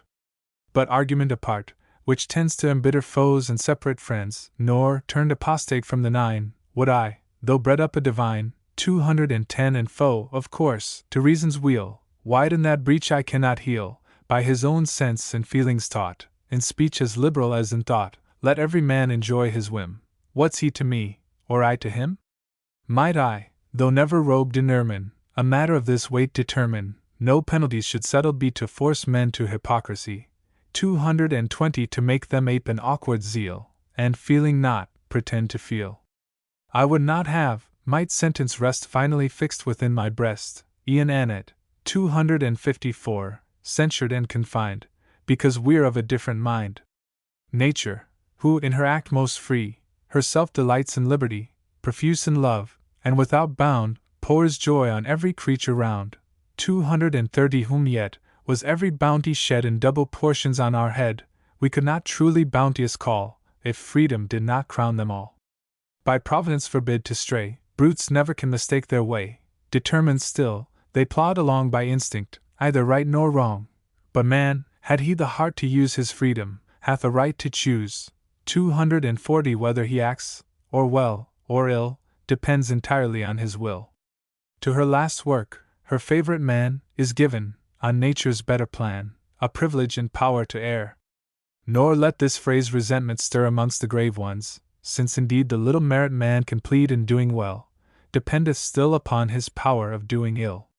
250 opinions should be free as air. No man, whatever his rank, whatever his qualities, a claim can found that my opinion must be bound, and square with his. Such slavish chains from foes the liberal soul disdains, nor can, though true to friendship, bend to wear them even from a friend. Let those, who rigid judgment own, submissive bow at judgment's throne. 260 And if they of no value hold pleasure, till pleasure is grown cold, palled and insipid, forced to wait for judgment's regular debate to give it warrant, let them find dull subjects suited to their mind. Theirs be slow wisdom, be my plan, to live as merry as I can, regardless, as the fashions go, whether there's reason for't or no. 270 Be my employment here on earth to give a liberal scope to mirth, life's barren vale with flowers to adorn, and pluck a rose from every thorn. But if, by error led astray, I chance to wander from my way, let no blind guide observe, in spite, I'm wrong, who cannot set me right. That doctor could I ne'er endure who found disease, and not a cure. 280 Nor can I hold that man a friend whose zeal a helping hand shall lend to open happy folly's eyes, and making wretched, make me wise. For next, a truth which can't admit reproof from wisdom or from wit, to being happy here below, is to believe that we are so. Some few in knowledge find relief. I place my comfort in belief. 290 Some for reality may call. Fancy to me is all in all. Imagination, through the trick of doctors, often makes us sick, and why, let any sophist tell, may it not likewise make us well? This I am sure, whatever our view, whatever shadows we pursue, for our pursuits, be what they will, are little more than shadows still. 300 Too swift they fly, too swift and strong, for man to catch or hold them long. But joys which in the fancy live, each moment to each man may give, true to himself, and true to ease, he softens fate's severe decrees, and can a mortal wish for more, creates, and makes himself new o'er. Mocks boasted vain reality, and is, whatever he wants to be. 310 Hail, fancy, to thy power I owe deliverance from the gripe of woe, to thee I owe a mighty debt, which gratitude shall ne'er forget, whilst memory can her force employ, a large increase of every joy. When at my doors, too strongly barred, authority had placed a guard. 255 A knavish guard, ordained by law to keep poor honesty in awe. 320 Authority, severe and stern, to intercept my wished return, when foes grew proud, and friends grew cool, and laughter seized each sober fool, when candor started in amaze, and meaning censure hinted praise, when prudence, lifting up her eyes and hands, thanked heaven that she was wise, when all around me, with an air of hopeless sorrow, looked despair. 330 When they, or said, or seemed to say, there is but one only way better, and be advised by us, not be at all, than to be thus. When virtue shunned the shock, and pride, disabled, lay by virtue's side, too weak my ruffled soul to cheer, which could not hope, yet would not fear, health in her motion, the wild grace of pleasure speaking in her face. 340 Dull regularity thrown by, and comfort beaming from her eye. Fancy, in richest robes arrayed, came smiling forth, and brought me aid, came smiling o'er that dreadful time, and, more to bless me, came in rhyme. Nor is her power to me confined, it spreads, it comprehends mankind. When, to the spirit-stirring sound of trumpets breathing courage round, 350 and fifes well mingled, to restrain and bring that courage down again, or to the melancholy knell of the dull, deep, and doleful bell, such as of late the good Saint Bride, 256, muffled, to mortify the pride of those who, England quite forgot, paid their vile homage to the Scot, where skill held the foremost place. Whilst my lord figured at a race, 360 processions, 'tis not worth debate whether they are of stage or state, move on, so very, very slow, 'tis doubtful if they move, or no, when the performers all the while mechanically frown or smile, or, with a dull and stupid stare, a vacancy of sense declare, or, with down-bending eye, seem wrought into a labyrinth of thought, 370 where reason wanders still in doubt, and once got in, cannot get out. What cause sufficient can we find to satisfy a thinking mind? Why, duped by such feigned farces, man descends to act on such a plan? Why they, who hold themselves divine, can in such wretched follies join, strutting like peacocks, or like crows, themselves and nature to expose? 380 What cause, but that you'll understand we have our remedy at hand, that if perchance we start a doubt, ere it is fixed, we wipe it out, as surgeons, when they lop a limb, whether for profit, fame, or whim, or mere experiment to try, must always have a styptic by. Fancy steps in, and stamps that real, which, ipso facto, is ideal. 390 Can none remember? Yes, I know, all must remember that rare show when to the country sense went down, and fools came flocking up to town, when knights, a work which all admit to be for knighthood much unfit, built booths for hire, when parsons played, in robes canonical arrayed, and fiddling, joined the Smithfield dance, the price of tickets to advance, 400 or, unto tapsters turned, dealt out, running from booth to booth about, to every scoundrel, by retail, true pennyworths of beef and ale, then first prepared by bringing beer in, for present grand electioneering, when heralds, running all about to bring in order, turned it out, when, by the prudent marshal's care, lest the rude populace should stare, 410 and with unhallowed eyes profane gay puppets of patrician strain, the whole procession, as in spite, unheard, unseen, stole off by night, when our loved monarch, nothing both, solemnly took that sacred oath, whence mutual firm agreements spring betwixt the subject and the king, by which, in usual manner crowned, his head, his heart, his hands he bound, 420 against himself, should passion stir the least propensity to err, against all slaves, who might prepare, or open force, or hidden snare, that glorious charter to maintain, by which we serve, and he must reign. Then fancy, with unbounded sway, revelled sole mistress of the day, and wrought such wonders as might make Egyptian sorcerers forsake 430 their baffled mockeries, and own the palm of magic hers alone. A knight, who, in the silken lap of lazy peace, had lived on pap, who never yet had dared to roam above 10 or 20 miles from home, nor even that, unless a guide was placed to amble by his side, and troops of slaves were spread around to keep his honor safe and sound. 440 who could not suffer, for his life, a point to sword, or edge to knife, and always fainted at the sight of blood, though 'twas not shed in fight. Who disinherited one son for firing off an alder gun, and whipped another, 6 years old, because the boy, presumptuous, bold to madness, likely to become a very Swiss, had beat a drum. 450 though it appeared an instrument most peaceable and innocent, having, from first, been in the hands and service of the city bands graced with those ensigns, which were meant to further honor's dread intent, the minds of warriors to inflame, and spur them on to deeds of fame, with little sword, large spurs, high feather, fearless of everything but weather, 460, and all must own, who pay regard to charity, it had been hard that in his very first campaign his honor should be soiled with rain. A hero all at once became, and seeing others much the same in point of valor as himself, who leave their courage on a shelf from year to year, till some such rout in proper season calls it out, 470 strutted, looked big, and swaggered more than ever hero did before, looked up, looked down, looked all around. Like Mavers, grimly smiled and frowned, seemed heaven, and earth, and hell to call to fight, that he might rout them all, and personate et valor's style so long, spectators to beguile, that, passing strange, and wondrous true, himself at last believed it too.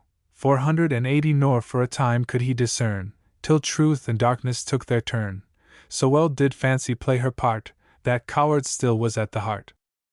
Whiffle, who knows not Whiffle's name, by the impartial voice of fame recorded first through all this land in vanity's illustrious band, who, by all bounteous nature meant for offices of hardiment, 490 a modern Hercules at least, to rid the world of each wild beast which came in view, whether on 4 legs or on 2, degenerate, delights to prove his force on the parade of love, disclaims the joys which camps afford, and for the distaff quits the sword, who, fond of women, would appear to public eye and public ear, 500 but when in private, lets them know how little they can trust to show, who sports a woman, as of course, just as a jockey shows a horse, and then returns her to the stable, or vainly plants her at his table, where he would rather Venus find, so palled, and so depraved his mind, than, by some great occasion led, to seize her panting in her bed.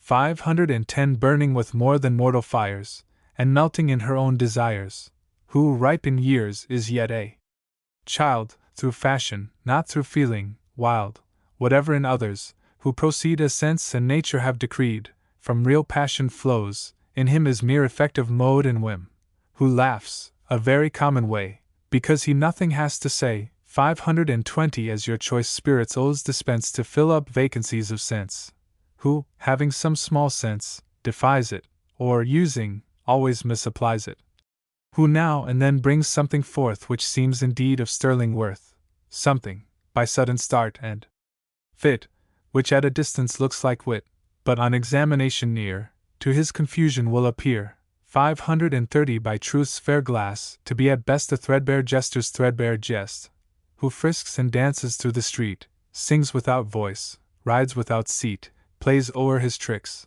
like Aesop's ass, a grotesque fool to all who pass, who riots, though he loves not waste, whores without lust, drinks without taste, acts without sense, talks without thought, does everything but what he ought, 540 who, led by forms, without the power of vice, is vicious, who 1 hour, proud without pride, the next will be humble without humility, whose vanity we all discern, the spring on which his actions turn, whose aim in erring, is to err, so that he may be singular, and all his utmost wishes mean is, though he's laughed at, to be seen, 550 such, for when flattery's soothing strain had robbed the muse of her disdain, and found a method to persuade her art to soften every shade, justice, enraged, the pencil snatched from her degenerate hand, and scratched out every trace, then, quick as thought, from life this striking likeness caught, in mind, in manners, and in mien,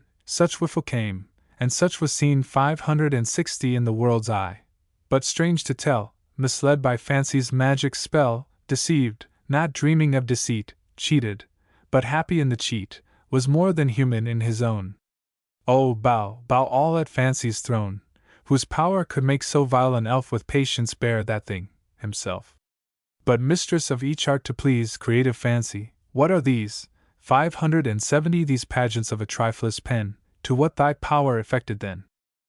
Familiar with the human mind, and swift and subtle as the wind, which we all feel, yet no one knows, or whence it comes, or where it goes, fancy at once in every part possessed the eye, the head, the heart, and in 1,000 forms arrayed, 1,000 various gambols played.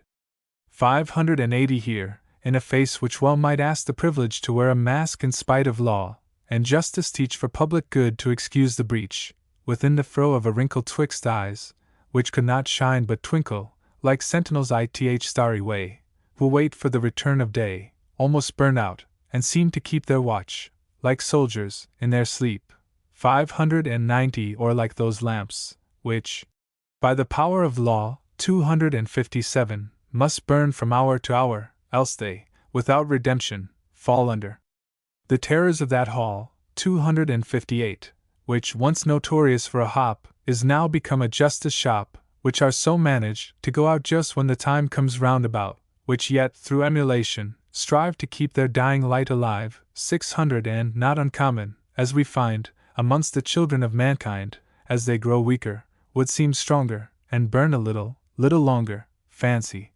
Betwixt such eyes enshrined, no brush to daub, no mill to grind, thrice waved her wand around, whose force changed in an instant nature's course, and hardly credible in rhyme, not only stopped, but called back time, 610 The face of every wrinkle cleared, smooth as the floating stream appeared, down the neck ringlets spread their flame, the neck admiring whence they came, on the arched brow the Graces played, on the full bosom Cupid laid, suns, from their proper orbits sent, became for eyes a supplement, teeth, white as ever teeth were seen, delivered from the hand of green, 620 started, in regular array, like train bands on a grand field day, into the gums, which would have fled, but wondering, turned from white to red. Quite altered was the whole machine, and Lady was 15. Here she made lordly temples rise before the pious Dashwood's eyes, temples which, built aloft in air, may serve for show, if not for prayer. 630 In solemn form herself, before, arrayed like Faith, the Bible bore. There over Malcolm's feathered head, who, quite a man of gingerbread, savored in talk, in dress, and phiz, more of another world than this, to a dwarf muse a giant page, the last grave fop of the last age, in a superb and feathered hearse, bescutcheoned and betagged with verse, 640 which, to beholders from afar, appeared like a triumphal car. She rode, in a cast rainbow clad, there, throwing off the hallowed plaid, naked, as when in those drear cells where, self-blessed, self-cursed, madness dwells, pleasure, on whom, in laughter's shape, frenzy had perfected a rape, first brought her forth, before her time, wild witness of her shame and crime, 650 driving before an idle band of drivelling stewards, hand in hand, some who, to curse mankind, had wore a crown they ne'er must think of more, others, whose baby brows were graced with paper crowns, and toys of paste, she jigged, and playing on the flute, spread raptures o'er the soul of Bute. Big with vast hopes some mighty plan, which wrought the busy soul of man 660 to her full bent, the civil law, fit code to keep a world in awe bound o'er his brows, fair to behold, as Jewish frontlets were of old, the famous charter of our land defaced, and mangled in his hand, as one whom deepest thoughts employ, but deepest thoughts of truest joy, serious and slow he strode, he stalked. Before him troops of heroes walked, 670 whom best he loved, of heroes crowned, by Tories guarded all around. Dull solemn pleasure in his face, he saw the honors of his race, he saw their lineal glories rise, and touched, or seemed to touch, the skies, not the most distant mark of fear, no sign of axe or scaffold near, not one curse thought to cross his will of such a place as Tower Hill. 680 curse on this muse, a flippant jade, a shrew, like every other maid who turns the corner of 19, devoured with peevishness and spleen. Her tongue, for as, when bound for life, the husband suffers for the wife, so if in any works of rhyme perchance there blunders out a crime, poor culprit bards must always rue it, although 'tis plain the muses do it. 690 sooner or later cannot fail to send me headlong to a jail. Whatever my theme, our themes we choose, in modern days, without a muse, just as a father will provide to join a bridegroom and a bride, as if, though they must be the players, the game was wholly his, not theirs. Whatever my theme, the muse, who still owns no direction but her will, 700 plies off, and ere I could expect, by ways oblique and indirect, at once quite overhead in ears and fatal politics appears. Time was, and if I aught discern of fate, that time shall soon return, when, decent and demure at least, as grave and dull as any priest, I could see vice in robes arrayed, could see the game of folly played 710 successfully in fortune's school, without exclaiming rogue or fool. Time was, when, nothing both or proud, I lackeyed with the fawning crowd, scoundrels in office, and would bow to ciphers great in place. But now upright I stand, as if wise fate, to compliment a shattered state, had me, like Atlas, hither sent to shoulder up the firmament, 720, and if I stooped, with general crack, the heavens would tumble from my back. Time was, when rank and situation secured the great ones of the nation from all control, satire and law kept only little knaves in awe. But now, decorum lost, I stand bemused, a pencil in my hand, and dead to every sense of shame, careless of safety and of fame, 730 the names of scoundrels minute down, and libel more than half the town. How can a statesman be secure in all his villainies, if poor and dirty authors thus shall dare to lay his rotten bosom bare? muses should pass away their time in dressing out the poet's rhyme with bills and ribbons, and array each line in harmless taste, though gay. 740 When the hot burning fit is on, they should regale their restless son with something to allay his rage, some cool Castalian beverage, or some such draught, though they, 'tis plain, taking the muse's name in vain, know nothing of their real court, and only fable from report. As makes a Whitehead's ode go down, or slakes the feverette of brown frowny face. 259. 750 But who would in his senses think of muses giving gall to drink, or that their folly should afford to raving poets gun or sword? Poets were ne'er designed by fate to meddle with affairs of state, nor should, if we may speak our thought truly as men of honor ought, sound policy their rage admit, to launch the thunderbolts of wit. 760 About those heads, which, when they're shot, can't tell if 'twas by wit or not. These things well known, what devil, in spite, can have seduced me thus to ride out of that road, which must have led to riches, without heart or head, into that road, which, had I more than ever poet had before of wit and virtue, in disgrace would keep me still, and out of place. 770 Which, if some judge, you'll understand one famous through the land for making law. 260 Should stand my friend. At last may in a pillory end, and all this, I myself admit, without one cause to lead to it. For instance, now, this book, The Ghost, methinks I hear some critic post remark most gravely, the first word which we about the ghost have heard. 780 Peace, my good sir, not quite so fast. What is the first, may be the last, which is a point, all must agree, cannot depend on you or me. Fanny, no ghost of common mold, is not by forms to be controlled. To keep her state, and show her skill, she never comes but when she will. I wrote and wrote, perhaps you doubt, and shrewdly, what I wrote about. 790 Believe me, much to my disgrace, I, too, am in the self-same case. Winky face, but still I wrote, till Fanny came impatient, nor could any shame on me with equal justice fall if she had never come at all. An underling, I could not stir without the cue thrown out by her, nor from the subject aid receive until she came and gave me leave. 800 So that, ye sons of erudition, mark, this is but a supposition, nor would I to so wise a nation suggest it as a revelation, if henceforth, dully turning o'er page after page, ye read no more of Fanny, who in sea or air, may be departed God knows where, rail at jilt fortune, but agree no censure can be laid on me. 810 For sure, the cause let Mansfield try, Fanny is in the fault, not I. But to return, and this I hold a secret worth its weight in gold to those who write, as I write now, not to mind where they go, or how through ditch, through bog, o'er hedge and stile, make it but worth the reader's while, and keep a passage fair and plain always to bring him back again. 820 Through dirt, who scruples to approach, at pleasure's call, to take a coach? But we should think the man a clown, who in the dirt should set us down. But to return, if wit, who ne'er the shackles of restraint could bear, in wayward humor should refuse her timely succor to the muse, and to no rules and orders tied, roughly deny to be her guide. 830 She must renounce decorum's plan, and get back when, and how she can, as parsons, who, without pretext, as soon as mentioned, quit their text, and to promote sleep's genial power, grope in the dark for half an hour, give no more reason, for we know reason is vulgar, mean, and low, why they come back, should it befall that ever they come back at all. 840 Into the road, to end their route, then they can give why they went out.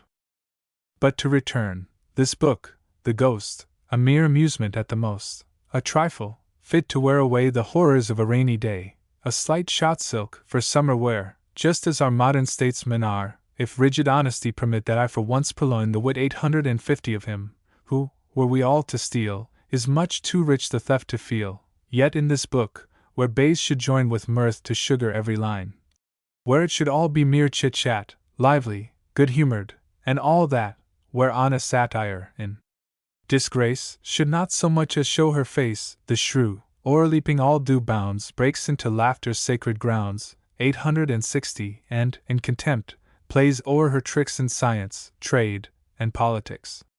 By why should the distempered scold attempt to blacken men enrolled in power's dread book, whose mighty skill can twist an empire to their will, whose voice is fate, and on their tongue law, liberty, and life are hung, whom, on inquiry, truth shall find with Stuarts linked, time out of mind, 870 superior to their country's laws, defenders of a tyrant's cause, men, who the same damned maxims hold darkly, which they avowed of old, who, though by different means, pursue the end which they had first in view, and force found vain, now play their part with much less honor, much more art? Why, at the corners of the streets, to every patriot drudge she meets, 880 known or unknown, with furious cry should she wild clamors vent? Or why, the minds of groundlings to inflame, a Dashwood, Bute, and Wyndham name? Why, having not, to our surprise, the fear of death before her eyes, bearing, and that but now and then, no other weapon but her pen, should she an argument afford for blood to men who wear a sword? 890 men, who can nicely trim and pare a point of honor to a hair, honor, a word of nice import, a pretty trinket in a court, which my lord, quite in rapture, feels dangling and rattling with his seals, honor, a word which all the nine would be much puzzled to define, honor, a word which torture mocks, and might confound 1,000 locks, 900 which, for I leave to wiser heads, who fields of death prefer to beds of down, to find out, if they can, what honor is, on their wild plan, is not. To take it in their way, and this we sure may dare to say without incurring an offense, courage, law, honesty, or sense men, who, all spirit, life, and soul neat butchers of a buttonhole, 910 having more skill, believe it true that they must have more courage too, men who, without a place or name, their fortunes speechless as their fame, would by the sword new fortunes carve, and rather die in fight than starve at coronations. A vast field, which food of every kind might yield, of good sound food at once most fit for purposes of health and wit, 920 could not ambitious satire rest, content with what she might digest? Could she not feast on things of course, a champion, or a champion's horse?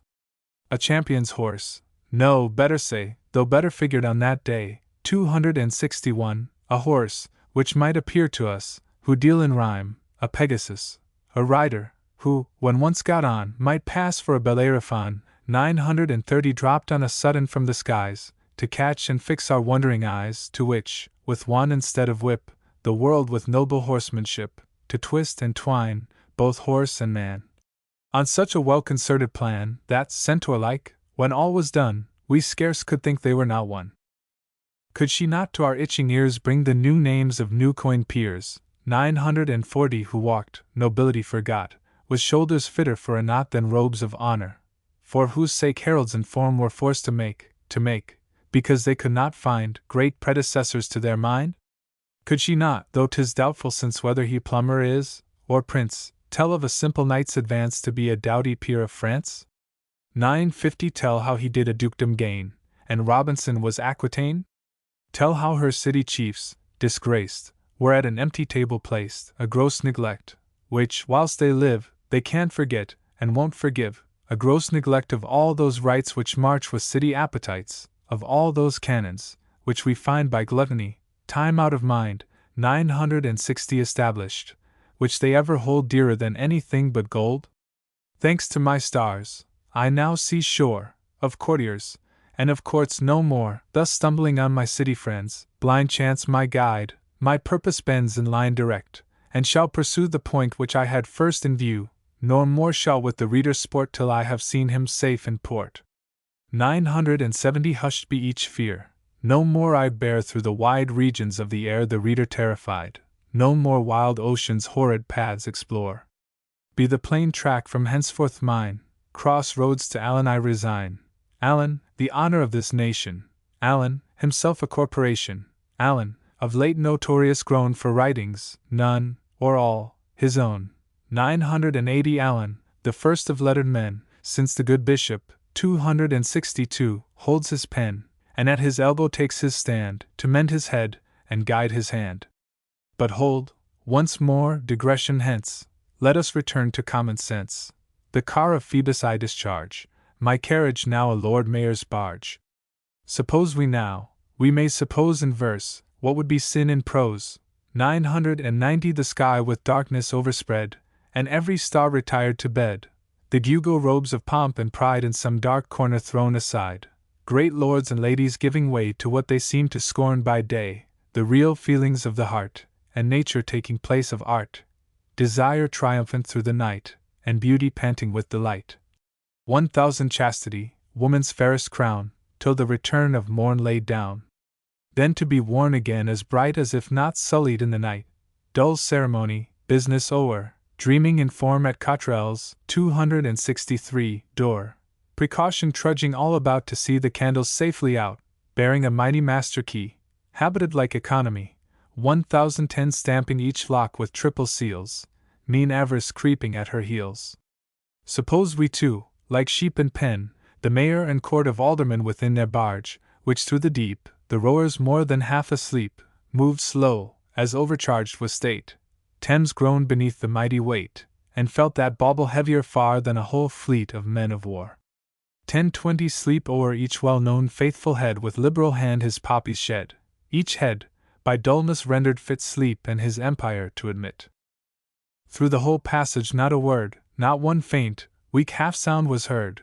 Sleep had prevailed to overwhelm the steersman nodding o'er the helm. The rowers, without force or skill, left the dull barge to drive at will. 1030 The sluggish oars suspended hung, and even Beardmore held his tongue. Commerce, regardful of a freight on which depended half her state, stepped to the helm. With ready hand she safely cleared that bank of sand, where, stranded, our west country fleet delay and danger often meet, till Neptune, anxious for the trade, comes in full tides, and brings them aid.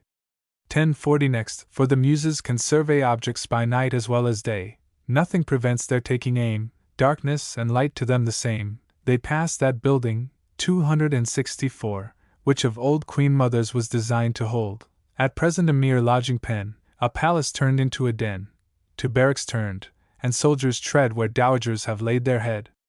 1050 Why should we mention Surrey Street, where every week grave judges meet all fitted out with hum and ha, in proper form to draw out law, to see all causes duly tried twixt knaves who drive, and fools who ride? Why at the Temple should we stay? What of the Temple dare we say? A dangerous ground we tread on there, and words perhaps may actions bear. 1060 Where, as the brethren of the seas for fares, the lawyers ply for fees.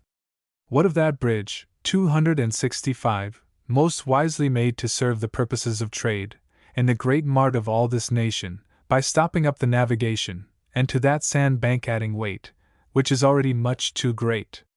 What of that bridge, which, void of sense but well supplied with impudence, 1070 Englishmen, knowing not the guild, thought they might have a claim to build, till Patterson, as white as milk, as smooth as oil, as soft as silk, in solemn manner had decreed that on the other side the Tweed art, born and bred, and fully grown, was with one Milne, a man unknown, but grace, preferment, and renown deserving, just arrived in town.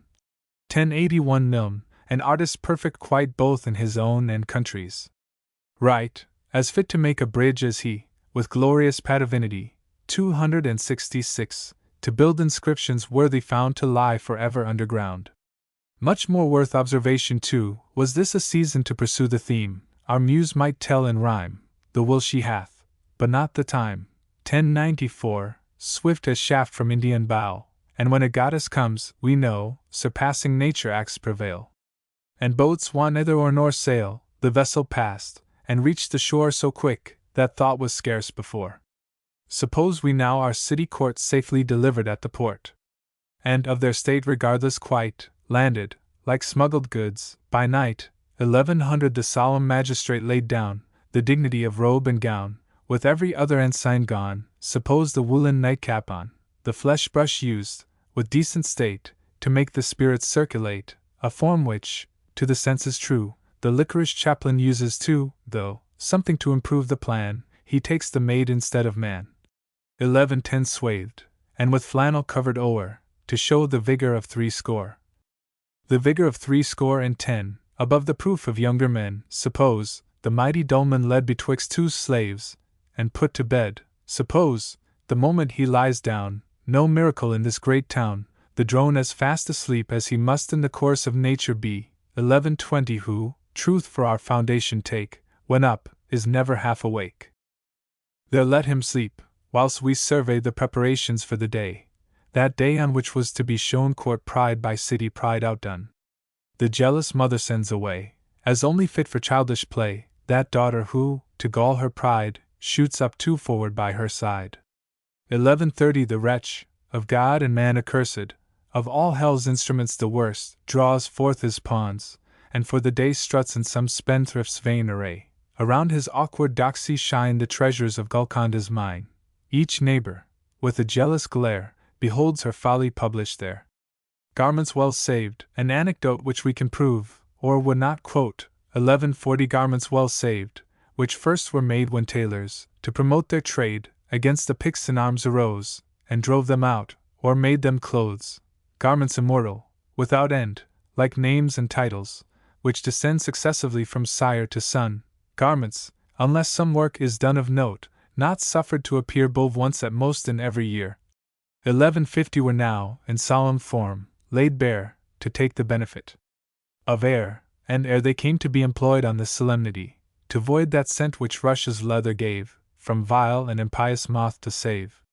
Each head was busy, and each heart in preparation bore a part, running together all about the servants put each other out. 11:60 Till the grave master had decreed, the more haste ever the worse speed. Miss, with her little eyes half closed, over a smuggled toilette dosed. The waiting maid, whom story notes a very scrub in petticoats, hired for one work, but doing all, in slumbers leaned against the wall. Milliners, summoned from afar, arrived in shoals at Temple Bar. 11:70 Strictly commanded to import cart-loads of foppery from court. With labored visible design, art strove to be superbly fine. Nature, more pleasing, though more wild, taught otherwise her darling child, and cried, with spirited disdain, be hunter elegant and plain. Lo! From the chambers of the east, a welcome prelude to the feast. 11:80 In saffron-colored robe arrayed, high in a car, by Vulcan made, who worked for Jove himself, each steed, high-mettled, of celestial breed, pawing and pacing all the way, Aurora brought the wished-for day, and held her empire, till outrun by that brave jolly groom, the sun the trumpet, hark! It speaks, it swells the loud full harmony, it tells 11:90 the time at hand when Dolman, led by form, his citizens must head, and march those troops, which at his call were now assembled, to Guildhall, on matters of importance great, to court and city, church and state. From end to end the sound makes way, all hear the signal and obey, but Dolman, who, his charge forgot, by Morpheus fettered, heard it not. 1200 nor could, so sound he slept and fast, hear any trumpet, but the last. Crape, ever true and trusty known, stole from the maid's bed to his own, then in the spirituals of pride, planted himself at Dolman's side. Thrice did the ever-faithful slave, with voice which might have reached the grave, and broke death's adamantine chain, on Dolman call, but called in vain. 12:10 Thrice with an arm, which might have made the Theban boxer curse his trade, the drone he shook, who reared the head, and thrice fell backward on his bed. What could be done? Where force hath failed, policy often hath prevailed, and what, an inference most plain, had been, Crape thought might be again. Under his pillow, still in mind the proverb kept, fast bind, fast find. 12:20 Each blessed night the keys were laid, which Crape to draw away essayed. What not the power of voice or arm could do, this did, and broke the charm. Quick started he with stupid stare, for all his little soul was there. Behold him, taken up, rubbed down, in elbow chair, and morning gown. Behold him, in his latter bloom, stripped, washed, and sprinkled with perfume. 12:30 Behold him bending with the weight of robes, and trumpery of state. Behold him, for the maxim's true, whatever we by another do, we do ourselves. And chaplain paid, like slaves in every other trade, had muttered over God knows what, something which he by heart had got. Having, as usual, said his prayers, go titter, totter to the stairs. 12:40 Behold him for descent prepare, with one foot trembling in the air. He starts, he pauses on the brink, and hard to credit, seems to think, through his whole train, the chaplain gave the proper cue to every slave, at once, as with infection caught, each started, paused, and aimed at thought. He turns, and they turn. Big with care, he waddles to his elbow chair, 12:50 squats down, and silent for a season. At last with Crape begins to reason. But first of all he made a sign, that every soul, but the divine, should quit the room. In him, he knows, he may all confidence repose. Crape, though I'm yet not quite awake, before this awful step I take, on which my future all depends, I ought to know my foes and friends. 1260 My foes and friends, observe me still. I mean not those who well or ill perhaps may wish me, but those who have it in their power to do it too. Now if, attentive to the state, in too much hurry to be great, or through much zeal, a motive, Crape, deserving praise, into a scrape I, like a fool, am got, no doubt I, like a wise man, should get out 1270. Note that remark without replies. I say that to get out is wise, or, by the very selfsame rule, that to get in was like a fool. The marrow of this argument must wholly rest on the event, and therefore, which is really hard, against events too I must guard. Should things continue as they stand, and beauty prevail through all the land 1280 without a rival, by his aid my fortunes in a trice are made. Nay, honors on my zeal may smile, and stamp me Earl of some great frowny face 267, but if, a matter of much doubt, the present minister goes out, fain would I know on what pretext I can stand fairly with the next?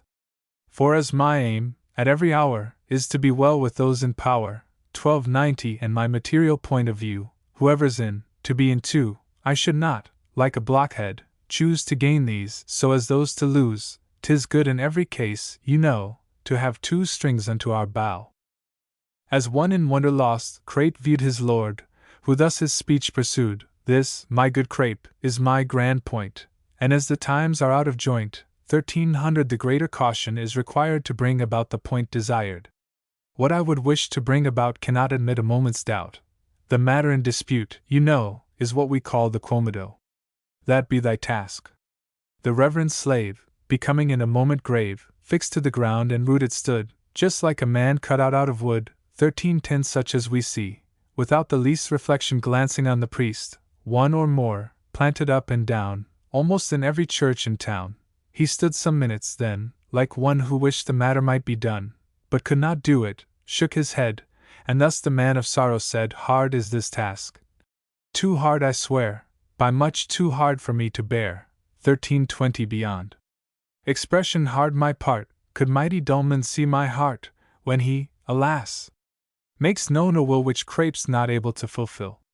Was ever my obedience barred by any trifling nice regard to sense and honor? Could I reach thy meaning without help of speech? At the first motion of thy eye did not thy faithful creature fly? 1330 Have I not said, not what I ought, but what my earthly master taught? Did I err away, through duty strong, in thy great biddings, right and wrong? Did ever interest, to whom thou canst not with more devotion bow, warp my sound faith, or will of mine in contradiction run to thine? Have I not, at thy table placed, when business called aloud for haste 1340 torn myself thence, yet never heard to utter one complaining word, and had, till thy great work was done, all appetites, as having none? Hard is it, this great plan pursued of voluntary servitude, pursued without or shame, or fear, through the great circle of the year, now to receive, in this grand hour, commands which lie beyond my power, 1350 commands which baffle all my skill, and leave me nothing but my will. Be that accepted. Let my lord indulgence to his slave afford. This task, for my poor strength unfit, will yield to none but Dulman's wit. With such gross incense gratified, and turning up the lip of pride, poor Crape, and shook his empty head, poor puzzled Crape, wise Dulman said, 1360 Of judgment weak, of sense confined, for things of lower note designed, for things within the vulgar reach, to run of errands, and to preach. Well hast thou judged, that heads like mine cannot want help from heads like thine. Well hast thou judged thyself unmeet of such high argument to treat. 'Twas but to try thee that I spoke, and all I said was but a joke. 1370 Nor think a joke, Crape, a disgrace, or to my person, or my place. The wisest of the sons of men have deigned to use them now and then.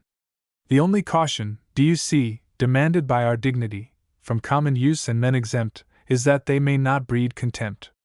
Great use they have, when in the hands of one like me, who understands 1380, who understands the time and place, the person, manner, and the grace, which fools neglect, so that we find, if all the requisites are joined, from whence a perfect joke must spring. A joke's a very serious thing.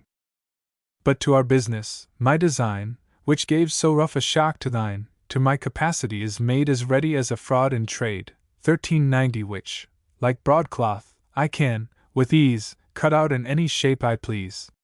Some in my circumstance, some few, and those men of genius too, good men, who, without love or hate, whether they early rise or late, with names uncracked, and credit sound, rise worth £100,000, by threadbare ways and means would try to bear their point, so will not I. 1400 new methods shall my wisdom find to suit these matters to my mind, so that the infidels at court, who make our city wits their sport, shall hail the honors of my reign, and own that Dolman bears a brain. Some, in my place, to gain their ends, would give relations up, and friends, would lend a wife, who, they might swear safely, was none the worse for wear. 1410 would see a daughter, yet a maid, into a statesman's arms betrayed. Nay, should the girl prove coy, nor know what daughters to a father owe, sooner than schemes so nobly planned should fail, themselves would lend a hand, would vote on one side, whilst a brother, properly taught, would vote on t'other.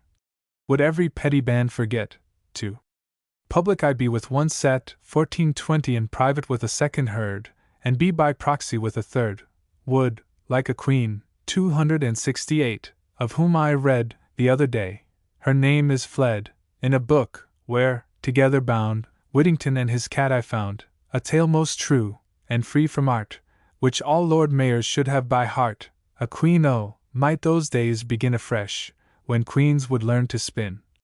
1430 who wrought, and wrought, but for some plot, the cause of which I've now forgot, during the absence of the sun undid what she by day had done, whilst they a double visage wear, what's sworn by day, by night unswear.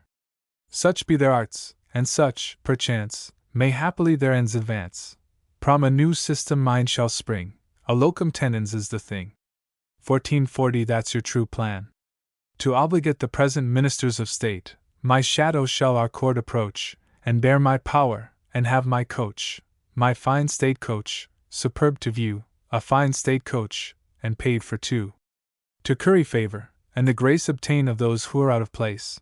In the meantime that's to say, I myself, here stay. 1450 but hold, perhaps unto the nation, who hate the Scots administration, to lend my coach may seem to be declaring for the ministry, for where the city coach is, there is the true essence of the mayor. Therefore, for wise men are intent evils at distance to prevent, whilst fools the evils first endure, and then are plagued to seek a cure. 1460 no coach, a horse, and free from fear, to make our deputy appear.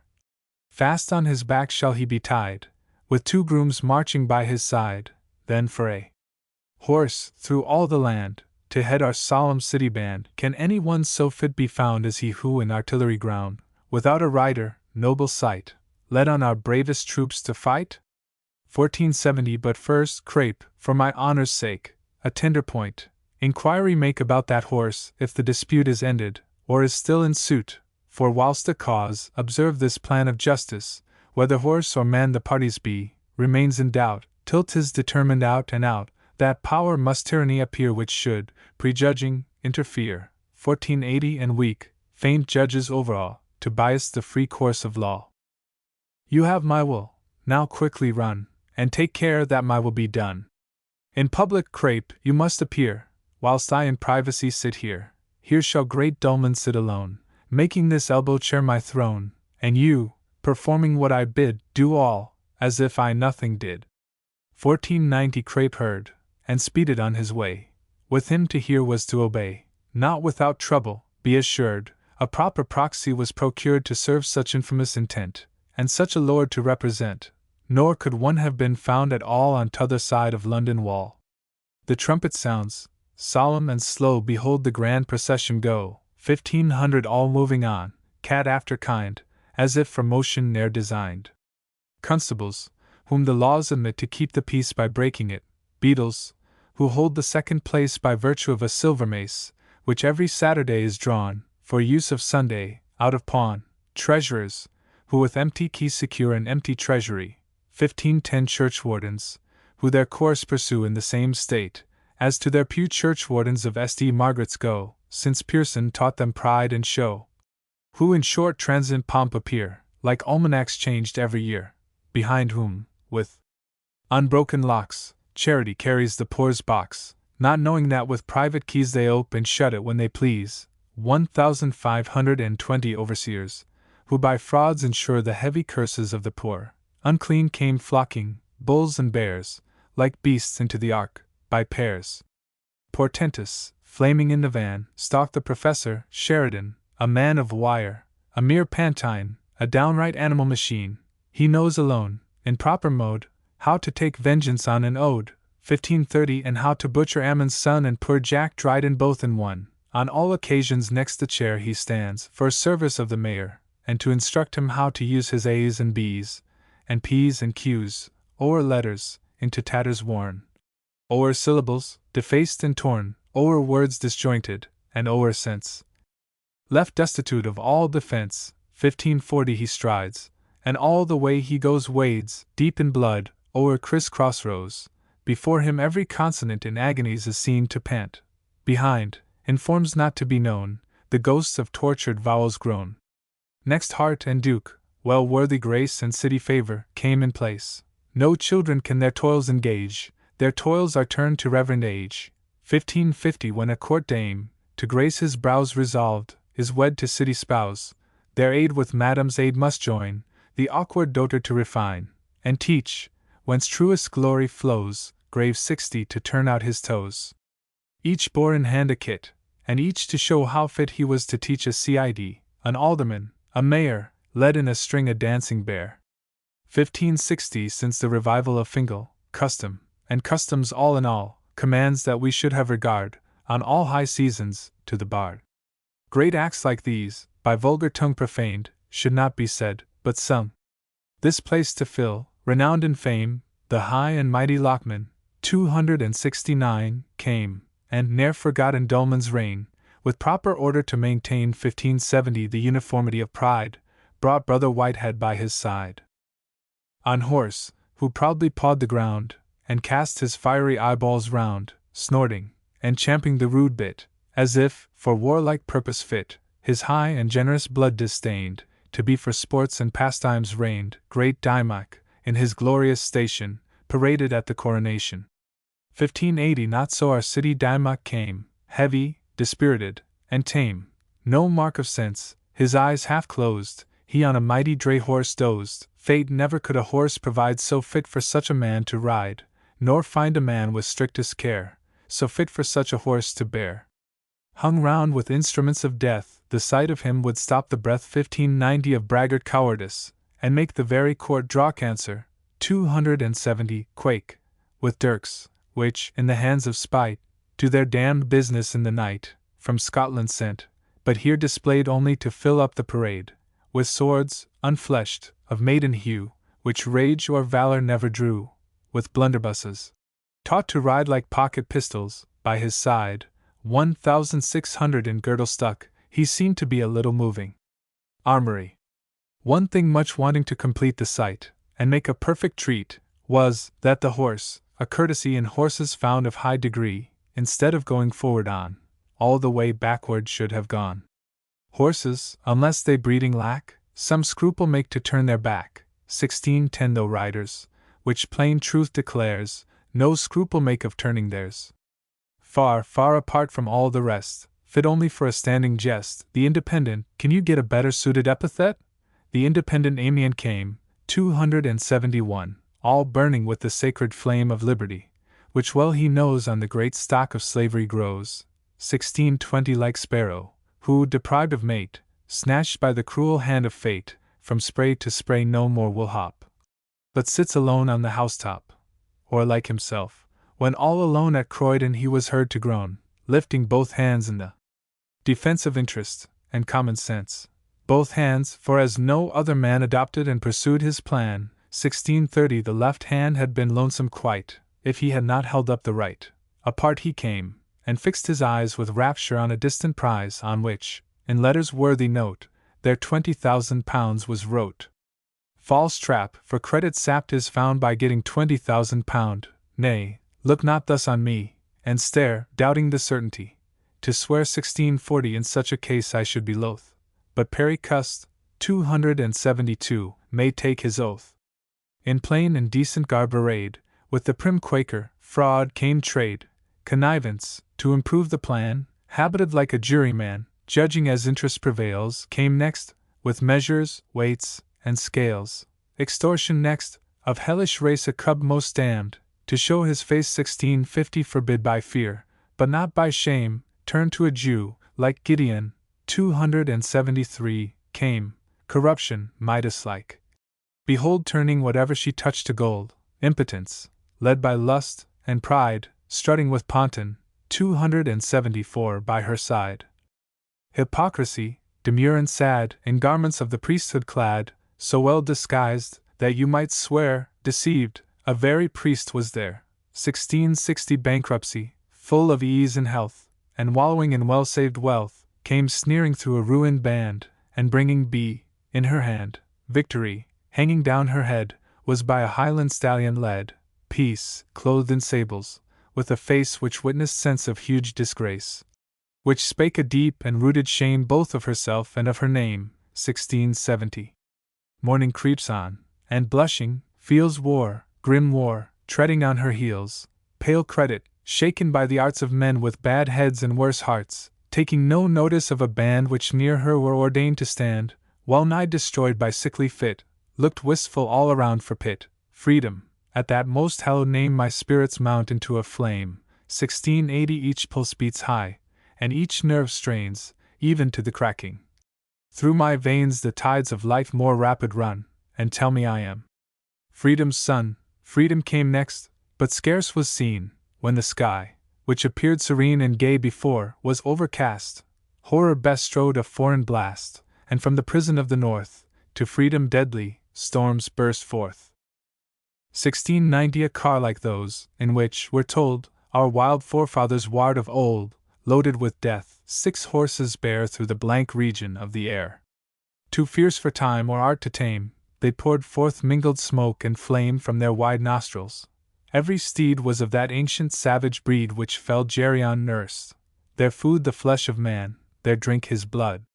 1700 on the first horses, ill-matched pair, this fat and sleek, that lean and bare, came ill-matched riders side by side, and poverty was yoked with pride, union most strange it must appear, till other unions make it clear.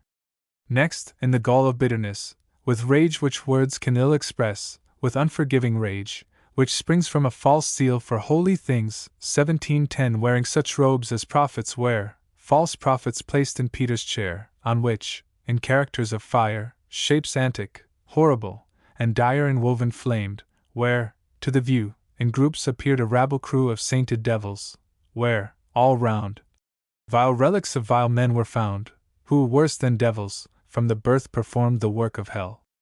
On earth, 1720 jugglers, inquisitors, and popes, pointing at axes, wheels, and ropes, and engines framed on horrid plan, which none but the destroyer, man, could, to promote his selfish views, have head to make or heart to use, bearing, to consecrate her tricks, in her left hand a crucifix, remembrance of our dying Lord, and in her right a two-edged sword, 1730 having her brows, in impious sport, adorned with words of high import, on earth peace, amongst men goodwill, love bearing and forbearing still, all wrote in the heart's blood of those who rather death than falsehood chose, on her breast, where, in days of yore, when God loved Jews, the high priest wore those oracles which were decreed to instruct and guide the chosen seed, 1740 having with glory clad and strength, the Virgin pictured at full length, whilst at her feet, in small portrayed, as scarce worth notice, Christ was laid, came superstition, fierce and fell.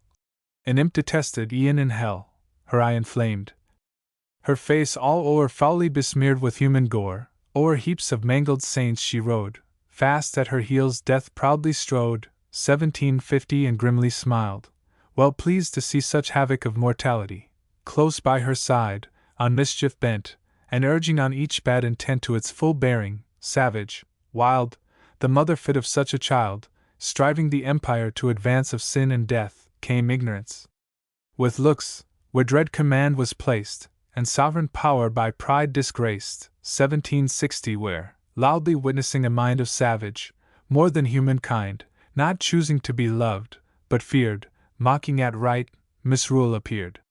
With eyeballs glaring fiery red, enough to strike beholders dead, gnashing his teeth, and in a flood pouring corruption forth and blood from his chafed jaws, without remorse whipping and spurring on his horse, 1770 whose sides, in their own blood embayed, e'en to the bone were open laid, came tyranny, disdaining awe, and trampling over sense and law. One thing, and only one, he knew, one object only would pursue, though less. So low doth passion bring, than man, he would be more than king. With every argument and art which might corrupt the head and heart, 1780 soothing the frenzy of his mind, companion meet, was flattery joined, winning his carriage, every look employed, whilst it concealed a hook, when simple most to be feared, most crafty, when no craft appeared.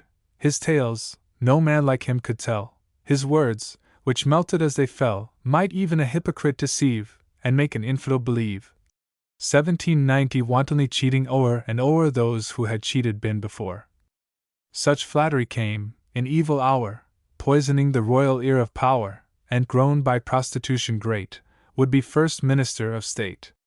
Within the chariot, all alone, high seated on a kind of throne, with pebbles graced, a figure came, whom justice would, but dare not name.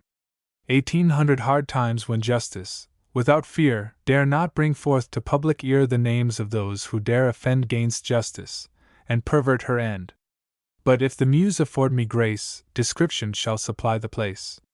In foreign garments he was clad, sage ermine o'er the glossy plaid cast reverend honor on his heart, wrought by the curious hand of art, 1810 in silver wrought, and brighter far than heavenly or than earthly star, shone a white rose, the emblem dear of him he ever must revere, of that dread lord, who, with his host of faithful native rebels lost, like those black spirits doomed to hell, at once from power and virtue fell. Around his clouded brows was placed a bonnet, most superbly graced 1820, with mighty thistles, nor forgot the sacred motto, touch me not. In the right hand a sword he bore harder than adamant, and more fatal than winds, which from the mouth of the rough north invade the south. The reeking blade to view presents the blood of helpless innocence, and on the hilt, as meek become as lamb before the shearers dumb, 1830 with downcast eye, and solemn show of deep, unutterable woe, mourning the time when freedom reigned. Fast to a rock was justice chained. In his left hand, in wax impressed, with bells and gewgaws idly dressed, an image, cast in baby mold, he held, and seemed o'erjoyed to hold on this he fixed his eyes. To this, bowing, he gave the loyal kiss, 1840, and, for rebellion fully ripe, seemed to desire the antitype. What if to that pretender's foes his greatness, nay, his life, he owes, shall common obligations bind, and shake his constancy of mind? Scorning such weak and petty chains, faithful to James, 275, he still remains, though he the friend of George appear, dissimulation's virtue here. 1850 jealous and mean, he with a frown would awe, and keep all merit down, nor would to truth and justice bend, unless outbullied by his friend. Brave with the coward, with the brave he is himself a coward's slave, awed by his fears, he has no heart to take a great and open part, minds in a subtle train he springs, and secret, saps the ears of kings, 1860 but not e'en there continues firm gainst the resistance of a worm. Born in a country, where the will of one is law to all, he still retained the infection, with full aim to spread it wheresoe'er he came. Freedom he hated, law defied, the prostitute of power and pride. Law he with ease explains away, and leads bewildered sense astray. 1870 much to the credit of his brain, puzzles the cause he can't maintain. Proceeds on most familiar grounds, and where he can't convince, confounds. Talents of rarest stamp and size, to nature false, he misapplies, and turns to poison what was sent for purposes of nourishment. Paleness, not such as on his wings the messenger of sickness brings, 1880, but such as takes its coward rise from conscious baseness, conscious vice, o'erspread his cheeks. Disdain and pride, to upstart fortunes ever tied, scowled on his brow. Within his eye, insidious, lurking like a spy, to caution principled by fear, not daring open to appear, lodged covert mischief. Passion hung on his lip quivering. On his tongue 1890 fraud dwelt at large. Within his breast all that makes villain found a nest, all that, on hell's completest plan, e'er joined to damn the heart of man. Soon as the car reached land, he rose, and with a look which might have froze the heart's best blood, which was enough had hearts been made of sterner stuff in cities than elsewhere, to make the very stoutest quail and quake. 1900 he cast his baleful eyes around, fixed without motion to the ground, fear waiting on surprise. All stood, and horror chilled their curdled blood. No more they thought of pomp, no more, for they had seen his face before. Of law they thought, the cause forgot, whether it was or ghost, or plot, which drew them there. They all stood more like statues than they were before. 1910 What could be done?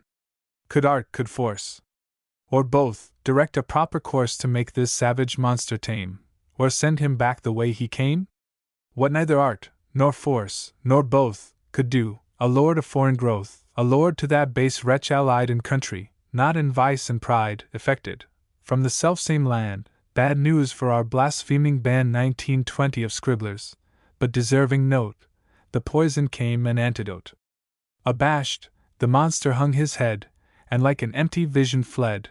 His train, like virgin snows, which run, kissed by the burning bawdy sun, to love's extremes, dissolved in air. Joy, who from absence seemed more fair, came smiling, freed from slavish awe, loyalty, liberty, and law. 1930 Impatient of the galling chain and yoke of power, resumed their reign, and burning with the glorious flame of public virtue, Mansfield came. Footnotes 189 The Ghost, the famous Cock Lane ghost, a conspiracy of certain parties in London against one Kent, whose paramour had died, and whose ghost was said to have returned to accuse him of having murdered her. A little girl named Fraser, who appears to have had ventriloquial powers, was the principal cause of the noises, scratchings, and thought to be supernatural. 190 Bamfield Carew, Bamfylde Moore Carew, the famous king of the gypsies. His life used to be a favorite with schoolboys. 191 Moll Squires, Mary Squires, a gypsy, and one of Carew's subjects. 192 College, that of the 15 augurs in Rome. 193 Campbell, a deaf and dumb fortune-teller. 194 Butcher Row, an old street in London, now removed. 195 Drugger, Abel Drugger, in Johnson's Alchemist. 196 Stuarts, James II's dastardly conduct at the Battle of the Boyne. 197 Sackvilles, Lord George Sackville, accused of cowardice at the Battle of Minden, afterwards degraded by a court-martial, but ultimately raised to promotion as a peer and Secretary of State. 198 Faden and Say, two anti-Wilkite editors. 199 Baker, Sir Richard Baker, the famous chronicler. 200 Tofts, Mary Tofts of Godalming, who first dreamed of, and was at last brought to bed of, rabbits. She confessed afterwards that it was a fraud. 201 Betty Canning, a woman who pretended, in 1753, that she had been confined in a garret by a gypsy woman, for 27 days, with scarcely any food, but turned out to be an impostor. 202 Fishers, Catherine Fisher, better known by the name of Kitty Fisher, a courtesan of great beauty. 203 Lennox, Mrs. Arabella Lennox, the author of some pleasing novels, and a friend of Dr. Johnson's. See Boswell and Hawkins. 204 Lauders, William Lauder, the notorious forger and interpolator of Milton, detected by Dr. Douglas, Bishop of Salisbury. 205 Polypheme, Johnson, who at first took Lauder's side. See Boswell. 206 Fanny, the supposed ghost. 207 Pride's Command, the Countess Duchess of Northumberland was celebrated for the splendor of her parties. 208 Nine Knocks, a curious anticipation of modern spirit rappings. 209. Emain pomposo, Dr. Johnson, humane, referring to Virgil's monstrum horrendum emain, and ridiculing Dr. Jaius Latinisms. 210. C. S. Not known. 211. Garden, Covent, where a set of low and mercenary wretches, called trading justices, superintended the administration of police. 212. Avro, Pierce, Bishop of Rochester, a favorite object of Churchill's ire, as some of the previous poems prove. 213. More, the Rev. Mr. Moore, then curate of St. Sepulchres, who had a share in the Cock Lane conspiracy. 214. Fanny's tomb. It had been stated that her tomb had been disturbed, and an expedition actually took place to ascertain the truth. 215. Not he, Paul Whitehead, the profligate satirist. 216. Laureate, William Whitehead, the poet laureate. 217. Play, alluding to Whitehead's comedy of the School for Lovers. 219. Hunter, Miss Hunter, one of Queen Charlotte's maids of honor, eloped on the day of the coronation with the Earl of Pembroke. 220. Funeral pomps, alluding to certain improprieties at the interment of George II, which took place the 11th of November 1760. 221. Coronations, the coronation of George III on the 22d of September 1761. 222. Hart, a dancing master of the day. 223. A set, an invidious reflection on the Society for the Encouragement of Arts, Manufactures, and Commerce, founded in the year 1753. 224. Bourbons, the family compact between France and Spain. 225. Gazette, the Brussels Gazette, a notorious paper of that time. 226. Patriot's Heart, Mr. Pitt, afterwards Lord Chatham. 227. Granby, the Marquis of Granby, distinguished in a conspicuous manner during the 7 Years' War, under Prince Ferdinand of Brunswick. See Junius. 228. Rhyme, Mallet addressed a contemptible poem, entitled Truth in Rhyme, to the celebrated Lord Chesterfield. 229. Place, the Royal Exchange. 230. N. Not known. 231. Pewterus Hall, Macklin's recitations and his lectures on elocution were delivered at Pewterus Hall, in Lime Street. 232. Dolman, Sir Samuel Fludyer Bart, MP for Chippenham, Deputy Governor of the Bank of England, and Lord Mayor of London for 1761-2. 233. Newfoundland, in May 1762 a French squadron escaped out of Brest in a fog, and took the town of St. John's in Newfoundland. 234. Aim, Beckford was the Lord Mayor-elect for 1762-3. 235. Electorate, the Electorate of Hanover. 236. Plausible, the Rev. W. Sellon in 1763 published a stolen sermon as his own. 237. His Hook, Dr. Johnson was in possession of subscriptions for his edition of Shakespeare for upwards of 20 years ere it appeared. 238. Aldrich, the Reverend Stephen Aldrich, rector of St. John's, Clerkenwell, actively contributed to the exposure of the Cock Lane ghost.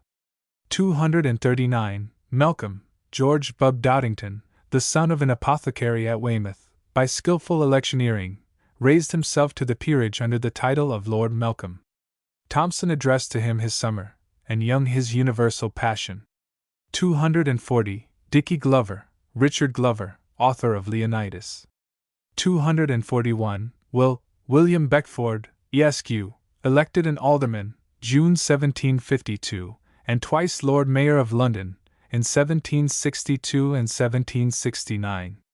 He was a West India merchant, possessed a princely fortune, and became highly popular by his strenuous opposition to the court. His son was the author of Caliph Vathek. 242. Stentor, unknown. 243. Newcastle, the Duke of Newcastle, who died in 1768, had for more than 50 years filled the greatest offices in the state. See Macaulay's papers on Chatham, and Humphrey Clinker.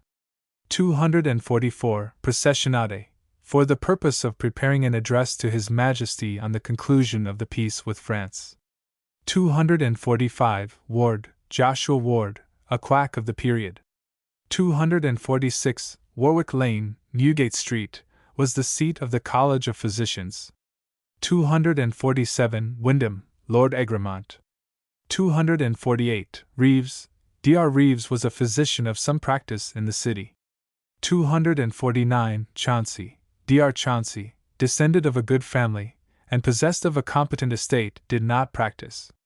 250. Garth, Sir Samuel Garth, a celebrated poet and physician, author of the Dispensary.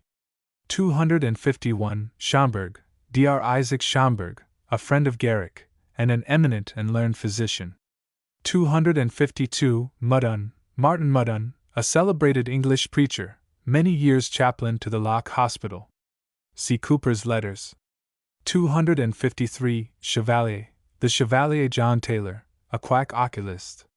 254. Annett, Peter Annett, for blasphemy, was sentenced by the court to suffer a year's imprisonment in Bridewell with hard labor, and to stand twice in the pillory. 255. Agard, Churchill was often in danger of being arrested for debt.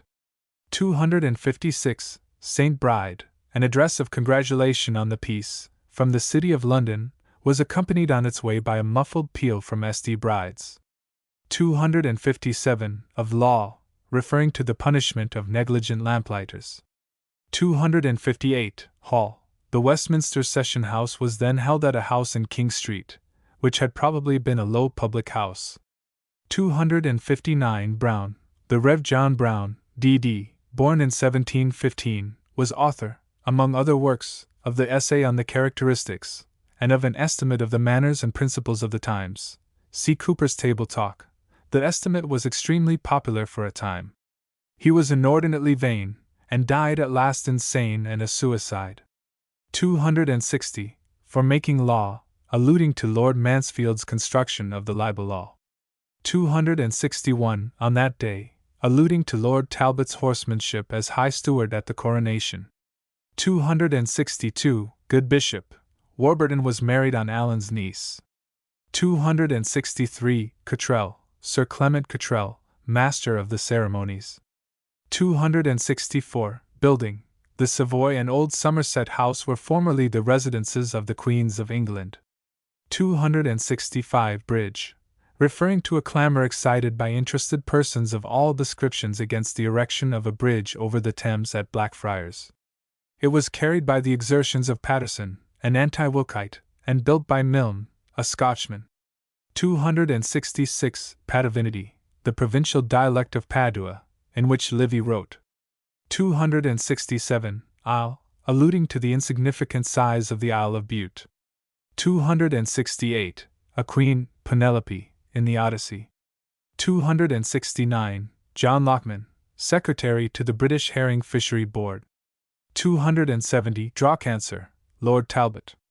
271. Amiens, George and Claudius Amiens were eminent merchants. 272. Perry Cust, a London merchant. 273. Gideon, Samson Gideon, a wealthy Jew broker. 274. Ponton, Daniel Ponton, a gentleman of fortune, and a friend of the administration, was a magistrate for the county of Surrey. 275. Faithful to James, alluding to the Earl of Mansfield's original predilection for the Pretender. The Candidate. This poem was written in 1764, on occasion of the contest between the Earls of Hardwicke and Sandwich for the high stewardship of the University of Cambridge, vacant by the death of the Lord Chancellor Hardwicke. The spirit of party ran high in the university, and no means were left untried by either candidate to obtain a majority. The election was fixed for the 30th of March, when, after much altercation, the votes appearing equal, a scrutiny was demanded, whereupon the Vice-Chancellor adjourned the Senate sine die. On appeal to the Lord High Chancellor, he determined in favor of the Earl of Hardwicke, and a mandamus issued accordingly. Enough of actors, let them play the player, and free from censure, fret, sweat, strut, and stare. Garrick, 276. Abroad, what motives can engage to waste one couplet on a barren stage? Ungrateful Garrick! When these tasty days, in justice to themselves, allowed thee praise, when, at thy biddings since, for 20 years, indulged in laughter, or dissolved in tears, when in return for labor, time, and health, the town had given some little share of wealth, 10 couldst thou repine at being still a slave? Darest thou presume to enjoy that wealth she gave? Couldst thou repine at laws ordained by those whom nothing but thy merit made thy foes? Whom, too refined for honesty and trade, by need made tradesmen, pride had bankrupts made, whom fear made drunkards, and by modern rules, whom drink made wits, though nature made them fools. With such, beyond all pardon is thy crime, in such a manner, and at such a time, 20 to quit the stage. But men of real sense, who either lightly give, nor take offence, shall own thee clear, or pass an act of grace, since thou hast left a Powell in thy place. Enough of authors. Why, when scribblers fail, must other scribblers spread the hateful tale? Why must they pity, why contempt express, and why insult a brother in distress? Let those, who boast the uncommon gift of brains, the laurel pluck, and wear it for their pains, 30 fresh on their brows, for ages let it bloom, and ages past still flourish round their tomb. Let those who without genius write, and write, verse men or prose men, all in nature's spite, the pen laid down, their course of folly run in peace, unread, unmentioned, be undone. Why should I tell, to cross the will of fate, that Francis once endeavored to translate? Why, sweet oblivion winding round his head, should I recall poor Murphy from the dead? 40 Why may not Langhorne, 277, simple in his lay, a fusion on a fusion pour away, with friendship and with fancy trifle here, or sleep in pastoral at Belvedere? Sleep let them all, with dullness on her throne, secure from any malice but their own. Enough of critics, let them, if they please, fond of new pomp, each month pass new decrees. Wide and extensive be their infant state, their subjects many, and those subjects great, 50, whilst all their mandates as sound laws succeed, with fools who write, and greater fools who read. What though they lay the realms of genius waste, fetter the fancy and debauch the taste, though they, like doctors, to approve their skill, consult not how to cure, but how to kill, though by whim, envy, or resentment led, they damn those authors whom they never read, though, other rules unknown, one rule they hold, to deal out so much praise for so much gold, 60 though Scott was Scott, in damned close intrigues, against the commonwealth of letters leagues. Uncensured let them pilot at the helm, and rule in letters, as they ruled the realm. Ours be the curse, the mean tame coward's curse, nor could ingenious malice make a worse, to do our sense and honor deep despite, to credit what they say, read what they write. Enough of Scotland, let her rest in peace. The cause removed, effects of course should cease. 70 Why should I tell, how Tweed, too mighty grown, and proudly swelled with waters not his own, burst o'er his banks, and by destruction led, o'er our fair England desolation spread, whilst, riding on his waves, ambition, plumed in tenfold pride, the port of Bute assumed, now that the river god, convinced, though late, and yielding, though reluctantly, to fate, holds his fair course, and with more humble tides, in tribute to the sea, as usual, glides.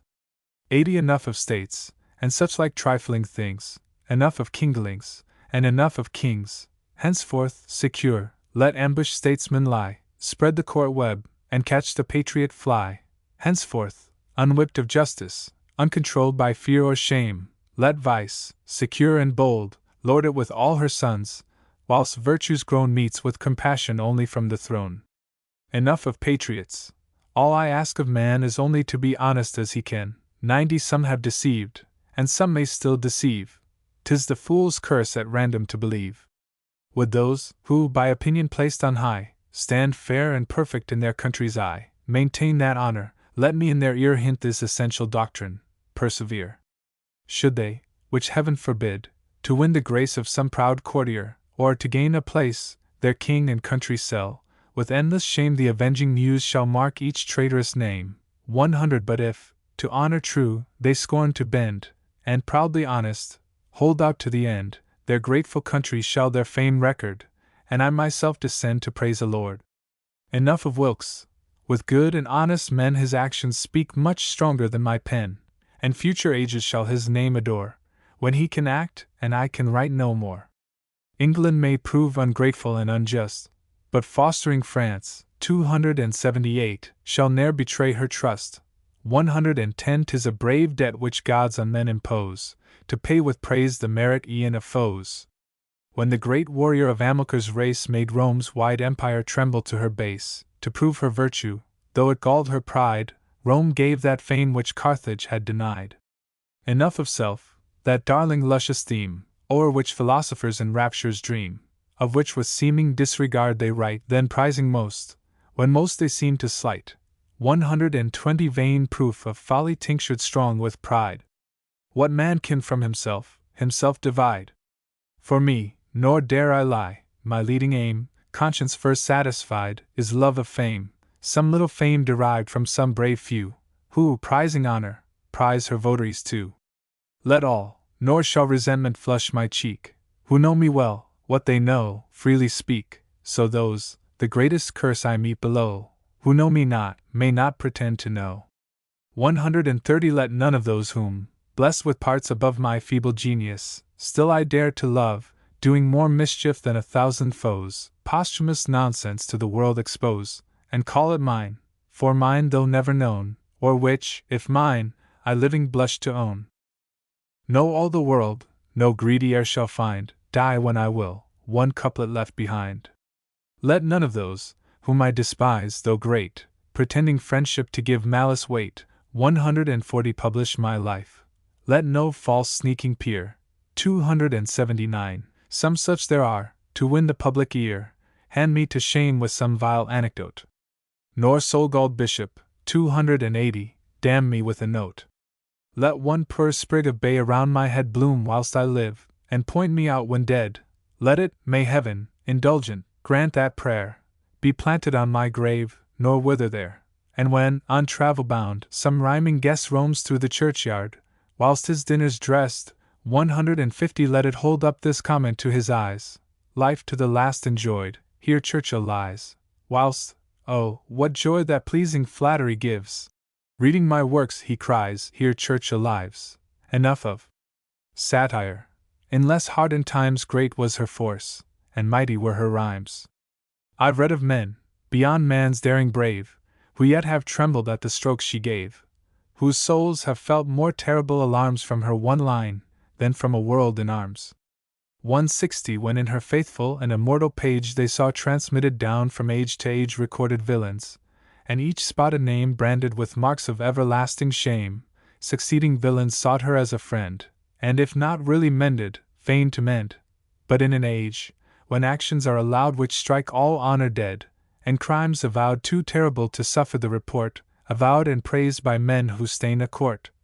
170 Propped by the arm of power, when vice, high-born, high-bred, high-stationed, holds rebuke in scorn, when she is lost to every thought of fame, and to all virtue dead, is dead to shame, when prudence a much easier task must hold to make a new world, than reform the old, satire throws by her arrows on the ground, and if she cannot cure, she will not wound.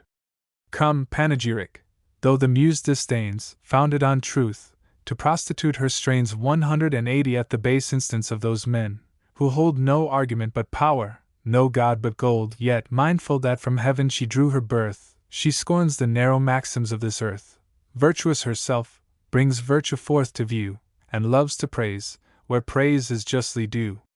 Come, panegyric, in a former hour, my soul with pleasure yielding to thy power, thy shrine I sought, I prayed, but wanton ere, before it reached thy ears, dispersed my prayer. 190 E'en at thy altars whilst I took my stand, the pen of truth and honor in my hand, fate, meditating wrath gainst me and mine, chid my fond zeal, and thwarted my design, whilst, hater, 281, brought too quickly to his end. I lost a subject and mankind a friend. Come, panegyric, bending at thy throne, thee and thy power my soul is proud to own. Be thou my kind protector, thou my guide, and lead me safe through passes yet untried. 200 Broad is the road, nor difficult to find, which to the house of satire leads mankind, narrow and unfrequented are the ways, scarce found out in an age, which lead to praise. What though no theme I choose of vulgar note, nor wish to write as brother bards have wrote, so mild, so meek in praising, that they seem afraid to wake their patrons from a dream? What though a theme I choose, which might demand the nicest touches of a master's hand? 210 Yet, if the inward workings of my soul deceive me not, I shall attain the goal, and envy shall behold, in triumph raised, the poet praising, and the patron praised. What patron shall I choose? Shall public voice, or private knowledge, influence my choice? Shall I prefer the grand retreat of Stowe, or, seeking patriots, to friend Wildman's? 282 Go to Wildman's, cried Discretion, who had heard, close standing at my elbow, every word. 220 to Wildman's. Art thou mad? Canst thou be sure one moment there to have thy head secure? Are they not all, let observation tell, all marked in characters as black as hell, in Doomsday Book, by ministers set down, who style their pride the honor of the crown? Make no reply, let reason stand aloof. Presumptions here must pass as solemn proof. That settled faith, that love which ever springs in the best subjects for the best of kings, 230 must not be measured now by what men think, or say, or do, by what they eat and drink, where, and with whom, that question's to be tried, and statesmen are the judges to decide.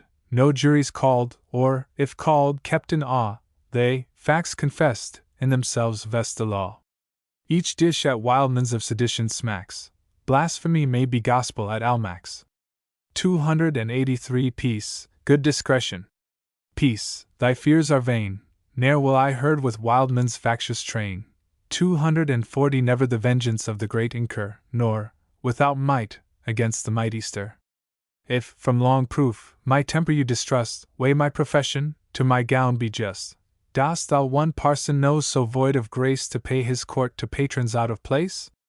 If still you doubt, though scarce a doubt remains, search through my altered heart, and try my reins.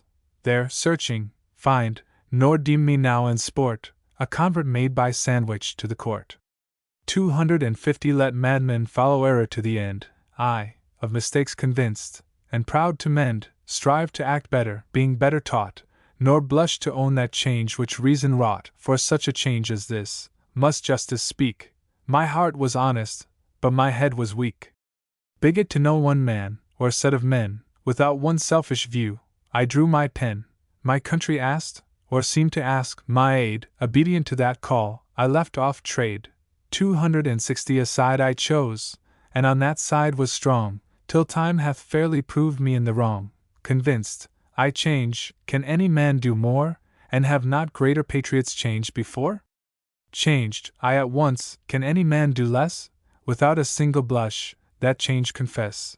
Confess it with a manly kind of pride, and quit the losing for the winning side. Granting, whilst virtuous sandwich holds the reign, what beaut for ages might have sought in vain.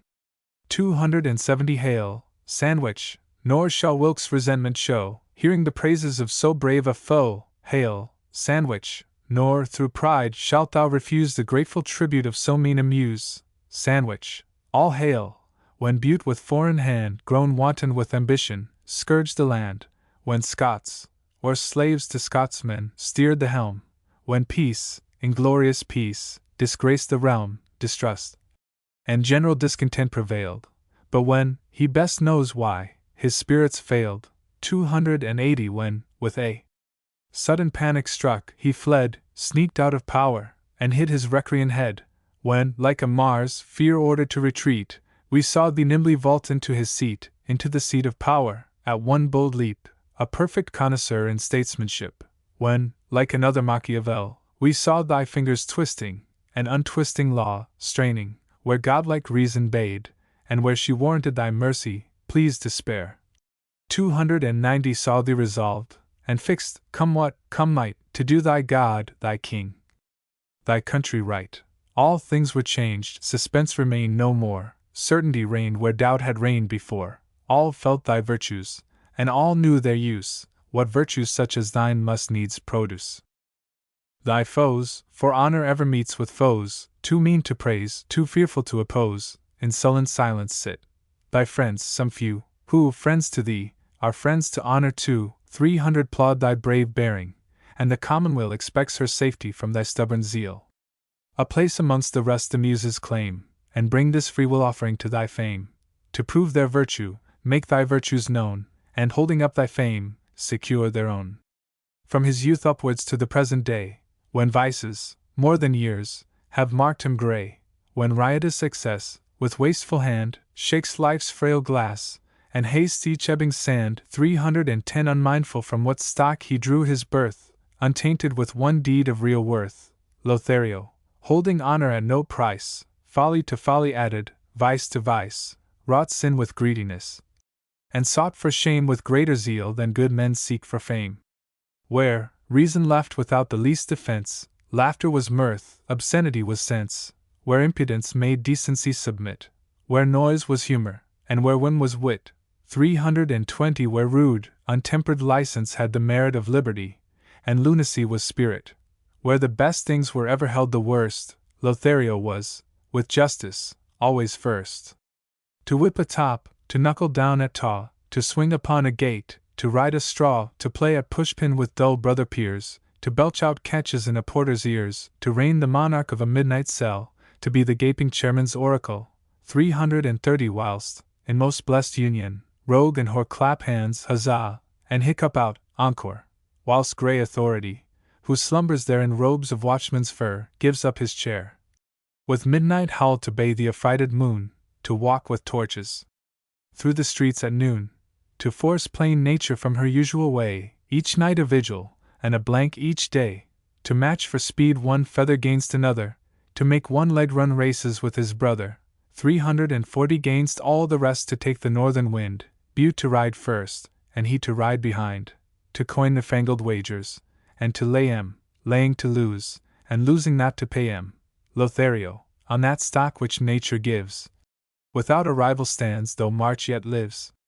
When folly, at that name, in duty bound, let subject myriads kneel, and kiss the ground, whilst they who, in the presence, upright stand, are held as rebels through the loyal land, 350 queen everywhere, but most a queen in courts, sent forth her heralds, and proclaimed her sports, bade fool with fool on her behalf engage, and prove her right to reign from age to age, Lothario, great above the common size, with all engaged, and won from all the prize, her cap he wears, which from his youth he wore, and every day deserves it more and more. Nor in such limits rests his soul confined, folly may share but can't engross his mind, 360 vice, bold substantial vice, puts in her claim, and stamps him perfect in the books of shame. Observe his follies well, and you would swear folly had been his first, his only care. Observe his vices, you'll that oath disown, and swear that he was born for vice alone. Is the soft nature of some hapless maid, fond, easy, full of faith, to be betrayed? Must she, to virtue lost, be lost to fame, and he who wrought her guilt declare her shame? 370 is some brave friend, who, men but little known, deems every heart as honest as his own, and free himself, in others fears no guile, to be ensnared, and ruined with a smile? Is law to be perverted from her course? Is abject fraud to league with brutal force? Is freedom to be crushed, and every son who dares maintain her cause, to be undone? Is base corruption, creeping through the land, to plan, and work her ruin, underhand, 380 with regular approaches, sure though slow? Or must she perish by a single blow? Are kings, who trust to servants, and depend in servants, fond, vain thought, to find a friend, to be abused, and made to draw their breath in darkness thicker than the shades of death? Is God's most holy name to be profaned, his word rejected, and his laws arraigned, his servants scorned, as men who idly dreamed, his service laughed at, and his son blasphemed? 390 are debauches and morals to preside? Is faith to take an atheist for her guide? Is science by a blockhead to be led? Are states to totter on a drunkard's head? To answer all these purposes, and more black than ever villain planned before, search earth, search hell, the devil cannot find an agent like Lothario to his mind. Is this nobility, which, sprung from kings, was meant to swell the power from whence it springs, 400 Is this the glorious produce, this the fruit, which nature hoped for from so rich a root? Were there but two, search all the world around, were there but two such nobles to be found, the very name would sink into a term of scorn, and man would rather be a worm than be a lord. But nature, full of grace, nor meaning birth and titles to be base, made only one, and having made him, swore, in mercy to mankind, to make no more. 410 Nor stopped she there, but like a generous friend, the ills which error caused, she strove to mend, and having brought Lothario forth to view, to save her credit, brought forth Sandwich too. Gods! With what joy, what honest joy of heart, blunt as I am, and void of every art which great ones in the state practice on knaves they fear, and fools they hate, to titles with reluctance taught to bend, nor prone to think that virtues can descend. 420 Do I behold, a sight, alas! more rare than honesty could wish, the noble wear his father's honors, when his life makes known there his by virtue, not by birth alone, when he recalls his father from the grave, and pays with interest back that fame he gave, cured of her splenetic and sullen fits, to such a peer my willing soul submits, and to such virtue is more proud to yield than gains 10 titled rogues to keep the field. 430 Such, for that truth e'en envy shall allow, such Wyndham was, and such is Sandwich now. O gentle Montague! In blessed hour didst thou start up, and climb the stairs of power. England of all her fears at once was eased, nor, 'mongst her many foes, was one displeased. France heard the news, and told it cousin Spain. Spain heard, and told it cousin France again. The Hollander relinquished his design of adding spice to spice, and mine to mine. 440 Of Indian villainies he thought no more, content to rob us on our native shore. Awed by thy fame, which winds with open mouth shall blow from east to west, from north to south, the western world shall yield us her increase, and her wild sons be softened into peace. Rich eastern monarchs shall exhaust their stores, and pour unbounded wealth on Albion's shores, unbounded wealth, which from those golden scenes, and all acquired by honorable means, 450 Some honorable chief shall hither steer, to pay our debts, and set the nation clear. Nabobs themselves, allured by thy renown, shall pay due homage to the English crown, shall freely as their king our king receive, provided the directors give them leave. Union at home shall mark each rising year, nor taxes be complained of, though severe. Envy her own destroyer shall become, and faction with her 1,000 mouths be dumb. 460 With the meek man thy meekness shall prevail, nor with the spirited thy spirit fail. Some to thy force of reason shall submit, and some be converts to thy princely wit. Reverence for thee shall still a nation's cries, a grand concurrence crown a grand excise. And unbelievers of the first degree, who have no faith in God, have faith in thee. When a strange jumble, whimsical and vain, possessed the region of each heated brain. 470 When some were fools to censure, some to praise, and all were mad, but mad in different ways. When commonwealthsmen, starting at the shade which in their own wild fancy had been made, of tyrants dreamed, who wore a thorny crown, and with state bloodhounds hunted freedom down. When others, struck with fancies not less vain, saw mighty kings by their own subjects slain, and, in each friend of liberty and law, with horror big, a future Cromwell saw. 480 Thy manly zeal stepped forth, bade discord cease, and some each jarring atom into peace. Liberty, cheered by thy all-cheering eye, shall, waking from her trance, live and not die, and patronized by thee, prerogative shall, striding forth at large, not die, but live, whilst privilege, hung betwixt earth and sky, shall not well know whether to live or die. When on a rock which overhung the flood, and seemed to totter, commerce shivering stood. 490 When credit, building on a sandy shore, saw the sea swell, and heard the tempest roar, heard death in every blast, and in each wave or saw, or fancied that she saw her grave.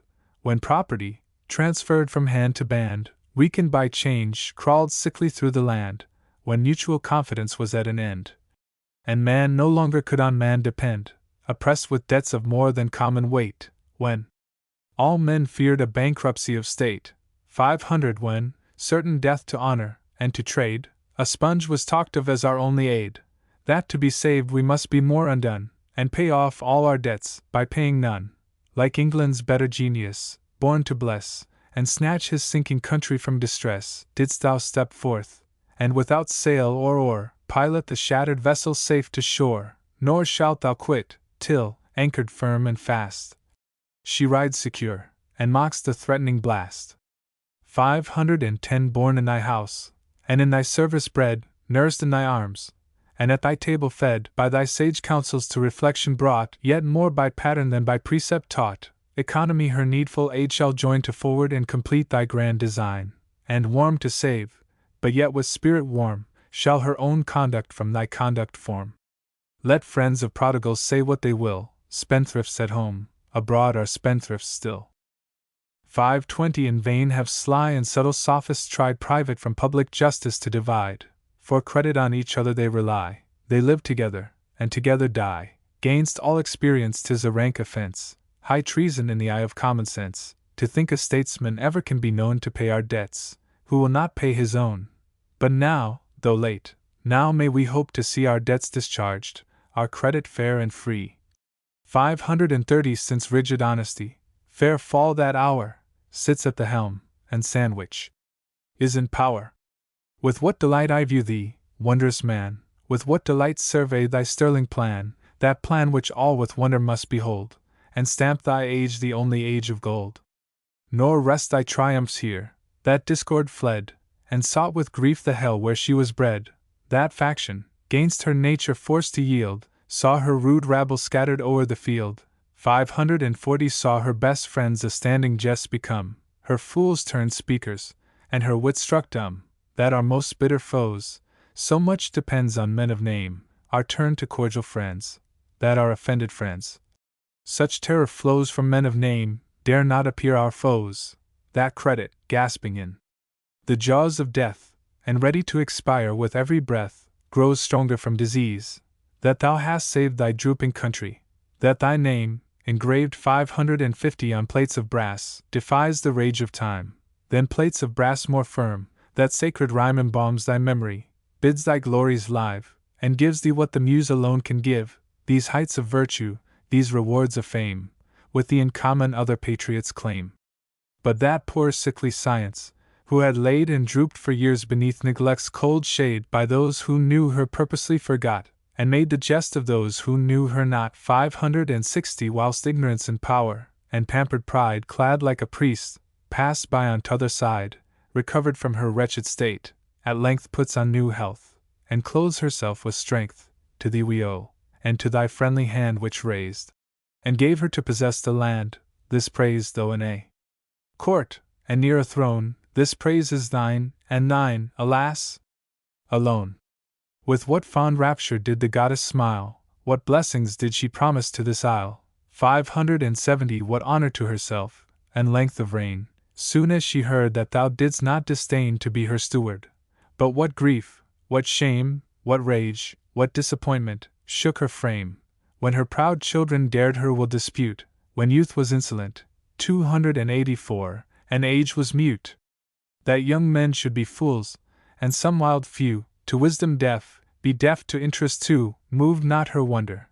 But that men, grown grey in search of wisdom, men who owned the sway 580 of reason, men who stubbornly kept down each rising passion, men who wore the gown, that they should cross her will, that they should dare against the cause of interest to declare, that they should be so abject and unwise, having no fear of loss before their eyes, nor hopes of gain, scorning the ready means of being vicars, rectors, canons, deans, with all those honors which on mitres wait, and mark the virtuous favorites of state. 590 that they should dare a Hardwicke to support, and talk, within the hearing of a court, of that vile beggar, Conscience, who, undone, and starved herself, starves every wretched son. This turned her blood to gall.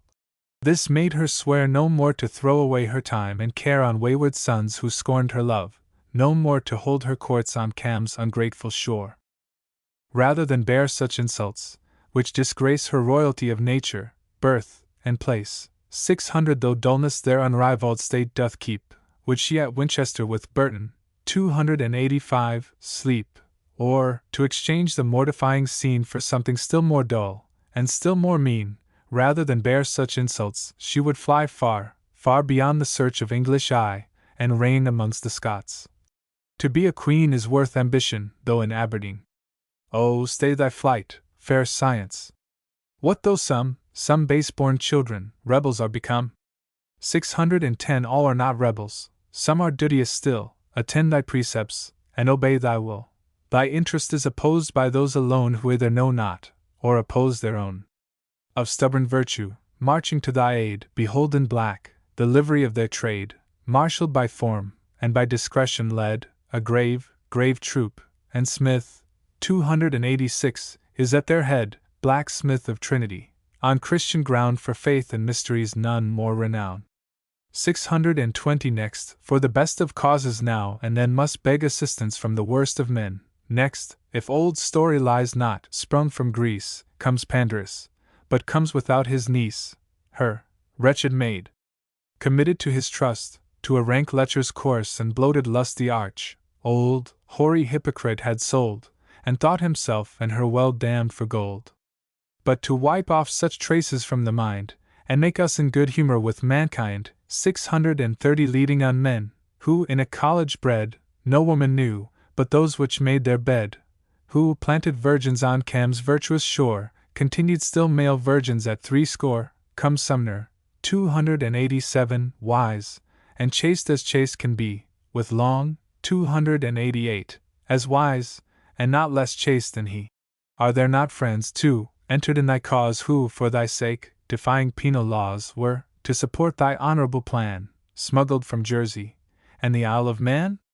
640 are there not philomaths of high degree who, always dumb before, shall speak for thee? Are there not proctors, faithful to thy will, one of full growth, others in embryo still, who may, perhaps, in some 10 years, or more, be ascertained that 2 and 2 make 4, or may a still more happy method find, and taking 1 from 2, leave none behind? With such a mighty power on foot, to yield were death to manhood. Better in the field 650 to leave our carcasses, and die with fame, than fly, and purchase life on terms of shame. Sackvilles, 289, alone anticipate defeat, and ere they dare the battle, sound retreat. But if persuasions ineffectual prove, if arguments are vain, nor prayers can move, yet in thy bitterness of frantic woe why talk of Burton? Why to Scotland go? Is there not Oxford? She, with open arms, shall meet thy wish, and yield up all her charms. 660 shall for thy love her former loves resign, and jilt the banished Stuarts to be thine. Bowed to the yoke, and soon as she could read, tutored to get by heart the despot's creed, she, of subjection proud, shall knee thy throne, and have no principles but thine alone. She shall thy will implicitly receive, nor act, nor speak, nor think, without thy leave. Where is the glory of imperial sway if subjects none but just commands obey? 670 then, and then only, is obedience seen, when by command they dare do all that's mean. Hither, then, wing thy flight, here fix thy stand, nor fail to bring thy sandwich in thy hand. Gods! With what joy, for fancy now supplies, and lays the future open to my eyes, gods! With what joy I see the worthies meet, and Brother Lichfield, 290, Brother Sandwich greet. Blessed be your greetings, blessed each dear embrace, blessed to yourselves, and to the human race.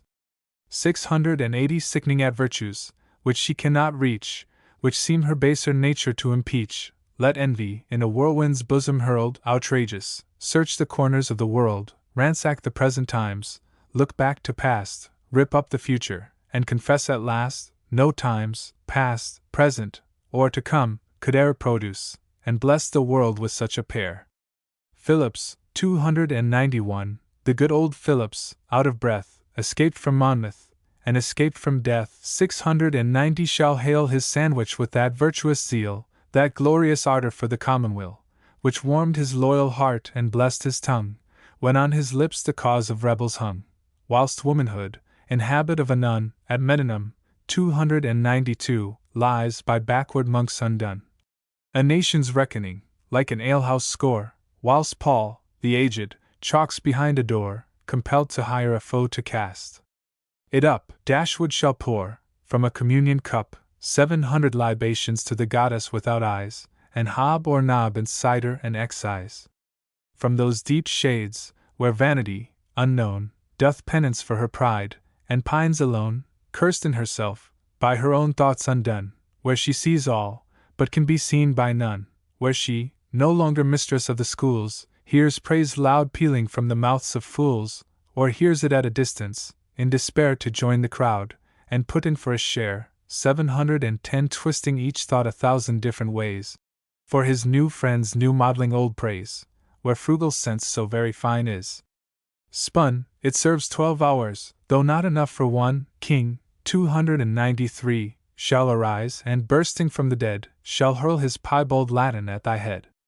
Burton, whilst awkward affectation hung in quaint and laboured accents on his tongue, who gainst there will makes junior blockheads speak, ignorant of both New Latin and New Greek, 720 not such as was in Greece and Latium known, but of a modern cut, and all his own, who threads, like beads, loose thoughts on such a string, their praise and censure, nothing, everything, pantomime thoughts, and styles so full of trick. They even make a Merry Andrew sick, thoughts all so dull, so pliant in their growth, their verse, their prose, their either, and their both, shall, though by nature ever both to praise, thy curious worth set forth in curious phrase, 730 obscurely stiff, shall press poor sense to death, or in long periods run her out of breath, shall make a babe, for which, with all his fame, Adam could not have found a proper name, whilst, beating out his features to a smile, he hugs the bastard brat, and calls it style. Hushed be all nature as the land of death, let each stream sleep, and each wind hold his breath, be the bells muffled, nor one sound of care, pressing for audience, wake the slumbering air. 740 Brown, 294, comes, behold how cautiously he creeps, how slow he walks, and yet how fast he sleeps, but to thy praise in sleep he shall agree, he cannot wake, but he shall dream of thee. Physic, her head with opiate poppies crowned, her loins by the chaste matron camphire bound, Physic, obtaining succor from the pen of her soft son, her gentle Heberden, 295, if there are men who can thy virtue know, yet spite of virtue treat thee as a foe, 750 shall, like a scholar, stop their rebel breath, and in each recipe send classic death. So deep in knowledge, that few lines can sound and plumb the bottom of that vast profound, few grave ones with such gravity can think, or follow half so fast as he can sink, with nice distinctions glossing o'er the text, obscure with meaning, and in words perplexed, with subtleties on subtleties refined, meant to divide and subdivide the mind. 760 keeping the forwardness of youth in awe, the scowling Blackstone. 296 bears the train of law. Divinity enrobed in college fur, in her right hand a new court calendar, bound like a book of prayer, thy coming waits with all her pack, to him the inn negates. Loyalty, fixed on Isis' altered shore, a stranger long, but stranger now no more, shall pitch her tabernacle, and with eyes brimful of rapture view her new allies. 770 shall, with much pleasure and more wonder, view men great at court, and great at Oxford too. O sacred loyalty! Accursed be those who, seeming friends, turn out thy deadliest foes, who prostitute to kings thy honored name, and soothe their passions to betray their fame. Nor praised be those, to whose proud nature clings contempt of government, and hate of kings, who, willing to be free, not knowing how, a strange intemperance of zeal avow. 780 and start at loyalty, as at a word which without danger freedom never heard. Vain errors of vain men, wild both extremes, and to the state not wholesome, like the dreams, children of night, of indigestion bred, which, reason clouded, seize and turn the head. Loyalty without freedom is a chain which men of liberal notice can't sustain, and freedom without loyalty, a name which nothing means, or means licentious shame. 790 Thine be the art, my sandwich, thine the toil, in Oxford's stubborn and untoward soil to rear this plant of union, till at length, rooted by time, and fostered into strength, shooting aloft, all danger it defies, and proudly lifts its branches to the skies, whilst, wisdom's happy son but not her slave, gay with the gay, and with the grave ones grave, free from the dull impertinence of thought, beneath that shade, which thy own labors wrought 800 and fashioned into strength, shalt thou repose, secure of liberal praise, since Isis flows, true to her tame, as duty hath decreed, nor longer, like a harlot, lust for tweed, and those old wreaths, which Oxford once dared twine to grace a steward brow, she plants on thine. Footnotes 276. Garrick abroad. Garrick, in September 1763, in order to make his value more appreciated after his return, resolved to visit the continent. 277. Langhorne, John Langhorne, D.D., the translator of Plutarch. 278. France. Wilkes had fled to France to escape the prosecutions entered against him. 279. Sneaking Peer, John Boyle, Earl of Cork and Orrery, was the author of severe observations on the life of Swift. 280. Bishop Warburton. 281. Hayter, Dr. Thomas Hayter, Bishop of Norwich, and next of London, died prematurely. 282. Wildman's, a tavern in Albemarle Street. 283. Almack's, Old Almack's, a noted Tory clubhouse in Pall Mall. 284. Youth was insolent. The younger members of the university were unanimous in favor of Lord Hardwicke, and incurred the censure of their superiors. 285. Burton, Dr. John Burton, headmaster of Winchester School. 286. Smith, Dr. Smith, master of Trinity College, Cambridge, a mechanical and musical genius.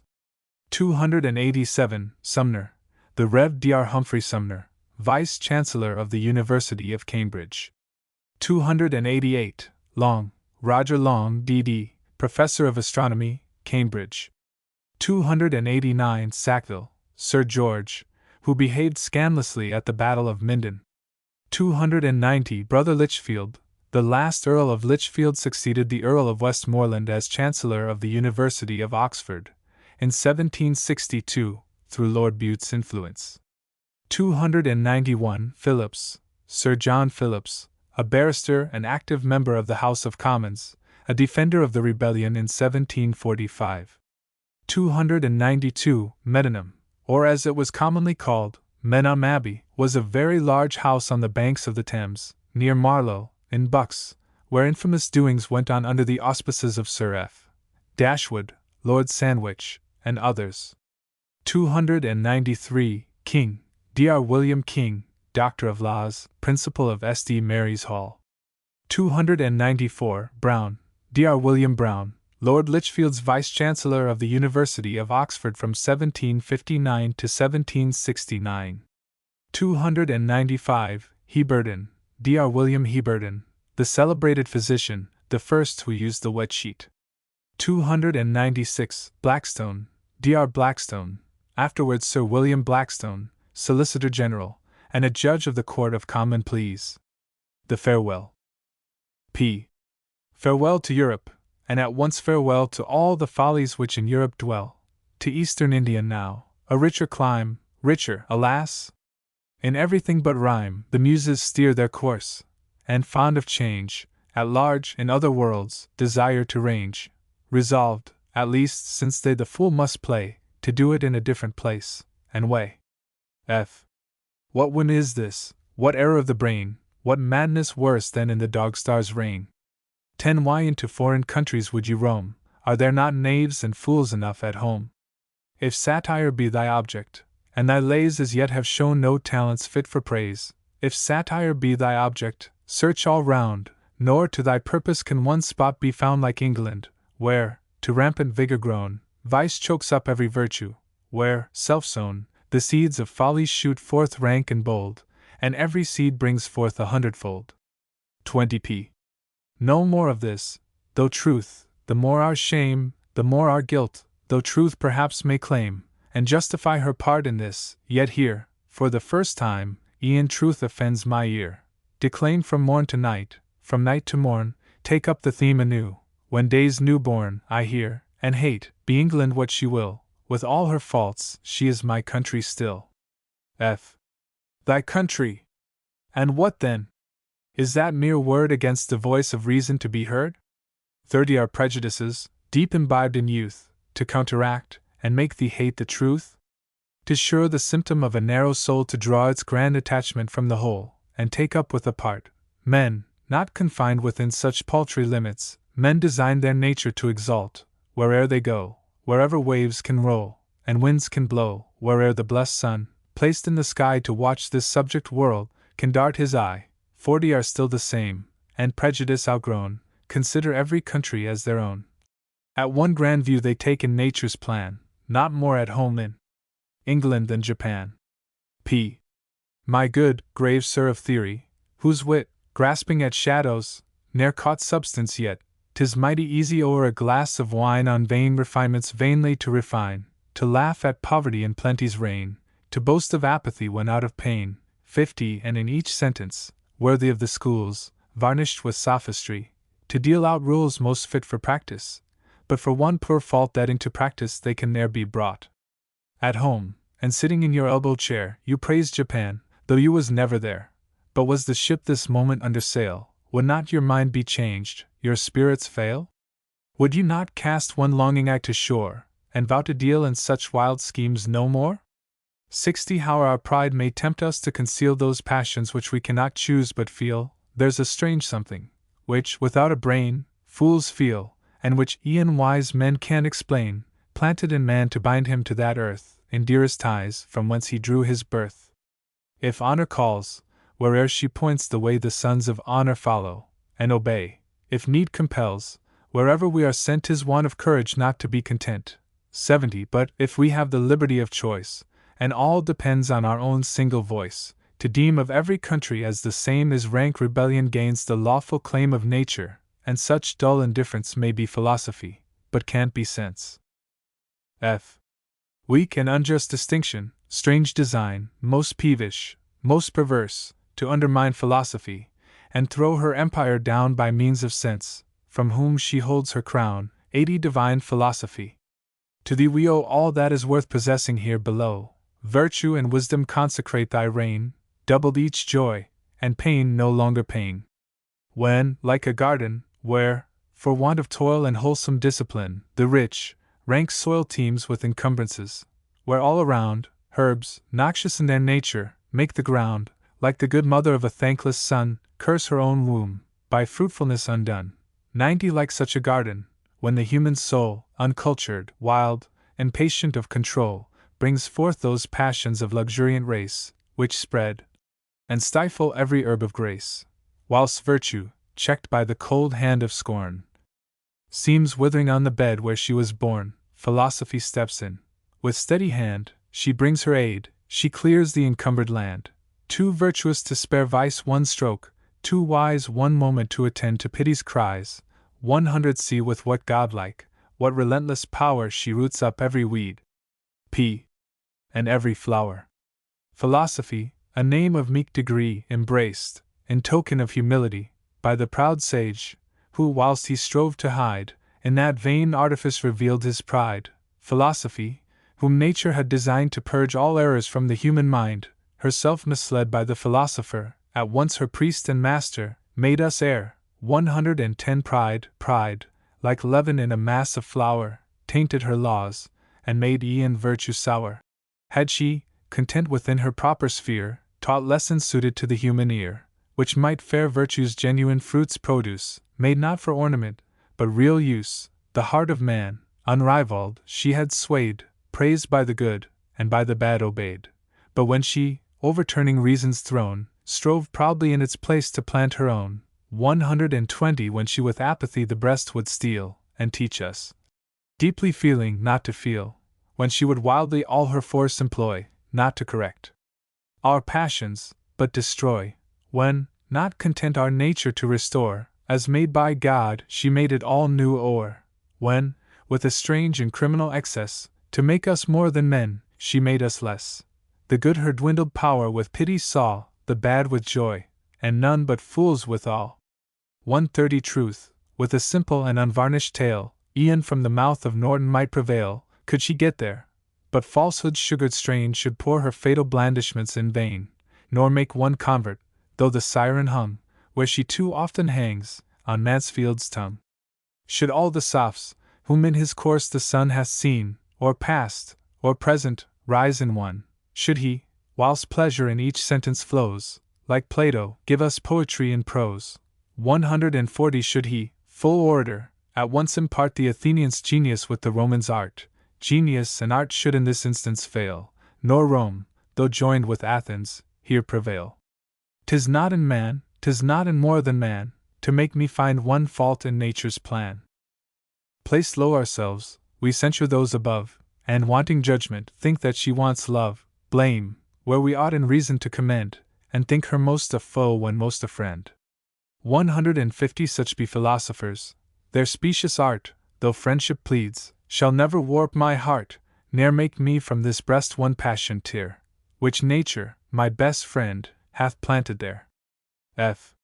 Forgiving as a friend, what, whilst I live, as a philosopher I can't forgive, in this one point at last I join with you, to nature pay all that is nature's due, but let not clouded reason sink so low, to fancy debts she does not, cannot owe. 160 bear, to full manhood grown, those shackles bear, which nature meant us for a time to wear, as we wear leading strings, which, useless grown, are laid aside when we can walk alone.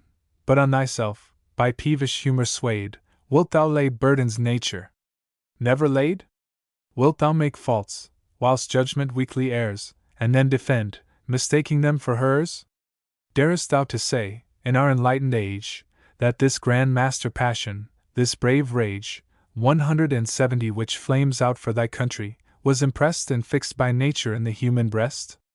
If you prefer the place where you were born, and hold all others in contempt and scorn, on fair comparison, if on that land with liberal, and a more than equal hand, her gifts, as in profusion, plenty sends, if virtue meets with more and better friends, if science finds a patron mongst the great, if honesty is minister of state, 180th power, the guardian of our rights designed, is to that great, that only end confined, if riches are employed to bless the poor, if law is sacred, liberty secure, let but these facts depend on proofs of weight, reason declares thy love can't be too great, and in this light could he our country view, a very Hottentot must love it too. But if, by fate's decrees, you owe your birth to some most barren and penurious earth, 190 where, every comfort of this life denied, her real wants are scantily supplied, where power is reason, liberty a joke, laws never made, or made but to be broke, to fix thy love on such a wretched spot, because in lust's wild fever there begot, because, thy weight no longer fit to bear, by chance, not choice, thy mother dropped thee there, is folly, which admits not of defense, it can't be nature for it is not sense. 200 By the same argument which here you hold, when falsehood's insolent, let truth be told, if propagation can in torments dwell, a devil must, if born there, love his hell. P. Had fate, to whose decrees I lowly bend, and e'en in punishment confess a friend, ordained my birth in some place yet untried, on purpose made to mortify my pride, where the sun never gave one glimpse of day, where science never yet could dart one ray, 210 Had I been born on some bleak, blasted plain of barren Scotland, in a Stuart's reign, or in some kingdom, where men, weak, or worse, turn nature's every blessing to a curse, where crowns of freedom, by the fathers won, dropped leaf by leaf from each degenerate son, in spite of all the wisdom you display, all you have said, and yet may have to say, my weakness here, if weakness I confess I, as my country, had not loved her less. 220 Whether strict reason bears me out in this, let those who, always seeking, always miss the ways of reason, doubt with precious zeal, theirs be the praise to argue, mine to feel. Wish we to trace this passion to the root, we, like a tree, may know it by its fruit, from its rich stem 10,000 virtues spring, 10,000 blessings on its branches cling, yet in the circle of revolving years not one misfortune, not one vice, appears. 230 Hence, then, and what you reason call, adore, this, if not reason, must be something more. But for I wish not others to confine, be their opinions unrestrained as mine, whether this love's of good or evil growth, a vice, a virtue, or a spice of both, let men of nicer argument decide. If it is virtuous, soothed an honest pride with liberal praise, if vicious, be content, it is a vice I never can repent. 240 A vice which, weight in heaven, shall more avail than 10 cold virtues in the other scale. F. This wild, untempered zeal, which, after all, we, candor unimpeached, might madness call, is it a virtue? That you scarce pretend. Or can it be a vice, like virtue's friend, which draws us off from and dissolves the force of private ties, nay, stops us in our course to that grand object of the human soul, that nobler love which comprehends the whole? 250 Cooped in the limits of this petty isle, this nook, which scarce deserves a frown or smile, wait with creation, you, by whim undone, give all your thoughts to what is scarce worth one. The generous soul, by nature taught to soar, her strength confirmed in philosophic lore, at one grand view takes in a world with ease, and seeing all mankind, loves all she sees. P. Was it most sure, which yet a doubt endures, not found in reason's creed, though found in yours, 260 that these two services, like what we're told, and know, of gods and mammons, cannot hold and draw together, that, however both, we either serve, attempting to serve both, I could not doubt a moment which to choose, and which in common reason to refuse. Invented oft for purposes of art, born of the head, though fathered on the heart, this grand love of the world must be confessed a barren speculation at the best. 270 Not one man in 1,000, should he live beyond the usual term of life, could give, so rare occasion comes, and to so few, proof whether his regards are feigned, or true. The love we bear our country is a root which never fails to bring forth golden fruit. 'Tis in the mind an everlasting spring of glorious actions, which become a king, nor less become a subject. 'Tis a debt which bad men, though they pay not, can't forget. 280 A duty, which the good delight to pay, and every man can practice every day. Nor, for my life, so very dim my eye, or dull your argument, can I describe what you with faith assert, how that dear love, which binds me to my country, can remove, and make me of necessity forego, that general love which to the world I owe. Those ties of private nature, small extent, in which the mind of narrow cast is pent, 290 are only steps on which the generous soul mounts by degrees till she includes the whole.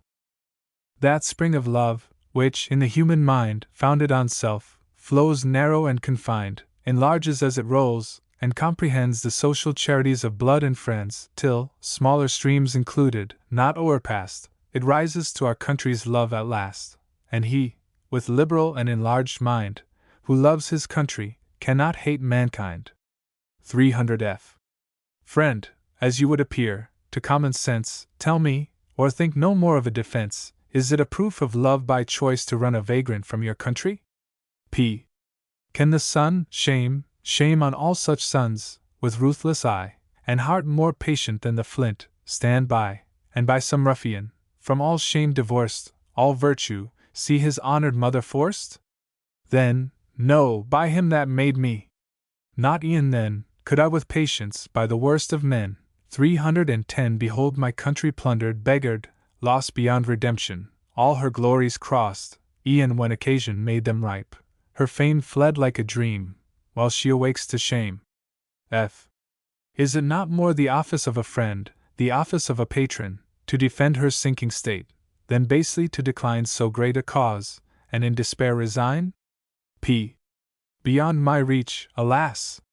The grievance lies, and whilst more able patriots doubt, she dies. 320 From a foul source, more deep than we suppose, fatally deep and dark, this grievance flows.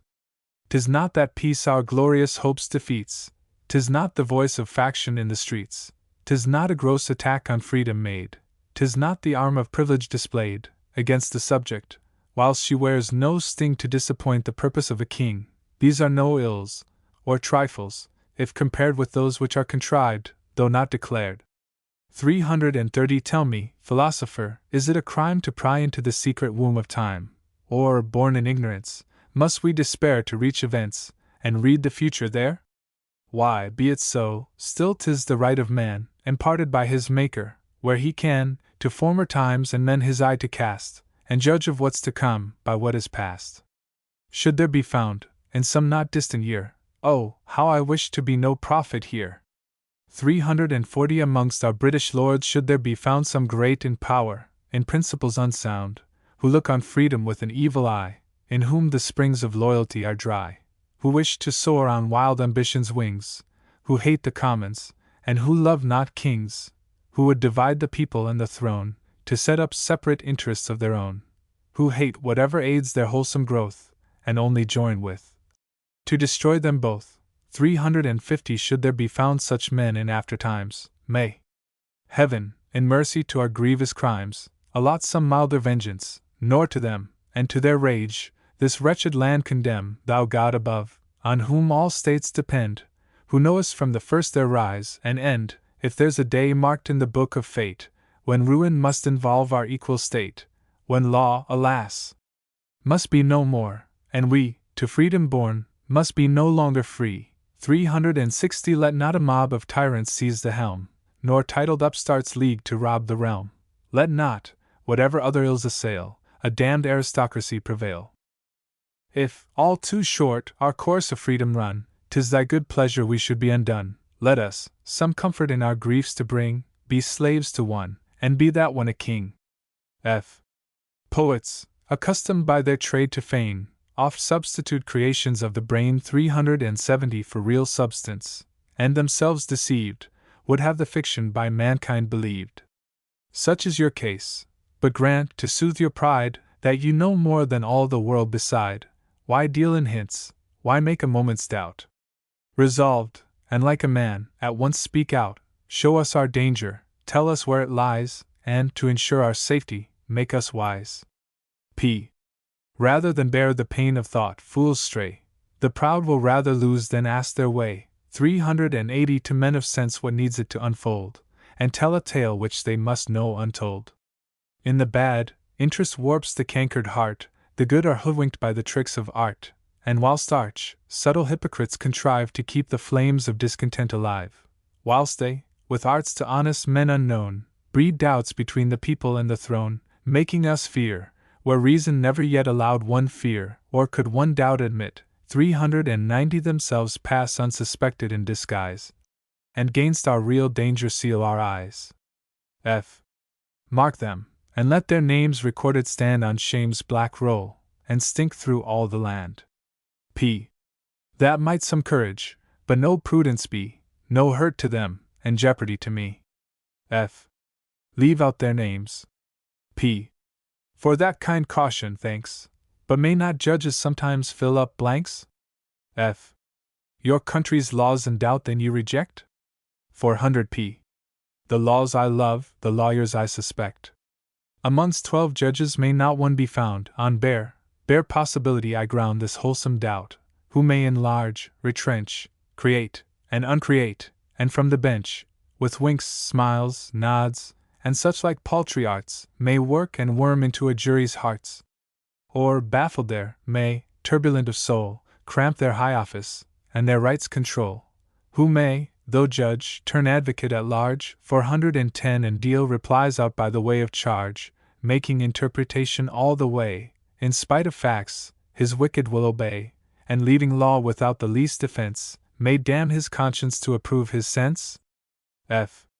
Whilst the true guardians of this chartered land, in full and perfect vigor, juries stand, a judge in vain shall all cajole, perplex. P.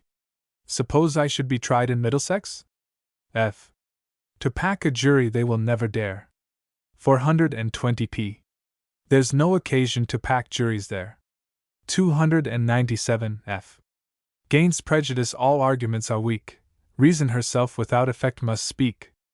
Fly then thy country, like a coward fly, renounce her interest, and her laws defy.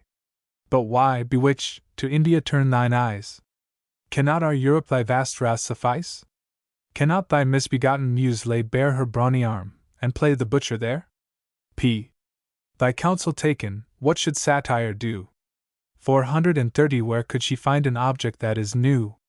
Those travelled youths, whom tender mothers wean, and send abroad to see, and to be seen, with whom, lest they should fornicate, or worse, a tutor sent by way of a dry nurse, each of whom just enough of spirit bears to show our follies, and to bring home theirs, have made all Europe's vices so well known, they seem almost as natural as our own.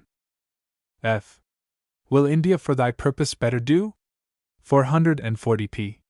In one respect, at least, there's something new. F. A harmless people, in whom nature speaks free and untainted, monst whom satire seeks, but vainly seeks, so simply plain their hearts, one bosom where to lodge her poisoned darts. P. From knowledge speak you this? Or, doubt on doubt wait and resolved, hath reason found it out? Neither from knowledge, nor by reason taught, you have faith everywhere, but where you ought. India or Europe, what's there in a name? 450 propensity to vice in both the same, nature alike in both works for man's good, alike in both by man himself withstood. Nabobs, as well as those who hunt them down, deserve a cord much better than a crown, and a mogul can thrones as much debase as any polished prince of Christian race. F. Could you, a task more hard than you suppose, could you, in ridicule whilst satire glows, make all their follies to the life appear? 460 'tis 10 to 1 you gain no credit here. How well drawn, the picture, after all, because we know not the original, would not find favor in the public eye. P. That, having your good leave, I mean to try, and if your observations sterling hold, if the piece should be heavy, tame, and cold, to make it to the side of nature lean, and meaning nothing, something seem to mean, to make the whole in lively colors glow, 470 to bring before us something that we know, and from all honest men applause to win, I'll group the company, 298, and put them in. F. Be that ungenerous thought by shame suppressed, and not distress to those too much distressed. Have they not, by blind zeal misled, laid bare those sores which never might endure the air? Have they not brought their mysteries so low, that what the wise suspected not, fools know?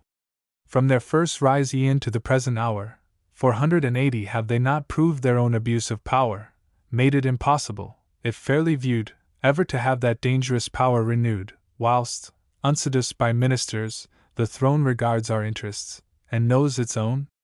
P. Should every other subject chance to fail, those who have sailed, and those who wish to sail in the last fleet, afford an ample field, which must beyond my hopes a harvest yield. F.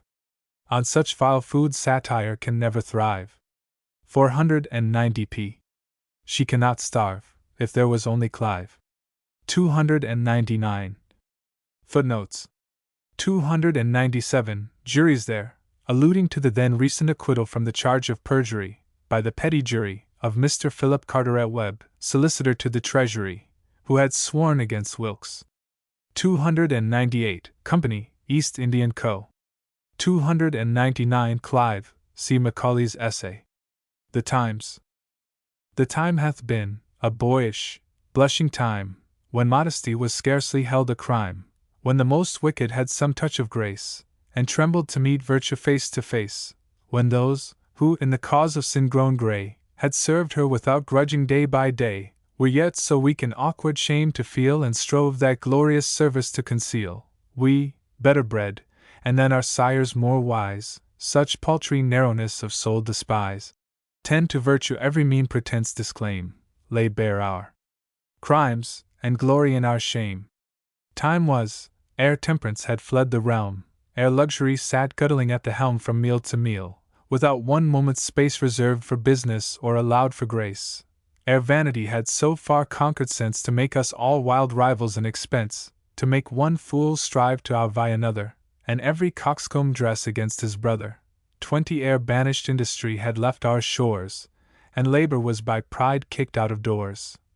Ere idleness prevailed sole queen in courts, or only yielded to a rage for sports, ere each weak mind was with externals caught, and dissipation held the place of thought, ere gambling lords and vice so far were gone to cog the die, and bid the sun look on, ere a great nation, not less just than free, was made a beggar by economy. 30 ere rugged honesty was out of vogue, ere fashion stamped her sanction on the rogue. Time was, that men had conscience, that they made scruples to owe what never could be paid.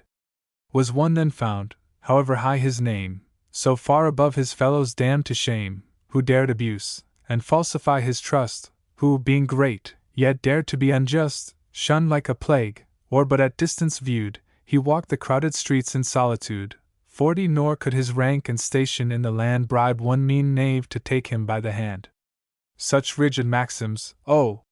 might such revive to keep expiring honesty alive, made rogues, all other hopes of fame denied, not just through principle, be just through pride. Our times, more polished, wear a different face, debts are an honor, payment a disgrace. Men of weak minds, high placed on folly's list, may gravely tell us trade cannot subsist, 50 Nor all those thousands who are in trade employed, if faith twixt man and man is once destroyed. Why, be it so, we in that point accord, but what are trade, and tradesmen to a lord? Faber, from day to day, from year to year, hath had the cries of tradesmen in his ear, of tradesmen by his villainy betrayed, and vainly seeking justice, bankrupts made. What is to Faber? Lordly as before, he sits at ease, and lives to ruin more, 60 fixed at his door, as motionless as stone, begging, but only begging for their own, unheard they stand, or only heard by those slaves in livery, who mock their woes. What is to Faber?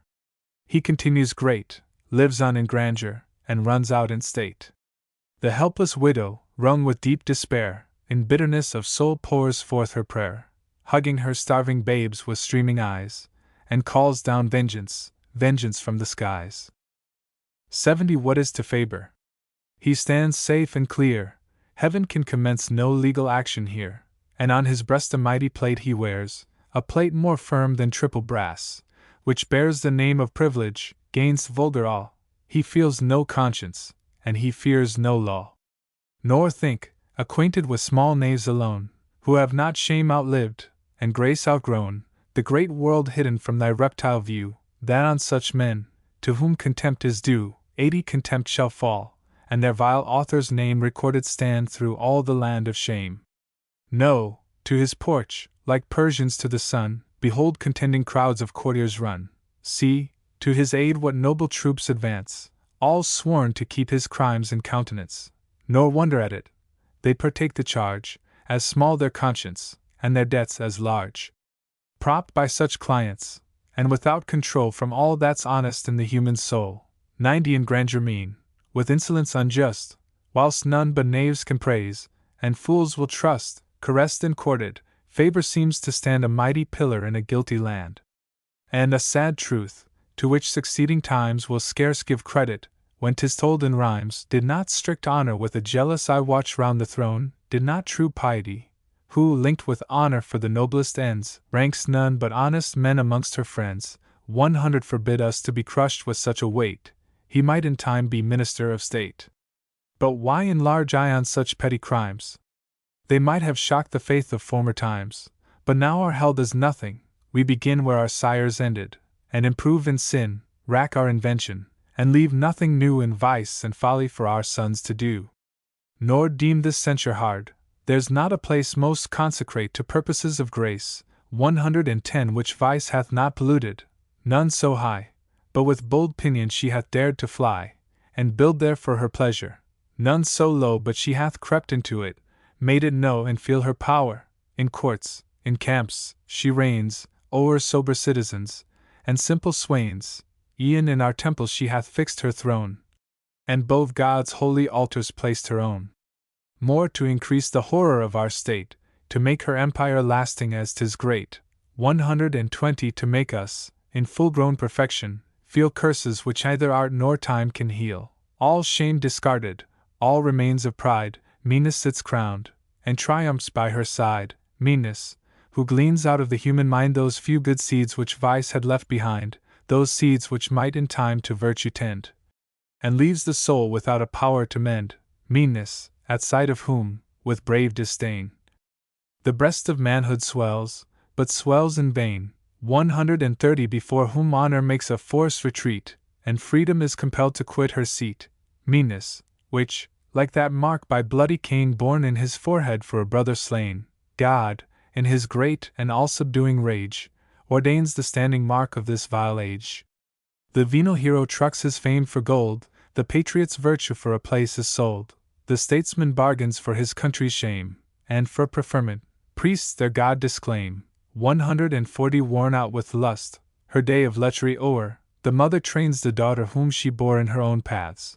The father aids the plan, and when the innocent is ripe for man, sells her to some old lecher for a wife, and makes her an adulteress for life, or in the papers bids his name appear, and advertises for a.l. Husband and wife, whom avarice must applaud, agree to save the charge of pimp and bawd. 150 those parts they play themselves, a frugal pair, and share the infamy, the gain to share, well pleased to find, when they the prophets tell, that they have played the whore and rogue so well. Nor are these things, which might imply a spark of shame still left, transacted in the dark. No, to the public they are open laid, and carried on like any other trade, scorning to mince damnation, and too proud to work the works of darkness in a cloud. 160 in fullest vigor vice maintains her sway, free are her marts, and open at noonday. Meanness, now wed to impudence, no more in darkness skulks, and trembles, as of yore, when the light breaks upon her coward eye. Boldly she stalks on earth, and to the sky lifts her proud head, nor fears lest time abate, and turn her husband's love to cankered hate, since fate, to make them more sincerely one, hath crowned their loves with Montague their son. 170 a son so like his dam, so like his sire, with all the mother's craft, the father's fire, an image so express in every part, so like in all bad qualities of heart, that, had they 50 children, he alone would stand as heir apparent to the throne. With our own island vices not content, we rob our neighbors on the continent, dance Europe round, and visit every court, to ape their follies, and their crimes import. 180 to different lands for different sins we roam, and richly freighted, bring our cargo home, nobly industrious to make vice appear in her full state, and perfect only here. To Holland, where politeness ever reigns, where primitive sincerity remains, and makes a stand, where freedom in her course hath left her name, though she hath lost her force in that as other lands, where simple trade was never in the garb of fraud arrayed. 190 where avarice never dared to show his head, where, like a smiling cherub, mercy, led by reason, blesses the sweet-blooded race, and cruelty could never find a place. To Holland for that charity we roam, which happily begins and ends at home. France, in return for peace and power restored, for all those countries which the hero's sword unprofitably purchased, idly thrown into her lap, and made once more her own. 200 France hath afforded large and rich supplies of vanities full trimmed, of polished lies, of soothing flatteries, which through the years steal to, and melt the heart, of slavish fears which break the spirit, and of abject fraud, for which, alas, we need not send abroad.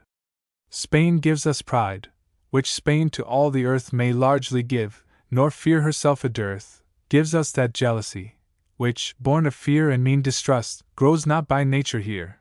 210 gives us that superstition, which pretends by the worst means to serve the best of ends, that cruelty, which, stranger to the brave, dwells only with the coward and the slave, that cruelty, which led her Christian bands with more than savage rage o'er savage lands, bade her, without remorse, whole countries thin, and hold of naught, but mercy, as a sin. Italia, nurse of every softer art, who, feigning to refine, unmans the heart. 220 who lays the realms of sense and virtue waste, who mars while she pretends to mend our taste. Italia, to complete and crown our shame, sends us a fiend, and Legion is his name.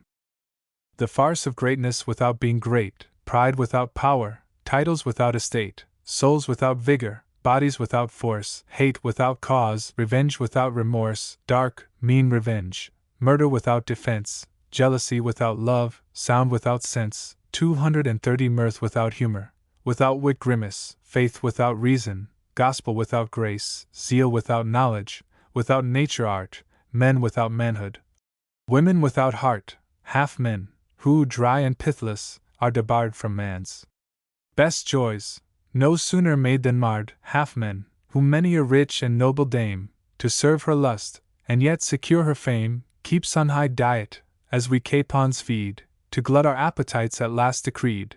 240 women, who dance in postures so obscene, they might awaken shame in Aretine, who when, retired from the day's piercing light, they celebrate the mysteries of night, might make the Muses in a corner placed to view their monstrous lusts, them Sappho chaste. These, and 1,000 follies rank. As these, 1,000 faults, 10,000 fools, who please our palled and sickly taste, 10,000 knaves, who serve our foes as spies, and us as slaves, 250 who, by degrees, and unperceived, prepare our necks for chains which they already wear. Madly we entertain, at the expense of fame, of virtue, taste, and common sense. Nor stop we here. The soft luxurious East, where man, his soul degraded, from the beast in nothing different but in shape we view, they walk on 4 legs, and he walks on 2, attracts our eye, and flowing from that source, sins of the blackest character, sins worse 260 than all her plagues, which truly to unfold, would make the best blood in my veins run cold, and strike all manhood dead, which but to name would call up in my cheeks the marks of shame, sins, if such sins can be, which shut out grace, which for the guilty leave no hope, no place, e'en in God's mercy, sins gainst nature's plan possess the land at large, and man for man burns, in those fires, which hell alone could raise to make him more than damned, which, in the days 270 of punishment, when guilt becomes her prey, with all her tortures she can scarce repay. Be grace shut out, be mercy deaf, let God with tenfold terrors arm that dreadful nod which speaks them lost, and sentenced to despair. Distending wide her jaws, let hell prepare, for those who thus offend amongst mankind, a fire more fierce, and tortures more refined. On earth, which groans beneath their monstrous weight, on earth, alas! They meet a different fate. 280 And whilst the laws, false grace, false mercy shown, are taught to wear a softness not their own, men, whom the beasts would spurn, should they appear amongst the honest herd, find refuge here. No longer by vain fear or shame controlled, from long, too long, security grown bold, mocking rebuke, they brave it in our streets, and Lumley e'en at noon his mistress meets. So public in their crimes, so daring grown, they almost take a pride to have them known. 290 And each unnatural villain scarce endures to make a secret of his vile amours. Go where we will, at every time and place, Sodom confronts, and stares us in the face. They ply in public at our very doors, and take the bread from much more honest whores. Those who are mean hide paramours secure, and the rich guilty screen the guilty poor, the sin too proud to feel from reason awe, and those who practice it, too great for law. 300 Woman, the pride and happiness of man, without whose soft endearments nature's plan had been a blank, and life not worth a thought. Woman, by all the loves and graces taught, with softest arts, and sure, though hidden skill, to humanize and mold us to her will. Woman, with more than common grace formed here, with the persuasive language of a tear to melt the rugged temper of our isle, or win us to her purpose with a smile. 310 Woman, by fate the quickest spur decreed, the fairest, best reward of every deed which bears the stamp of honor, at whose name our ancient heroes caught a quicker flame, and dared beyond belief, whilst o'er the plain, spurning the carcasses of princes slain, confusion proudly strode, whilst horror blew the fatal trump, and death stalked full in view. Woman is out of date, a thing thrown by, as having lost its use, no more the eye. 320 With female beauty caught, in wild amaze, gazes entranced, and could forever gaze, no more the heart, that seat where love resides, each breath drawn quick and short, in fuller tides life posting through the veins, each pulse on fire, and the whole body tingling with desire, pants for those charms, which virtue might engage, to break his vow, and thaw the frost of age, bidding each trembling nerve, each muscle strain, and giving pleasure which is almost pain. 330 Women are kept for nothing but the breed. For pleasure we must have a Ganymede, a fine, fresh Hylas, a delicious boy, to serve our purposes of beastly joy. Fairest of nymphs, where every nymph is fair, whom nature formed with more than common care, with more than common care whom art improved, and both declared most worthy to be loved, neglected wanders, whilst the crowd pursue and consecrate the steps of 340 She, hapless maid, born in a wretched hour, wastes life's gay prime in vain, like some fair flower, sweet in its scent, and lively in its hue, which withers on the stalk from whence it grew, and dies uncropped, whilst he, admired, caressed, beloved, and everywhere a welcome guest, with brutes of rank and fortune plays the whore, for their unnatural lust a common sewer. Dine with Apicius, at his sumptuous board find all, the world of dainties can afford 350, and yet, so much distempered spirits pall the sickly appetite, amidst them all Apicius finds no joy, but whilst he carves for every guest, the landlord sits and starves. The forest haunch, fine, fat, in flavour high, kept to a moment, smokes before his eye, but smokes in vain. His heedless eye runs o'er and loathes what he had deified before. The turtle, of a great and glorious size, worth its own weight in gold, a mighty prize 360, for which a man of taste all risks would run, itself a feast, and every dish in one. The turtle in luxurious pomp comes in, kept, killed, cut up, prepared, and dressed by Quin Wink with a frown 300, in vain it comes, in vain lies full in view. As Quin hath dressed it, he may eat it too, Apicius cannot. When the glass goes round, quick circling, and the roofs with mirth resound, sober he sits, and silent, all alone though in a crowd, and to himself scarce known, 370 on grief he feeds, nor friends can cure, nor wine suspend his cares, and make him cease to pine. Why mourns Apicius thus? Why runs his eye, heedless, o'er delicates, which from the sky might call down Jove? Where now his generous wish, that, to invent a new and better dish, the world might burn, and all mankind expire, so he might roast a phoenix at the fire? Why swims that eye in tears, which, through a race of 60 years, ne'er showed one sign of grace? 380 Why feels that heart, which never felt before? Why doth that pampered glutton eat no more, who only lived to eat, his stomach palled, and drowned in floods of sorrow? Hath fate called his father from the grave to second life? Hath Clodius on his hands returned his wife? Or hath the law, by strictest justice taught, compelled him to restore the dower she brought? Hath some bold creditor, against his will, brought in, and forced him to discharge, a bill, 390 where eating had no share? Hath some vain wench run out his wealth, and forced him to retrench? Hath any rival glutton got the start, and beat him in his own luxurious art, bought cates for which Apicius could not pay, or dressed old dainties in a newer way? Hath his cook, worthy to be flamed with rods, spoiled a dish fit to entertain the gods? Or hath some varlet, crossed by cruel fate, thrown down the price of empires in a plate? 400 None of these. His servants all are tried, so sure they walk on ice, and never slide. His cook, an acquisition made in France, might put a Chloe 301 out of countenance, nor, though old Hollis still maintains his stand, hath he one rival glutton in the land. Women are all the objects of his hate, his debts are all unpaid, and yet his state in full security and triumph held, unless for once a knave should be expelled. 410 His wife is still a whore, and in his power, the woman gone, he still retains the dower, sound in the grave, thanks to his filial care which mixed the draught, and kindly sent him there. His father sleeps, and, till the last trump shake the corners of the earth, shall not awake. Whence flows this sorrow, then? Behind his chair didst thou not see, decked with a solitaire, which on his bare breast glittering played, and graced with nicest ornaments, a stripling placed, 420 a smooth, smug stripling, in life's fairest prime? Didst thou not mind, too, how from time to time, the monstrous lecher, tempted to despise all other dainties, thither turned his eyes? How he seemed inly to reproach us all, who strove his fixed attention to recall, and how he wished, e'en at the time of grace, like Janus, to have had a double face. His cause of grief behold in that fair boy, Apicius dotes, and Corydon is coy. 430 Vain and unthinking stripling! When the glass meets thy too curious eye, and, as you pass, flattering, presents and smiles thy image there, why dost thou bless the gods, who made thee fair?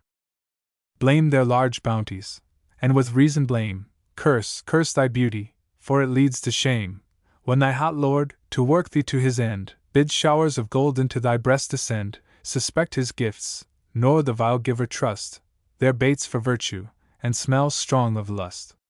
440 On those gay, gaudy trappings, which adorn the temple of thy body, look with scorn, view them with horror, they pollution mean, and deepest ruin.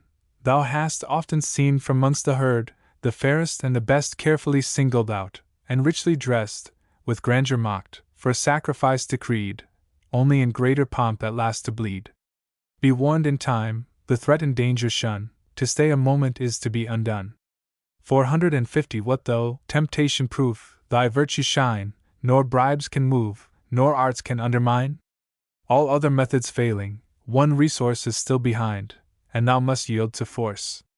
Paint to thyself the horrors of a rape, most strongly paint, and while thou canst, escape.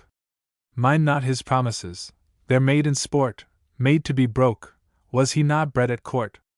Trust not his honor, he's a man of birth, attend not to his oaths, they're made on earth, 460 not registered in heaven, he mocks at grace, and in his creed God never found a place. Look not for conscience, for he knows her not, so long a stranger, she is quite forgot, nor think thyself in law secure and firm, thy master is a lord, and thou a worm, a poor mean reptile, never meant to think, who, being well supplied with meat and drink, and suffered just to crawl from place to place, must serve his lusts, and think he does thee grace. 470 Fly then, whilst yet 'tis in thy power to fly, but whither canst thou go? On whom rely for wished protection? Virtue's sure to meet an armed host of foes in every street. What boots it, of Apicius' fearful groan, headlong to fly into the arms of stone? Or why take refuge in the house of prayer if sure to meet with an Apicius there? Trust not old age, which will thy faith betray. Saint Socrates is still a goat, though grey. 480 Trust not green youth. Florio will scarce go down, and, at 18, hath surfeited the town. Trust not to rakes, alas! 'Tis all pretense, they take up raking only as offence gainst common fame. Place H, in thy view, he keeps one whore, as Barrowby kept two. Trust not to marriage. T, took a wife, who chaste as Dian might have passed her life, had she not, far more prudent in her aim, to propagate the honors of his name. 490 And save expiring titles, taken care, without his knowledge, to provide an heir. Trust not to marriage. In mankind unread, S a married man, and New Wednesday wouldst thou be safe? Society forswear, fly to the desert, and seek shelter there. Herd with the brutes, they follow nature's plan. There's not one brute so dangerous as man in Afric's wilds. 'Mongst them that refuge find which lust denies thee here among mankind. 500 Renounce thy name, thy nature, and no more pique thy vain pride on manhood. On all four walk, as you see those honest creatures do, and quite forget that once you walked on two.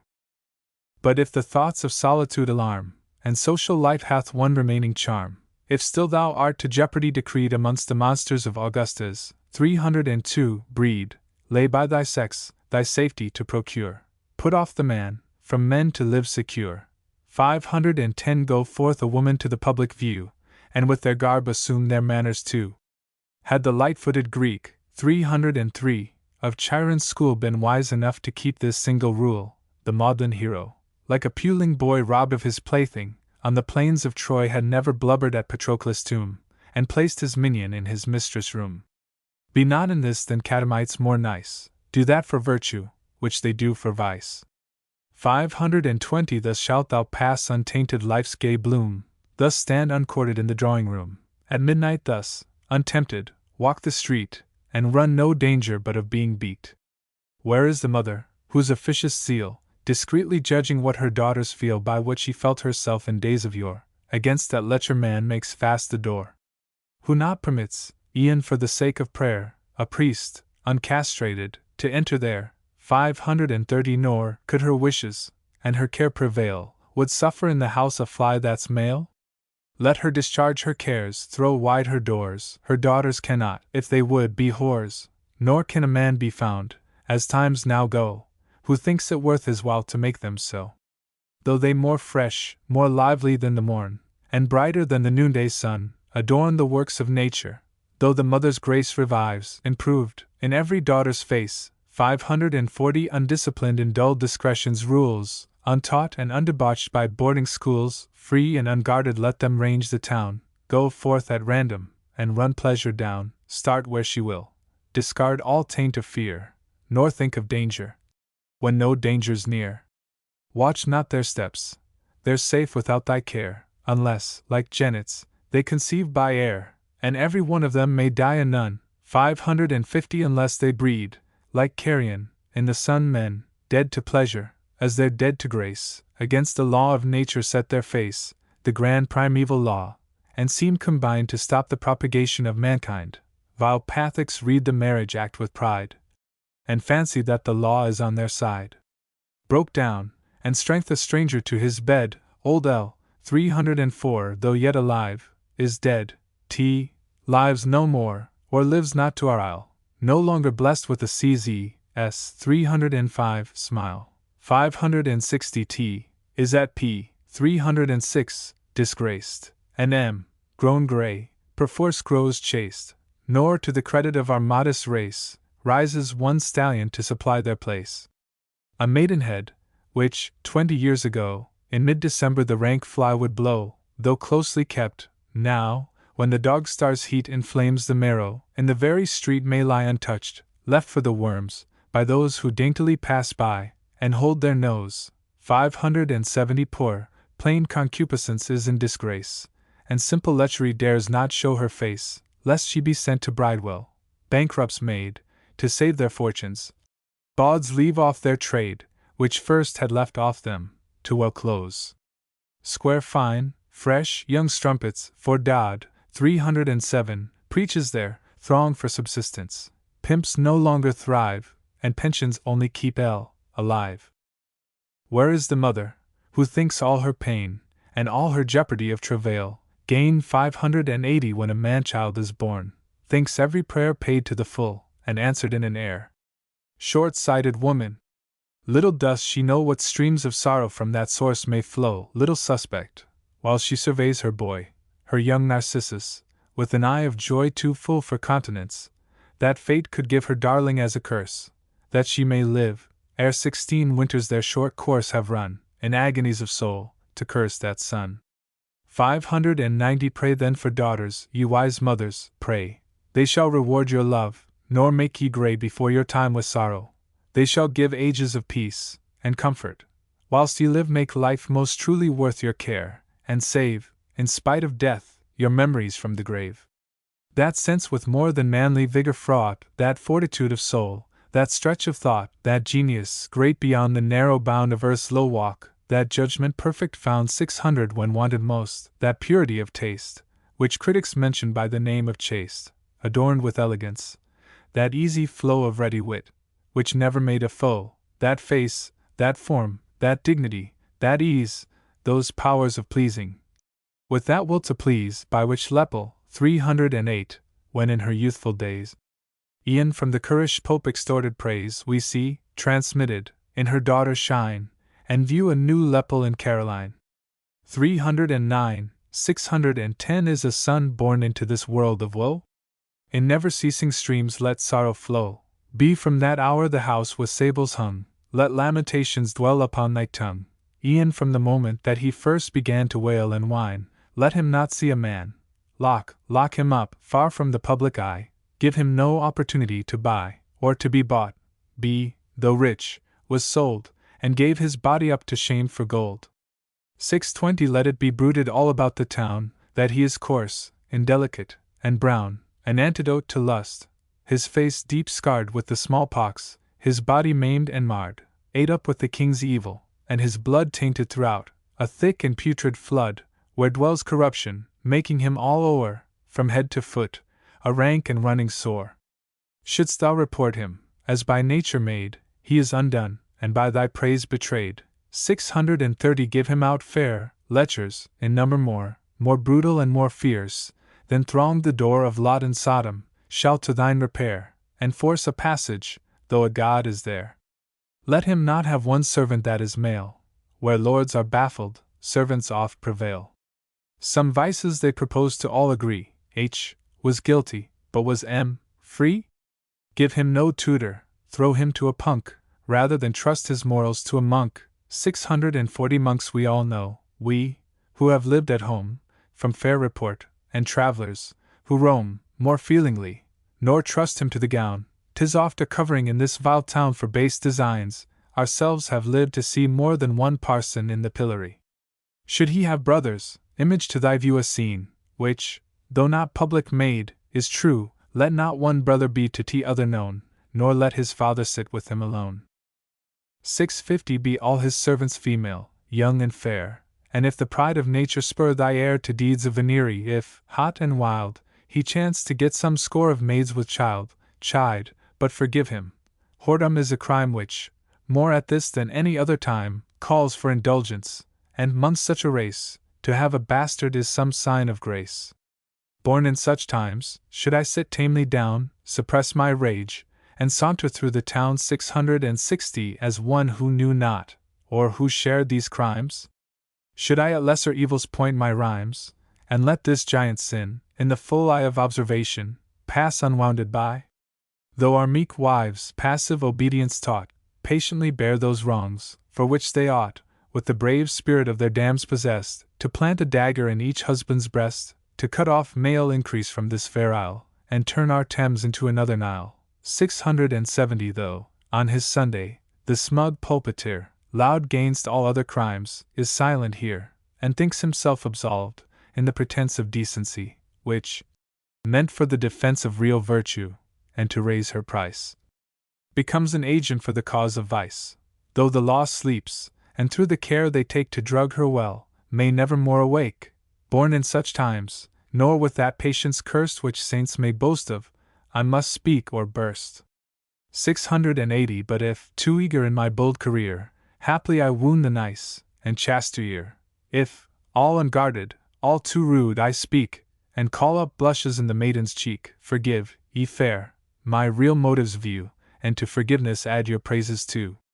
For you I write, nor wish a better plan, the cause of woman is most worthy man, for you I still will write, nor hold my hand whilst there's one slave of Sodom in the land. 690 Let them fly far, and skulk from place to place, not daring to meet manhood face to face, their steps I'll track, nor yield them one retreat where they may hide their heads, or rest their feet, till God, in wrath, shall let his vengeance fall, and make a great example of them all, bidding in one grand pile this town expire.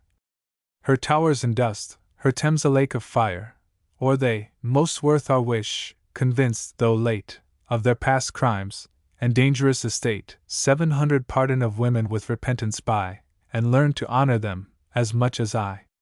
Footnotes 300 Quin was a great voluptuary. 301 Chloe, M. St. Clouet, or Chloe, cook to Hollis, Duke of Newcastle. 302 Augusta, London. 303 Light-footed Greek, Achilles, who was left at Syros, dressed in female attire. 304 L. Ligonier. 305 CZS Czarinas. 306 P. Petersburg. 307 Dodd, the Rev. Dr. William Dodd, the unfortunate divine, afterwards hanged for forgery. See Boswell. 308 Lepel, Mary, daughter of Brigadier General Lepel, married in 1720 to John Lord Hervey. 309 Caroline, Lady Caroline Hervey was the youngest daughter of John Lord Hervey. Independence. Happy the bard, though few such bards we find, who above controlment dares to speak his mind, dares, unabashed, in every place appear, and nothing fears, but what he ought to fear. Him fashion cannot tempt, him abject need cannot compel, him pride cannot mislead to be the slave of greatness, to strike sail when, sweeping onward with her peacock's tail, quality in full plumage passes by, he views her with a fixed, contemptuous eye. 10 And mocks the puppet, keeps his own due state, and is above, conversing with the great. Perish those slaves, those minions of the quill, who have conspired to seize that sacred hill where the 9 sisters pour a genuine strain, and sunk the mountain level with the plain, who, with mean, private views, and servile art, no spark of virtue living in their heart, have basely turned apostates, have debased their dignity of office, have disgraced, 20 like Eli's sons, the altars where they stand, and caused their name to stink through all the land, have stooped to prostitute their venal Pen for the support of great, but guilty men, have made the bard, of their own vile accord, inferior to that thing we call a lord. What is a lord? Doth that plain simple word contain some magic spell? As soon as heard, like an alarum bell on night's dull ear, doth it strike louder, and more strong appear 30 than other words. Whether we will or no, through reason's court doth it unquestioned go e'en on the mention, and of course transmit notions of something excellent, of wit pleasing, though keen, of humor free, though chaste, of sterling genius, with sound judgment graced, of virtue far above temptation's reach, and honor, which not malice can impeach. Believe it not, 'twas nature's first intent, before their rank became their punishment, 40 they should have passed for men, nor blush to prize the blessings she bestowed. She gave them eyes, and they could see, she gave them ears, they heard, the instruments of stirring, and they stirred. Like us, they were designed to eat, to drink, to talk, and every now and then, to think, till they, by pride corrupted, for the sake of singularity, disclaimed that make, till they, disdaining nature's vulgar mode, flew off, and struck into another road, 50 more fitting quality, and to our view came forth a species altogether new, something we had not known, and could not know, like nothing of God's making here below. Nature exclaimed with wonder, Lords are things, which, never made by me, were made by kings. A lord, nor let the honest and the brave, the true old noble, with the fool and knave here mix his fame, cursed be that thought of mine, which with A.B. 310, and E. 311, should Grafton, 312. Join, a lord, nor here let censure rashly call 6-1 my just contempt of some, abuse of all, and, as of late, when Sodom was my theme, slander my purpose, and my muse blaspheme, because she stops not, rapid in her song, to make exceptions as she goes along, though well she hopes to find, another year, a whole minority exceptions here, a mere lord, with nothing but the name, wealth all his worth, and title all his fame. 70 lives on another man, himself a blank, thankless he lives, or must. Some grandsire thank for smuggled honors, and ill-gotten pelf, a bard owes all to nature, and himself. Gods! How my soul is burned up with disdain, when I see men, whom Phoebus in his train might view with pride, lackey the heels of those whom genius ranks among her greatest foes. And what's the cause? Why, these same sons of scorn, no thanks to them, were to a title born 80 and could not help it, by chance hither sent, and only deities by accident. Had fortune on our getting chanced to shine, their birthright honors had been yours or mine, 'twas a mere random stroke, and should the throne eye thee with favor, proud and lordly grown, thou, though a bard, mightst be their fellow yet, but Felix never can be made a wit.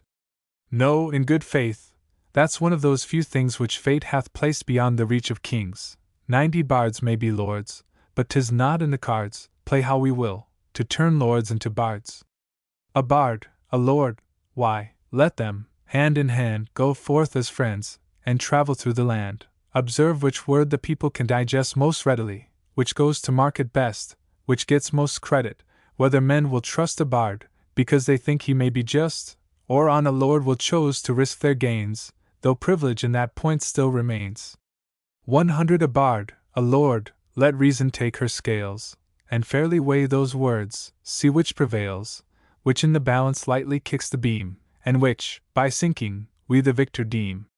'Tis done, and Hermes, by command of Jove, summons a synod in the sacred grove, gods throng with gods to take their chairs on high, and sit in state, the senate of the sky, whilst, in a kind of parliament below, men stare at those above, and want to know 110 what they're transacting. Reason takes her stand just in the midst, a balance in her hand, which o'er and o'er she tries, and finds it true, from either side. Conducted full in view, a man comes forth, a figure strange and queer, we now and then see something like them here. The first, 313, was meager, flimsy, void of strength, but nature kindly had made up in length what she in breadth denied. Erect and proud, a head and shoulders taller than the crowd, 120 he deemed them pygmies all. Loose hung his skin o'er his bare bones, his face so very thin, so very narrow, and so much beat out, that physiognomists have made a doubt, proportion lost, expression quite forgot. Whether it could be called a face or not, at end of it, Howard, unblessed with beard, some 20 fathom length of chin appeared, with legs, which we might well conceive that fate meant only to support a spider's weight. 130 firmly he strove to tread, and with a stride, which showed at once his weakness and his pride, shaking himself to pieces, seemed to cry, "Observe, good people, how I shake the sky." In his right hand a paper did he hold, on which, at large, in characters of gold, distinct, and plain for those who run to see, Saint Archibald, 314, had wrote Lord. This, with an air of scorn, he from afar twirled into reason's scales, and on that bar, 140 which from his soul he hated, yet admired, quick turned his back, and, as he came, retired.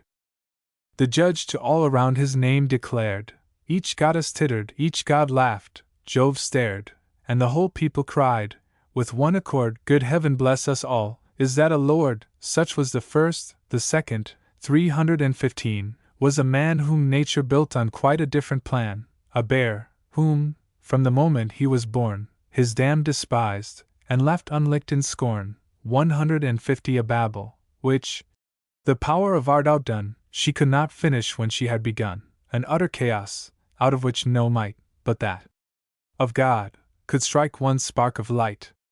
Broad were his shoulders, and from blade to blade might at full length have laid. Vast were his bones, his muscles twisted strong. His face was short, but broader than 'twas long. His features, though by nature they were large, contentment had contrived to overcharge. 160 and bury meaning, save that we might spy sense lowering on the penthouse of his eye. His arms were two twin oaks, his legs so stout that they might bear a mansion house about, nor were they, look but at his body there, designed by fate a much less weight to bear. O'er a brown cassock, which had once been black, which hung in tatters on his brawny back, a sight most strange, and awkward to behold, he threw a covering of blue and gold.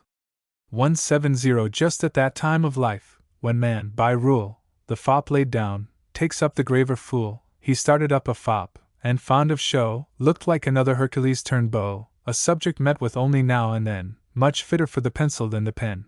Hogarth would draw him, envy must allow, e'en to the life, was Hogarth, 316, living now. With such accoutrements, with such a form, much like a porpoise just before a storm. 180 onward he rolled, a laugh prevailed around, e'en Jove was seen to simper at the sound, nor was the cause unknown, for from his youth himself he studied by the glass of truth, he joined their mirth, nor shall the gods condemn, if, whilst they laugh at him, he laughed at them. Judge Reason viewed him with an eye of grace, looked through his soul, and quite forgot his face, and from his hand received, with fair regard placed in her other scale the name of Bard.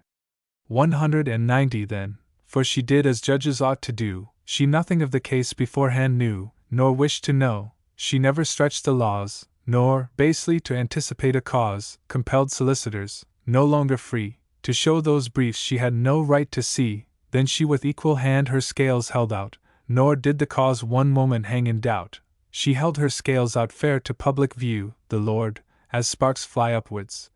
Upwards flew, 200 more light than air, deceitful in the weight, the Bard, preponderating, kept his state, Reason approved, and with a voice, whose sound shook earth, shook heaven, on the clearest ground pronouncing for the Bards a full decree, cried, "Those must honor them, who honor me.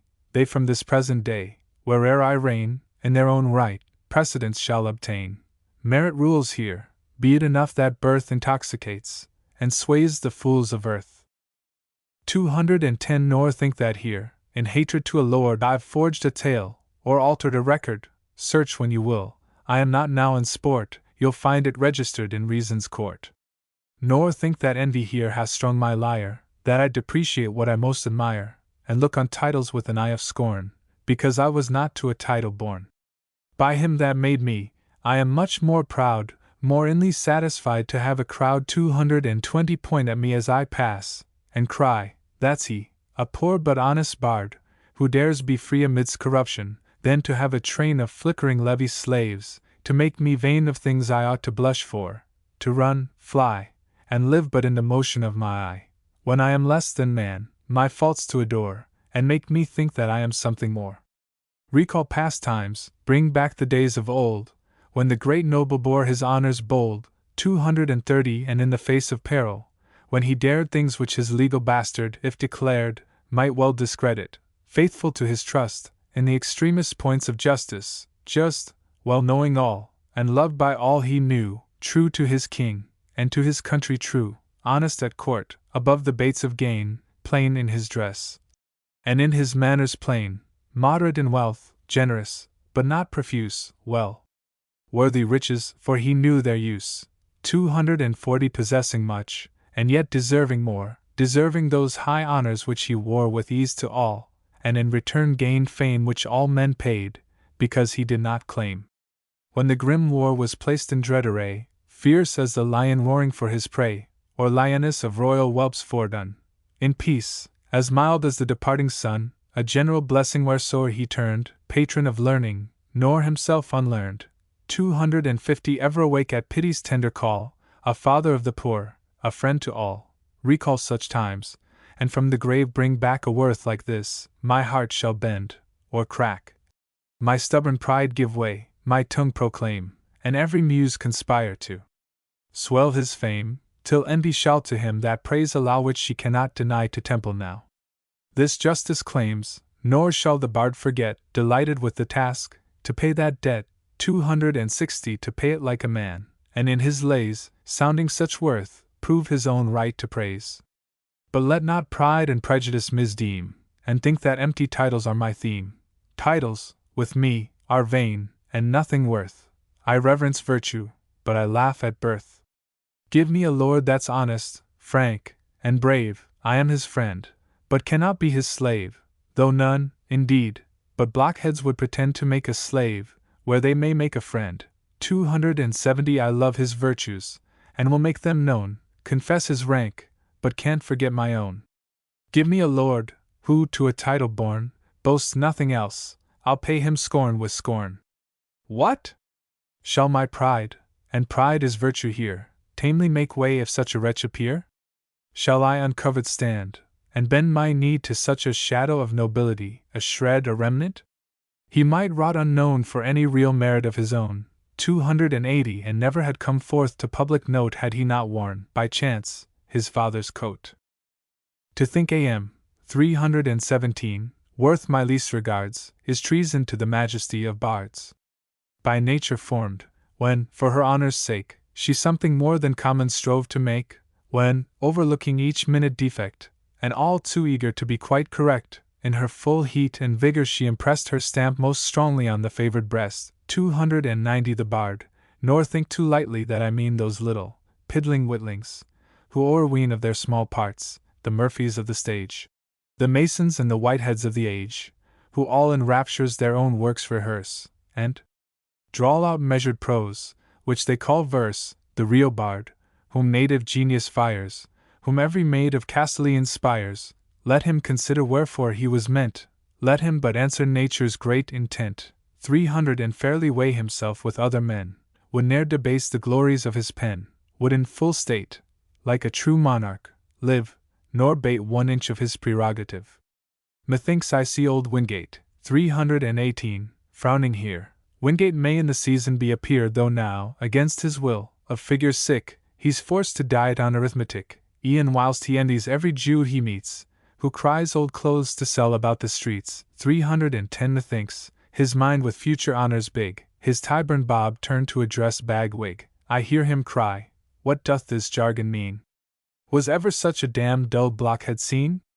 Majesty, bard, prerogative, disdain hath got into, and turned the fellow's brain, to Bethlehem with him, give him whips and straw, I'm very sensible he's mad in law.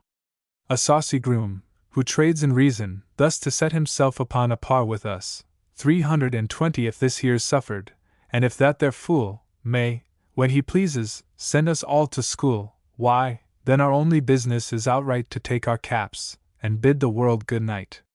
I've kept a bard myself this 20 years, but nothing of this kind in him appears. He, like a thorough true-bred spaniel, licks the hand which cuffs him, and the foot which kicks. he fetches and he carries, blacks my shoes, nor thinks it a discredit to his muse. 330 A creature of the right chameleon hue, he wears my colors, yellow or true blue, just as I wear them. 'Tis all one to him whether I change through conscience or through whim. Now this is something like. On such a plan a bard may find a friend in a great man. But this proud coxcomb, zounds, I thought that all of this queer tribe had been like my old Paul. 319. Injurious thought.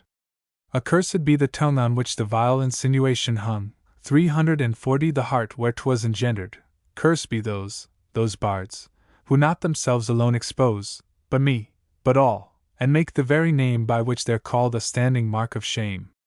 Talk not of custom, 'tis the coward's plea, current with fools, but passes not with me, an old stale trick, which guilt hath often tried by numbers to o'erpower the better side.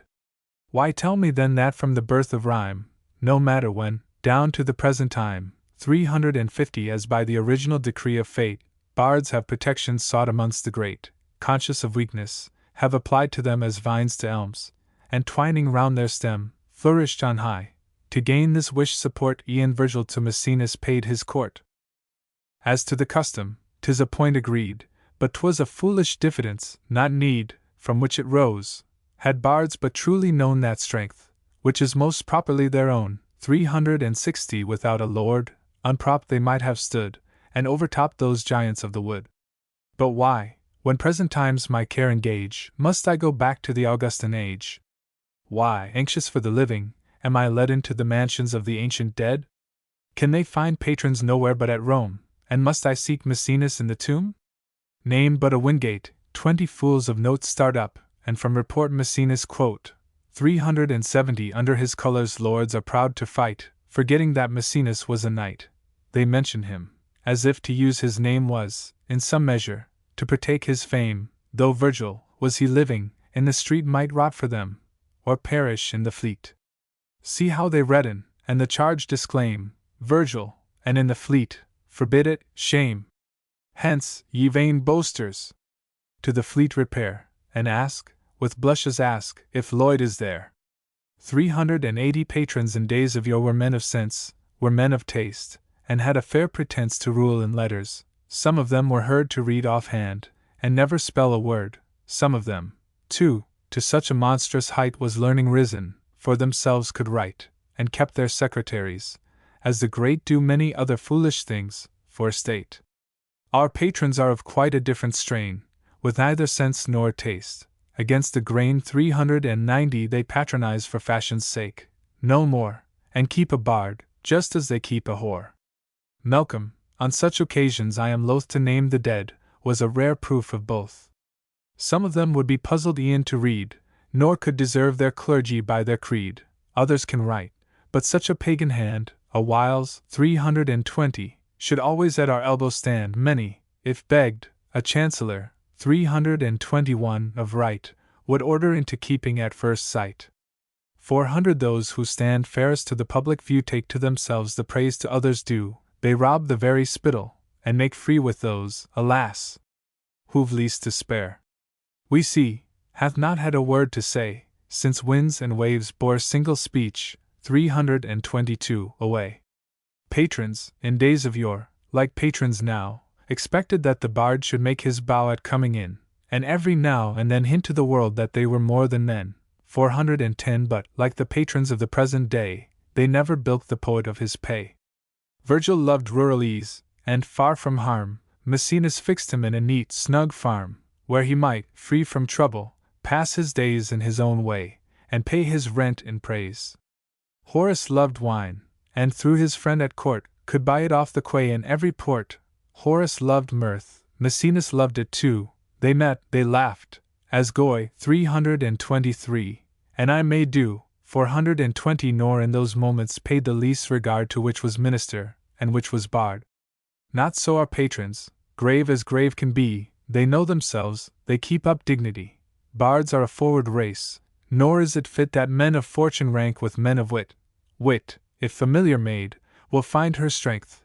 'Tis best to keep her weak, and at arm's length. 'Tis well enough for bards if patrons give, from hand to mouth, the scanty means to live. 430 Such is their language, and their practice such, they promise little, and they give not much. Let the weak bard, with prostituted strain, praise that proud Scot whom all good men disdain. What's his reward? Why, his own fame undone, he may obtain a patent for the run of his lord's kitchen, and have ample time, with offal fed, to court the cook in rhyme. Or, if he strives true patriots to disgrace, may at the second table get a place. 440 With somewhat greater slaves allowed to dine, and play at crambo o'er his gill of wine. And are there bards, who, on creation's file, stand ranked as men, who breathe in this fair isle the air of freedom, with so little gall, so low a spirit, prostrate thus to fall before these idols, and without a groan bare wrongs might call forth murmurs from a stone? Better, and much more noble, to abjure the sight of men, and in some cave, secure 450 from all the outrages of pride, to feast on nature's salads, and be free at least.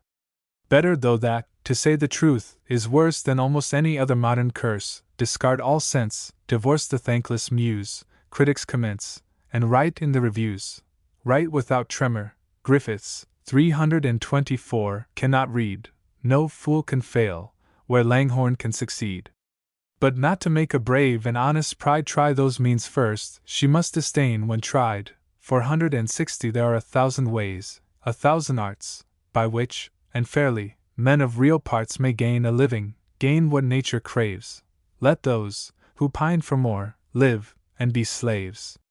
Our real wants in a small compass lie, but lawless appetite, with eager eye, kept in a constant fever, more requires, and we are burned up with our own desires. Hence our dependence, hence our slavery springs. Bards, if contented, are as great as kings. 470 Ourselves are to ourselves the cause of ill. We may be independent, if we will. The man who suits his spirit to his state stands on an equal footing with the great. Moguls themselves are not more rich, and he who rules the English nation, not more free. Chains were not forged more durable and strong for bards than others, but they've worn them long, and therefore wear them still. They've quite forgot what freedom is, and therefore prize her not. 480 Could they, though in their sleep, could they but know the blessings which from independence flow, could they but have a short and transient gleam of liberty, though 'twas but in a dream, they would no more in bondage bend their knee, but once made freemen, would be always free. The muse, if she one moment freedom gains, can never more submit to sing in chains.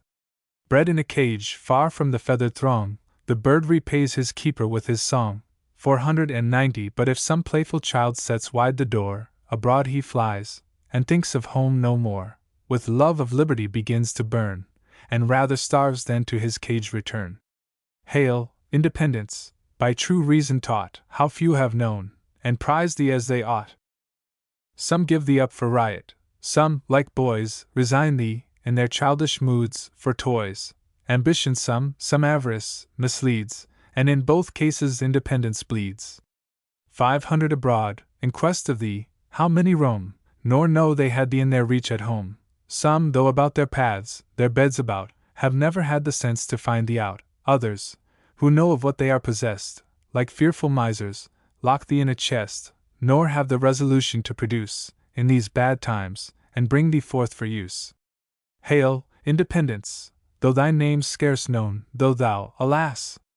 art out of fashion grown. 510 Though all despise thee, I will not despise, nor live one moment longer than I prize thy presence, and enjoy. By angry fate bowed down, and almost crushed, thou camest, though late, thou camest upon me, like a second birth, and made me know what life was truly worth. Hail, independence, never may my cot, till I forget thee, be by thee forgot. Thither, oh! Thither, oftentimes repair. Coates, 325, whom thou lovest too, shall meet thee there. 520 All thoughts but what arise from joy give o'er, peace dwells within, and law shall guard the door. O'erweening bard! Law guard thy door! What law? The law of England. To control and all those saucy hopes, to strike that spirit dumb, behold, in state, administration come. Why, let her come, in all her terrors too. I dare to suffer all she dares to do. I know her malice well, and know her pride, I know her strength, but will not change my side. 530 This melting mass of flesh she may control with iron ribs, she cannot chain my soul. No, to the last resolved her worst to bear, I'm still at large, and independent there. Where is this minister?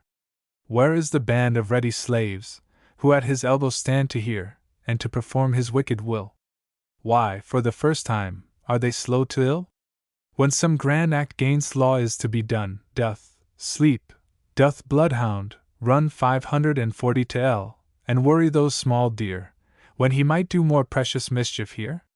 Doth web turn tail? Doth he refuse to draw illegal warrants, and to call them law?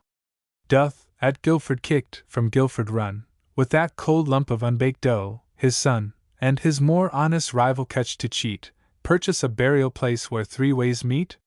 Believe it not, is still, and never sleeps, when he should wake to ill. 550 Doth lesser mischiefs by the by, the great ones till the term in petto lie, lives, and to the strictest justice true, scorns to defraud the hangman of his due. O my poor country, weak, and overpowered by thine own sons, ate to the bone, devoured by vipers, which, in thine own entrails bred, prey on thy life, and with thy blood are fed, with unavailing grief thy wrongs I see, and for myself not feeling, feel for thee. 560 I grieve, but can't despair, for, lo! At hand freedom presents a choice, but faithful band of loyal patriots, men who greatly dare in such a noble cause, men fit to bear the weight of empires, fortune, rank, and sense, virtue and knowledge, leagued with eloquence, march in their ranks. Freedom from file to file darts her delighted eye, and with a smile approves her honest sons, whilst down her cheek, as 'twere by stealth, her heart too full to speak. 571 Tear in silence creeps, one honest tear, and seems to say, why is not Granby, 326 here? O ye brave few, in whom we still may find a love of virtue, freedom, and mankind! Go forth, in majesty of war arrayed, see at your feet your country kneels for aid, and many of her children traitors grown, kneels to those sons she still can call her own. Seeming to breathe her last in every breath, she kneels for freedom, or she begs for death. 580 Fly, then, each duteous son, each English chief, and to your drooping parent bring relief. Go forth, nor let the siren voice of ease tempt ye to sleep, whilst tempests swell the seas. Go forth, nor let hypocrisy, whose tongue with many a fair, false, fatal art is hung, like Bethel's fawning prophet, cross your way, when your great errand brooks not of delay. Nor let vain fear, who cries to all she meets, trembling and pale, a lion in the streets. 590 Damp your free spirits, let not threats affright, nor bribes corrupt, nor flatteries delight. Be as one man, concord success ensures. There's not an English heart but what is yours. Go forth, and virtue, ever in your sight, shall be your guide by day, your guard by night. Go forth, the champions of your native land, and may the battle prosper in your hand. It may, it must, ye cannot be withstood. Be your hearts honest, as your cause is good. 600. Footnotes. 310 B. Butte. 311 F. Fox. 312 Grafton, C. Junius Passam. 313 First, Littleton. 314 Archibald Bower, the infamous author of Lives of the Popes, patronized at first by Littleton, but detected and exposed by Dr. Douglas. 315 Second, Churchill himself. 316 Hogarth, here satirically represented as dead, lived 4 weeks after this poem was published, and died 9 days before Churchill. 317 M. Malcolm. 318 Wingate. The purse-proud upstarts of the day are here designated by the generic name of Wingate, an eminent arithmetician, who lived early in the 17th century. 319 Old Paul Whitehead, a contemptible sycophant as well as profligate. 320 Wiles, Dr. Edward Wiles, Bishop of Bath and Wells. 321 Chancellor. The Lord High Chancellor is entrusted with the custody of all idiots and lunatics. 322 Single Speech. the Right Honorable William Gerard Hamilton. See Boswell, who describes him as a man of great talent. Others have ascribed his single speech to the aid of Burke. 323 Goy M. Pierre Goy, a Frenchman of brilliant accomplishments. 324 Griffiths, Ralph Griffiths, a bookseller, who in 1749 published the first number of the Monthly Review. 325 Coates, Humphrey Coates, a staunch supporter of Wilkes. 326 Granby, the Marquis of Granby, in 1766, was appointed Commander-in-Chief of all His Majesty's land forces in Great Britain. See Junius. The Journey. 327. Some of my friends, for friends I must suppose all, who, not daring to appear my foes, feign great goodwill, and not more full of spite than full of craft, under false colours fight. Some of my friends, so lavishly I print, as more in sorrow than in anger, hint, though that indeed will scarce admit a doubt, that I shall run my stock of genius out, my no great stock, and publishing so fast, must needs become a bankrupt at the last. 10 The husbandman, to spare a thankful soil, which, rich in disposition, pays his toil more than 100-fold, which swells his store e'en to his wish, and makes his barns run o'er, by long experience taught, who teaches best, foregoes his hopes a while, and gives it rest. The land, allowed its losses to repair, refreshed, and full in strength, delights to wear a second youth, and to the farmer's eyes bids richer crops and double harvests rise. 20 Nor think this practice to the earth confined, it reaches to the culture of the mind. The mind of man craves rest, and cannot bear, though next in power to God's continual care. Genius himself, nor here let genius frown, must, to ensure his vigor, be laid down, and fallowed well. Had Churchill known but this, which the most slight observer scarce could miss, he might have flourished 20 years or more, though now, alas! Poor man! Worn out in 300